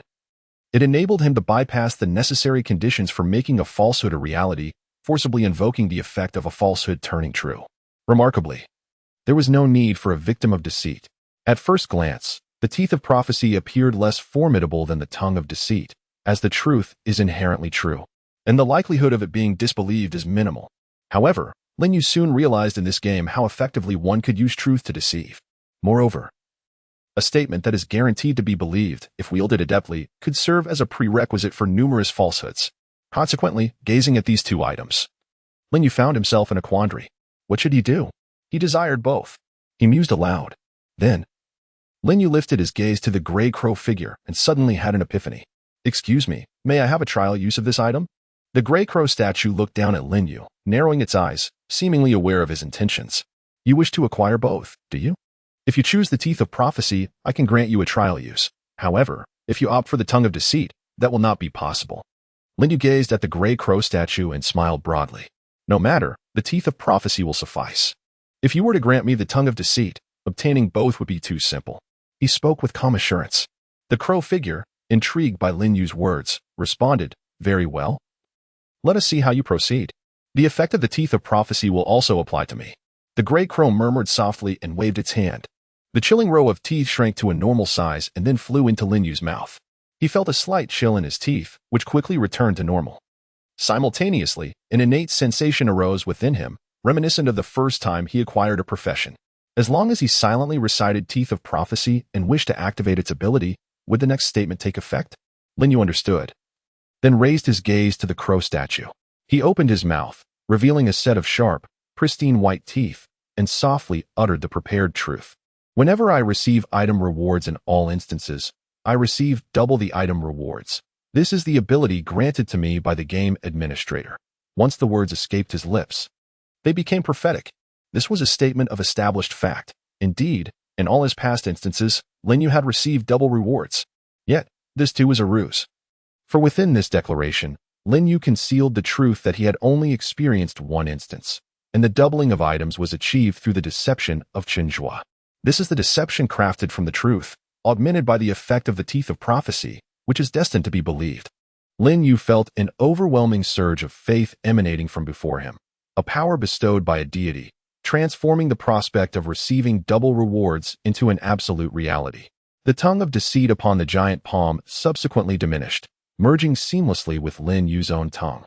He flicked it gently, producing a crisp sound. Just as during the fusion with the Teeth of Prophecy, Lin Yu experienced no discomfort at this moment. He had acquired the item known as the Tongue of Deceit. The gray crow-like figure momentarily appeared dazed, then exclaimed in awe, "Ah, I see now. So this was your intention from the very beginning, wasn't it? Even if I allowed you to try the Tongue of Deceit, you would still choose the Teeth of Prophecy." Indeed, the distinction was quite significant. Lin Yu nodded with a smile. Once the earlier deception was realized, it would not only grant him the Tongue of Deceit. What Lin Yu referred to encompassed all scenarios. Although he was uncertain of the potential limits of the Tongue of Deceit, securing double items in every subsequent death game might very well exceed the limits of this item. The trust from a deity was sufficient to render Lin Yu's audacious grand lie a reality. While the Teeth of Prophecy might not typically affect a deity, Lin Yu had cleverly employed rhetoric to pique the curiosity of the crow-like figure, prompting this deity of transformation to voluntarily promise that the Teeth of Prophecy would indeed work on him. Naturally, Lin Yu was taking a gamble. After all, the crow-like figure had likely witnessed his previous game in its entirety. Thus, Lin Yu was also testing whether the effect of the Teeth of Prophecy could be potent enough to alter established perceptions. It was proven that the efficacy of the Teeth of Prophecy was indeed comparable to that of the Tongue of Deceit, with the right words. One could even make others overlook the truth. The crow-like figure sighed, "You were truly the first to dare to exploit a deity in such a manner. I find myself questioning why you were chosen for the death game. You certainly do not appear to fear death."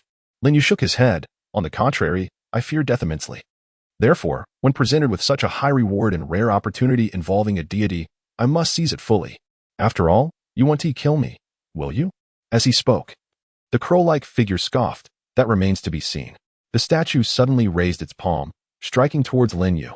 The colossal hand, akin to a mountain, stirred a chaotic wind as it bore down upon Lin Yu. Calmly, he gazed up at the rapidly approaching palm.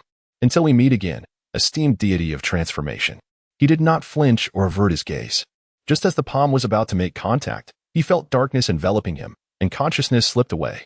Following this, a message appeared: "Congratulations on passing the game of deadly questions. Calculating your game rewards. You have received a basic reward, 7 days of survival time. In this game, you have received 2 additional item rewards. The item Tooth of Prophecy has been bound. The item Tongue of Deception has also been bound." Lin Yu exhaled softly. "As expected, I was not killed after all. However, matters concerning the divine should be set aside for the moment." At this juncture, Lin Yu had more pressing concerns. He surveyed his surroundings and, unsurprisingly, spotted Tiangong and Weiyue within this settlement space. Chapter 67. Returning to Reality, Ascension Trials. Although the three had exited the dungeon before Lin Yu, as he anticipated, the clearance time upon leaving the dungeon did not affect the settlement space. They had all entered the settlement space simultaneously, and the other 3 were just beginning to regain their composure. Tiangong looked around in confusion, noticing the absence of one individual, and upon seeing the bloodstains on Weiyue, cast an intrigued glance in her direction. He chuckled. Who would have thought, after a harmonious game, that one would perish in the end, and even a couple would turn against each other? Wu Yue shot a cold glare at Tiangong, retorting, "Mind your own business." Having heard of Tiangong's notorious reputation, Wu Yue initially felt some trepidation towards this member of the plunderers. However, after eliminating number 8 moments ago, her demeanor seemed to have shifted somewhat. Tiangong, momentarily taken aback by Wu Yue's sharp response, raised his hands in surrender. "All right, I concede. This is indeed not a pleasant memory." Lin Yu then turned his attention to Wu Yue. Having confirmed that he hailed from the Free Alliance, Lin Yu felt compelled to further embody his character. "What a pity I couldn't keep you trapped in the dungeon this time," he remarked with feigned dissatisfaction and indignation, directing his gaze at Wu Yue. Wu Yue smiled and replied, "Oh dear, are you not enjoying yourself? The death game is meant to be a game. Enjoying it is what matters most, don't you think?" Lin Yu shook his head. "I cannot derive enjoyment from such games. I merely feel the need to distance myself from someone as deranged as you," he said with slight exasperation. Wu Yue chuckled lightly. "What a shame. I've already set my sights on you. I assure you, I will persistently pursue you." Upon hearing this, Lin Yu coldly threatened, "The next time we meet, I might just kill you." "I eagerly await that day." Wu Yue laughed heartily. Soon after, the settlement time concluded. Lin Yu returned to reality, opening his eyes to awaken from the enormous wooden tub. Splash! He stood up from the still warm water, droplets cascading down his pristine skin. Ultimately, through the dialogue within the settlement space, Lin Yu gleaned a crucial insight. Wu Yue's assessment of him was likely positive. Despite exhibiting vengeful tendencies, impulsiveness, a cunning mindset, and even displaying overt hostility towards Wu Yue, she still seemed to deem him adequate. The reason for this, perhaps, lay in the capabilities he had demonstrated in the previous dungeon. Thus, the Freedom Alliance seemingly selects its members based solely on potential, seemingly indifferent to the relationships or personalities of its members. This suggests that either the organization is as loosely structured as its name implies, or its leaders possess the confidence to resolve conflicts among members. Lin Yu pondered. Regardless, it is evident that the Freedom Alliance bears a striking resemblance to the Psychology Society, and there are valid reasons for its ban from the forum. Nevertheless, Lin Yu felt that the Freedom Alliance is somewhat preferable at present. At the very least, it has not genuinely caused him harm. Unlike the enigmatic female practitioner from the Psychology Society, who had indeed met a tragic end. Reflecting on this, Lin Yu stroked his chin. The reactions of other players during this game also subtly indicated something. The forum appears to be a trustworthy organization, after all, even those like Tiangong and Bu Wang, who were barred from it, initially crafted a forum. Upon hearing the name Tiangong, which had been expelled from the forum, both April and No. 8 instantly exhibited wariness and caution. Even Tiangong himself did not attempt to defend his reputation.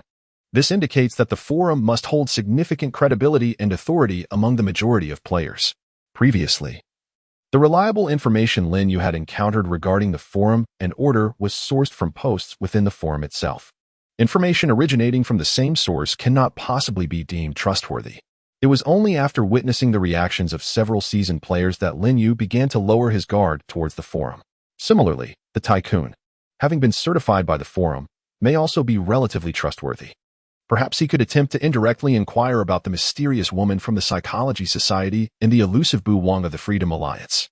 Lin Yu contemplated reaching out to the Tycoon at another opportunity. Of course, he would refrain from selling counterfeit items this week. Lin Yu had now discovered a more reliable means of earning money than selling fakes, the bounty posts on the forum. Given that the forum is a credible organization, those targeted by their bounties are likely deserving of their fate. Thus, eliminating a few wretched individuals within his capacity could yield some extra earnings. What could be more delightful? He would also take the opportunity to inquire about the bounties with the Tycoon. It would be ideal to clarify the matter of advancement as well. Although Lin Yu had resolved to temporarily cease selling counterfeit items, considering his last transaction, he could still be regarded as a significant client to the Tycoon. Moreover, with the permanence of double rewards, even if he never sold fakes again, he could still profit from genuine items. Therefore, posing a few questions to the Tycoon should not be an issue. With this in mind, Lin Yu removed his damp clothing, dried himself with a towel, and donned fresh attire. He resolved to message the Tycoon immediately. Picking up the phone that lay on the bathroom sink, he illuminated the screen. The time was just past 5 minutes past midnight, reminiscent of the last occasion when he woke up precisely 1 minute after midnight. Moments ago, the act of cleansing his body consumed nearly 4 minutes. However, at that instant, Lin Yu abruptly realized that the blood characters before him appeared to have changed from their previous state. The latest start time for the next game is 6 days, 23 hours, and 54 minutes. Note, in the next game instance, you will receive an additional Ascension trial task. Lin Yu found himself somewhat bewildered. Ascension trial? He had been contemplating whether to inquire about the nature of Ascension while investigating other matters with the Tycoon. It now seemed imperative for him to prioritize his investigation into Ascension. Indeed, if he did not obtain a satisfactory answer from the Tycoon, Lin Yu was even prepared to utilize the precious opportunity granted by the God of Change for a single inquiry. Chapter 68. Assessment and Inquiry. Self-identified as Jiao Shui. This individual is a soldier by profession, characterized by impulsiveness, irritability, and a tendency to harbor grudges. However, he possesses a meticulous mind, demonstrating unique insights in puzzle solving and the strategic use of game rules to set traps. His potential appears to be considerable. During the actual gameplay, he did not uncover my identity or intentions, but he did notice my previous covert observations, causing me some inconvenience within the instance. My assessment is that should he undergo Ascension, he might be integrated into our organization. On the outskirts of Jiangcheng, within a standalone villa, a young girl clad in swimwear and draped in a towel sat by the poolside, holding a tablet. Beside her lay a drenched raincoat and athletic pants. After saving the documents on her tablet, she dragged them into a group chat of 11 participants to upload. Soon, the previously quiet chat erupted with activity. Magician, is the assessment complete? Impressive speed, thumbs up. Embalmer Shaoan, with an irritable and vengeful personality, she probably won't join the Psychology Society, considering they nearly eliminated her. Builder Old Wu, but we must guard against order poaching her. After all, she is a soldier. Culinary Master, a soldier? No wonder the Psychology Society values her so highly, sending that individual to Jiangcheng. Magician, is that for real? Even a skilled person like me hasn't been called yet. Prisoner, what do you amount to? Just a useless pastry chased by the Sea City Administrator. Builder Old Wu, seriously, should we make an exception and invite him first? Such potential is unlikely to remain unrecognized after Ascension, right? Culinary Master, let's hold off for now. With such potential, it's likely he could achieve Ascension by the 8th instance. Or perhaps even the 7th, which means waiting just over a month. Magician, I concur with the Culinary Master. Flowers for you. Prisoner, I also find the Culinary Master's reasoning sound. We can observe him a bit longer. Embalmer Shaoan, one thing intrigues me. Why does he refer to himself as Jiao Shui? After all, there are rumors that he might also be from Jiacheng. Possibly even the Administrator. Magician, I think it's merely a coincidence. Sweating. Culinary Master, if it's not a coincidence, then we are in for serious trouble. Braised Carp King, regardless of whether it's a coincidence, it would be prudent to confirm this further during this time. It would be ideal to ascertain his Ascension timeline and ensure that he does not align with the Order faction. Upon seeing the comment from someone named Braised Carp King, whose avatar is a little fire dragon, the young girl once again picked up her tablet. Thief Anian, that will require additional payment. This lad is already a liability, and now he is entangled with the Administrator. I cannot undertake this task without a higher fee. Braised Carp King, no problem, before the next dungeon. I will send you the Linglong gloves. As she read Braised Carp King's message, a smile graced the girl's lips. She switched off her tablet, her mood buoyant. How delightful. She could still acquire the Linglong gloves. The carp was indeed generous. However, that lad is genuinely deserving. I hope he successfully navigates his Ascension.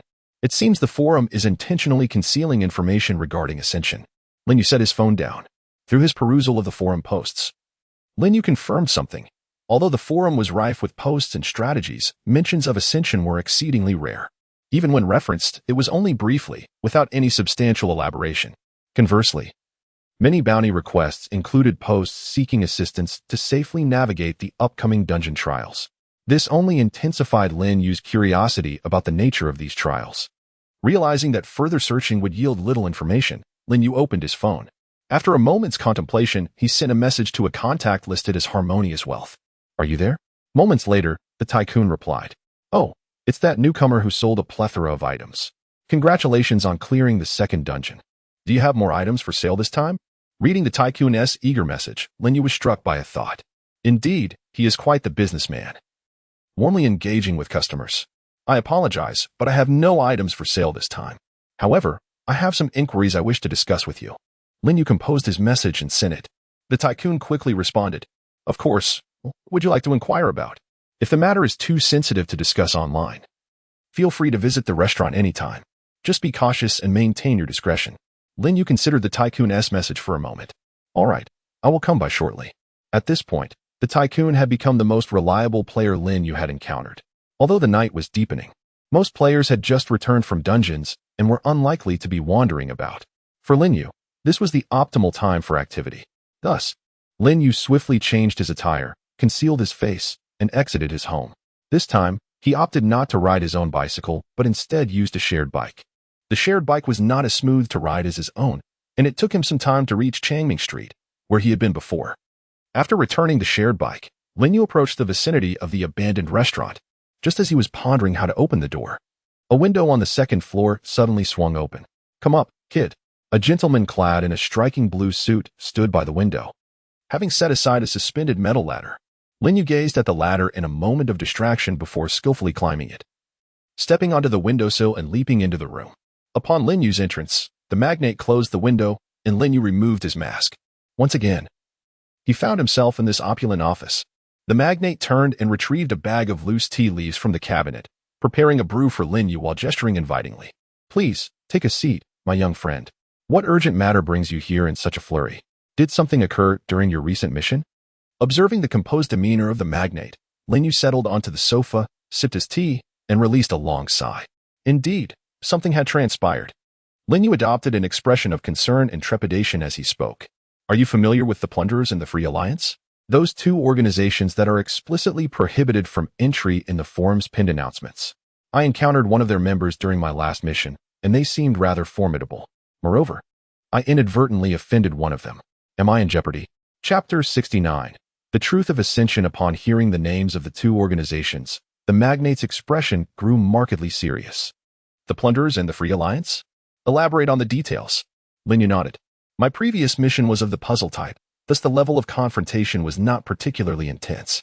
After entering the mission, we exchanged identities and introduced ourselves. Two players struck me as somewhat peculiar, though I did not dwell on it at the time. It was only as we approached the conclusion that their true identities were revealed due to the nature of the puzzles. One of them was a craftsman from the Plunderers." The magnate appeared contemplative. "Ah, the super newcomer who just joined the Plunderers. He's quite skilled. You might find him on the bounty board if you search the forum. Has he set his sights on you? If memory serves, he hails from the northwest, so there is no need for excessive concern." The magnate waved a hand dismissively. Lin Yu shook his head. "Not at all. On the contrary, he was rather amicable towards me. It was the member of the Free Alliance who exhibited considerable hostility." The magnate's expression grew serious once more. "The Free Alliance? It is indeed rare to encounter them.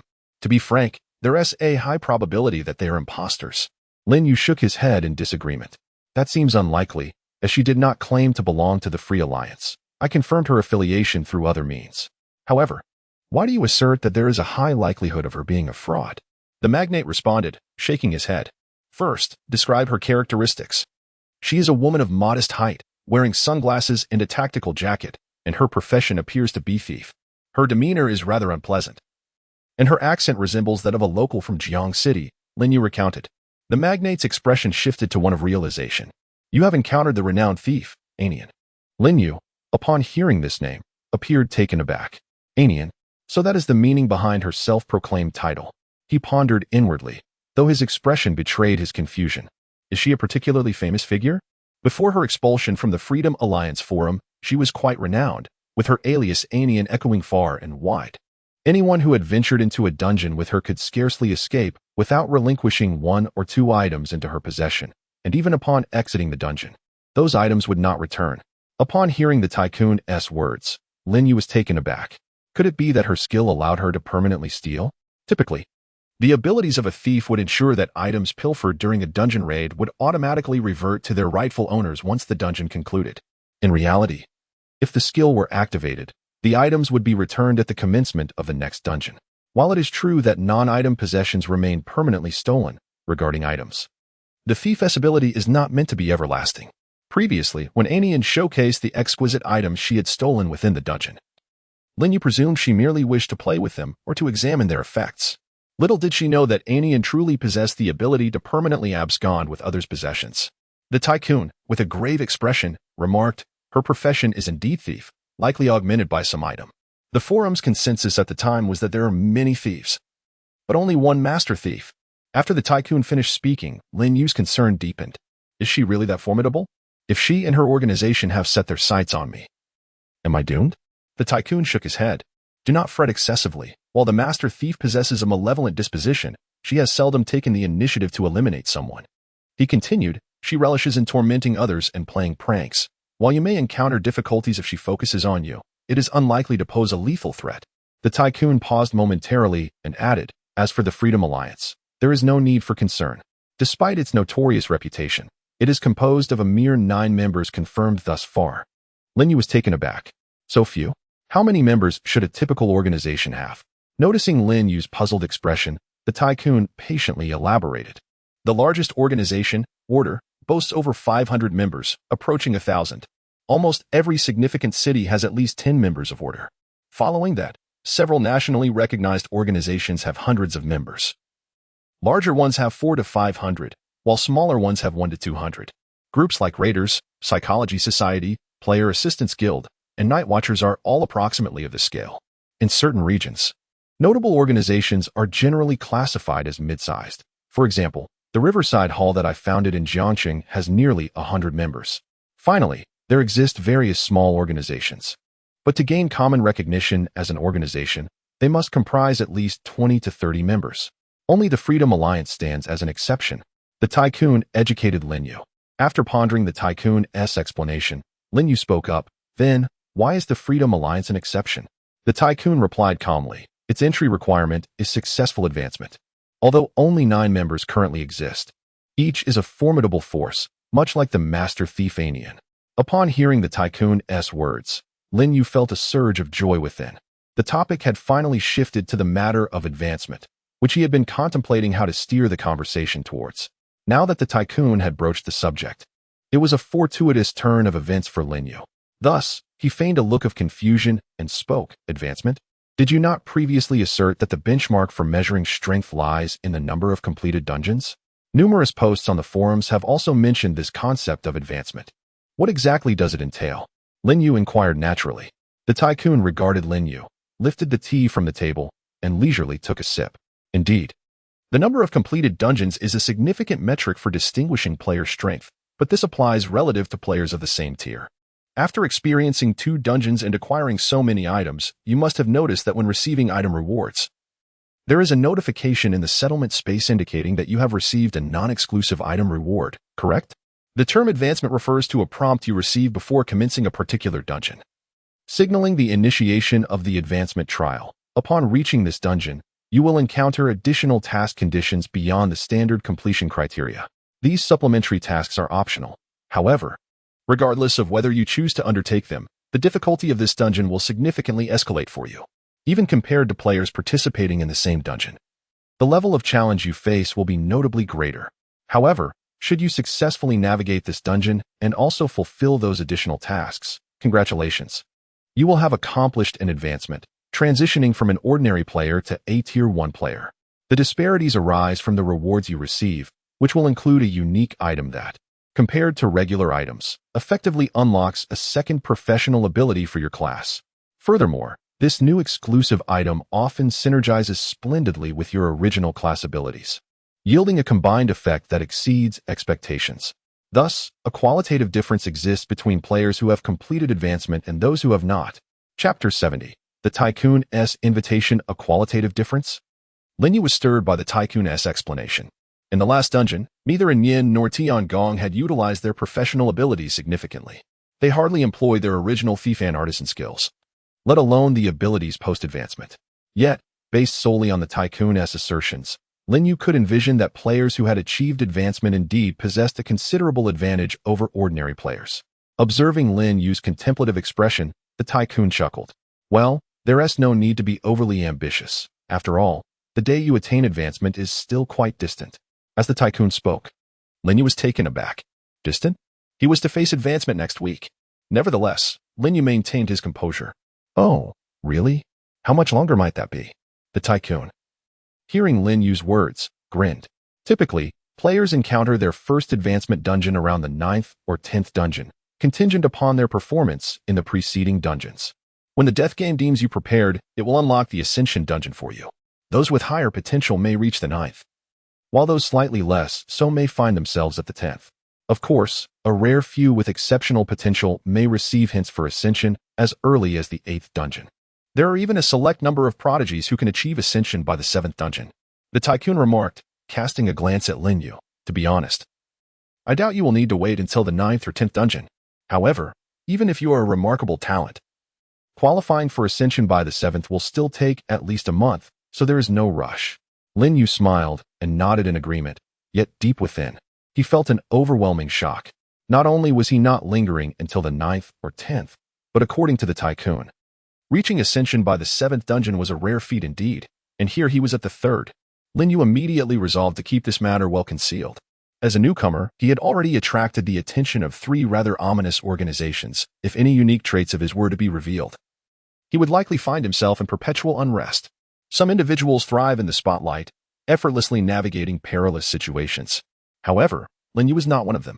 While he enjoyed the attention during performances, he preferred to maintain a low profile in his daily life. Moreover, considering the madness of the players and organizations within these death games, Lin Yu wished to avoid drawing too much attention to himself. Thus, he cleared his throat. All right. It seems this matter is not urgent. However, I am curious. You mentioned that the ascension task is optional. So what happens if one chooses not to undertake it?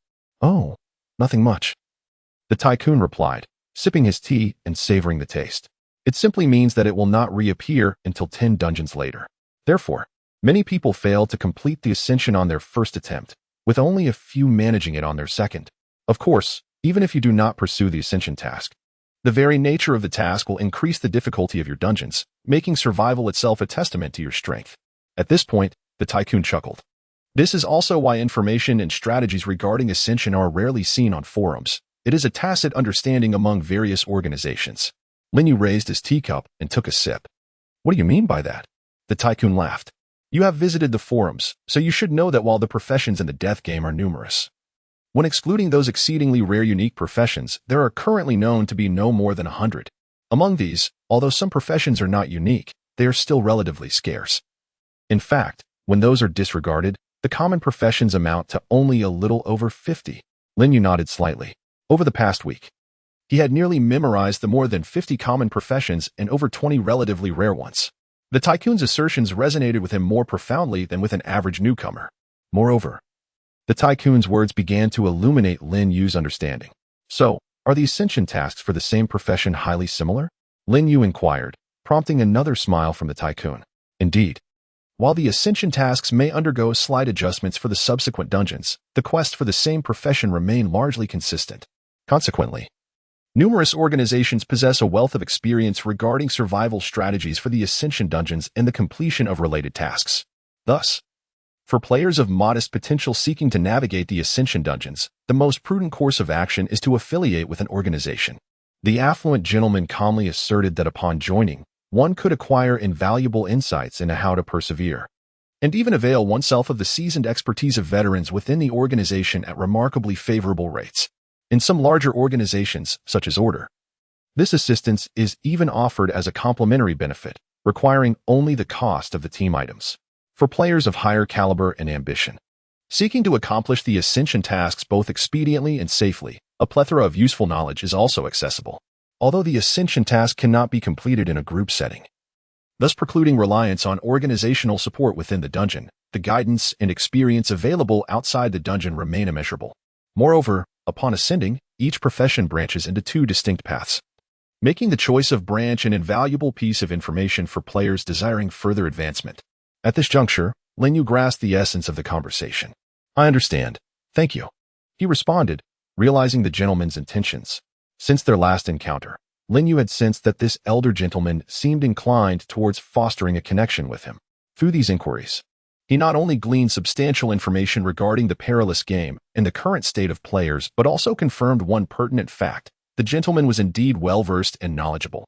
He even possessed insights regarding the psychological society. Had the gentleman recognized the origin of that business card? Recalling the subtle expressions displayed by the elder, Lin Yu concluded that, despite the gentleman's commendable acting skills, no trace of performance could escape his discerning gaze. The gentleman had undoubtedly recognized the card's significance. Thus, he must have been aware that Lin Yu was being monitored by the Psychological Society. Given the gentleman's familiarity with the organization, it was highly probable that he understood the society's interest in newcomers was often due to their considerable potential. However, considering the genuine goodwill exuded by the gentleman, Lin Yu chose not to expose the underlying knowledge. Yet, he remained somewhat curious about the gentleman's true intentions. Earlier, during the self-introduction, the gentleman had also mentioned his own organization, Riverside Hall, which made it abundantly clear the elder was indeed eager for Lin Yu to join his ranks. As anticipated, the gentleman cleared his throat and spoke candidly. Ahem, my young friend, let's be straightforward. I hope you will join us at Riverside Hall. Chapter 71. The Gentleman's Strength. Upon hearing the gentleman's invitation, Lin Yu had mentally prepared himself, yet his expression still betrayed a sense of astonishment. In fact, this surprised demeanor was precisely what he had been readying himself for, and he had crafted it with meticulous care. This was not mere shock, but rather a blend of 3 parts doubt, 3 parts flattery, and 4 parts incredulity. Anyone who gazes upon Lin Yu's countenance at this moment would instinctively deduce that his heart is beset by such emotions. The tycoon is no exception. Observing Lin Yu's expression, he feels a twinge of pride. You need not rush to respond. Take your time to contemplate, he remarked. Though our Jiang'an Hall is merely a local organization, I can confidently assert that we are among the foremost in Jiang City. Moreover, you must have encountered some discussions regarding me on the forum. I am indeed capable of hosting gatherings in Jiang City that are recognized by the forum, which attests to our considerable strength. Our Jiang'an Hall is also a cooperative organization of order. In other words, within the precincts of Jiang City, we Jiang'an Hall can, to some extent, represent order, the tycoon declared with satisfaction. As he observed the tycoon's smug demeanor, Lin Yu found himself enveloped in a mixture of astonishment, longing, and respect. Is it truly so formidable? From what I've seen on the forum, order is the mightiest organization. Those 3 that were expelled from the forum dare not approach anyone associated with order, Lin Yu exclaimed, to which the tycoon nodded calmly. Indeed, thus outside the game, as long as you remain within Jiang City's domain. Whether it be raiders or free alliance, even including the Psychological Society, should they wish to harm you, I can ensure your safety. Of course, the prerequisite is your joining our Jiang'an Hall, the tycoon stated earnestly. Lin Yu scrutinized the tycoon once more, deepening the doubt etched upon his face. However, according to your reasoning, would it not be more advantageous for me to join order directly? He queried, prompting the tycoon to chuckle. Do you believe order has no entry criteria? Though this organization boasts many members, the recruitment process is quite stringent, assessing not only your strength, but also your character. Once you join, there are many rules to adhere to. If we liken the Circle of Death game players to a martial world, order stands as the current leader of righteousness, the tycoon elaborated, gesturing with his hand. Although Lin Yu was unsure of the significance of his gestures, he nodded in understanding. I see. Those within are not only powerful, but also virtuous, correct? Lin Yu remarked, eliciting a look of approval from the tycoon. Precisely. In comparison, while we Jiang'an Hall also maintain rules, they are fundamentally basic, such as refraining from murder and not betraying the organization. The tycoon continued, casting his gaze upon Lin Yu. Moreover, as a young talent like yourself, joining now would yield numerous benefits. The middle-aged man insinuated with a wink. Such as strategies for advancement? Yet, I cannot utilize that at present, Lin Yu retorted casually. This statement, however, was somewhat disingenuous. Lin Yu was acutely aware that he would likely find little use for it in the future. The tycoon had mentioned that the experiential strategies of various organizations were derived from the summaries of same profession tasks. Yet Lin Yu recognized that his singular profession, trickster, left him without a comparable reference. Furthermore, he was exceptionally unique, having the advancement trial open in the 3rd instance, which, from the tycoon's tone, seemed to be something he had never encountered before. Thus, the strategies for advancement are, to Lin Yu, somewhat superfluous. The tycoon chuckled upon hearing Lin Yu's words. As I said, there's no need to rush into a decision. Perhaps wait until you've completed a few more dungeons. And then you'll understand the benefits of being part of an organization. At this juncture, Lin Yu nodded, interrupting him. Thank you for your kindness, tycoon. I will contemplate it.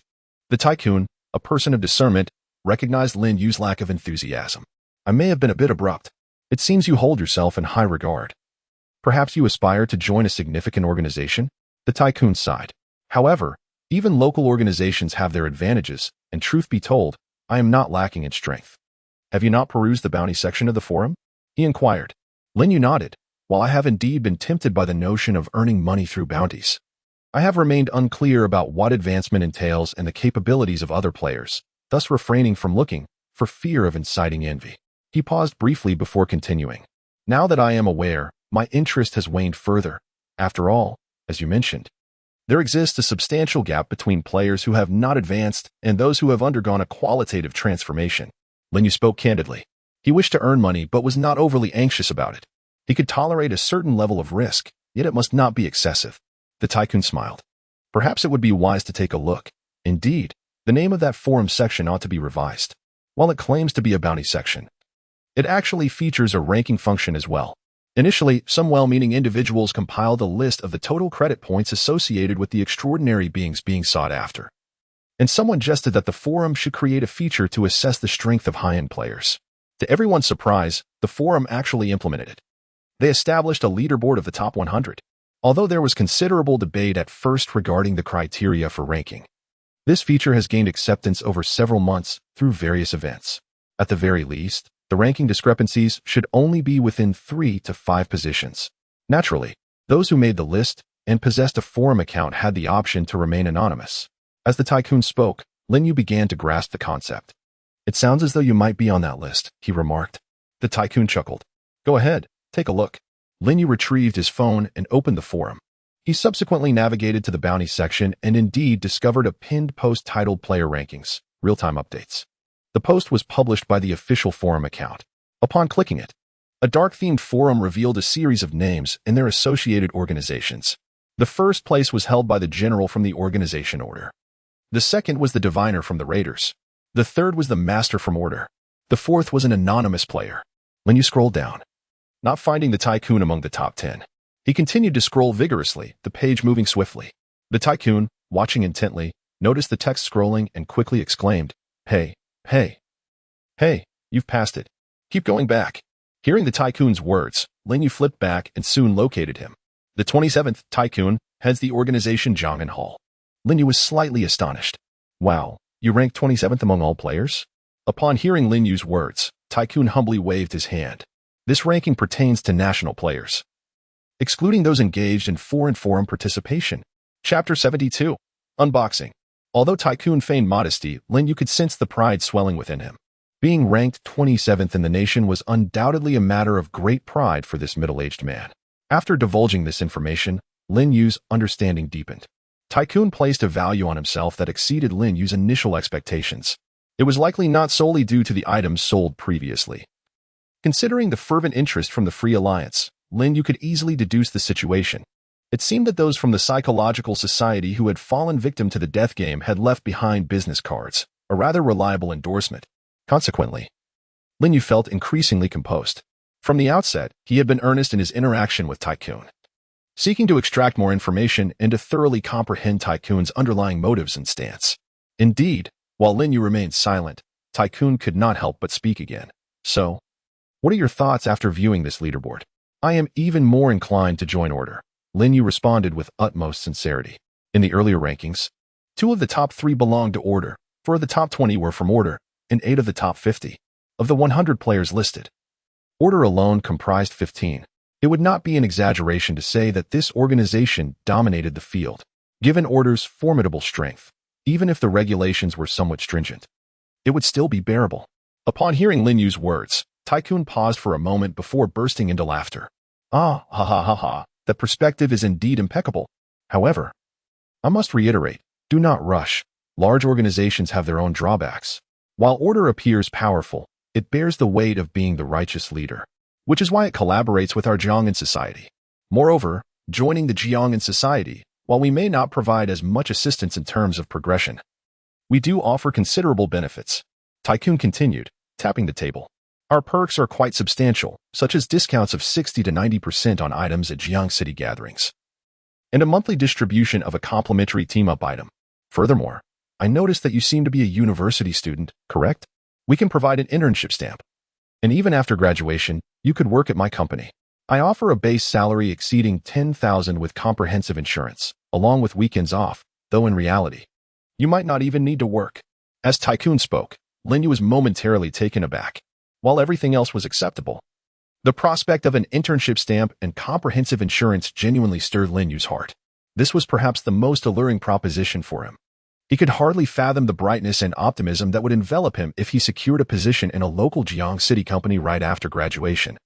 With weekends off and comprehensive benefits, alongside a starting salary exceeding 10,000. Although Lin Zhao verbally and actively supports Lin Yu's aspiration to become an actor, deep down, Lin Yu is acutely aware that his elder sister still hopes he will secure a stable job. Furthermore, the position offered by the tycoon would not hinder his pursuit of a career in the entertainment industry. May I inquire, dear brother, which company you represent?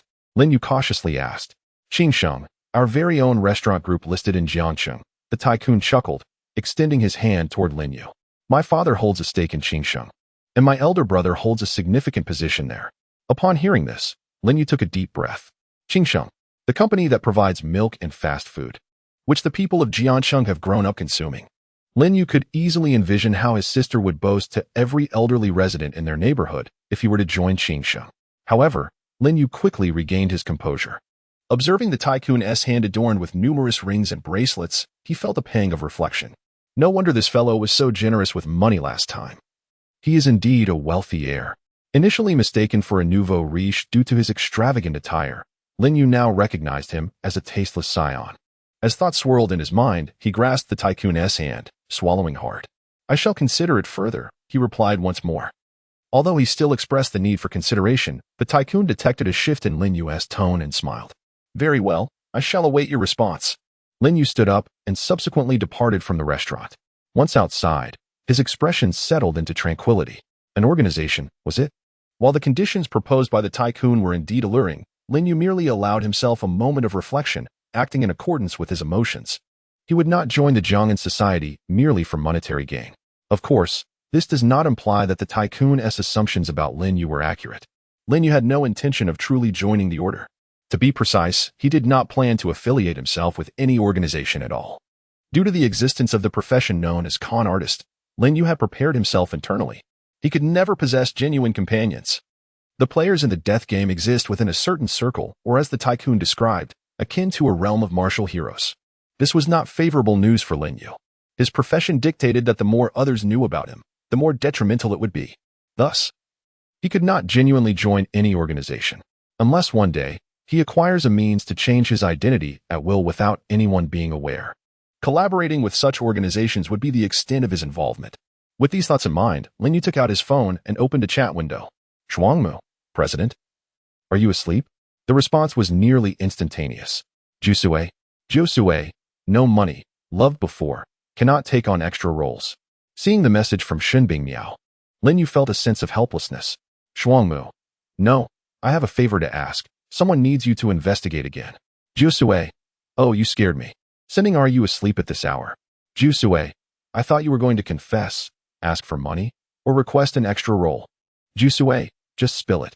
Which trap did you encounter in the game this time? Gazing at the messages from Shenbing Miao, Lin Yu could not help but chuckle. The senior was still as vivacious as ever. He composed a response and sent it forth.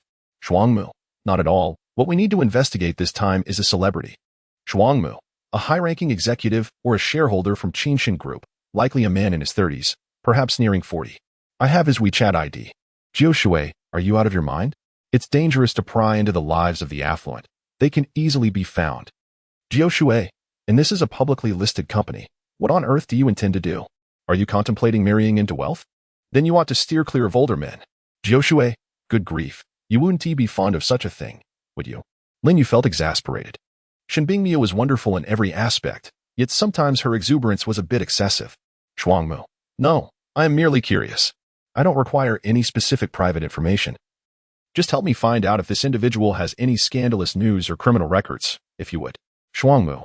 It would be preferable to have a brief overview of his background, such as where he studied and what jobs he has held. Lin Yu replied.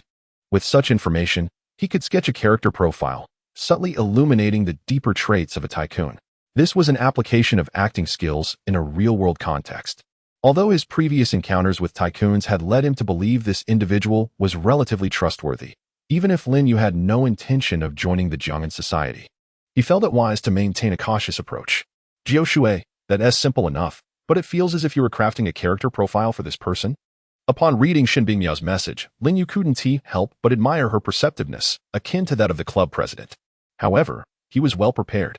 Shuangmu. It's not a character profile.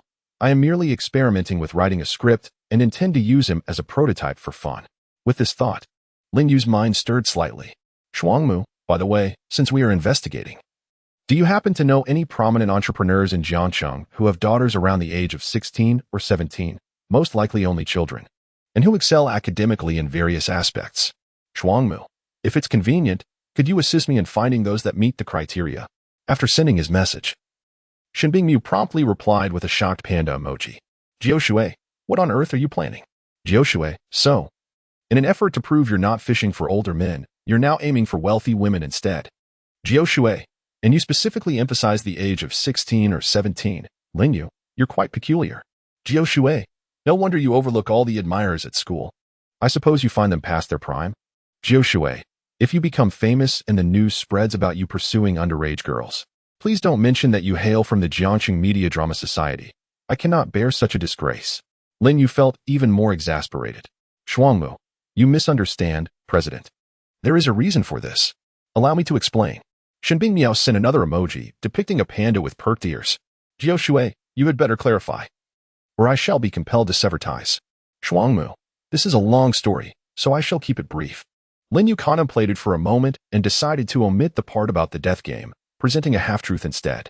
Shuangmu, last week, at a certain offline gathering, I encountered a girl who seemed to be from a wealthy family, but she might have a penchant for thievery. Jiao, did she steal your underwear? She might be a student from Jiangde affiliated school nearby, a fan who has long coveted your beauty. Shuangmu, no. She took my bicycle keys and rode off with my bike. Jiao, what? Shuangmu, yes, and when I realized it, I chased her down, only to find she had locked it up again at the next intersection. That's why I suspect she might have a thieving habit. Jiao, this is utterly absurd. It sounds almost true.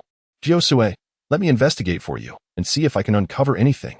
Upon seeing Shin Bingmiao's message, Lin Yu exhaled in relief.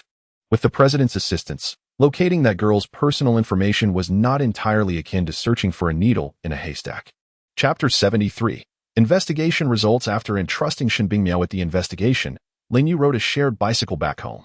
Before venturing out, he had informed Lin Zhao that he was going to discuss filming matters, so Lin Zhao did not wait up for him and had gone to bed early. Upon returning to his quiet home, Lin Yu lay on his bed, ruminating over the events of the day. In the darkness, Lin Yu extended his hand towards the heavens, spreading his 10 fingers wide. After this recent venture and the conversation with the magnate, he was increasingly convinced that the tranquil life he once knew had receded far from him. In fact, his current existence might be more exhilarating than that of an average death game player. After all, a normal player, in the early stages, only had to worry about a dungeon once a week at most. Yet, having merely completed 2 dungeons, he was now faced with the challenge of advancement in the 3rd. Moreover, various organizations had begun to take notice of him. Even in the previous dungeon, deities had paid him a visit. This only exacerbated Lin Yu's headaches. They claim I possess potential, but what on earth does that ambiguous potential entail? Everyone regards him as a rare gem, assessing, inviting, probing, and courting him. Yet, Lin Yu believed he had a clear sense of self. He was merely a university student with a passion for performance, not a genius, nor a madman. Although he had indeed survived 2 dungeons, only Lin Yu understood how perilously thin the ice beneath him truly was. Initially, I thought a person like me wouldn't last even a chapter in such an infinite flow of web novels. Lin Yu sighed. From here on, he could only take it one step at a time. He resolved to treat the remainder of his life as a stage, ready to perform to the fullest. After all, my profession requires me to act. Lin Yu murmured to himself, as his phone by the bedside vibrated slightly. He opened his phone to discover 2 files sent by Shin Bingmiao. One was titled Hijutsai. Upon opening the document, the prominent visage of the tycoon graced the top. Lin Yu cast a cursory glance, acknowledging that Shin Bingmiao was indeed efficient in unearthing the background of this semi-public figure. The life trajectory of the tycoon unfolded vividly before him. He completed his education at a private elite school, followed by a financially supported enrollment in the Sino-Foreign Cooperative Program at Jiangcheng University. During his university years, it appeared that a rift developed with his family, prompting him to venture into entrepreneurship, only to suffer significant losses. The abandoned restaurant seemed to be a venture he acquired during his youthful exuberance, with aspirations of management. Yet the eventual outcome was clear to Lin Yu. The office remained a testament to nostalgia and emotional attachment, which Lin Yu noted with an internal commentary. The very reasons for his entrepreneurial failure seemed rooted in excessive sentimentality, leading to entanglements with less capable acquaintances. Of course, to label them as burdensome would be unfair. The tycoon likely lacked the acumen for business. Since the tycoon was evaluating him, Lin Yu felt it only proper to reciprocate by assessing the tycoon and others as well. Perhaps in future dealings with the tycoon, an emotional approach might yield better results. Overall, a glance at the tycoon's life trajectory aligned closely with Lin Yu's expectations. He appeared to be someone who could be trusted to a degree, and surprisingly, he valued emotional connections more than Lin Yu had anticipated. Upon reflection, the name Zhang and Hall bore a striking resemblance to the names of factions in certain gangster comics. Lin Yu closed the tycoon's profile and proceeded to open another document titled Lin Yan. Upon seeing the name, Lin Yu had already formed a conjecture. Indeed, upon opening the file, a familiar visage came into view, a youthful high school girl, exuding innocence and vivacity, with a neat bob and straight bangs, adorned with a subtle dimple at the corner of her mouth. She resembled a student with above-average grades, well-liked by peers, and a cherished figure in many boys' hearts. However, as Lin Yu gazed into her lively eyes, reminiscent of a nocturnal creature, he couldn't help but click his tongue in mild surprise. The young rascal displayed commendable acting skills. Her demeanor in this photograph was almost unrecognizable. This girl was none other than the thief On Yan, a figure of notable repute within the death game. Lin Yu continued to peruse her personal introduction, a second-year student at Jiacheng Shenwei Private High School. Subsequently, he discovered details about Lin Yan's family background. Both parents were esteemed professors, their names frequently appearing in academic texts. Additionally, her father served as a research consultant for an international corporation. In terms of assets, Lin Yan's family may not rival that of the tycoon, yet they were undoubtedly affluent. It was evident that her penchant for thievery and the thief persona was likely a genuine inclination. Lin Yu stroked his chin, feeling that the character of this thief girl was becoming increasingly multifaceted. Could it be that her disruptive behavior in the death game, including her affiliation with the somewhat unconventional Freedom Alliance, stemmed from a suffocating reality? After all, based on Lin Yu's observations, both of his parents are professors from a prestigious intellectual family, characterized either by a particularly open-minded approach or a markedly repressive one.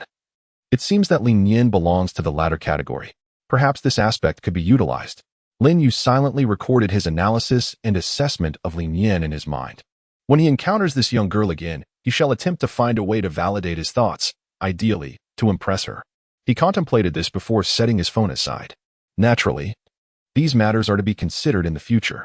At present, the most pressing concern is the issue of advancement and the early class scheduled for 8 o'clock tomorrow.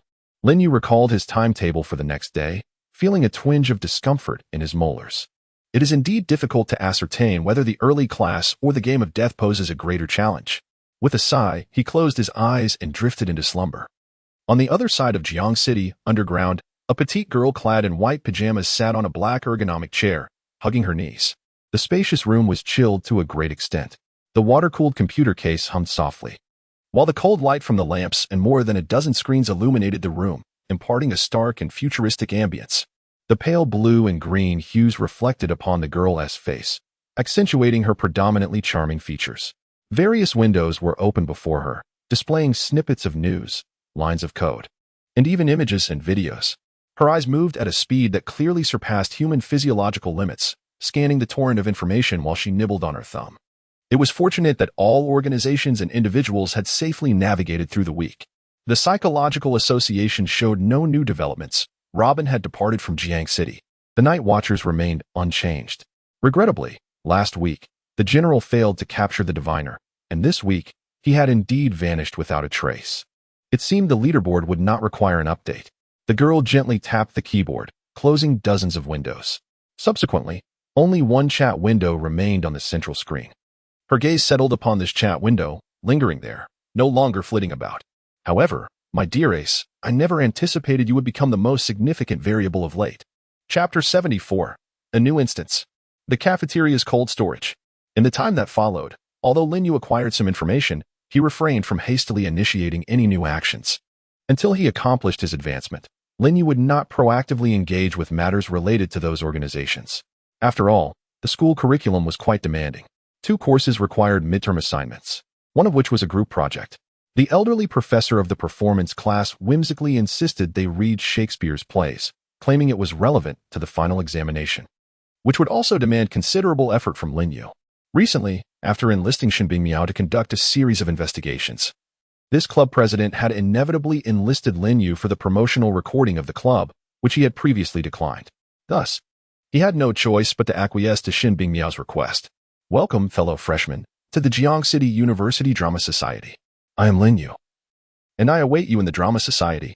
Amidst the multitude of pressing realities, 7 fleeting days swiftly passed. Time once again brought us to Tuesday. As the clock struck a little past noon, a notification sprang forth. Less than 24 hours remain until the latest possible start time for the next game. Please immerse yourself in an environment with a temperature below zero before midnight tonight and await entry into the game. Upon reading this message, Lin Yu stroked his chin thoughtfully. Below zero? Such conditions are rather elusive. His first inclination was to clean out the refrigerator and squeeze himself inside. However, having previously locked himself in the bathroom was one thing. The apartment he currently resided in was quite compact, with the kitchen being small enough that the refrigerator was situated in the dining area. The thought of rummaging through the refrigerator in the dead of night would undoubtedly earn him a scolding from Lin Zhao. Thus, he pondered alternatives. He needed to find a cold storage facility, he mused, contemplating the typical locations for such places, perhaps restaurants. His sister's restaurant? No, absolutely not. What about that Tycoon S establishment? Equally unfeasible. He couldn't even ascertain how long it had been abandoned. Moreover, Lin Yu wasn't particularly keen on forging too close a connection with the Tycoon. After considerable deliberation, Lin Yu devised the most suitable plan. It seemed that he would have to attempt accessing the school cafeteria. As a student of Jiangxing Media University, it was entirely reasonable for him to be at school in the dead of night, wasn't he? He could even tell his sister that he was staying at school, taking a few photos to alleviate Lin Zhao's concerns. As for how to infiltrate the cold storage or freezer in the cafeteria, a complete plan soon unfurled in his mind. The first and second cafeterias were out of the question, as they were directly operated by the university, with their cold storage located elsewhere and ingredients delivered fresh every morning. The fourth cafeteria closed late but was too close to the library, where the diligent students might spot him. Thus, by process of elimination, the third cafeteria emerged as the most suitable option. Not only was it privately contracted, but it was also situated in a relatively secluded area. Most importantly, the third cafeteria boasted a back door secured only with an old-fashioned padlock. With this thought, Lin Yu made his way to inspect the third cafeteria. It was mealtime, so his presence there was entirely justifiable. He hastily ordered a meal at the Huangmin chicken counter and, through the serving window, glimpsed the bustling kitchen. Massive freezers lined the back, ample enough to accommodate him comfortably. Moreover, accessing the kitchen from the cafeteria was quite straightforward, although the windows were equipped with metal curtains. Trust in the integrity of university students and the surveillance on campus meant that few windows were genuinely closed off after hours. Thus, Lin Yu confirmed that seeking refuge in a freezer at the third cafeteria was indeed feasible.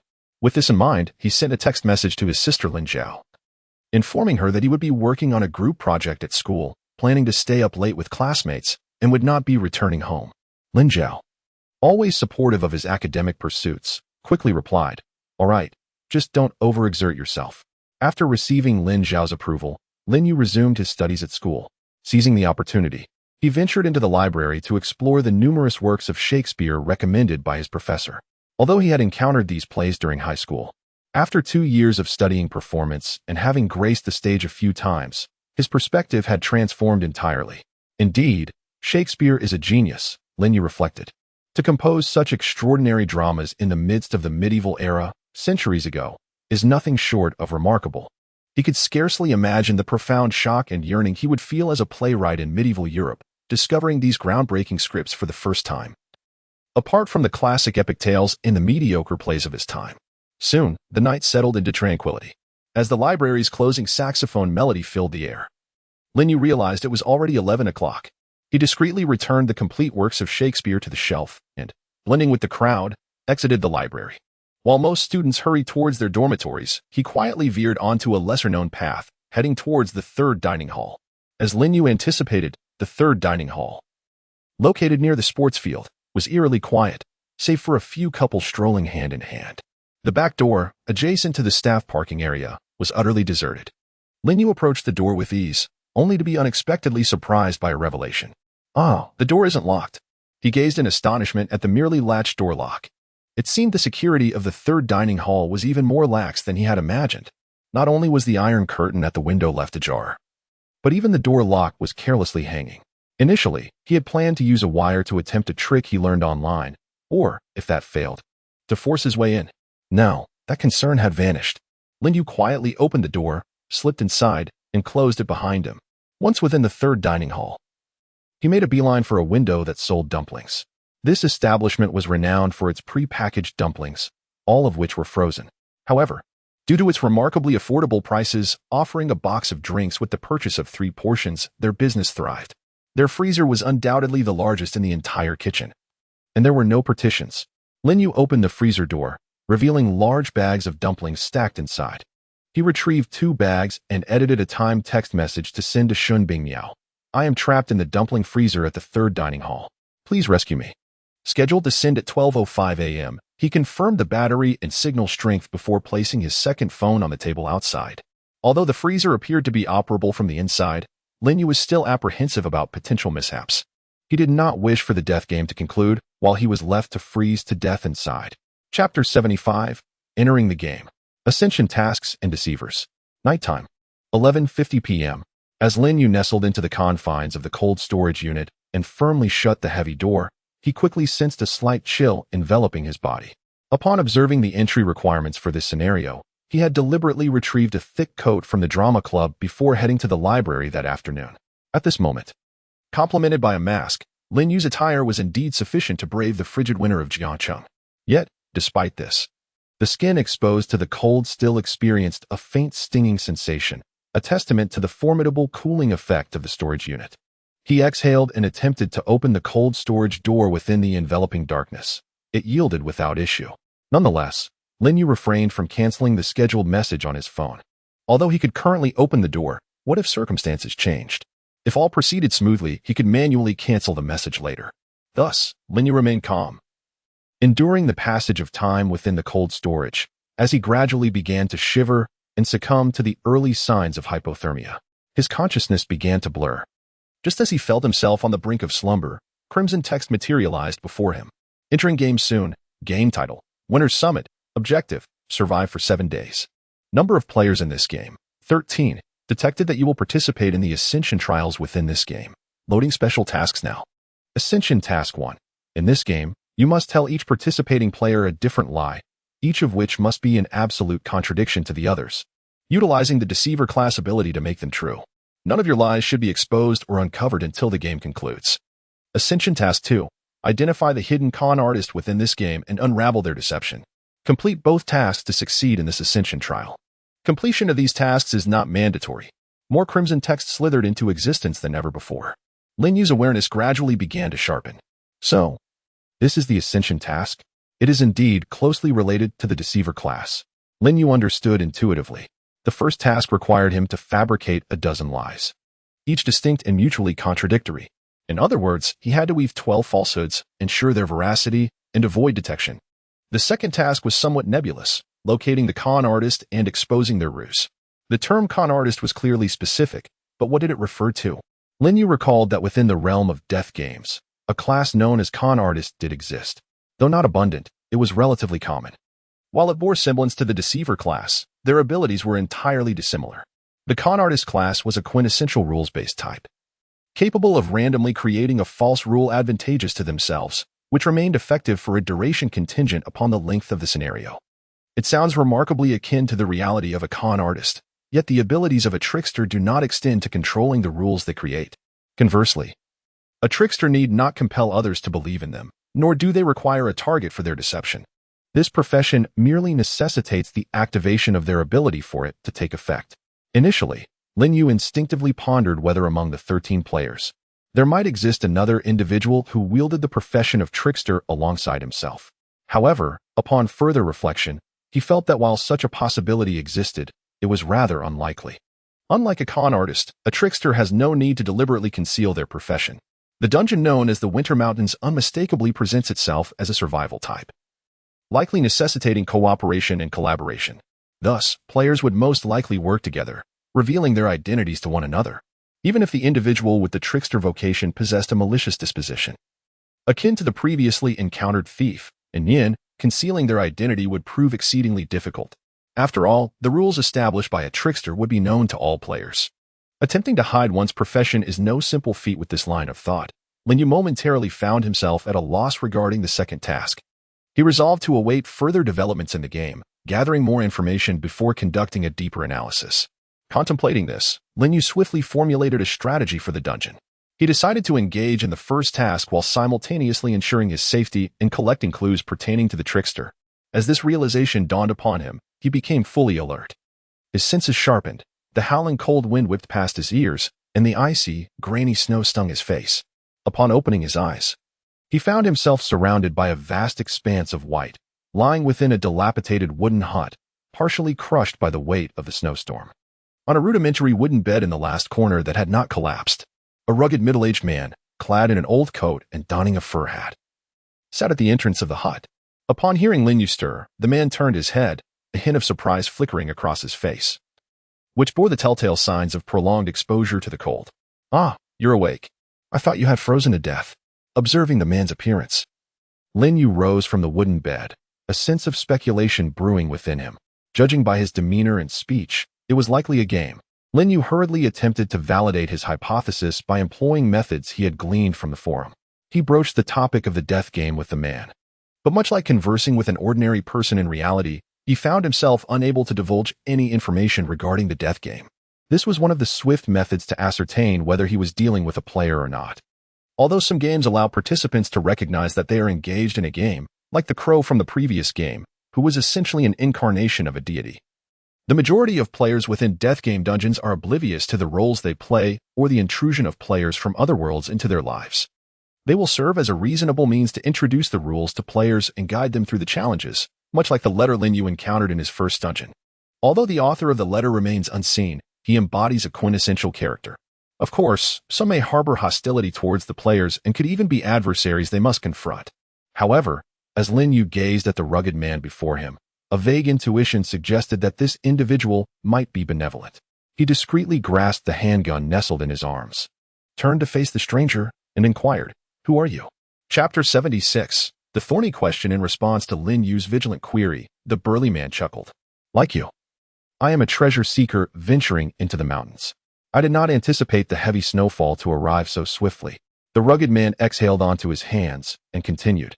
"Even the abandoned village marked on this map for temporary respite has succumbed to the weight of the snow. It seems imperative to locate a new stronghold where we can kindle a fire." He noted that there should be other camps or caves nearby. During the day, it's manageable, but as night falls, the storm will intensify and we may encounter Chait, which would be dire indeed. Lin Yu furrowed his brow. "What is Chait?" The man looked at Lin Yu with a hint of surprise. "You don't even know that. Yet you venture into the depths of this winter mountain in search of treasure? Chait is the most fearsome entity you will face here, aside from the extreme climate." He spoke earnestly. "Legend has it that various snow monsters inhabit these winter mountains, preying upon humans. The leader of these creatures, the most formidable among them, is known as Chait. No one knows what Chait truly looks like. Those who have encountered it are dead, and those who have not have been driven mad with fear. Some say it stands 10 meters tall, armed with claws and fangs, while others describe it as moving blocks of ice and stone. But one thing is certain, Chait is not something humanity can withstand." As the rugged man spoke, Lin Yu feigned astonishment and fear, asking, "Snow monsters? Chait? What should we do?" The burly man, predictably, fell for it. Only the blazing light of a fire can protect humans from Chait during the night. Moreover, it is advised not to travel in groups within the winter mountains. Exceeding 3 individuals increases the likelihood of being targeted by Chait or the snow monsters. Ideally, the number of people at any given stronghold should not exceed 2. The rugged man regarded Lin Yu with some confusion. "How is it that you know so little, yet have come to the winter mountains in search of treasure?" Feeling somewhat embarrassed, Lin Yu replied, "Actually, I am not here to seek treasure. I merely stumbled into this place by mistake." "Are there truly treasures hidden in these mountains?" Lin Yu asked sincerely. The burly man paused, taken aback by Lin Yu's earnest and curious demeanor. "You got lost and ended up deep in the winter mountains? This place has been shrouded in snow, and you should have known better than to venture further." But soon, the rugged man appeared to come to terms with the situation. "Forget it. Observing your rather foolish demeanor, it is indeed apparent that you are not the most astute individual. In the depths of Winter Mountain, during the peak of the annual snowstorms, one can unearth a peculiar black, viscous substance from the snow. This substance serves as a premium fuel, referred to as black gold oil by the affluent, while we commoners simply call it black oil. With a modicum of refinement, it can be transformed into a salve capable of healing various ailments. The rugged uncle spoke with a sense of longing, stating that no one truly knows the origin of this black oil. It is only known to manifest within the snow of Winter Mountain, and each time it appears, it is mysteriously contained within wooden boxes or chests. This peculiarity is precisely why the quest for black oil is dubbed treasure hunting. Some speculate it is a gift from the divine to mortals. Others believe it to be remnants of an ancient civilization swept in by the snowstorms. There are even whispers that it may be linked to Chait. However, its origin is of little consequence. What truly matters is that a large box of it can indeed secure your wealth and prosperity, the rugged uncle said, his expression growing animated. Well then, since this outpost has been compromised, I must hasten to seek another. With that, the uncle produced a crumpled map from his pocket. It would be rather unfortunate for you to perish in these mountains. So here, take this map and seek out an outpost as well. Just ensure you do not travel in the same direction as me. We are currently positioned at the location marked with green ink, number 6. The greater the number of people, the higher the probability of attracting the attention of snow monsters and Chait, the uncle remarked, waving goodbye to Lin Yu before departing in a certain direction. Lin Yu unfurled the map and cast a glance over it. Despite its rudimentary design, he was able to comprehend its contents. The map was densely inscribed with numerous small, varied colored codes. In the lower right corner, there was a key. Red indicated areas of high snow monster activity, green denoted temporary outposts suitable for overnight fires, and black marked regions where substantial quantities of black oil had previously been discovered. The abandoned outpost number 6, where Lin Yu currently found himself, was located in the lower left quadrant of the map center. Comparing it to the real terrain, the uncle had headed eastward. The number of outposts exceeded his expectations, with nearly 100 depicted on the map. In contrast, the red and black zones were relatively sparse. There were only 8 areas of high snow monster activity, which, although larger than the outpost locations, collectively accounted for less than a quarter of the map's total area. As for the black zones, there were merely 3 tiny circles, all situated within the confines of the red zones. Nevertheless, according to the map's annotations, black oil could be found in various locations, and snow monsters were not exclusively confined to the perilous red-marked areas. Thus, the first step in this endeavor is to locate an outpost, if one has the leisure. They might also search for black oil, which could yield item rewards upon conclusion. Lin Yu contemplated with a sense of understanding. This survival quest does not seem overly difficult, despite the extreme cold and the presence of a formidable monster that cannot be confronted directly. However, the multitude of strongholds and the monsters that can be evaded with mere ignitions and solitary actions render the challenge of conquering this dungeon quite manageable. Nevertheless, Lin Yu's considerations extend beyond mere completion. He has 2 advancement tasks to fulfill. Initially, he believed the primary difficulty of the first task lay in deceiving everyone without being exposed, but it seems he has misjudged the situation. Lin Yu exhaled deeply, sighing. Though this dungeon comprises 13 players, it appears that to circumvent the danger of collective strength, the dire environment has transformed the quest for survival into a cooperative effort, utilizing creatures known as chart to compel players to refrain from clustering for extended periods. For Lin Yu, while the probability of his lies being uncovered diminishes with fewer individuals involved, the challenge of locating others has escalated into a formidable dilemma. He must devise a strategy to find the other players. If he encounters no one, how can he continue his deception? Realizing this, Lin Yu promptly pursued the rugged uncle who had just departed. Hey, uncle, wait a moment. Chapter 77, Ability Activation. Search for Strongholds. Upon hearing Lin Yu's voice trailing behind, the rugged uncle glanced back with irritation. I already told you, following me like this will easily attract the snow monsters in chart. In the frozen mountain, it is best to act alone. Moreover, nightfall approaches, and we have little time to squander. As he spoke, the uncle wiped the frost from his face. Actually, I am not here to accompany you. I merely have a few inquiries, Lin Yu replied. Are there many treasure seekers like you in the frozen mountain? Only about 10 or so. After all, not everyone possesses the courage to enter the frozen mountain, the rugged uncle replied, looking at Lin Yu with confusion. Why do you ask? Oh, I wish to know how to locate others. I have become separated from my friend, and I intend to hastily leave this wretched place. Lin Yu stated earnestly. Well, the frozen mountain can be accessed from all directions. You can see that on the map. The slopes of this mountain are quite gentle, but the blizzards are fierce. However, exiting is a different matter. Entering is easy, but leaving is difficult. We all wait until the storm subsides. If one attempts to leave while the blizzard is still strong, they are likely to attract the attention of Chart, even if one survives. The best outcome would be to be driven mad by Chart, the rugged uncle warned. Don't worry, uncle. I am exceptionally skilled at climbing and remarkably resistant to the cold. That Chart may not be able to keep up with me, Lin Yu asserted. You see, even in such blizzard conditions, I can maneuver as if on solid ground and run swiftly. Even at full speed. The rugged uncle regarded Lin Yu, who spoke with utmost seriousness, with skepticism. Are you joking? How fast can you run in these conditions? Lin Yu spread his hands. Am I not proof of that by catching up to you? Yet the uncle remained doubtful. But I haven't ventured too far. Seeing the uncle's lingering disbelief, Lin Yu pondered before speaking. Well, I initially had no intention of revealing this to you, but due to your previous kindness, I cannot bear to keep it a secret. In truth, I have been specifically hired by the gentleman to undertake a comprehensive remapping of this region. Lin Yu picked up the uncle's map and gently flicked it. As you mentioned earlier, the temporary outpost 6 has become obsolete. My purpose for coming here is to reassess which outposts are no longer functional. Thus, I consider myself a professional, specializing in cartographic surveys of extreme environments. As Lin Yu spoke, he returned the map to the uncle before he could fully comprehend the situation. If you doubt my credibility, feel free to test me. I have already memorized this map thoroughly. If I can recite it from memory, you should be convinced that I am indeed a professional summoned by the esteemed gentleman. Lin Yu remarked, and the uncle instinctively accepted the map. Is that true? Without further contemplation, he began to quiz Lin Yu.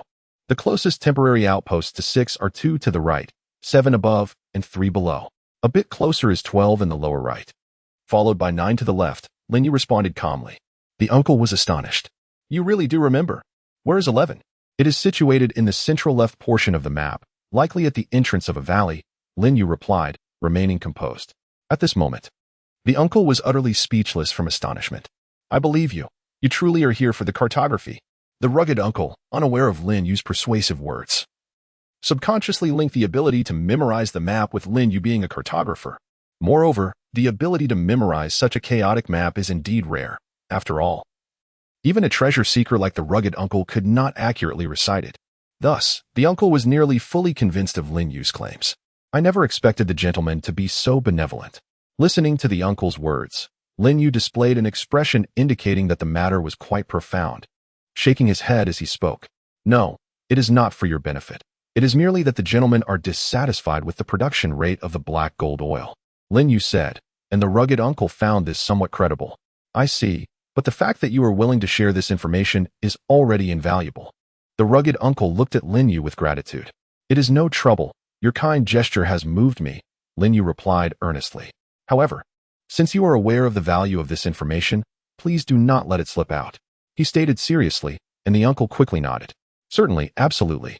I am well aware of that, he said, making a gesture of zipping his lips, displaying an expression of reassurance. Lin Yu then waved his hand. All right. You may return to your tasks. I still need to visit several more outposts. Although I walk swiftly, I must still cover the distance, he said, and then turned to walk into the swirling snow. Once he departed, Lin Yu immediately felt a newfound lightness in his steps. His once frozen joints now moved with ease. The previously uneven gait transformed into a steady stride. Suddenly, Lin Yu seemed to have mastered a technique that allowed him to traverse the snowy terrain with remarkable speed. He felt a sense of wonder. Indeed, it was possible to awaken one's abilities even in such conditions. The swiftness with which Lin Yu moved was undoubtedly due to the unwavering belief of the rugged uncle in the words Lin Yu had just spoken. The uncle's faith was sufficient to manifest the reality of Lin Yu's assertions. After all, walking swiftly through the snow was not an insurmountable challenge. Lin Yu deliberately returned to converse with the uncle, seeking to obtain this newfound ability for rapid movement, which would facilitate his quest to locate other players. As he traversed the snow-laden landscape, guided by the map imprinted in his mind, he swiftly arrived at the next outpost marked as number 7. Amidst the swirling snowstorm, Lin Yu beheld a modest yet sturdy wooden cabin. The door was shut but not locked. With a forceful push, he swung it open with a resounding thud. The interior was sparsely furnished, featuring merely a hearth and a pot. The hearth contained remnants of unburned charcoal, while the pot sat empty.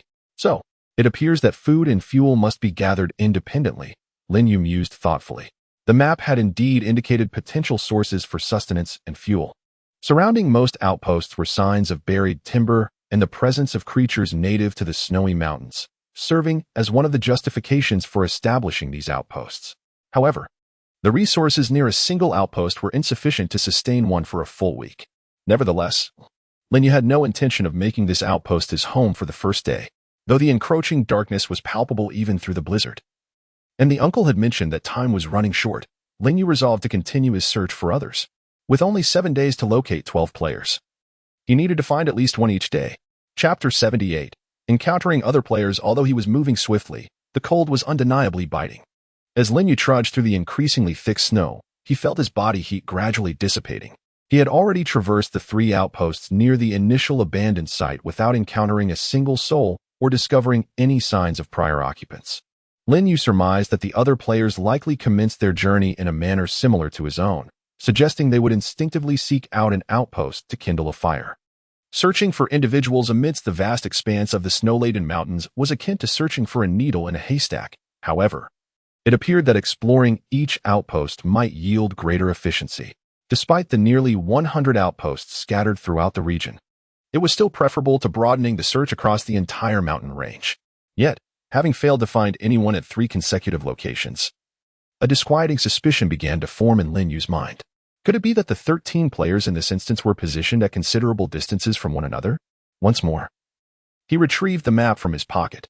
Though he had memorized it quite well by now, he felt compelled to consult it once again for confirmation. If one considers the initial point of entry into the game, point 6, as the focal point of a sector, and subsequently divides the entire map into equal parts, Lin Yu quickly discovered a remarkable phenomenon. Precisely 12 strongholds could be connected to form a near-circular shape. These 12 strongholds conveniently subdivide the circle into 12 sectors, each measuring 30 degrees, with each positioned at the center of its respective sector. Including the center, there are exactly 13 points. Most intriguingly, these 12 sectors perfectly encompass all strongholds, with each sector containing precisely 8 strongholds. In total, there are 96 strongholds, and with the center, it sums to 97.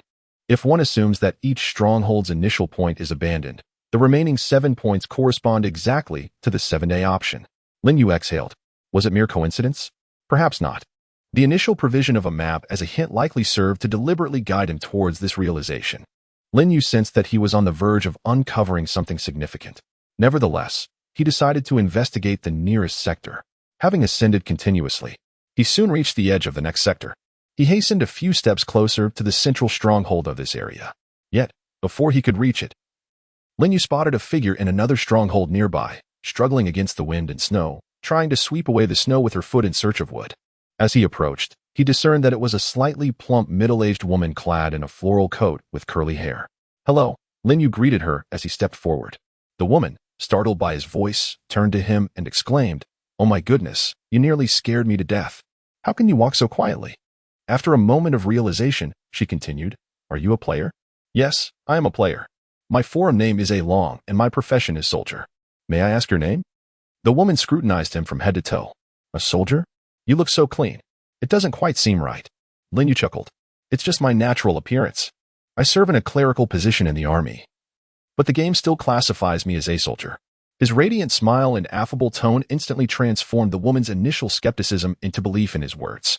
"Oh, so you are truly a soldier. What striking eyes you have. You must be from the cultural troop." The woman gazed at him with curiosity. "Do you have a girlfriend?" "My daughter is about your age, and she is quite lovely, having just graduated from university from our local engineering college." Lin Yu quickly interjected, All right. Let's hold that thought, Auntie. We are currently in a death game, and we can chat about personal matters later." He felt a bit exasperated. Due to his appealing looks, he had often been targeted by the elderly residents of his community for matchmaking since enrolling at Jiangxing Media University in recent years. Although Lin Yu initially declined due to his youth and inexperience, he could not resist the enthusiastic advances of the elderly, who seemed eager to engage in a trial of sorts. To his surprise, he found himself ensnared in the same narrative within the death game. This particular lady was even more fervent than those he had encountered before, likely due to her pretense of being a military personnel. However, upon Lin Yu's gentle reminder, She seemed to regain her composure.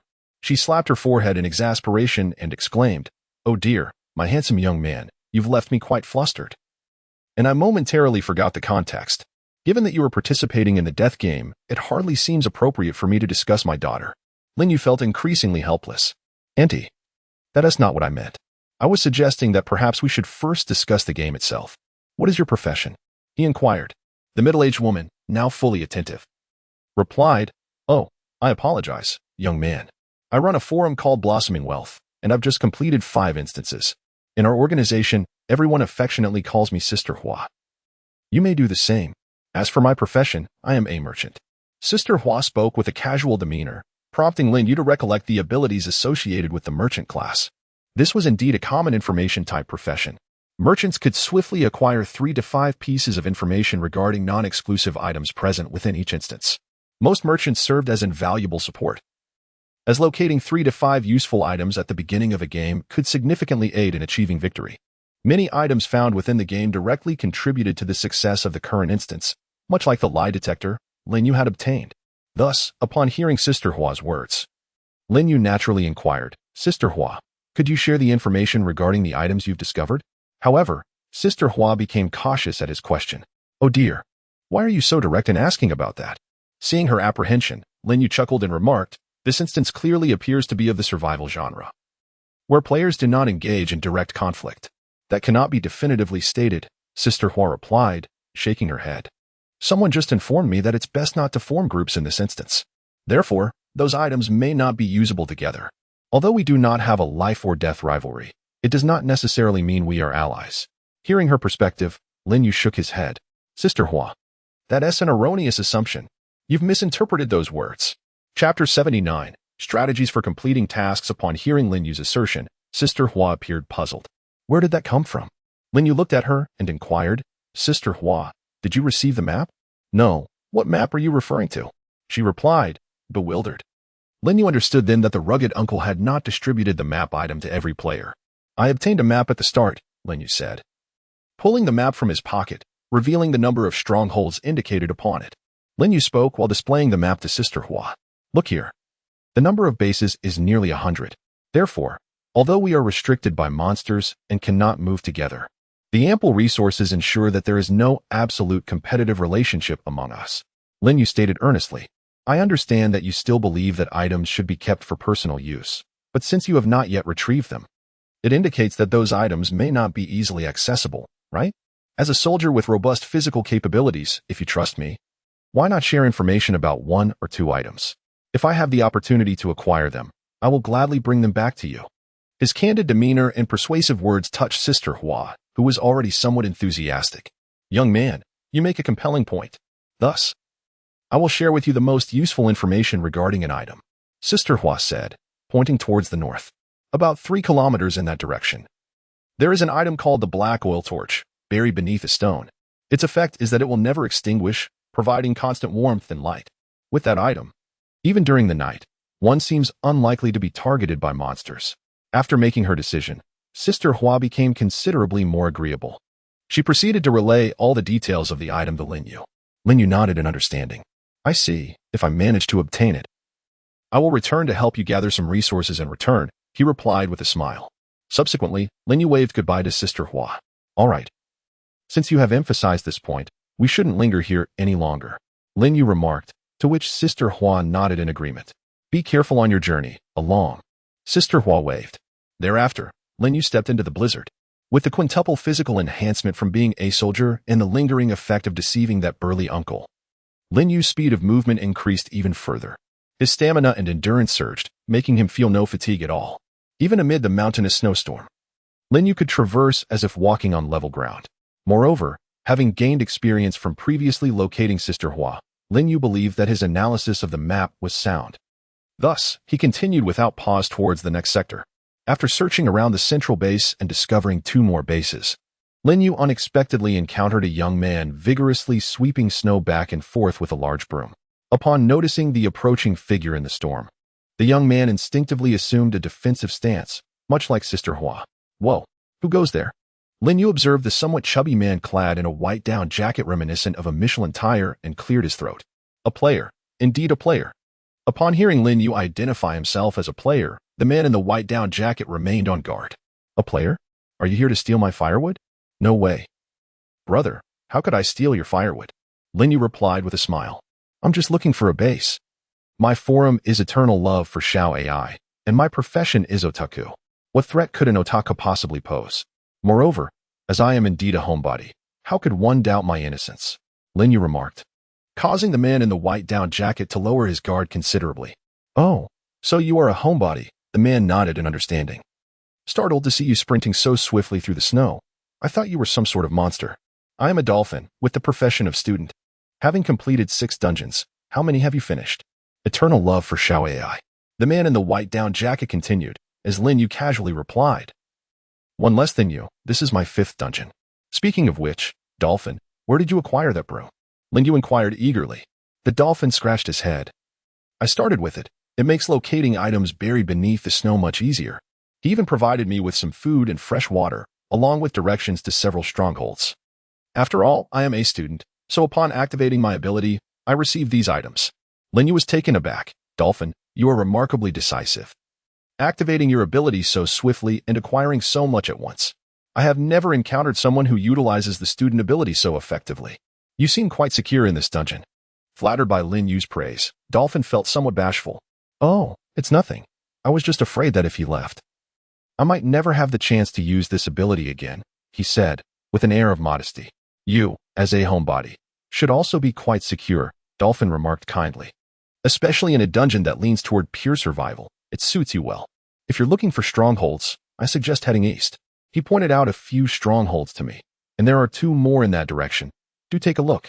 Dolphin expressed a hint of regret. Unfortunately, it seems the monsters in this dungeon tend to target groups. Otherwise, I would truly like to join you. Hearing this, Lin Yu concurred. Indeed, Dolphin, what a pity. I won't linger any longer. Neither of us possesses much combat ability, and it would be unfortunate to encounter a monster. Lin Yu said earnestly, turning to bid farewell as he ventured into the storm. As belief surged within him, the deception became reality, and Lin Yu exhaled. Ah, indeed. This advancement task could even be considered a form of training for the trickster profession. At that moment, Lin Yu recognized the formidable strength of his singular profession, trickster. For he had, at this juncture, simultaneously acquired the abilities of both soldier and homebody. Simply by pausing, his stamina would swiftly replenish. These 2 contradictory lies could coexist, provided they remained undiscovered. This was Lin Yu's strategy for completing the first advancement task. He merely needed to present a different identity to each individual. If successful, it would not only signify that Lin Yu could accomplish the advancement task, but also that he could acquire 12 distinct professional identities within this game. Chapter 80. Torches and unexpected gains. The blizzard persisted, and the sky grew increasingly dark. It was merely a matter of time before nightfall enveloped the landscape. Yet Lin Yu, having not yet located a stronghold or begun gathering firewood, remained unperturbed. After bidding farewell to Flower Sister, he journeyed northward, which signified that he was now closer to the items she had mentioned. More importantly, Lin Yu was now endowed with the profession of soldier and held a map in his possession. Even if he sought out a stronghold to gather some firewood, time was ample. However, Lin Yu did not wish to squander the night. It was precisely because Chatter and the snow monsters would emerge during the night that he was eager to act swiftly. His ascension task had clearly outlined the necessity of weaving different lies to each player participating in the game. Yet, what if a player were to perish beforehand? Lin Yu surmised that given the arduous nature of the ascension task, failure was likely inevitable. Thus, hidden within his first ascension task was a significant challenge. Lin Yu had to see every player and successfully deceive them before anyone met their demise. While the information Flower Sister had received about the black oil torch was rather vague, Lin Yu, in conjunction with the map, could surmise its probable location. On the map, a few kilometers north of the stronghold where Flower Sister had recently been, specifically in the northwest direction of the Dolphin stronghold, lay a marked area of frequent snow monster activity. Although Flower Sister lacked a map, obtaining this item was indeed a formidable task for her. Fortunately, Lin Yu was now a soldier, equipped with a guaranteed revolver. Though it contained but a single bullet, he deemed it sufficient. Given the existence of a creature named Chatter, which was undeniably stated to be invincible, it indicated that the common snow monsters, ruled by Chatter, could likely be vanquished. With the physical prowess of a soldier combined with the revolver, eliminating one should pose no issue. Nevertheless, it would be best to avoid encountering them altogether. With this thought in mind, Lin Yu quickened his pace once more, breaking into a full sprint across the snow. Soon, he realized he had stepped into the crimson-marked area. On the ground, amidst the newly blown snow and ice, lay a series of heavy, compressed footprints. The snow had been solidified into ice. These prints were 3 to 4 times the size of a normal footprint, with clearly defined edges and only 3 toes. It was evident that these were not human tracks but belonged to the snow monsters. Lin Yu exhaled, understanding that just from the footprints alone, this creature would be formidable. He reflected on the danger presented by a primate or primate-like being that was larger and stronger than a human. As darkness deepened, the once howling winds turned mournful. Observing the direction in which the footprints extended, Lin Yu discreetly opted for a perpendicular path. He hoped to locate that stone soon. As he traversed past the tracks, he maintained a swift pace, though he could afford to lighten his steps considerably. While he was uncertain if the snow monsters used sound to track their prey, caution was never unwarranted. As the daylight began to noticeably affect visibility, Lin Yu found himself contemplating whether to give up. In the distance, amidst the swirling snow and wind, he faintly discerned a protruding shadow. Its shape was rather regular, resembling a rock.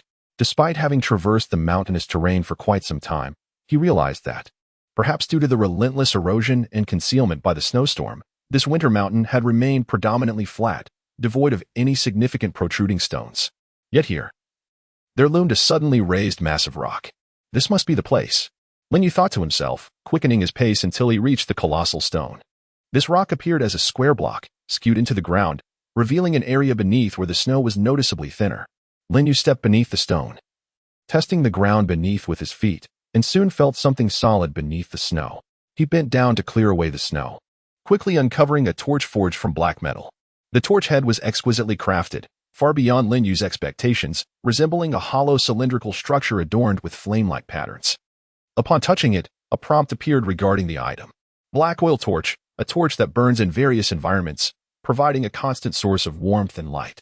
It effectively dispels monsters that fear the light of fire. Note, in this game, it is particularly effective against snow monsters. Indeed, Sister Hua was quite sincere.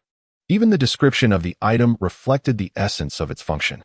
Lin Yu bent down to attempt to lift the torch, but found it immovable. Recalling the sensation from earlier, he furrowed his brow and swept the snow again. As suspected. The torch was gripped by a hand that had long since succumbed to frostbite. The fingers fused to the end of the torch, rendering it impossible for Lin Yu to lift it. Nevertheless, as a soldier, he possessed ample strength. With a firm tug, a sharp crack echoed from below. Snap! Several fingers were severed, and Lin Yu removed them from the torch's end. The cold, smooth black metal torch felt icy to the touch, making his hands feel numb. Using a nearby rock, Lin Yu rubbed the area where his fingers had been stuck, scraping away the dead skin. Subsequently, he pondered how to ignite this torch. Surely, it could not require him to bring his own fire, Lin Yu muttered. If that were the case, he would be in dire straits. However, given the torch's description of burning under various conditions, its ignition mechanism should not be too primitive. Indeed, Lin Yu soon discovered a narrow seam at the end of the torch. It was so fine that he would have missed it had it not been obstructed by a few ice shards. After a moment of examination, he grasped the mechanism. Aha! He twisted the black cylindrical base beneath the seam, and the entire interior of the torch emitted a faint popping sound. A glimmer of white light flickered through the hollowed torch, and then pale flames erupted from the torch's head, burning quietly and casting a gentle, non-glaring cold light that illuminated the swirling snow around him. Soon after, the temperature of the entire torch began to warm, and holding it felt comforting to Lin Yu's hands. He was quite delighted. What a splendid item. I truly must thank Sister Hua for this. After speaking, Lin Yu glanced at the finger on the ground. Thank you, brother. But with such an effective torch, how did you meet your demise here? He pondered curiously, driven by the need to ascertain the cause of death and gain some clarity. Lin Yu crouched down, raising the torch to illuminate the area and began clearing the snow that blanketed the corpse. As the snow was swept away, a grave expression settled on Lin Yu's face. The cause of death remained elusive. The body bore no visible injuries, merely a frozen, pallid visage marred by an expression of terror. This face was familiar to Lin Yu. It belonged to the rugged man he had encountered earlier, even down to the identical attire. Oh, what a fortuitous discovery, Lin Yu murmured, gazing at the lifeless form. Chapter 81. The Third Profession, Teacher. The corpse before him appeared stiff with frost, indicating that death had claimed it some time ago. Coupled with the information regarding the merchant, which was obtained at the game's inception. It was evident that the time of death preceded Lin Yu's meeting with the rugged man. This realization birthed a new line of thought within him. What then? Did I encounter earlier? A chill of dread crept over him. Simultaneously, he found himself steeped in suspicion regarding the intentions of that encounter. It was conceivable that the being was not human, although much of what it had said was likely to be useful. It may have been interspersed with a few lethal lies. Given this, the second advancement task hinted at something deeper. The fraud may not be a player at all, but rather a creature within this game. Lin Yu rubbed his temples in frustration. The fleeting fear was swiftly replaced by a sense of resignation. Having now encountered 3 out of 4 types of dungeons, confrontation, puzzle solving, and survival, he found himself entangled in a web of deceit woven by the game itself. Why was it that he had to discern the truth behind each rule? If it were not for the forum, it would be one thing. But he had perused the strategies therein. He was acutely aware that the majority of experiences shared by others and the in-game regulations were rarely misleading. The puzzle-solving dungeons might have a few more misleading elements, but not universally so. Yet here he was, having to remain vigilant beyond the initial words upon entering the game. With a sigh, Lin Yu resolved to adjust his mindset. Regardless of the mysteries lurking within this dungeon, whether the being he first encountered was a disguised monster, a wandering spirit, or perhaps a twin or a clone, he needed to proceed methodically with his original plan. Analyzing the situation further in this place would yield little. He lifted the torch once more and turned to step into the swirling snow, leaving the rigid corpse behind. The night was still long, and time was of the essence. Once I gathered 12 professions, just wait. No matter if you're a Char or a Buffett, Lin Yu muttered, advancing slowly into the darkness. Despite the reduced visibility amidst the snowstorm, Lin Yu remained unperturbed, confident in his ability to navigate. Years of theatrical performance had honed his sense of pacing, allowing him to traverse the terrain with precision. Moreover, the proximity of the waypoints on the map provided him with a reliable means to recalibrate his direction by assessing the distance traveled against the points encountered. At the very least, Lin Yu could ascertain that the map, bestowed upon him by the enigmatic rugged man, had not been tampered with. Before long, Lin Yu arrived at the next sector. However, this time, he detected no signs of life near the waypoint at the heart of this area. As he entered the sector, he spotted a wooden cabin at the edge, its windows aglow with light. Holding aloft a torch, he approached the entrance and rapped on the door. Knock, knock. A robust man swiftly opened a crack in the door. Who goes there? He inquired, brandishing an iron rod and observing Lin Yu with keen vigilance. Noticing the man's wariness, Lin Yu quickly responded, Do not be alarmed. I am but a player. What merit is there to trust a player? The man retorted coldly. Did you not receive the warning? Wandering about at night, and in the company of others, is perilous. His dark, watchful eyes remained fixed on Lin Yu. I did receive the warning, and I merely wish to ask you a question. Lin Yu replied, maintaining his composure. Though I am unaware of your profession, I am a teacher. In reality, I am an English instructor. What malice could a teacher possess? He continued, I have vital information that is beneficial to all players, and it would be prudent for you to hear it. Despite the nocturnal atmosphere, the man remained skeptical. A teacher? Indeed. A teacher. You may refer to me as Xiao Su, as I am known on the forum Old Su, Lin Yu added, his tone steady. The man scrutinized Lin Yu, noting his youth and the distinct aura he projected. You seem rather different from what I expected. Moreover, you do not appear to be a typical middle or primary school teacher. I am an instructor at an extracurricular tutoring institution, specializing in spoken English. As he spoke, Lin Yu recited a famous line from Shakespeare's A Midsummer Night's Dream. The eloquent delivery, imbued with emotion and impeccable pronunciation, swayed the man significantly. Very refined, indeed. And that excerpt was from A Midsummer Night's Dream, correct? Your tutoring institution seems to maintain a commendable standard, the man remarked, slightly widening the door to reveal his gaunt face. Adorned with professional snow goggles, and clad in a prestigious and costly down jacket from Canada Goose. It was only after catching a glimpse of the man's attire through the door that Lin Yu had deliberately claimed to be an English teacher. The man, exuding an air of social elitism, continued, Xiao Su, you may call me Karen. I am a member of the Player Assistance Association and my profession is lawyer. Do you have anything to share? Lin Yu inquired, a smile gracing his features. At this moment, the profession of teacher became a reality, and a hint regarding the ongoing game flickered in his mind. Chat was not a living entity. Solitude merely diminished the likelihood of being detected by chat. Although Lin Yu was taken aback by this revelation, he maintained his composure. He addressed Karen, Brother Karen. Did you encounter a scruffy old man at the beginning who claimed to be in search of treasure? Karen nodded slightly. Indeed, that is correct. Is there a problem? He asked, perplexed. Through Karen's response, Lin Yu confirmed a significant point. It was highly probable that they all encountered the same individual. Thus, he replied, yes, brother Karen. Each of us faced a similar situation, and he provided us with an initial hint that contained a falsehood. Chapter 82. The Fourth Profession, Rascally Scoundrel. Lin Yu had no intention of revealing to Karen the true information he obtained through the teacher profession. The reason was rather simple. The information acquired was insufficient to justify his decision to traverse through the night, brandishing a torch amidst the snowstorm, to relay messages to everyone. Particularly given the man before him exhibited an arrogant demeanor typical of someone well-versed in social maneuvering, it was evident he was not foolish. Such individuals tend to be self-serving and conceited.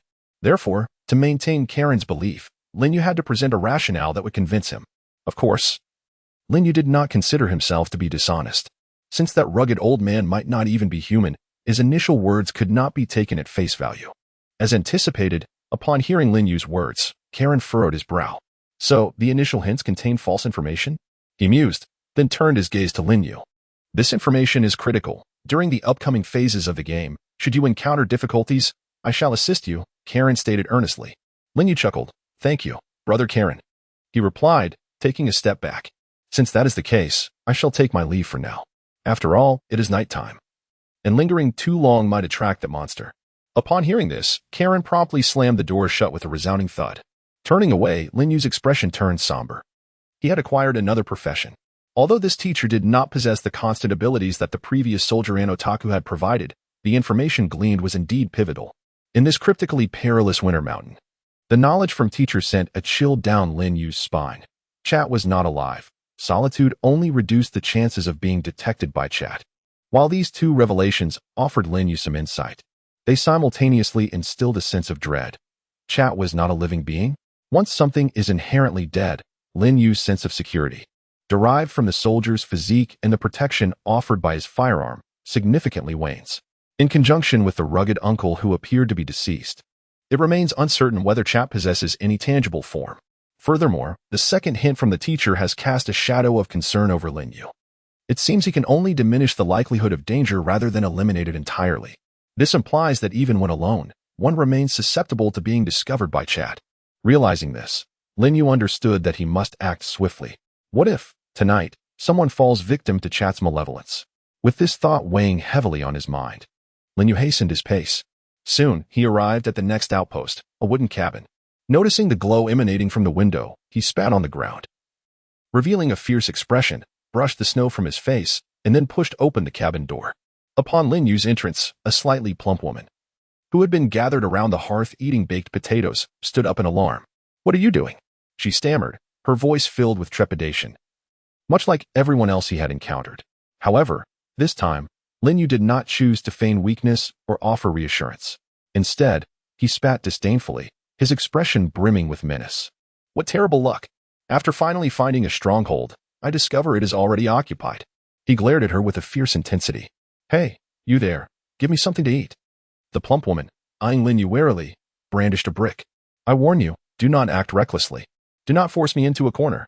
Her voice trembled slightly. Lin Yu regarded her with a mixture of cruelty and mockery. Oh, what is your profession that you would dare challenge me? My profession is soldier, she replied, her voice quaking. Lin Yu erupted in exaggerated laughter, a sound that was jarring to the ears. A soldier? Ha. Do you truly think I would believe you? The woman bit her lip, a blend of anger and fear flickering across her face. Fine, my profession is homebody, but this brick in my hand is genuine. Do not underestimate me. I have completed 7 instances. This is not my only weapon. Be cautious, or I shall fight you for my life. Upon hearing this, Lin Yu nodded slightly. Homebodies and homebodies can essentially be regarded as the same profession, with the only distinction being that the homebody recovers stamina and injuries at a slower rate, yet possesses the ability to reduce consumption while stationary. In other words, while the homebody recovers faster, they still require vast amounts of food and water. Much like an ordinary person, the pile of baked potatoes beside the woman by the hearth serves as evidence of this. She has likely spent most of her time searching for sustenance. Lin Yu, regarding her coldly, remarked, Fight to the death? Do you think I fear you? Go ask around on the forum. When has 6th Master ever backed down? You, A mere homebody? Dare to challenge me? A ruffian? I could easily extinguish you with a torch. Do you even know how to wield that brick? He brandished his torch menacingly. The woman's complexion paled slightly, and she took a step back, her bravado waning considerably. She stammered, unable to articulate her words. Lin Yu spat onto the ground, exclaiming, "Enough of the fussing. I'm not here to invade your home or to harm you. I merely sought to share a portion of those potatoes with you.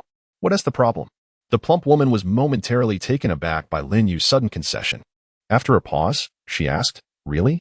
You're not here to take over my house or to kill me? What benefit would there be in killing you?" Lin Yu sighed. "Though I may be a ruffian, I am no murderer, I assure you." After reiterating his profession, Lin Yu sensed that she readily accepted his words.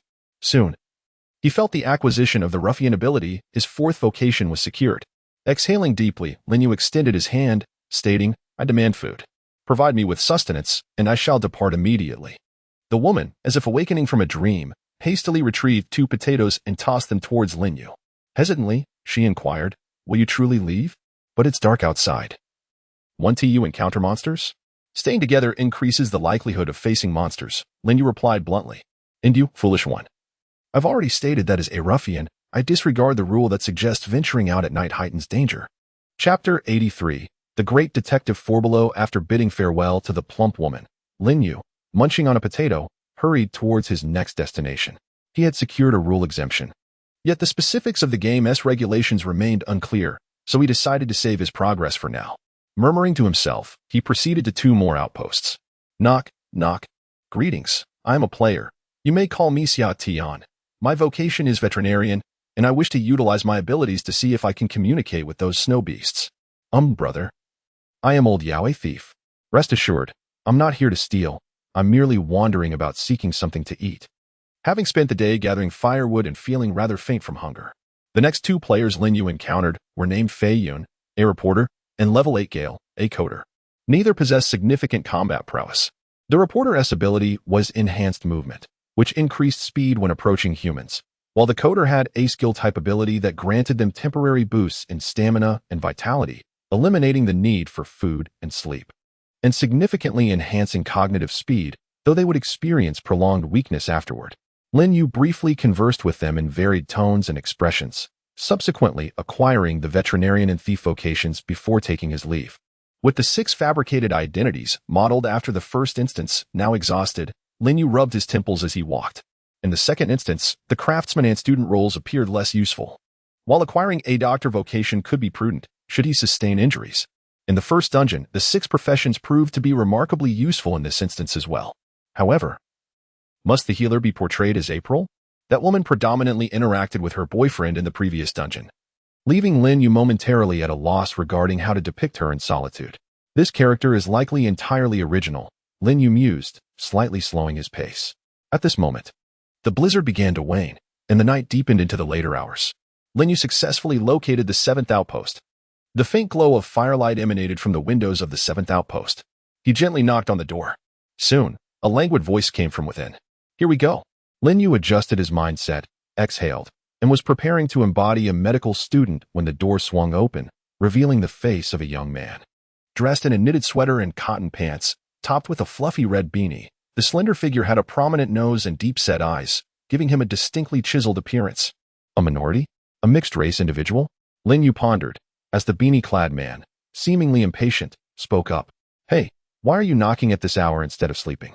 What the heck?" A sentence delivered in perfect Hunan dialect momentarily left Lin Yu's mind in a state of paralysis for 3 seconds. After regaining his composure, he finally managed to utter his rehearsed lines. Hello, my forum name is Mei, and my profession is..." Before Lin Yu could finish, the other interrupted him. "Wait a moment, bro." The man, who had appeared drowsy, raised a hand, his eyes glinting with sudden clarity. "Don't rush to tell me. Let me guess your profession as a detective." Lin Yu gazed at the man before him, somewhat taken aback. "Your profession is detective?" The abilities of a detective do not involve uncovering others' deepest secrets, while also a skill-based profession. The detective's actual capabilities serve to guide players towards clues regarding their current inquiries. "Correct," the beanie-wearing man declared with pride. "I am the most renowned rookie detective player on the forum, known as ProblemI, and I have maintained a perfect victory record through 16 dungeons, destined to become the strongest detective player." Should you lose even one of those 16 dungeons? I wouldn't be seeing you here, Lin Yu sighed. However, it seemed he had indeed encountered ProblemI before, as he appeared to be an active user on the forum. Ignoring Lin Yu's words, ProblemI adjusted his non-existent glasses and spoke softly. I can tell you have a good appearance and demeanor, but your attire is rather modest. You likely aren't very wealthy, yet here you are, wandering alone in the snow at this late hour, unafraid, suggesting you often stay up late. I deduce your profession is security guard. In reality, you probably work as a guard in a high-end community or some similar venue, ProblemI analyzed earnestly in his Hunan accent. Lin Yu exhaled. What utter nonsense. That's completely incorrect. Are you really a detective? You must just be someone who has read too many detective novels in real life. ProblemI's expression changed dramatically. Believe me, it matters not what I do in reality. I am indeed a detective in this game. Lin Yu nodded in acknowledgement. I trust you are indeed a detective, but I must clarify.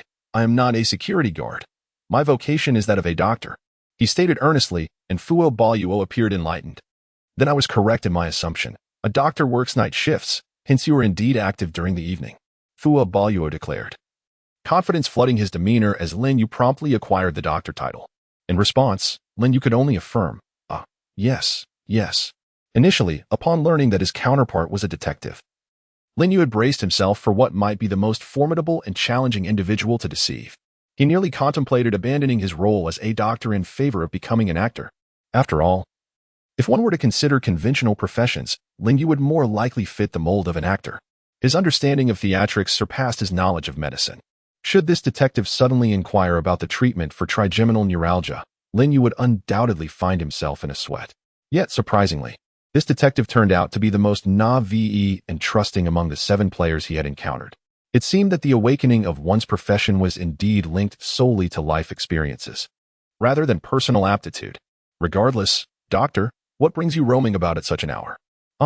Well, I possess this torch. It keeps the monsters at bay during nighttime excursions. Lin Yu casually remarked. Thus, I intend to wander about, in case anyone sustains an injury on the first day. Indeed, brother, you truly embody the benevolence of a healer. ProblemI responded with utmost respect. Chapter 84, 12 Professions. The cabin at the center. After bidding farewell to ProblemI, Lin Yu pressed onward, the dawn breaking gently, and the snowstorm easing considerably. With an entire night of experience behind him, Lin Yu found his movements growing increasingly fluid. He swiftly located the remaining 5 individuals at their respective outposts and successfully engaged in negotiations with them. The 5 professions he acquired were as follows: the Enhanced Postman, capable of disregarding terrain and environment while maintaining rapid movement; the Fortified Enforcer, which heightened reaction speed and provided combat skill bonuses; the Informative Chef, which revealed the locations of ingredients within the instance and methods of consumption; the Skill-Oriented Corporate Drone, which, upon activation, entered a state of calm, forcibly eliminating any negative emotions; and the Regulatory Official, who could elucidate and supplement a rule, altering its scope and application. The 5 individuals Lin Yu encountered did not overly question his authority. After obtaining a total of 12 professions, Lin Yu bid farewell to the last individual, and with torch in hand, he felt a significant reduction in survival pressures. Following the acquisition of the postman profession, Lin Yu found himself moving at more than double his previous speed. Coupled with the abilities of the chef, he could now directly perceive the sustenance buried beneath the snow. To his astonishment, the potatoes hidden below were already cooked and ready to eat. Not only were there potatoes, but also tomatoes, corn, and even the exceedingly rare cookies and chocolates. However, although these foods are ready to eat, Lin Yu discovered yet another peculiar aspect of this scenario through the clues gathered by the chef. All these foods are alive.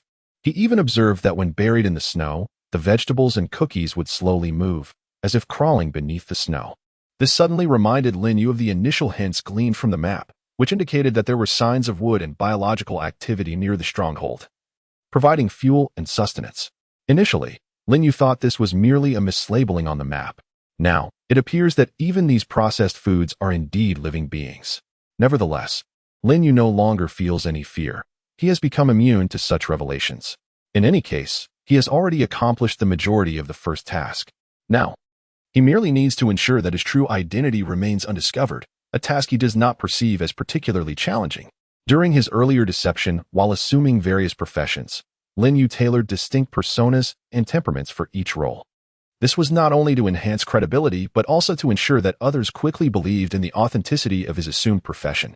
Communication between individuals based solely on verbal exchanges is inherently primitive and vague.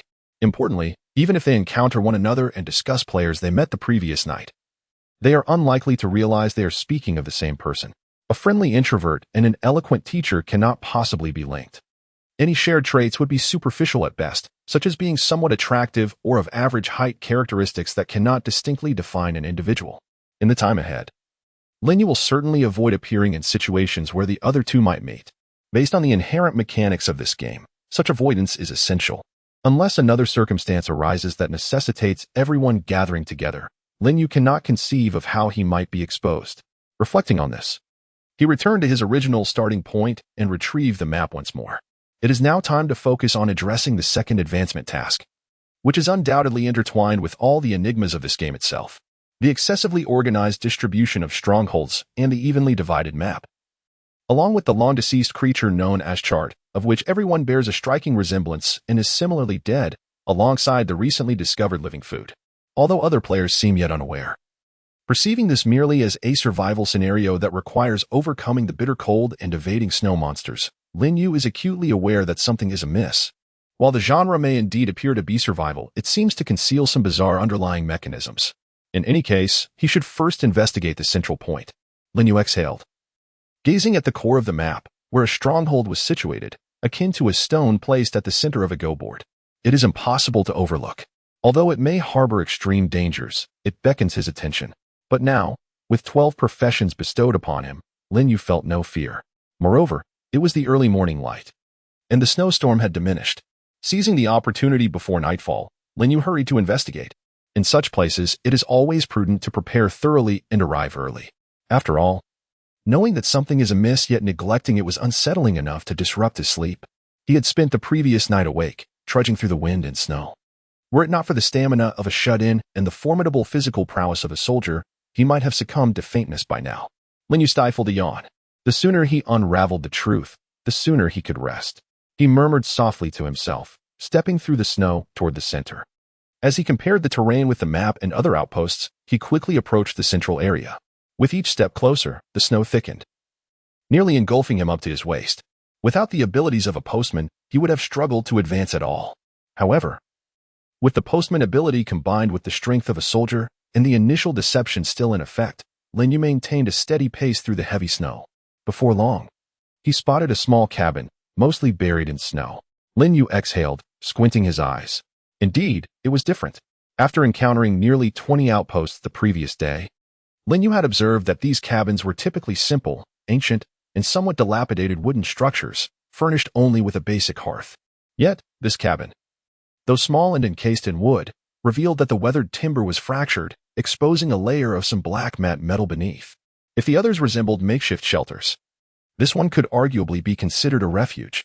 Chapter 85, The Strange Cabin, The Visiting Detective. Chart. After clearing the snow from the entrance, Lin Yu pushed open the heavy, wood-clad metal door and stepped inside. The interior was markedly different from all the previous outposts. It featured a workbench-style table and chairs, a spacious single bed covered with blankets, a wardrobe, a wall-mounted bookshelf, and even a dedicated liquor cabinet alongside a stove adorned with numerous iron cans. Although the furniture was mostly coated in dust, it was evident that this place had once been inhabited, unlike the temporary outposts that were hardly fit for living. Who would place a mere stove in a proper home?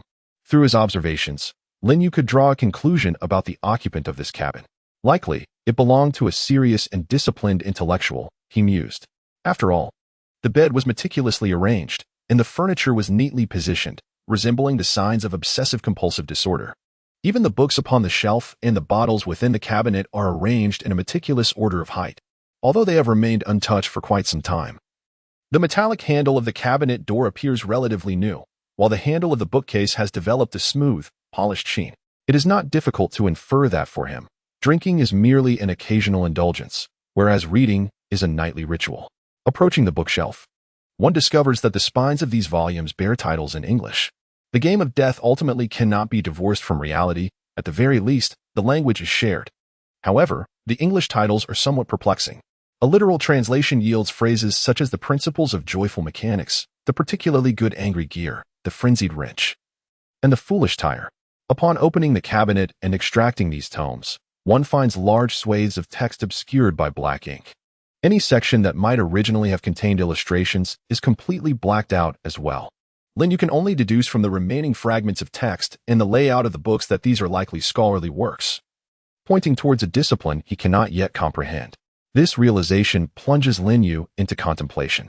So, is this the material the room's occupant reads every night? Moreover, the precise and orderly black lines suggest that the owner deliberately obscured these texts. But why would one do so? Is this a form of destruction? Lin Yu exhales. Yet, there are more effective means of destroying a book, such as setting it ablaze.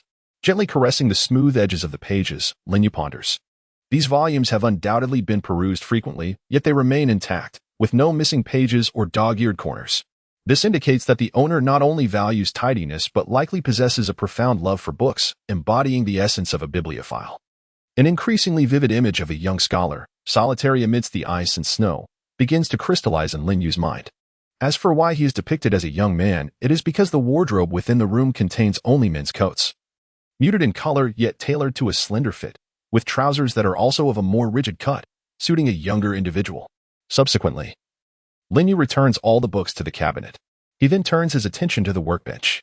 On the wooden surface, the edges are dusted with remnants of pencil shavings. Even though the owner has made a diligent effort to clean, the pencil dust lodged in the crevices and fine textures of the table is not easily eradicated. From the presence of pencil dust solely around the perimeter, Lin Yu deduces that this table was likely used for drafting. If it were merely for writing, pencils would be less frequently employed and unlikely to accumulate around the table's edges. Lin Yu gently taps the tabletop, curious to discover if there are any hidden compartments beneath this evidently sturdy surface. Just then, the door swings open with a thud. At the threshold stands a young man, handsome and striking, adorned with a red woolen hat. He gazed at Lin Yu in the room, momentarily taken aback before recollecting himself. Ah, you were the doctor I encountered earlier, May? The visitor was none other than Detective Filopolo. He regarded Lin Yu, rubbing his hands together, his expression brimming with excitement. I never anticipated encountering you here. It seems you possess quite the keen insight, May. Filopolo exclaimed. You must have discerned the peculiarities of this place that led you here, correct? Lin Yu turned his attention to Filopolo, swiftly adopting the persona he had donned when facing this detective the previous night, a dedicated and responsible night shift doctor. He cleared his throat twice and replied, It appears I happened upon this more by chance. Lin Yu continued to inquire, By the way, how did you discover that something was amiss here? Naturally, I took a page from your book and explored the area today. Filopolo waved his hand dismissively. I noticed that these strongholds, while seemingly haphazardly scattered, actually exhibit a remarkable pattern. At least 3 locations I visited had approximately 7 strongholds adjacent to each abandoned site. If viewed from above, one would observe that all the strongholds are arranged in a perfect circle. According to my deductions, this current stronghold serves as the epicenter. Lin Yu regarded Filopolo with astonishment, impressed by his spatial reasoning abilities. He retrieved a map. You certainly possess considerable skill, detective. I obtained this map from there, which enabled me to uncover clues and arrive at this conclusion. As Lin Yu displayed the map to Filopolo, the detective cast a cursory glance, nonchalantly waving his hand. Oh, that's merely basic. However, for a doctor, discerning clues from a map is quite commendable. Lin Yu nodded. Yet, with the aid of the map, I can identify even more than you. Have you noticed that all the strongholds on this map not only lie within a perfect circle, but that this circle can be evenly divided into 12 segments of 30 degrees each? Lin Yu articulated earnestly, prompting Filopolo to glance at the map, subsequently nodding in astonishment. Indeed, that is quite an intriguing discovery. Lin Yu exhaled, then stated, Although I am a doctor, I am not inferior to you as a detective. Rather, it could be said that doctors and detectives are the ideal partners. Wouldn't you agree? Upon hearing this, Filopolo chuckled. What you say is true. A doctor can heal others. Thus should be the best partner for anyone. Lin Yu smiled at his response, realizing the truth in his words. Suddenly, Lin Yu produced a lie detector device, declaring, I possess a gadget that functions as a lie detector. After saying this, Lin Yu tossed the lie detector to Filopolo. Thud. The device struck Filopolo and fell to the ground. Instinctively, he recoiled, staring at the lie detector in astonishment before looking up. What are you doing? Let's see if you have a physical presence, Lin Yu replied, already grasping another device in his hand. At the moment when Furbello bowed his head, Lin Yu had already grasped the guaranteed revolver firmly in his hand, its muzzle directed at Furbello. How could someone named Furbello not comprehend the nuances of the doctor and detective trope? Nevertheless, I am pleased that you exist in reality, imposter, or perhaps I should say chart. Chapter 86. The omission in the map, the unveiling of a scheme. Initially, Lin Yu did not harbor any doubts regarding Furbello's identity. After all, he effortlessly engaged in conversation about professional matters related to this death game. Although this detective misanalyzed Lin Yu's profession upon their first encounter, he was indeed an authentic detective. The death game does not assign professions arbitrarily. Moreover, the abilities inherent to the profession of detective allow one to swiftly gather clues. However, the explanation provided by Furbello was precisely the least credible of all. Due to time constraints, no matter how astute a detective may be, arriving at the conclusion that there are exactly 7 outposts adjacent to each abandoned site would necessitate visiting at least 16 locations. Yet, his speed was not sufficiently rapid. If this were the sole reason, Lin Yu might have still considered the possibility that Furbello had employed some means of swift movement or enhanced observational tools. Thus, Lin Yu opted to retrieve the map for further probing. After traversing the terrain throughout the night, he had determined one crucial fact: the map was flawed. In this game, there existed 13 players. However, even when accounting for the central point, the map depicted only 97 outposts and 12 abandoned sites. Yet, Lin Yu had indeed encountered the remaining 12 players throughout the previous night. Initially, upon discovering that the distribution of all outposts could be illustrated as a 12-part circle, he suspected that a player may have spawned at the center. But after thoroughly exploring the area, Lin Yu confirmed that while creating the map, the area of each sector had been exaggerated just enough to conceal an entire sector's expanse. Upon dividing it into 12 equal parts, one entire sector had been concealed, precisely where Furbello was located. When Lin Yu approached that area, he had not yet realized that it bore a striking resemblance to the configuration of his next designated area. Upon being threatened by Lin Yu's gun, Furbello hastily raised his hands in alarm, exclaiming, "I am not a chart. I am a player." Observing the palpable terror etched upon Furbello's face, Lin Yu was able to discern that this was no act. The fear was genuine. However, this did not necessarily affirm the authenticity of Furbello's identity. After all, the burly man encountered previously was also not feigning. Both the burly man and Furbello were utterly convinced of their own identities.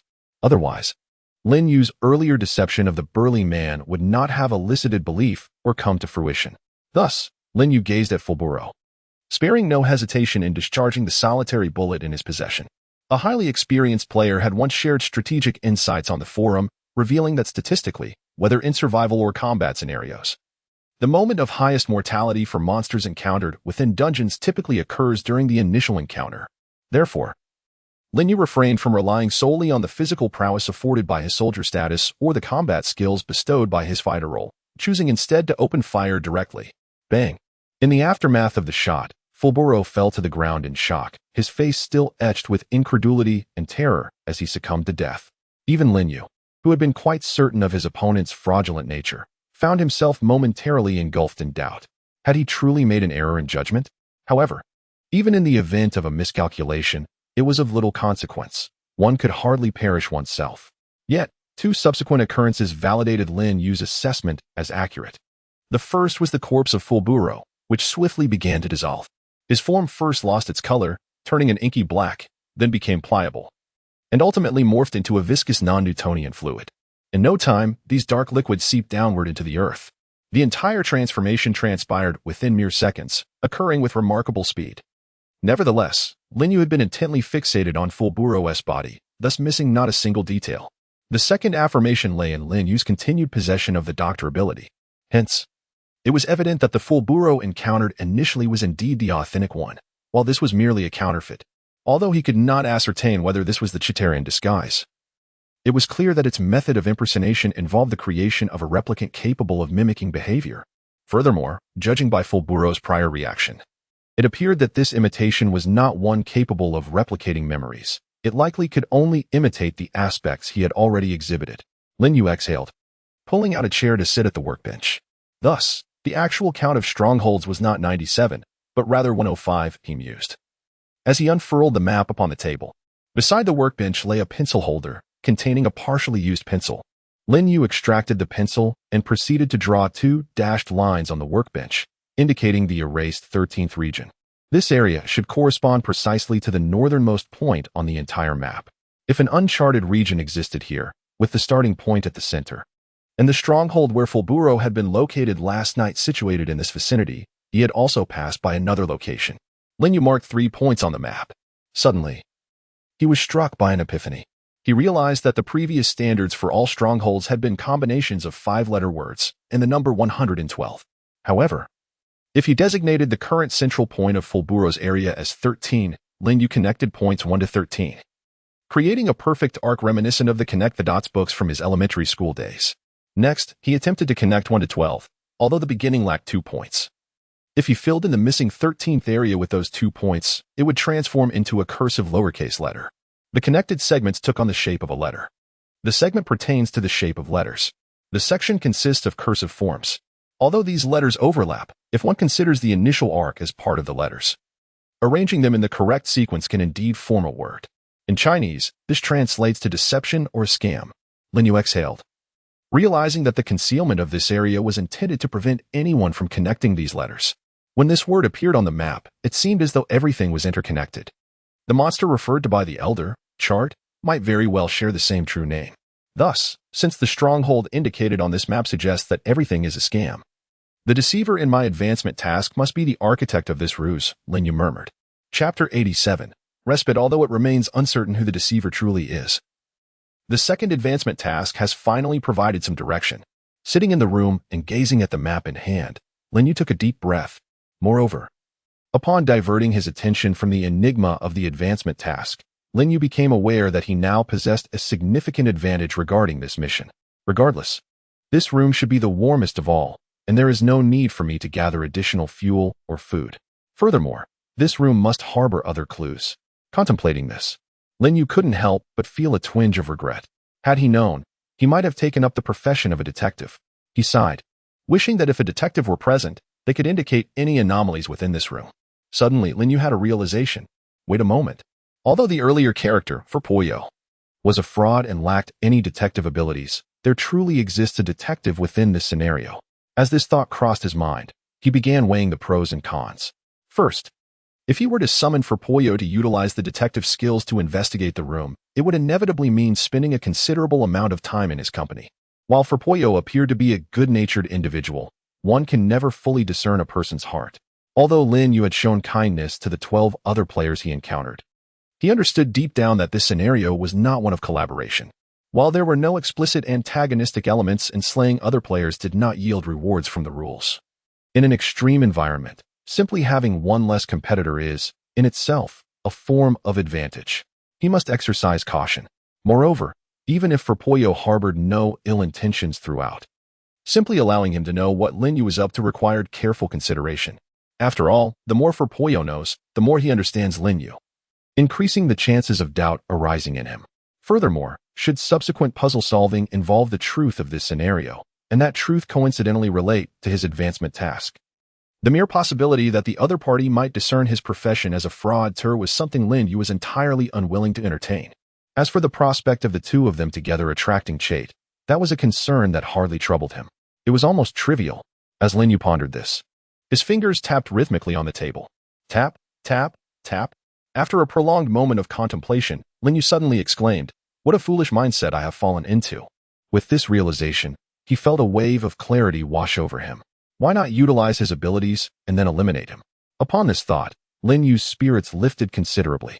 In that case, even if Fulburo harbored malicious intentions, he need not worry.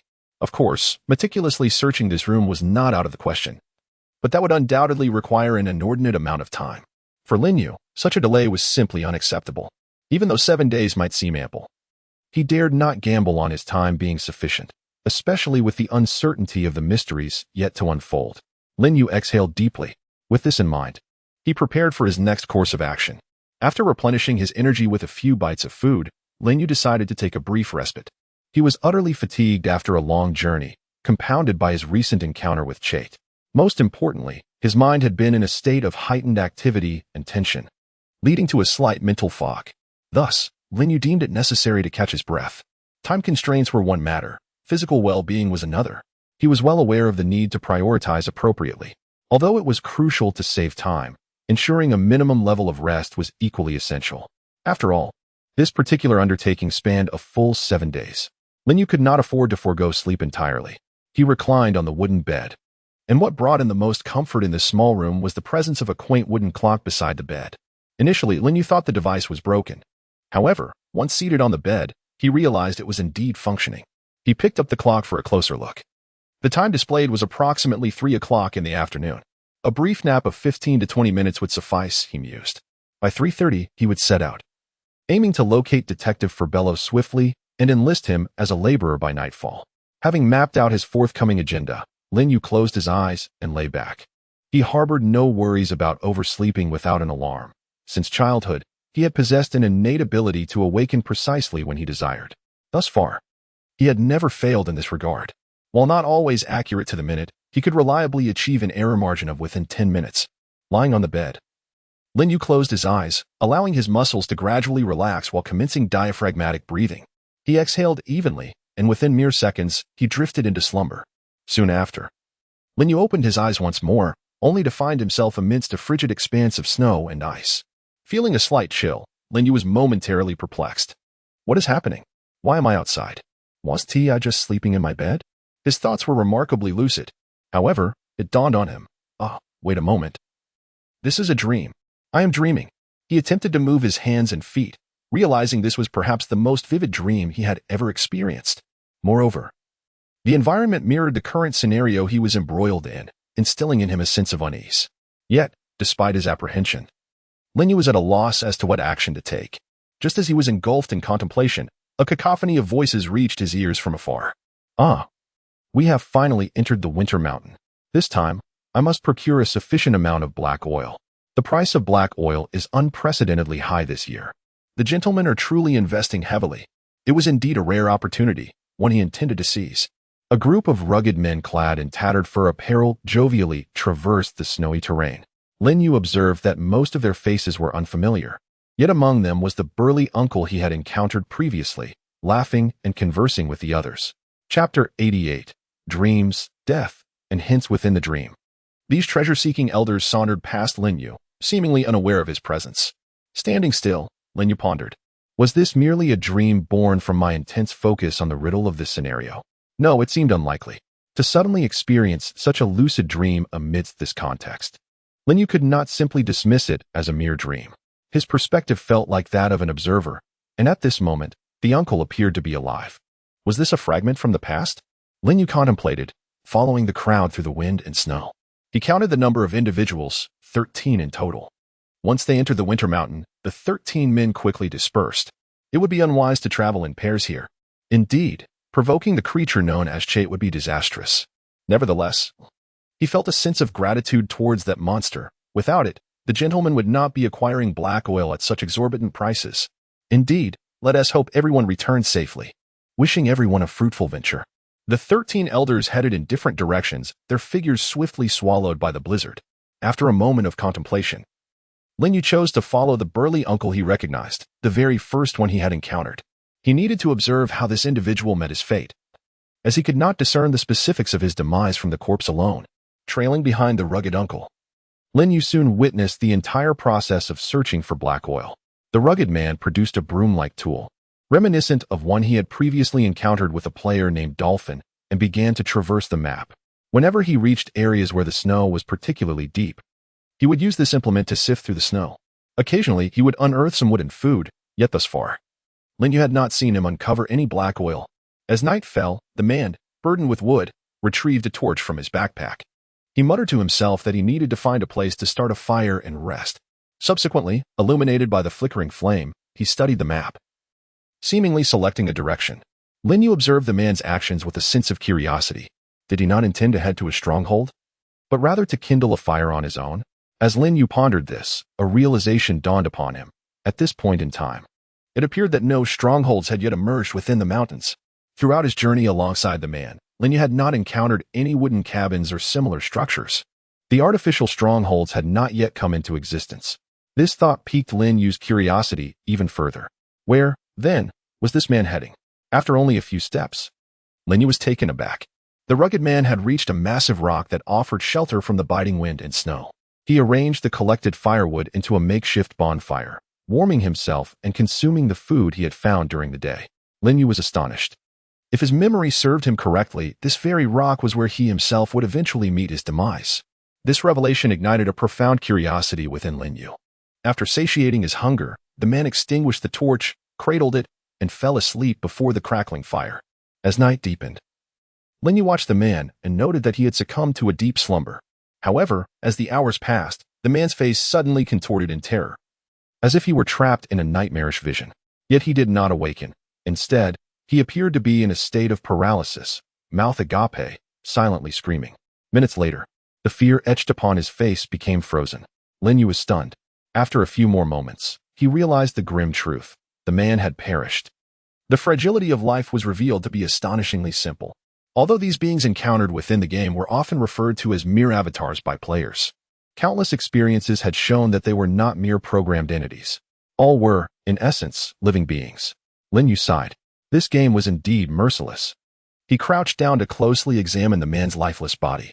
Was the method of murder employed by Chatter to strike in the depths of slumber unnoticed? It appeared that this creature, despite its self-aggrandizing terror, primarily relied on psychological assault. This notion was not unfounded. Previously, when masquerading as Forbalo, it had seemed to lack any direct combat prowess, shattering upon receiving a single shot. Lin Yu contemplated this and arrived at a conclusion. Thus, did Chatter commit murder by manifesting fear and inescapable nightmares within dreams? At this moment, Lin Yu suddenly realized a profoundly ominous truth. Alas, it seems I am currently ensnared in a dream. A chilling, nameless dread began to burgeon within him. Yet, the instant this fear took root, Lin Yu swiftly activated the corporate slave skill. Even within the realm of dreams, the capabilities of corporate slave could indeed be effective. Instantly, he felt a wave of calm wash over him, his thoughts becoming clear and stable. Though this skill appeared rather feeble, it proved to be an extraordinary technique, just as I had anticipated. Emotions can significantly influence one's judgments. In the death game, the distinction between life and death often hinges on the slightest of decisions. Moreover, the challenges presented in many scenarios may stem from emotional states themselves. Much like the present predicament, the fear etched upon the old man's face in his final moments, was it the cause of his demise or merely a consequence? Lin Yu could not ascertain. Nevertheless, he resolutely aimed to avoid succumbing to any fearful emotions. The cooldown for corporate slave is once a day, lasting for an hour upon activation. Thus, Lin Yu did not hesitate to employ this skill. After forcing himself to regain composure, he exhaled and articulated his conclusion.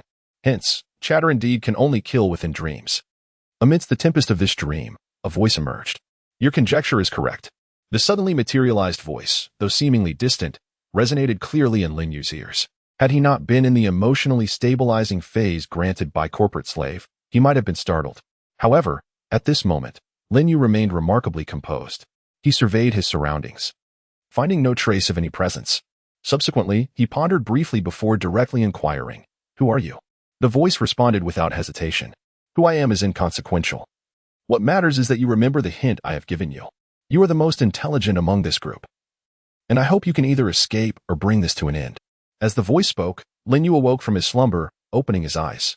He naturally roused himself and glanced aside. The clock by the bedside indicated 3:35.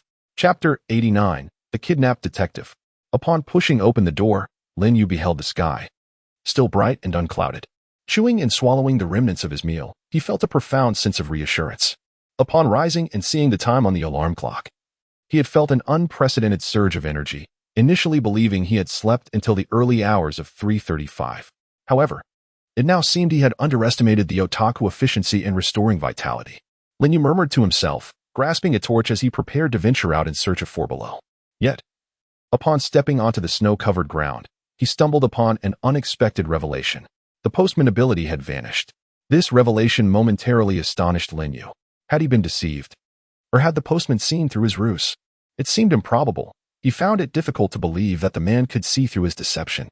Lin Yu recalled the individual who had misled him into thinking he possessed the ability of a postman. This man, whose profession was security guard, had only managed to complete 4 instances. He did not appear particularly astute, sharp, or intelligent, resembling a typical night shift security guard, taciturn and lethargic.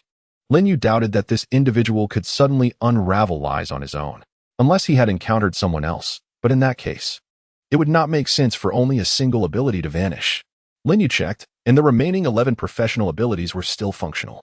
Thus, It was more likely that the first victim had already emerged. Lin Yu exhaled in relief. If it were indeed death, his initial promotion task could at least be deemed a partial success. After all, the conditions for completing the first promotion task were as follows. During this game, utter distinct, mutually contradictory lies to each player participating in the game and activate the fraudster ability to make them true. Until the game concludes, none of the lies must be exposed or seen through. The activation required them to be true, but maintaining that truth until the game ended was unnecessary. What needed to be upheld was that the lies remained undiscovered and unexposed. In other words, if those who believed in his lies were to perish, it would not equate to a failure of his mission. Lin Yu sighed. Thus, to ensure the optimal solution for the first promotion task in this game, one could even eliminate those who had believed in him after fabricating lies. However, Lin Yu would not resort to such actions. It was not that he was exceptionally kind-hearted, unwilling to kill for the sake of his promotion task. Primarily, Lin Yu was not solely focused on completing a single promotion task. In order to survive within this instance, it was far more advantageous for other players to endure. For each player that survived, Lin Yu gained an additional professional ability at his disposal. For instance, after the security guard perished, Lin Yu found himself moving through the snow with noticeably less agility than before. Yet, owing to the physical enhancements provided by the soldier class, he was slow but not excessively hindered. Soon, Lin Yu referenced his map and memory to locate the stronghold where he had previously encountered Falpolo. However, he found no trace of Falpolo nearby. The stronghold's gates stood ajar, the fire within extinguished. The surrounding snow bore signs of having been thoroughly rummaged. Though a fresh layer had since fallen, it remained a disarray. This detective was remarkably capable, having scoured the supplies clean in just a matter of hours. Lin Yu casually kicked at the snow beneath his feet and activated the chef ability. The food had almost entirely been depleted. Considering the open door and the absence of the detective, it seemed he had relocated. Lin Yu pondered this as he turned towards the nearest outpost. Sure enough, after trekking through the wind and snow for a while, he spotted Falpolo laboriously digging for firewood in the snow at the closest stronghold. The tall figure, resembling a foreign detective, had exchanged his vibrant red woolen cap for a plush winter hat with ear flaps. This transformation rendered him from a jovial Santa Claus into a Soviet commissar, albeit a provincial version. "Ah, detective," Lin Yu greeted, approaching Falpolo. Upon hearing the voice amidst the swirling snow, Falpolo lifted his head, cradling some firewood, and chuckled. "Oh, what a coincidence, May. It seems our bases are not too far apart after all." Lin Yu shook his head in response. "No, in fact, they are quite distant. I specifically came to seek you out." "Seek me out?" Falpolo replied, taken aback. "Is there something you need?" "Indeed, I require your skills as a detective," Lin Yu stated effortlessly. "I have uncovered some enigmas concerning this game scenario, yet I lack the means to venture forth alone. Might I enlist your company?" Falpolo's interest was piqued by Lin Yu's words. "Puzzles, you say? If it's not too far, I would be willing to accompany you. I certainly do not wish to wander far in this cold. My toes are on the verge of freezing. Moreover," he added, "prolonged joint ventures may attract that shade creature." Listening to Falpolo, Lin Yu spoke candidly. "No, the location is rather distant. Then I shall not go. I have no desire to freeze or risk being slain by a monster," Falpolo replied, firmly asserting his preference for the comforts of an armchair detective. He clutched the firewood, politely declining the invitation. Lin Yu chuckled. "You needn't be overly concerned. Have you discovered a method to stay warm and evade the monsters?" Falpolo inquired curiously. "Not quite," Lin Yu declared as he drew a revolver and pressed it against Falpolo's temple. "If you refuse to accompany me, I shall be compelled to shoot you. Thus, rather than fretting over potential hazards, consider whether I might indeed pull the trigger." Lin Yu's gaze was resolute. The revolver contained but a single spent bullet, fired at Falpolo's imposter. However, Falpolo remained oblivious to this detail. Consequently, with the gun aimed at his head, Falpolo immediately stiffened. He relinquished his hold on the firewood, raising his hands to protect his head. "Wait, May, what are you doing? If you had persuaded me a bit more, I would have gone. After all, I am a detective, passionate about unraveling mysteries, intensely passionate." Falpolo's voice trembled with apprehension. "Monsters and cold cannot diminish my enthusiasm for puzzles. So, May, might you holster that firearm? I fear it may accidentally discharge." Chapter 90, The Detective's Discoveries Speak. "Have you made any discoveries?" Lin Yu inquired, seated on a chair, gun in hand, while observing Falpolo, who was pacing the room in circles. The detective turned to Lin Yu, his expression grave. "Indeed, I have made a discovery. This room is warmer than I ever anticipated. As Falpolo spoke, Lin Yu let out a sigh. Esteemed Mr. Falpolo, my time is exceedingly precious, as are my bullets. I implore you to activate your detective abilities immediately, or I shall be compelled to take matters into my own hands. Upon hearing this, Falpolo ceased his idleness and promptly responded, very well, in fact. I have already identified the oddest aspect of this room. He gestured towards the workbench. That table conceals a mechanism. Lin Yu furrowed his brow slightly. A mechanism? How did I not notice it? After all, the table was the focal point of my investigation. I examined every inch of it, yet I found nothing amiss. It was precisely while scrutinizing this table that I encountered Chait, providing me with reason to suspect that Chait wished for me to cease my inquiry into it. However, after repeated examinations, I still discerned nothing unusual, leading me to believe it may have simply been a coincidence. But Falpolo shook his head. It is entirely normal that you missed it, as the mechanism is exceedingly well concealed. He then looked at Lin Yu. What do you consider to be the most crucial aspect of being a detective? Lin Yu pondered for a moment before replying. Is it the talents of reasoning and observation? The ability to uncover minute details and unravel the significance behind those clues? No, Falpolo countered, shaking his head. The most vital aspect of a detective is knowledge. He tapped his temple. One need not possess deep expertise in any particular area, but must have a smattering of knowledge across many fields. The positions of the stars at night, the scent of herbs, the hardness of stones, the various schools of combat. Every great detective is, without exception, a polymath. Thus, when you seek the truth, those environments that may appear as mere fog to the average person will transform into companions that provide answers to every inquiry. Therefore, I presently do not require the activation of my detective abilities. Falpolo approached the table and gently pushed against it. The material of this workbench is incorrect. The grain is straight, the texture brittle, and it is easily stained. It is light wood. Such wood is typically used for crafting small boxes or boards. It is rare for anyone to use it for a table.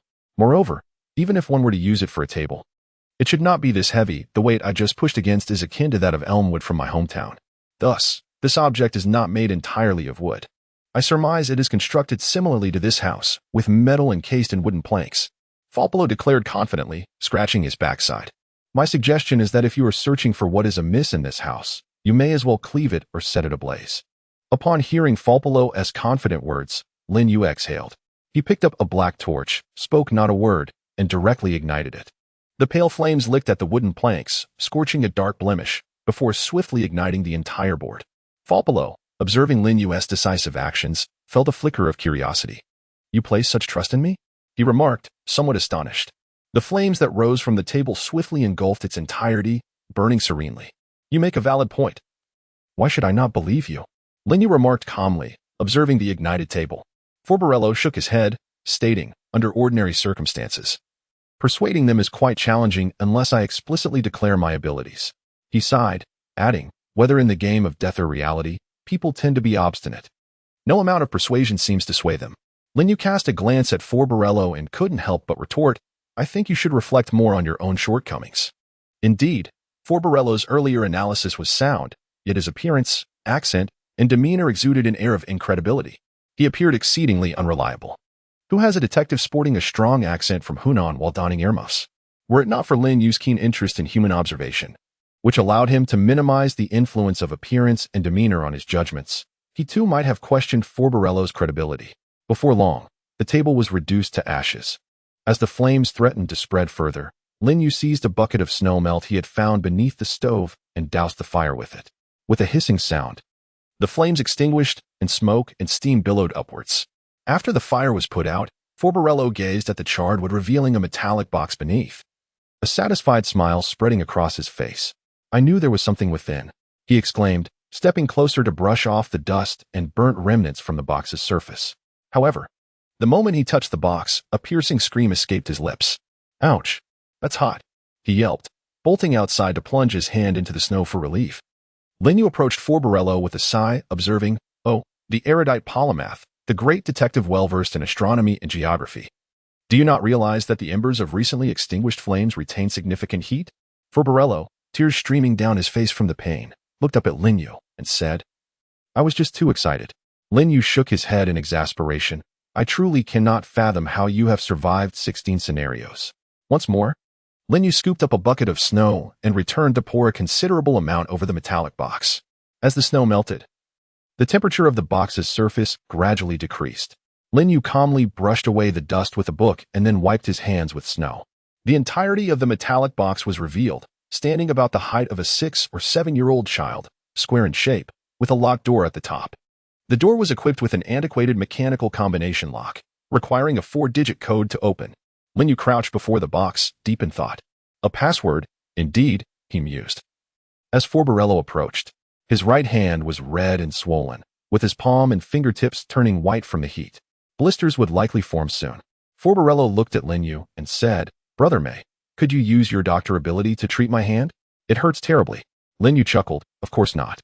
I shall not bear the cost of your foolishness. Moreover, this is hardly a fatal injury." Falpalo's gaze fell upon the ciphered chest before him. "How about this? I will assist you in deciphering the code, and in return, you shall treat my hand injury." Lin Yu looked at Falpalo, bemused. "Since when did you develop the delusion that you could negotiate with me? You help me unlock the code, and I shall ensure that I do not sever your hand." "That seems fair enough." Chapter 91. The Code, Dinner, and the Puzzle. Lin Yu indeed healed Falpalo's hand. After all, the doctor ability was not a one-time use, but rather could be employed daily. The primary reason, however, was that Falpalo had uncovered a clue regarding the code. To save his own skin, Falpalo activated his detective ability. Subsequently, following the suggestions of this ability, he discovered that the clue to the metal box's combination was concealed among the stack of books on the shelf. There were a total of 8 tomes. Naturally, Falpalo and Lin Yu began their search for the code within these volumes. To enhance Falpalo's efficiency in sifting through the books, Lin Yu took it upon himself to heal his hand. The two of them sat around the fireplace in the room, perusing the numerous volumes filled with blacked-out text. Yet they found themselves at an impasse. Soon, dusk began to fall. Falpalo glanced up from his book and turned to Lin Yu. "Boss May, will you be providing dinner?" "I am quite hungry." Lin Yu looked at Falpalo with an air of exasperation. "Did you not gather a plethora of food? If you're hungry, why not eat it yourself?" As he spoke, Falpalo sheepishly rubbed his nose. "Boss, I was just wondering if there was a pot in this place. Eating cold food unsettles my stomach. I crave something warm." Lin Yu flipped through a book titled The Foolish Tire and replied without looking up, "Then by all means. Go ahead, just cook normally." Falpalo appeared somewhat embarrassed. "Well, the truth is, I am not very skilled at cooking." As he spoke, Lin Yu raised his head and sighed. "I, too, am feeling hungry." Through their time spent together, Falpalo's initial trepidation towards Lin Yu had significantly diminished. Perhaps the recent healing of his hand, coupled with Lin Yu's profession as a doctor and his earlier pretentious remarks upon their first meeting, had led to some misjudgment on Falpalo's part. Nevertheless, Lin Yu was disinclined to correct these misconceptions. After all, it was not a bad thing for Falpalo to harbor goodwill towards him. Seeing Lin Yu turn the book upside down and head towards the kitchen, Falpalo sprang to his feet. "Boss May, rest assured, I will not take advantage of your hospitality." As he spoke, Falpalo retrieved an eco-friendly shopping bag from his pocket. He then opened the bag and pulled out peanut oil, a slab of pork belly, a carton of eggs, an assortment of vegetables, and various seasonings. Lin Yu was taken aback. "What on earth is this?" "Oh, this is a tool I obtained in my 12th quest, the discount shopping bag," Falpalo replied with pride. "It allows me to procure a plethora of discounted fresh ingredients from the supermarket, with a cooling period of 48 hours. If not retrieved, the items remain inside. This contraption is truly remarkable," Lin Yu remarked. "Why was it not revealed sooner?" "Because I lack culinary skills," Falpalo retorted earnestly. "This device can only produce raw food. It cannot yield cooked dishes, and it typically contains items nearing expiration. I would only consume its contents in a moment of dire hunger. During the last quest, I ingested a raw egg from it, and by the end of the quest, my legs felt utterly weak." As Falpalo spoke, Lin Yu resignedly accepted the assortment of ingredients. Unaccustomed to labor and unable to discern grains, Lin Yu commented. "However, based on the chef profession's culinary aptitude, these ingredients are indeed edible." After several days of subsisting on biscuits and rudimentary foods that could merely be roasted, Lin Yu found the experience rather distressing. Even though there were canned goods in this abode, the quality of life had not significantly improved. Naturally, with the prospect of stir-fried dishes, Lin Yu was not inclined to refuse. In no time, Lin Yu prepared a dish of green beans braised with pork belly, scrambled eggs with tomatoes, and a pot of porridge made from rice and spinach. Once the fire was extinguished, he and Falpalo sat in the kitchen. eagerly gathering around the pot to partake in their meal. Below could not help but exclaim, "My goodness, your culinary skills are on par with those of a restaurant. I adore this rich flavor. You must often cook at home, don't you?" Shaking his head while savoring the scrambled eggs, Lin Yu replied, "No. I hardly ever enter the kitchen at home. After all, my sister Lin Zhao usually handles the cooking." Below looked at him with newfound respect. "You must be a culinary genius. Have you ever considered abandoning medicine to open a restaurant instead?"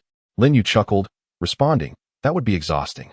My family is already engaged in that business. Although I don't cook often, my skills are somewhat influenced by my upbringing." Below glanced at Lin Yu's slender hands, pondering. "Oh, I see."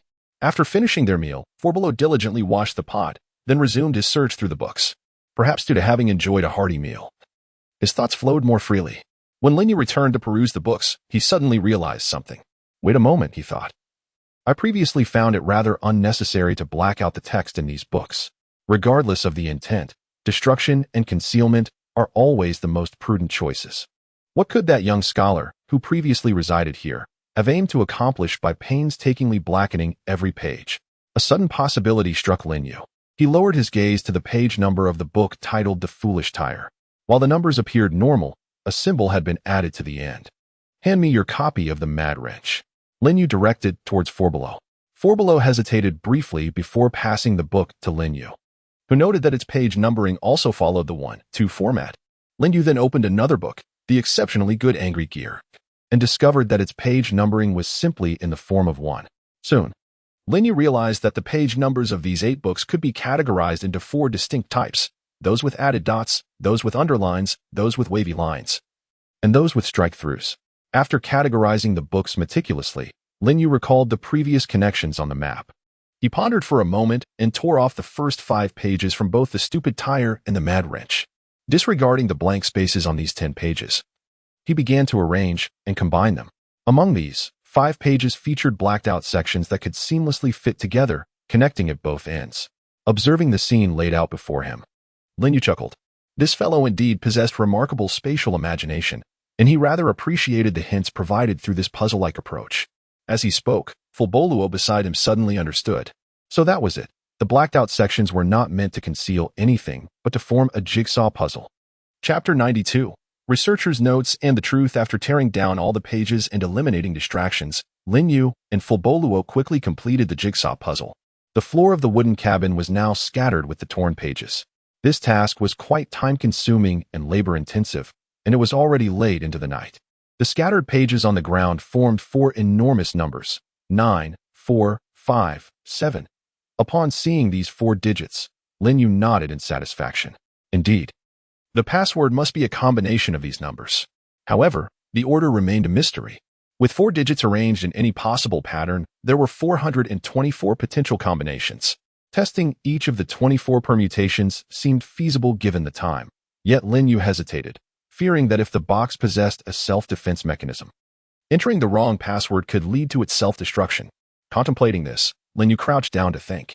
However, Below interjected. The correct sequence should be either 5,497 or 7,945. Those are the only 2 possibilities. I tend to favor 5497. Lin Yu glanced at him in surprise. How did you arrive at that conclusion? Below shrugged, explaining. It's quite simple. Each pair of books is not randomly arranged. Their contents are highly interrelated, as if they belong to the same course of study.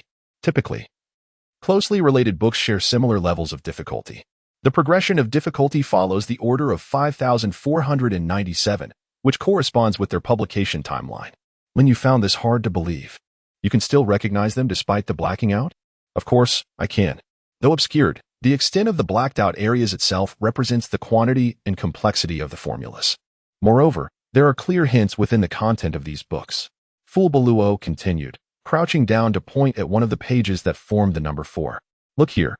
This page mentions a note that references content from Book 5. The section on 7 is also an extension of 5. But since 9 simultaneously refers to both 4 and 7, and based on the description of 7 on page 9, which adds the phrase in addition, I suspect that 7 should be a continuation of 4. As Below spoke, Lin Yu gazed at him, somewhat astonished. Though this fellow appears rather eccentric, his capabilities as a detective are indeed commendable. At this moment, Lin Yu begins to entertain the notion that this man might truly be a professional investigator. You remember all these intricate details?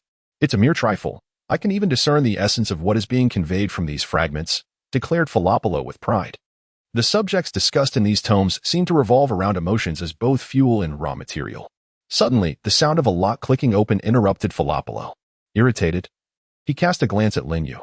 Hey, why aren't you paying attention to what I'm saying? While Falapolo indulged in his self-admiration, Lin Yu had already dashed over to open the box. My apologies, Lin Yu replied without lifting his gaze. But I am far more intrigued by the contents of this box than the subject matter of these books. We can discuss the background setting of this scenario later. As he spoke, he pulled open the box's lid. Falapolo, watching Lin Yu, approached with curiosity.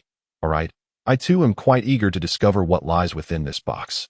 Upon opening it, they found a transparent file bag containing a black notebook, a white identification card, and a key, seemingly personal belongings of someone. Without hesitation, Lin Yu unsealed the file bag and examined the white identification card. The reverse side bore an image of a burning book in stark black, while the front displayed the basic information of the card's owner: name, Vervaletti, gender, male, identity, independent researcher, authorization, 3, region, Mount Jihong. Adjacent to this was a photograph of a somewhat melancholic young man with curly hair, dressed in a white uniform shirt.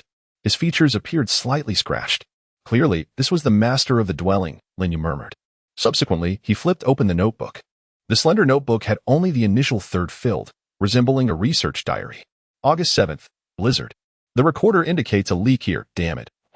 There isn't even a living soul around. Where could there possibly be a leak? August 10th, Blizzard. I slept poorly last night, after wandering around today. I found no leads. Nearby human gathering spots have been abandoned for quite some time. August 15th, Blizzard. I've recently begun to have persistent nightmares. This place is dreadful. Do I really need to record the weather? It seems to perpetually snow here. In any case, there is still no clue. If I stay a week longer, I can leave this place. August 16th, Blizzard. I unearthed some unsettling artifacts. Have so many people died here? And there is not a trace of lingering souls on the bodies. This is exceedingly abnormal. August 17th, Blizzard. Is there a creature name chart in these mountains? My dreams are becoming increasingly chaotic. Once the signal is restored, I must call for reinforcements. August 25th. Damn it. What on earth is going on here? Why are there such horrifying monsters? My condition is deteriorating. Tomorrow, I must take a gamble. On August 26th, I realized the gravity of the situation. It was no wonder it was a betrayal. I never anticipated that the breach would manifest in such a manner. This has been a catastrophic error of our own making. How tragic. On the 27th, I discerned how to confront Chart. The diary abruptly concludes here, leaving the rest blank. Observing the handwriting transition from neatness to chaos, Lin Yu could almost sense the deteriorating mental state of the person who penned these entries. He rubbed his temples, feeling the complexity of the matter. Lin Yu exhaled. The truth of this scenario was drawing nearer, yet it increasingly troubled him. After all, his objective was not merely to unveil the truth, but to identify who orchestrated this scam at Winter Mountain. He was still at a loss. Meanwhile, beside him, Poirot spoke again. Thank you, May. Thank you for bringing me here. Lin Yu turned to his side. The detective's tone was sincere. Yet, it was precisely this sincerity that left Lin Yu perplexed. Why are you thanking me? Hadn't he been the one threatening this detective at gunpoint? Poirot's eyes sparkled with fervor. Initially, I perceived this as an ordinary survival scenario, subconsciously assuming that any hidden puzzles would hardly warrant my attention. But I was mistaken. The enigmas here are profoundly intriguing. Had you not discovered this place and compelled me to come, I might have truly missed such a splendid puzzle. Poirot's face radiated enthusiasm as he spoke. I will surely uncover the truth regarding Chart and this enigmatic researcher. The reality of Winter Mountain awaits. Chapter 93, Vervaletti after Poirot's resolute declaration to uncover the truth. The duo transitioned to the realm of rest. After all, it was already the latter half of the night, and both were too weary to keep their eyes open. Although dawn was not far off, 2 hours of sleep could still be considered a respite. Lin Yu lay on the bed while Poirot dutifully extracted a sleeping bag, swapping his dog fur Irma for a knitted nightcap before burrowing into the bag. Tomorrow, I shall investigate this scenario from start to finish, and we shall reap the rewards together, Poirot proclaimed with optimism. The term unraveling referred to an additional achievement that appeared during this settlement interface, akin to mastering the entire situation. Typically, One would receive this achievement evaluation after uncovering the hidden truths in non-puzzle scenarios. Listening to Poirot's words, Lin Yu concurred, "Then I shall rely on you." Having such a detective at his side indeed alleviated much of his burden. Although he was not particularly concerned about the unraveling rewards, he would certainly not decline them. Furthermore, during this process, his second-tier advancement task would likely be completed as well. Yet, this did not imply that Lin Yu intended to be a mere bystander. He now had a slight trust in this detective, yet he felt compelled to continue pondering the myriad issues surrounding this scenario. This was precisely why Lin Yu opted for slumber. Based on his previous dream, Lin Yu believed that dreams served as a means of acquiring information. Soon, he succumbed to sleep. Indeed, when he reopened his eyes, he found himself once again amidst a blizzard. In the vast expanse of swirling snow, a young man with long, flowing hair was seen, burdened with a pack and clad in seemingly professional gear, wielding a shovel as he diligently excavated the frozen earth. As Lin Yu circled to the front, he recognized the young man's visage. It was none other than Velveletti, the researcher from the identity card he had previously encountered. In short order, the young researcher unearthed several corpses from the ground. His countenance was grim as he knelt, using his gloved hands to scrape away the frost. Subsequently retrieving an instrument resembling a voltmeter from his backpack. Damn it, the soul readings are still at 0. It is indeed true. Velveletti seemed to realize something and then extracted another transparent case from his pack. The box contained a mass of writhing, semi-liquid black substance. Velveletti aimed the case at the physical forms and took out the voltmeter. Beep, beep, beep. The device emitted a sharp sound. Velveletti appeared utterly devastated, collapsing to the ground and covering his face. "It is indeed our fault. The leak led to these individuals' demise," he lamented, sitting there in anguish, tugging at his hair. Lin Yu observed the young man's torment in silence, engaging in calm contemplation, thus correlating with his notes from earlier that day. It seemed that the deceased here were not victims of natural disasters, nor were the monsters indigenous to this place. Rather, they were casualties of a leak from some institution. It appeared that this black sludge was connected to their deaths. Lin Yu pondered deeply. Meanwhile, Velveletti, seemingly having made a resolute decision, rose from the ground and ventured into the storm. Lin Yu hurried to follow him. Soon, Velveletti arrived at the entrance of a cave. This cave was not natural but sealed by a large metallic door. Velveletti produced a metal key and unlocked the door, stepping inside. Lin Yu attempted to follow him. But as he approached the threshold, an invisible force repelled him. Then, a voice resonated from behind him. "The fact that you can see this means you have discovered what I left behind in the house." A gentle voice echoed. Lin Yu turned to see the hazy, translucent figure of the long-haired young man standing behind him. The identity was unmistakable. "You are Velveletti?" Lin Yu inquired, gazing at him. The figure nodded, affirming this identity. "Indeed. I am Velveletti, a level 3 researcher. However, to be more precise, I am the consciousness left behind by Velveletti," he explained. To which Lin Yu inclined his head in acknowledgement. "I perused your notes. What is it that you truly wish to accomplish? What transpired within the depths of Jiyun Mountain? What, pray tell, is chat? What does the leak signify? How's the black oil connected to the demise of those individuals? Who constructed the various strongholds within Jiyun Mountain?" Lin Yu bombarded with questions, while Velveletti shook his head. "I regret to inform you that I cannot provide direct answers to these inquiries. My existence is intricately tied to that entity. Should I divulge any information here, my responses and thoughts would be sensed by it. Consequently, you would lose any chance of resolving this matter, and may even find it impossible to escape from here," Velveletti stated calmly. His response, however, did not take Lin Yu by surprise. After all, if the other party could answer his questions directly in a dream, there would have been no need for such convoluted and intricate setups beforehand. "So, you can only offer me various hints? And these must be triggered by what I have already discovered?" Lin Yu inquired. "Indeed, hints," Velveletti murmured softly. "With your intellect, I am confident you possess the capacity to discern your next steps." "I am beginning to understand," Lin Yu remarked, gazing at the metallic door behind him. "I must find this cave and open the door, correct? Using the key which accompanies your identity card and notebook."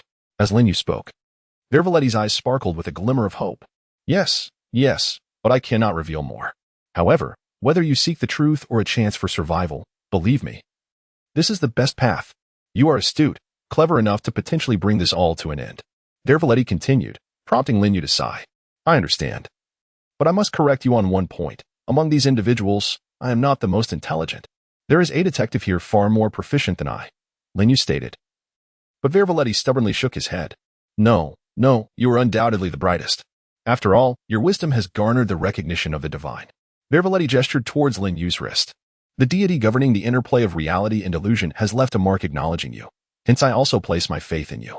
Chapter 94. The New Deceased. Accelerating time, Lin Yu awoke from his slumber, rising from his bed. On the floor, Furbalo lay peacefully asleep in his sleeping bag, drooling, lost in sweet dreams. Lin Yu approached the bedside and gave Furbalo a gentle kick. It's time to wake up, startled from his dreams. Furbalo rolled twice on the floor in a state of confusion. What is happening? Who attacked me? Ah, he shouted, hastily unzipping his sleeping bag and springing out in a panic.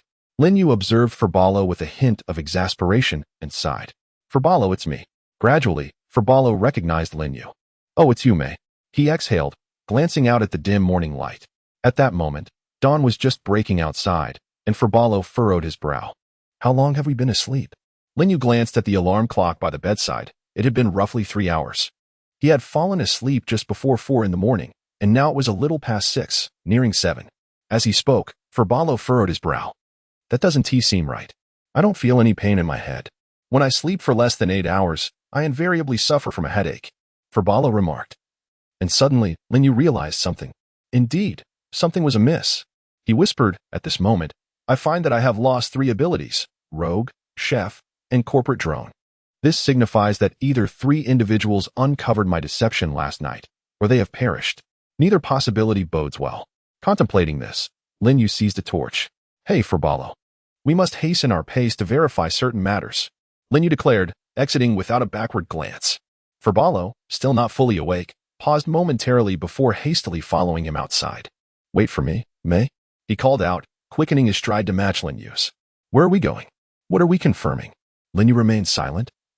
Relying on his memory to navigate to a specific area, the domain of the player who believed him to be a chef.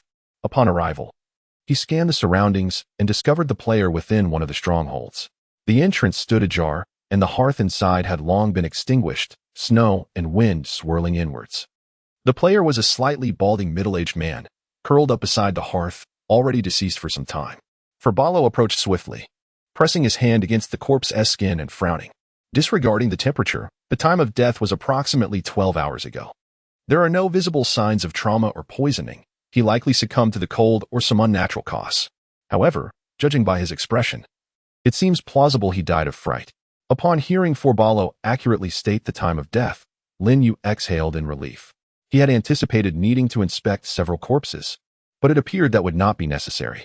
The cause of death was likely Chart, an entity known for its method of killing in dreams, perhaps scaring its victims to death. Furthermore, based on this man's demise and the information I possess, I can deduce another matter, Lin Yu remarked, turning his gaze towards Furbalo. Furbalo mirrored his look. What are you implying? Furbalo, what day do you believe it is? The 3rd day, I suppose. No, it is the 5th day, Lin Yu replied earnestly. Each time we fall asleep, we exceed 24 hours. This is the killing method of the creature known as Chart that resides here. I previously encountered the first corpses, and their conditions are almost identical to this one. As Lin Yu spoke, Furbalo's expression shifted slightly. Is there truly such a phenomenon? Brother, why didn't you mention this sooner? I had fully trusted you before. Lin Yu remained composed. Thus, everything makes sense. No wonder my head does not ache. Furbalo's expression darkened momentarily, but he soon broke into laughter, remarking, Ah, how intriguing. With gritted teeth and a broad grin, a glimmer of excitement sparkled in his eyes.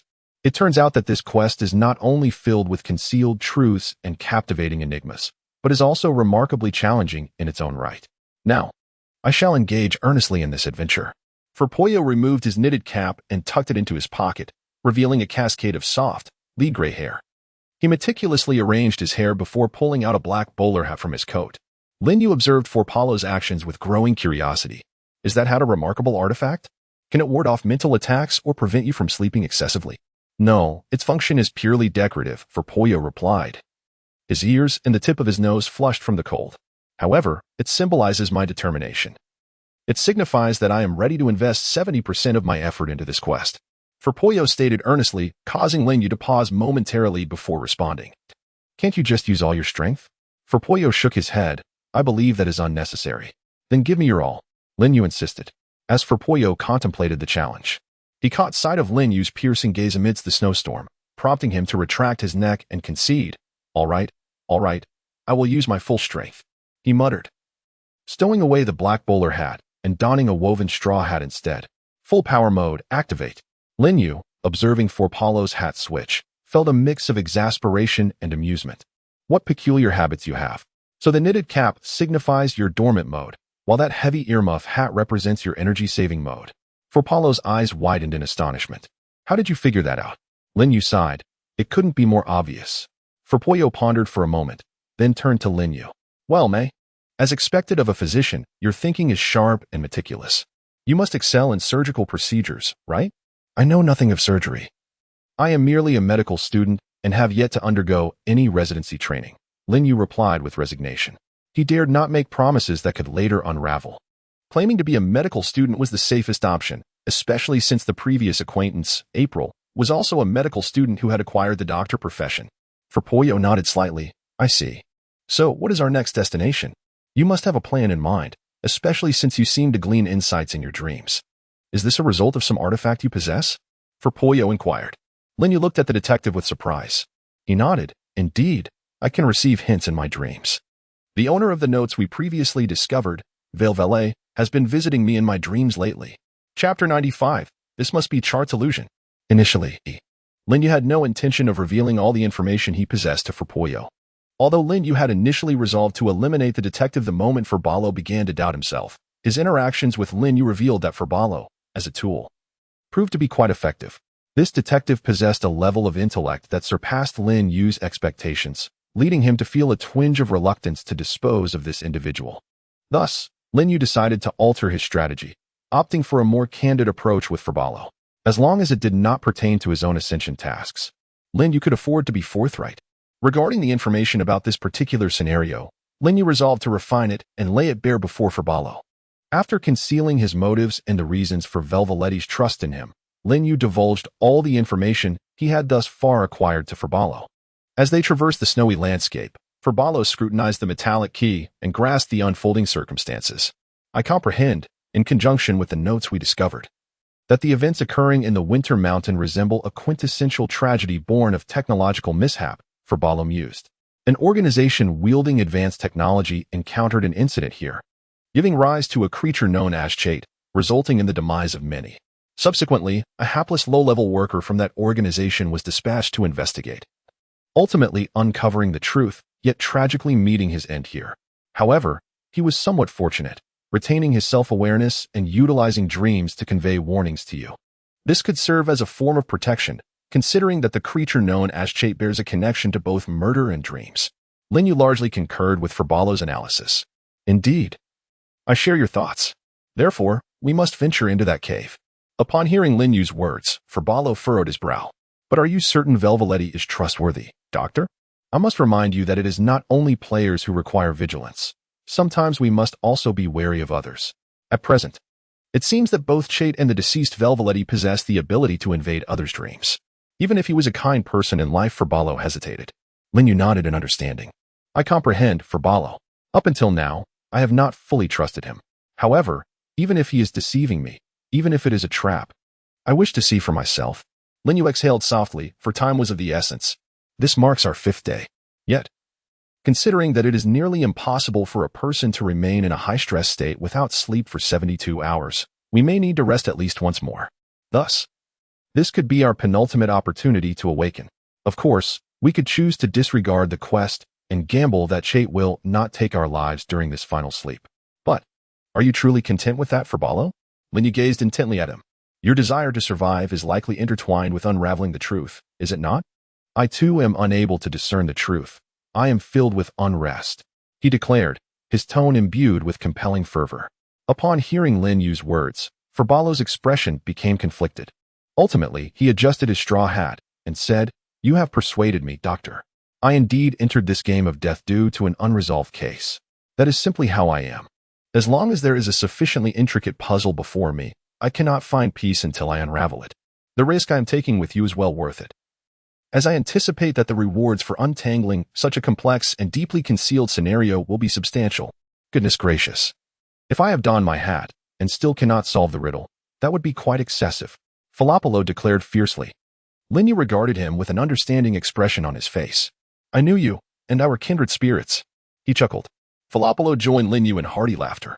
I never expected you to be a lunatic as a doctor as well. However, the feeling of encountering a fellow kindred spirit is indeed delightful. Observing Filopolo, Lin Yu smiled, feeling a sense of relief within. It was a success. Filopolo was indeed astute. After putting on his hat, he proclaimed that he had entered full power mode, and it was not mere bravado. This detective, who had successfully navigated through 16 scenarios, had previously approached this one with barely 70% seriousness. Yet, it was precisely for this reason that Lin Yu's performance could resonate. He understood what this genius desired. For Lin Yu, once he comprehended the other party, deceiving a genius was far easier than deceiving an ordinary person, for geniuses are more inclined to believe in their own convictions. Perhaps once they emerged from this, he could even enlist this fellow to investigate matters concerning the psychological association. Lin Yu mused, but ultimately, his thoughts returned to the current scenario. Let us proceed, Filopolo, and unveil the truth. We shall seek out that cave. As Lin Yu spoke, Filopolo smiled confidently. Indeed, based on my geological knowledge, this Mount Winter is a quintessentially complex fold mountain, and the cave capable of housing a metallic door is likely a naturally formed large cavern. Such caves typically only appear between two peaks, and currently, within the scope of this scenario, there are only two high points. Filopolo proclaimed with pride, and Lin Yu nodded in agreement. Then lead the way. No problem. I must say, once I enter full power mode, clearing any scenario becomes a breeze. This is the very reason I usually refrain from exerting my full strength. Once my brain operates at full capacity, any scenario loses its charm, Filopolo remarked. Subsequently, the two traversed through the wind and snow for quite some time, until Filopolo brought Lin Yu to the confluence of the two peaks. Standing amidst the vast expanse of snow, gazing at the two bare, exposed rock faces, Filopolo fell into deep contemplation. Lin Yu looked at Filopolo and sighed. My dear detective, your full power mode seems to be somewhat lacking. Where is the cave? Filopolo scratched his head vigorously. Goodness, something feels amiss. This must be the illusion of chart. Chapter 96, The Truth of Mount Winter. The snowstorm intensified. Lin Yu and Filopolo stood before the rock wall amidst the swirling snow, enveloped in a profound silence for an extended period. Finally, Filopolo shattered the stillness. While the probability of a cave appearing here is indeed the highest, it is by no means guaranteed. That said, you mentioned having a dream that hinted at the cave's location. Do you recall anything specific? Upon hearing Filopolo's inquiry, Lin Yu rubbed his temples. That is precisely the crux of the matter. According to my dream's recollection, the cave should indeed be here. He extended his hand, directing Filopolo's gaze towards the rock face before them. Moreover, I can't shake the feeling that this place feels rather incongruous. They had both already knocked and tapped on the rock wall, yet yielded no results. Filopolo frowned deeply. Is that so? He pondered for a considerable time before exhaling. If we assume your intuition is correct, it appears we must resort to our skills. With that, Filopolo whispered, I wish to discern the location of the concealed door and cave nearby. As he spoke, he activated his abilities as a detective. Almost instantly, it seemed he glimpsed a hint. Turning back to Lin Yu, my detective skills suggest that the key to locating the hidden door and cave lies with you. With me? Lin Yu asked, intrigued. Filopolo circled around him, then suddenly exclaimed, I see it clearly now. It is the torch on your back. The torch? Lin Yu responded, puzzled. Could it possibly possess some hidden functionality? He retrieved the torch from his back, waving it about, yet felt nothing extraordinary. In the midst of the snowstorm, Lin Yu ignited the torch. The pale flames erupted, instantly melting the snow swirling around him. Filopolo drew nearer, relishing the warmth. Honestly, why haven't you kept this lit? At least it would help alleviate the chill. With a succinct reply, Lin Yu retorted, You really think this is the clue? Surely you are not suggesting this merely to cozy up to the flame. Filopolo shook his head. How could you think I would be so shameless? I have my dignity. Do you truly? Lin Yu countered. The shivering Filopolo fell silent at Lin Yu's question. All right, in moments of necessity, I might indeed forego my pride, but I assure you, I am not jesting regarding this clue. The torch genuinely holds the key to discovering the cave. With that, Lin Yu reluctantly redirected his attention to the torch once more. What could this mean? Do we need to return to the place where I found the torch? But that location only contained a single stone and does not resemble the cave entrance in my dream. Lin Yu muttered, prompting Filopolo to contemplate as well. Let me think. The functions of a torch are merely to provide warmth, illumination, and ignition. Could it be that we need to examine closely with its light? After Fulbalo spoke, Lin Yu approached the rock wall, drawing the torch nearer. It seems there is no discernible difference. However, mere moments later, Fulbalo and Lin Yu stood before the unyielding stone wall, both suddenly grasping a profound realization. Something was amiss. Despite the torch being brought close, the wall remained unchanged. Yet therein lay the crux of the matter. The wall bore subtle protrusions and fissures, encrusted with remnants of ice and snow. However, upon Lin Yu's torch drawing near, there was no sign of melting whatsoever, as if a pause button had been pressed. Fulbalo exclaimed with excitement, "Indeed, this wall harbors some mystery. Though the nature of it eludes us, it appeared impervious to external influences." In contrast to Fulbalo's excitement, Lin Yu had comprehended the situation entirely. "I understand now. This is a relic of the past. This phenomenon can indeed be countered with a torch." With that, Lin Yu thrust the torch against the wall. He twisted the end of the torch's handle, extinguishing the feeble flame before igniting it anew. Hiss! The fire burst forth, scorching the stone wall. Soon, the once unyielding surface began to fade under the relentless heat. The rock's patterns blurred and melted, the original slate-gray surface transforming into an increasingly dense black mass. The once angular surface softened, losing its formidable shape. It then morphed into a flowing black viscous substance. This was precisely why Lin Yu grasped the essence of the wall more thoroughly than Fulbalo. He had previously witnessed such a phenomenon. However, at that time, it was not a vast stone wall, but the living embodiment of Fulbalo himself. Shortly thereafter, the molten black substance ignited, erupting into a pale flame. Lin Yu stepped back, and the pale fire spread outward, engulfing the entire stone wall in a fierce blaze. As I suspected, this substance shares the same origin as the black gold oil. Lin Yu exhaled. Not only was it an excellent fuel source, but it also had the capacity to transform into various beings or entities that once existed. Fulbalo, enlightened, exclaimed, "Ah, so this is the wondrous technology recorded in those tomes. The organization to which that researcher belongs possesses the remarkable ability to extract human emotions and convert them into a miraculous substance. This extracted essence serves as both the finest fuel and an extraordinarily malleable material. Precisely what lies before us." As Fulbalo spoke, the entire stone wall blazed fiercely. The pale flame melted the surrounding snow and wind, revealing a rare area devoid of storm on this winter mountain. Soon, the illusory wall of black oil was consumed, unveiling the true interior, which bore an almost identical stratified rock wall before Fulbalo and Lin Yu. However, at the very center of this wall, there existed a hewn cave and a towering circular metal door. As Zhang and Lin Yu slumbered, they were abruptly awakened by the identical vision prompted by Vervalletti. "Let us proceed. It is time to enter," Lin Yu declared, producing a key and casting a glance at Fulbalo. Fulbalo, equally exhilarated, rubbed his hands together. "Indeed, let us embark on this journey to uncover the truth of Mount Winter." Chapter 97. "I thought you were a psychologist." Lin Yu inserted the metallic key into the lock of the grand door, gently turning it. The heavy door emitted a muffled sound, as if an exceedingly weighty mechanism had been activated. With a creak, the metal door slowly swung open, revealing a deep and lengthy corridor. Instinctively, Lin Yu raised his torch higher and nudged Fulbalo. "Come, let us enter." Fulbalo, looking somewhat reluctant, was about to voice a protest.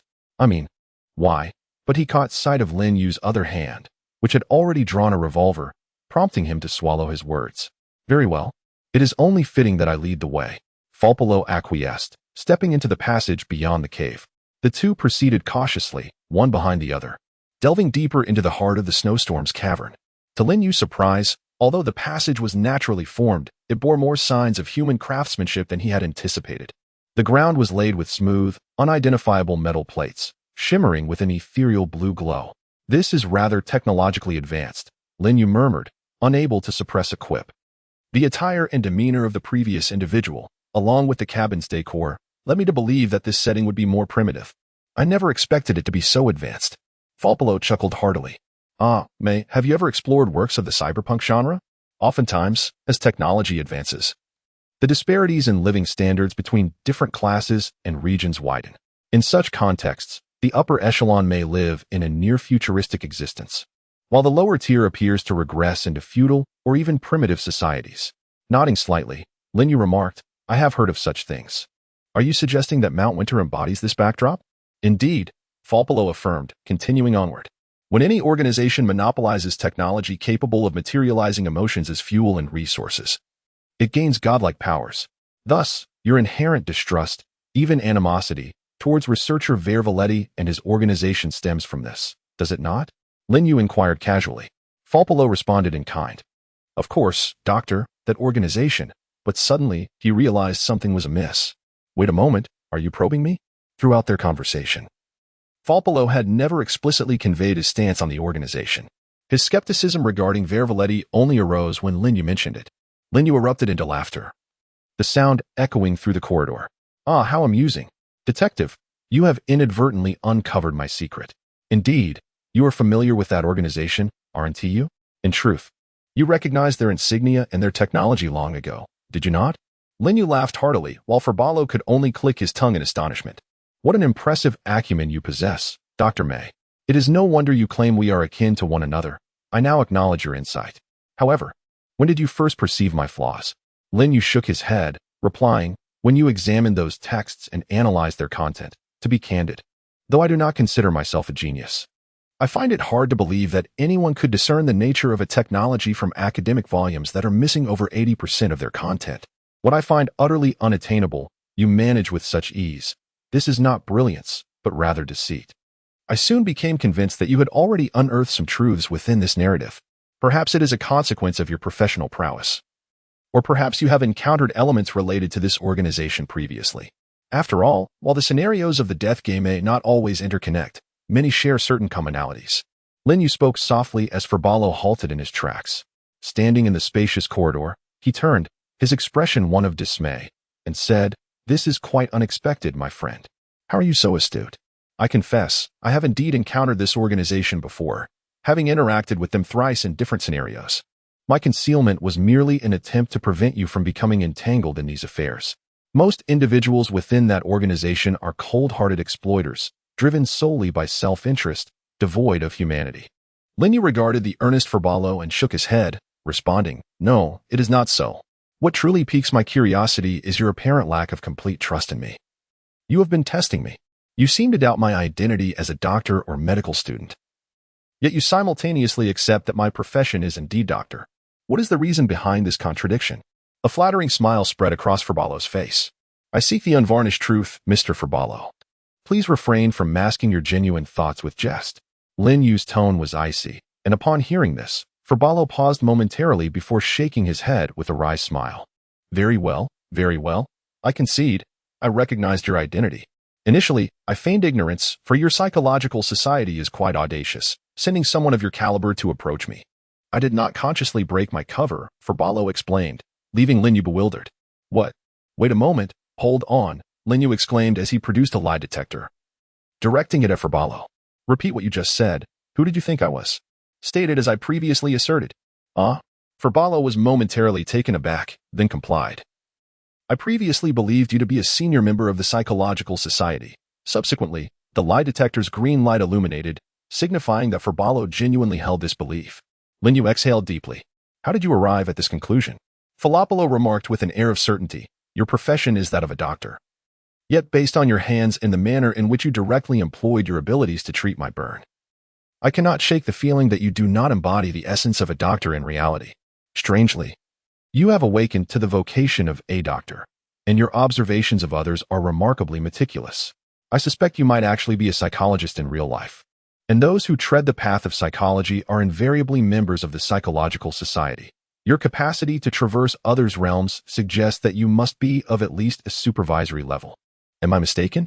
As Falpolo spoke, Lin Yu remained silent for an extended period, finally exhaling a sigh before responding. "Well, I understand it's not your fault. You truly are a bit of a simpleton, Falpolo. I had thought you were part of the Psychological Society." Chapter 98.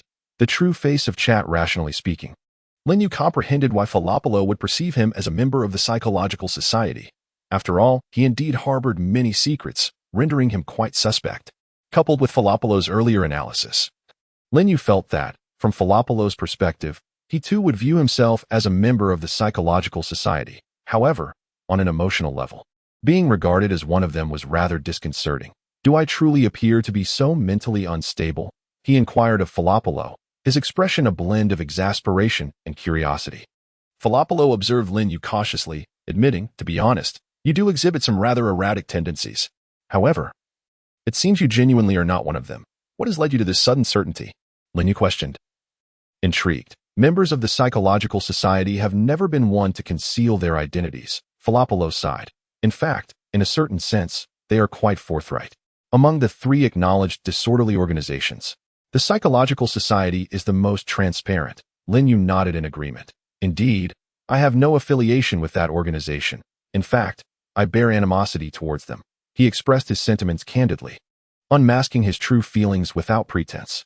Falopolo discerned Lin Yu's disdain for the Psychological Society. It is evident that those lunatics can be quite bothersome. In any case, since you are not one of them, I feel relieved.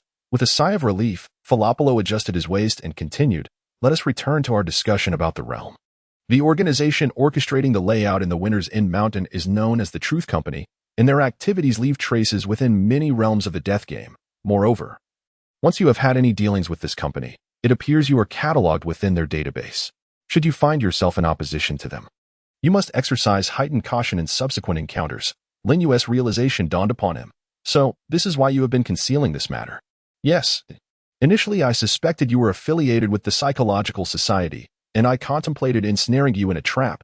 Falopolo adjusted the waistband of his cotton trousers. However, now that we have cleared up this misunderstanding, I must ask, are you certain you wish to wade into these murky waters? Lin Yu gazed at Falopolo, slowly exhaling. Now that we've come this far, why not continue? I am genuinely intrigued by the truth behind all this, especially with the added incentive at stake. Wouldn't you agree? Lin Yu's statement was a blend of truth and pretense. Falopolo, upon hearing these words, likely assumed that Lin Yu was referring to the additional rewards of untangling the mystery. In reality, Lin Yu was alluding to his advancement task. Falopolo raised his thumb in approval. Ah, my dear brother, I knew I hadn't misjudged you.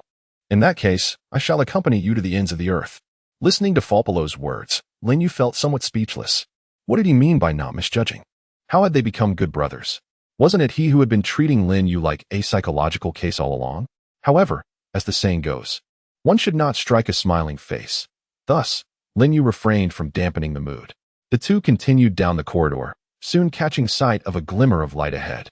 According to Lin Yu's mental calculations, although the corridor sloped gently downward and stretched long, they had already walked for over 10 minutes. They had descended at least 50 meters underground. After encountering someone from the Truth Company, what do you think lies ahead? Lin Yu inquired, to which Falopolo shook his head. I am uncertain. After all, I have only interacted with them thrice.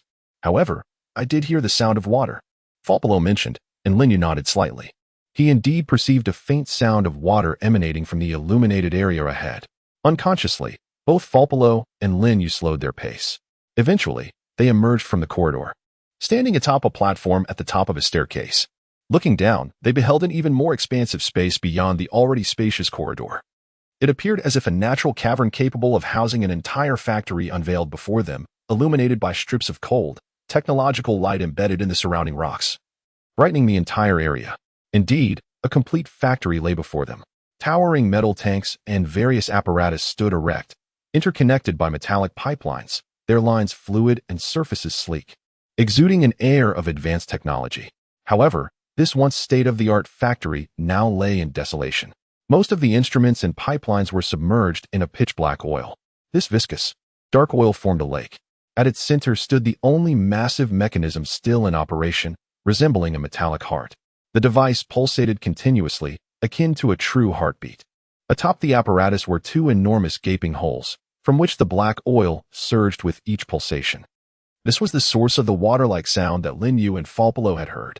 It truly is a physical leakage, Lin Yu sighed. Now the question arises. What connection does Charter have with these entities? Falopolo's expression turned grave. I do not know, but these contraptions give me an unsettling feeling. Anything produced by the Truth Company is never simple, especially this technology that transforms emotions into tangible forms. If I am not mistaken, the emotions from which this black oil derives must be fear. Upon hearing Falopolo's words, Lin Yu nodded. I too believe that they represent fear. He suddenly recalled the hint he received as a teacher. Chart is not alive. This statement can be interpreted as Chart being deceased or as Chart not being a living entity. Lin Yu lifted his gaze towards the direction of the machine. In my childhood, I watched an animated film with a similar premise, where a group of monsters used human fear as their energy source, frightening children to collect their terror. We have all heard tales of the snow monster and shard, yet none of us have ever encountered these entities. Furthermore, the method of murder attributed to Chart involves scaring individuals to death in their sleep. As Lin Yu spoke, Forbelow's eyes widened in realization. You mean to say that the so-called Chart may not even be a real creature, nor a tangible thing? Indeed. Behind the two, a gentle voice resonated. The flowing black oil spread to the platform beneath their feet, ultimately coalescing into the form of a young man with curly hair, wearing a white lab coat. Velveletti appeared before Lin Yu and Forbelow. As you have stated, Chart is the name of a project from my company, Truth Corporation. Chapter 99, Truth Corporation, Velveletti's request 50 years ago. Truth Corporation ascended to become one of the latest colossal enterprises in the city that never sleeps through a novel alchemical technology known as emotion conversion. Emotional energy gradually became the most commonly utilized energy source throughout the entire city. Initially, the technology for emotion conversion was rudimentary, capable only of extracting human joy and sorrow. Truth Corporation manufactured numerous emotion collectors, providing the citizens of the city that never sleeps with an abundance of entertainment products.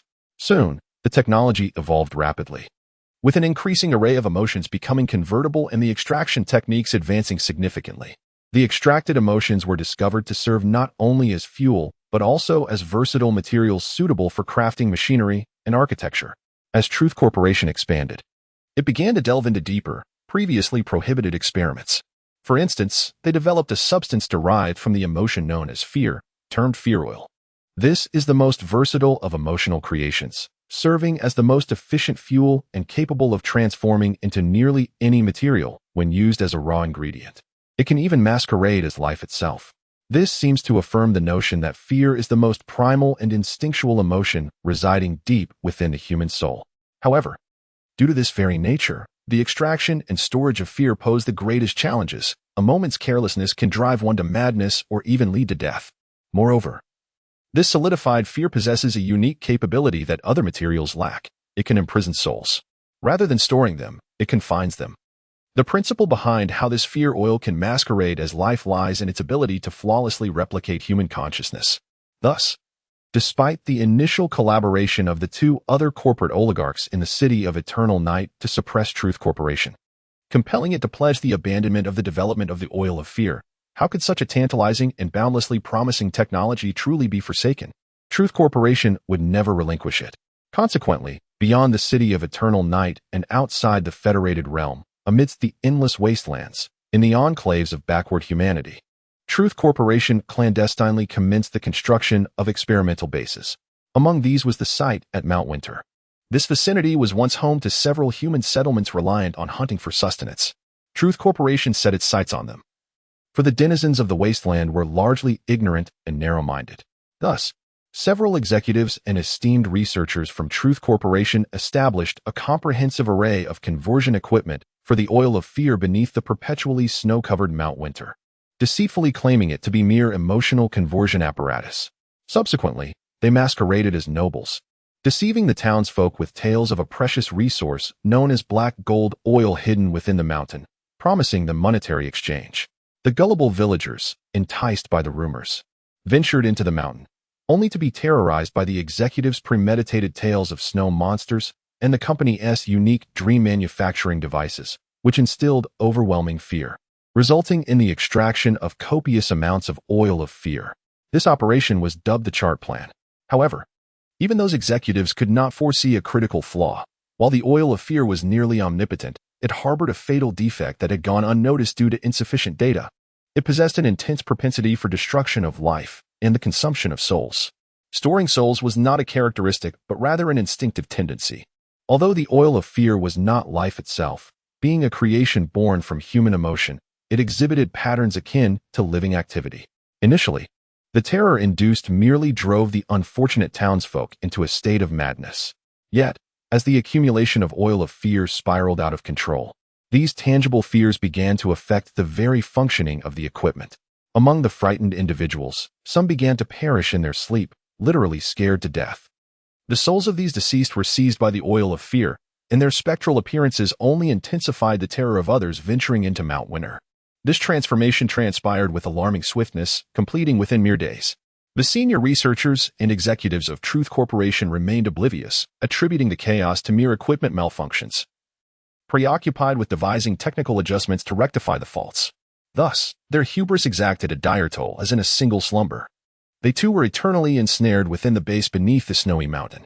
Yet, this poetic justice cannot be deemed a fortunate turn of events. Due to the loss of maintenance personnel, the machine ultimately malfunctioned, resulting in the leakage of all emotions and the souls of those consumed, merging into a being imbued with a certain consciousness. This entity, which could almost master the pervasive fear known as the oil of dread, or chart, emerged as a formidable monster. Driven by a desire for self-proliferation, it incessantly released portions of the oil of dread onto the surface, perpetuating the illusion fabricated by the Truth Company, luring innocent souls to the frozen mountain. Astutely, it allowed small groups to leave with the oil of dread, ensuring their safety even in the absence of buyers. This black oil, sufficient to see one through an entire winter, was enough to entice further victims to this place. After several years of this cyclical process, the oil of dread continued to swell. Given time, it might reach an utterly uncontrollable magnitude. Upon the subterranean steps, the entity known as Vervaletti, formed from the congealed oil of dread, recounted the truth of the frozen mountain to Lin Yu and Falpolo, revealing the essence of their plight. What a tale befitting the style of the Truth Company, Falpolo mused. No wonder we have not encountered the true monster along our journey. Lin Yu nodded slightly. It appeared that the illusion and deceiver sought in the ascending mission corresponded to the scheme named Chart and the entire Truth Company. Yet, Lin Yu still harbored doubts. He gazed at Vervaletti and inquired, "Why have you shared this with us and guided me here? What is your true intention?" Vervaletti met Lin Yu's gaze intently and replied, "I have mentioned your intellect. You are the most astute individual I have encountered in the frozen mountain. Hence, I believe you possess the potential to bring an end to all of this." Chapter 100. The Transaction Me. To bring an end to this? Lin Yu frowned upon hearing this. "But what do you wish me to do?" he asked softly. However, before Vervaletti could respond, Falpolo interjected with agitation. "Why do you only converse with me? Why is he deemed the smartest? Am I not worthy?" Falpolo exclaimed in dissatisfaction. Vervaletti cast a glance at Falpolo, his brow furrowing slightly. You do possess some wisdom, but to eradicate this creature birthed by the company, it must be him who acts."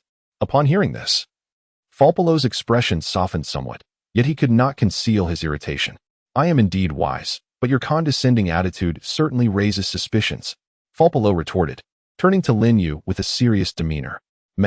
I suspect this individual may not be trustworthy. He is indeed an employee of the Truth Company, and his level is not insignificant.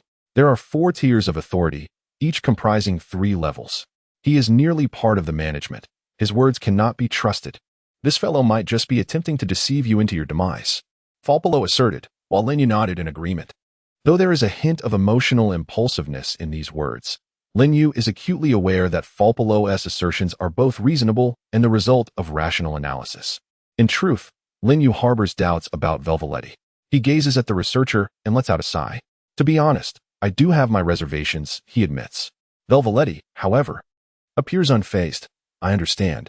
After all, I currently seem to share a lineage with this creature, even originating from the very company that birthed this tragedy.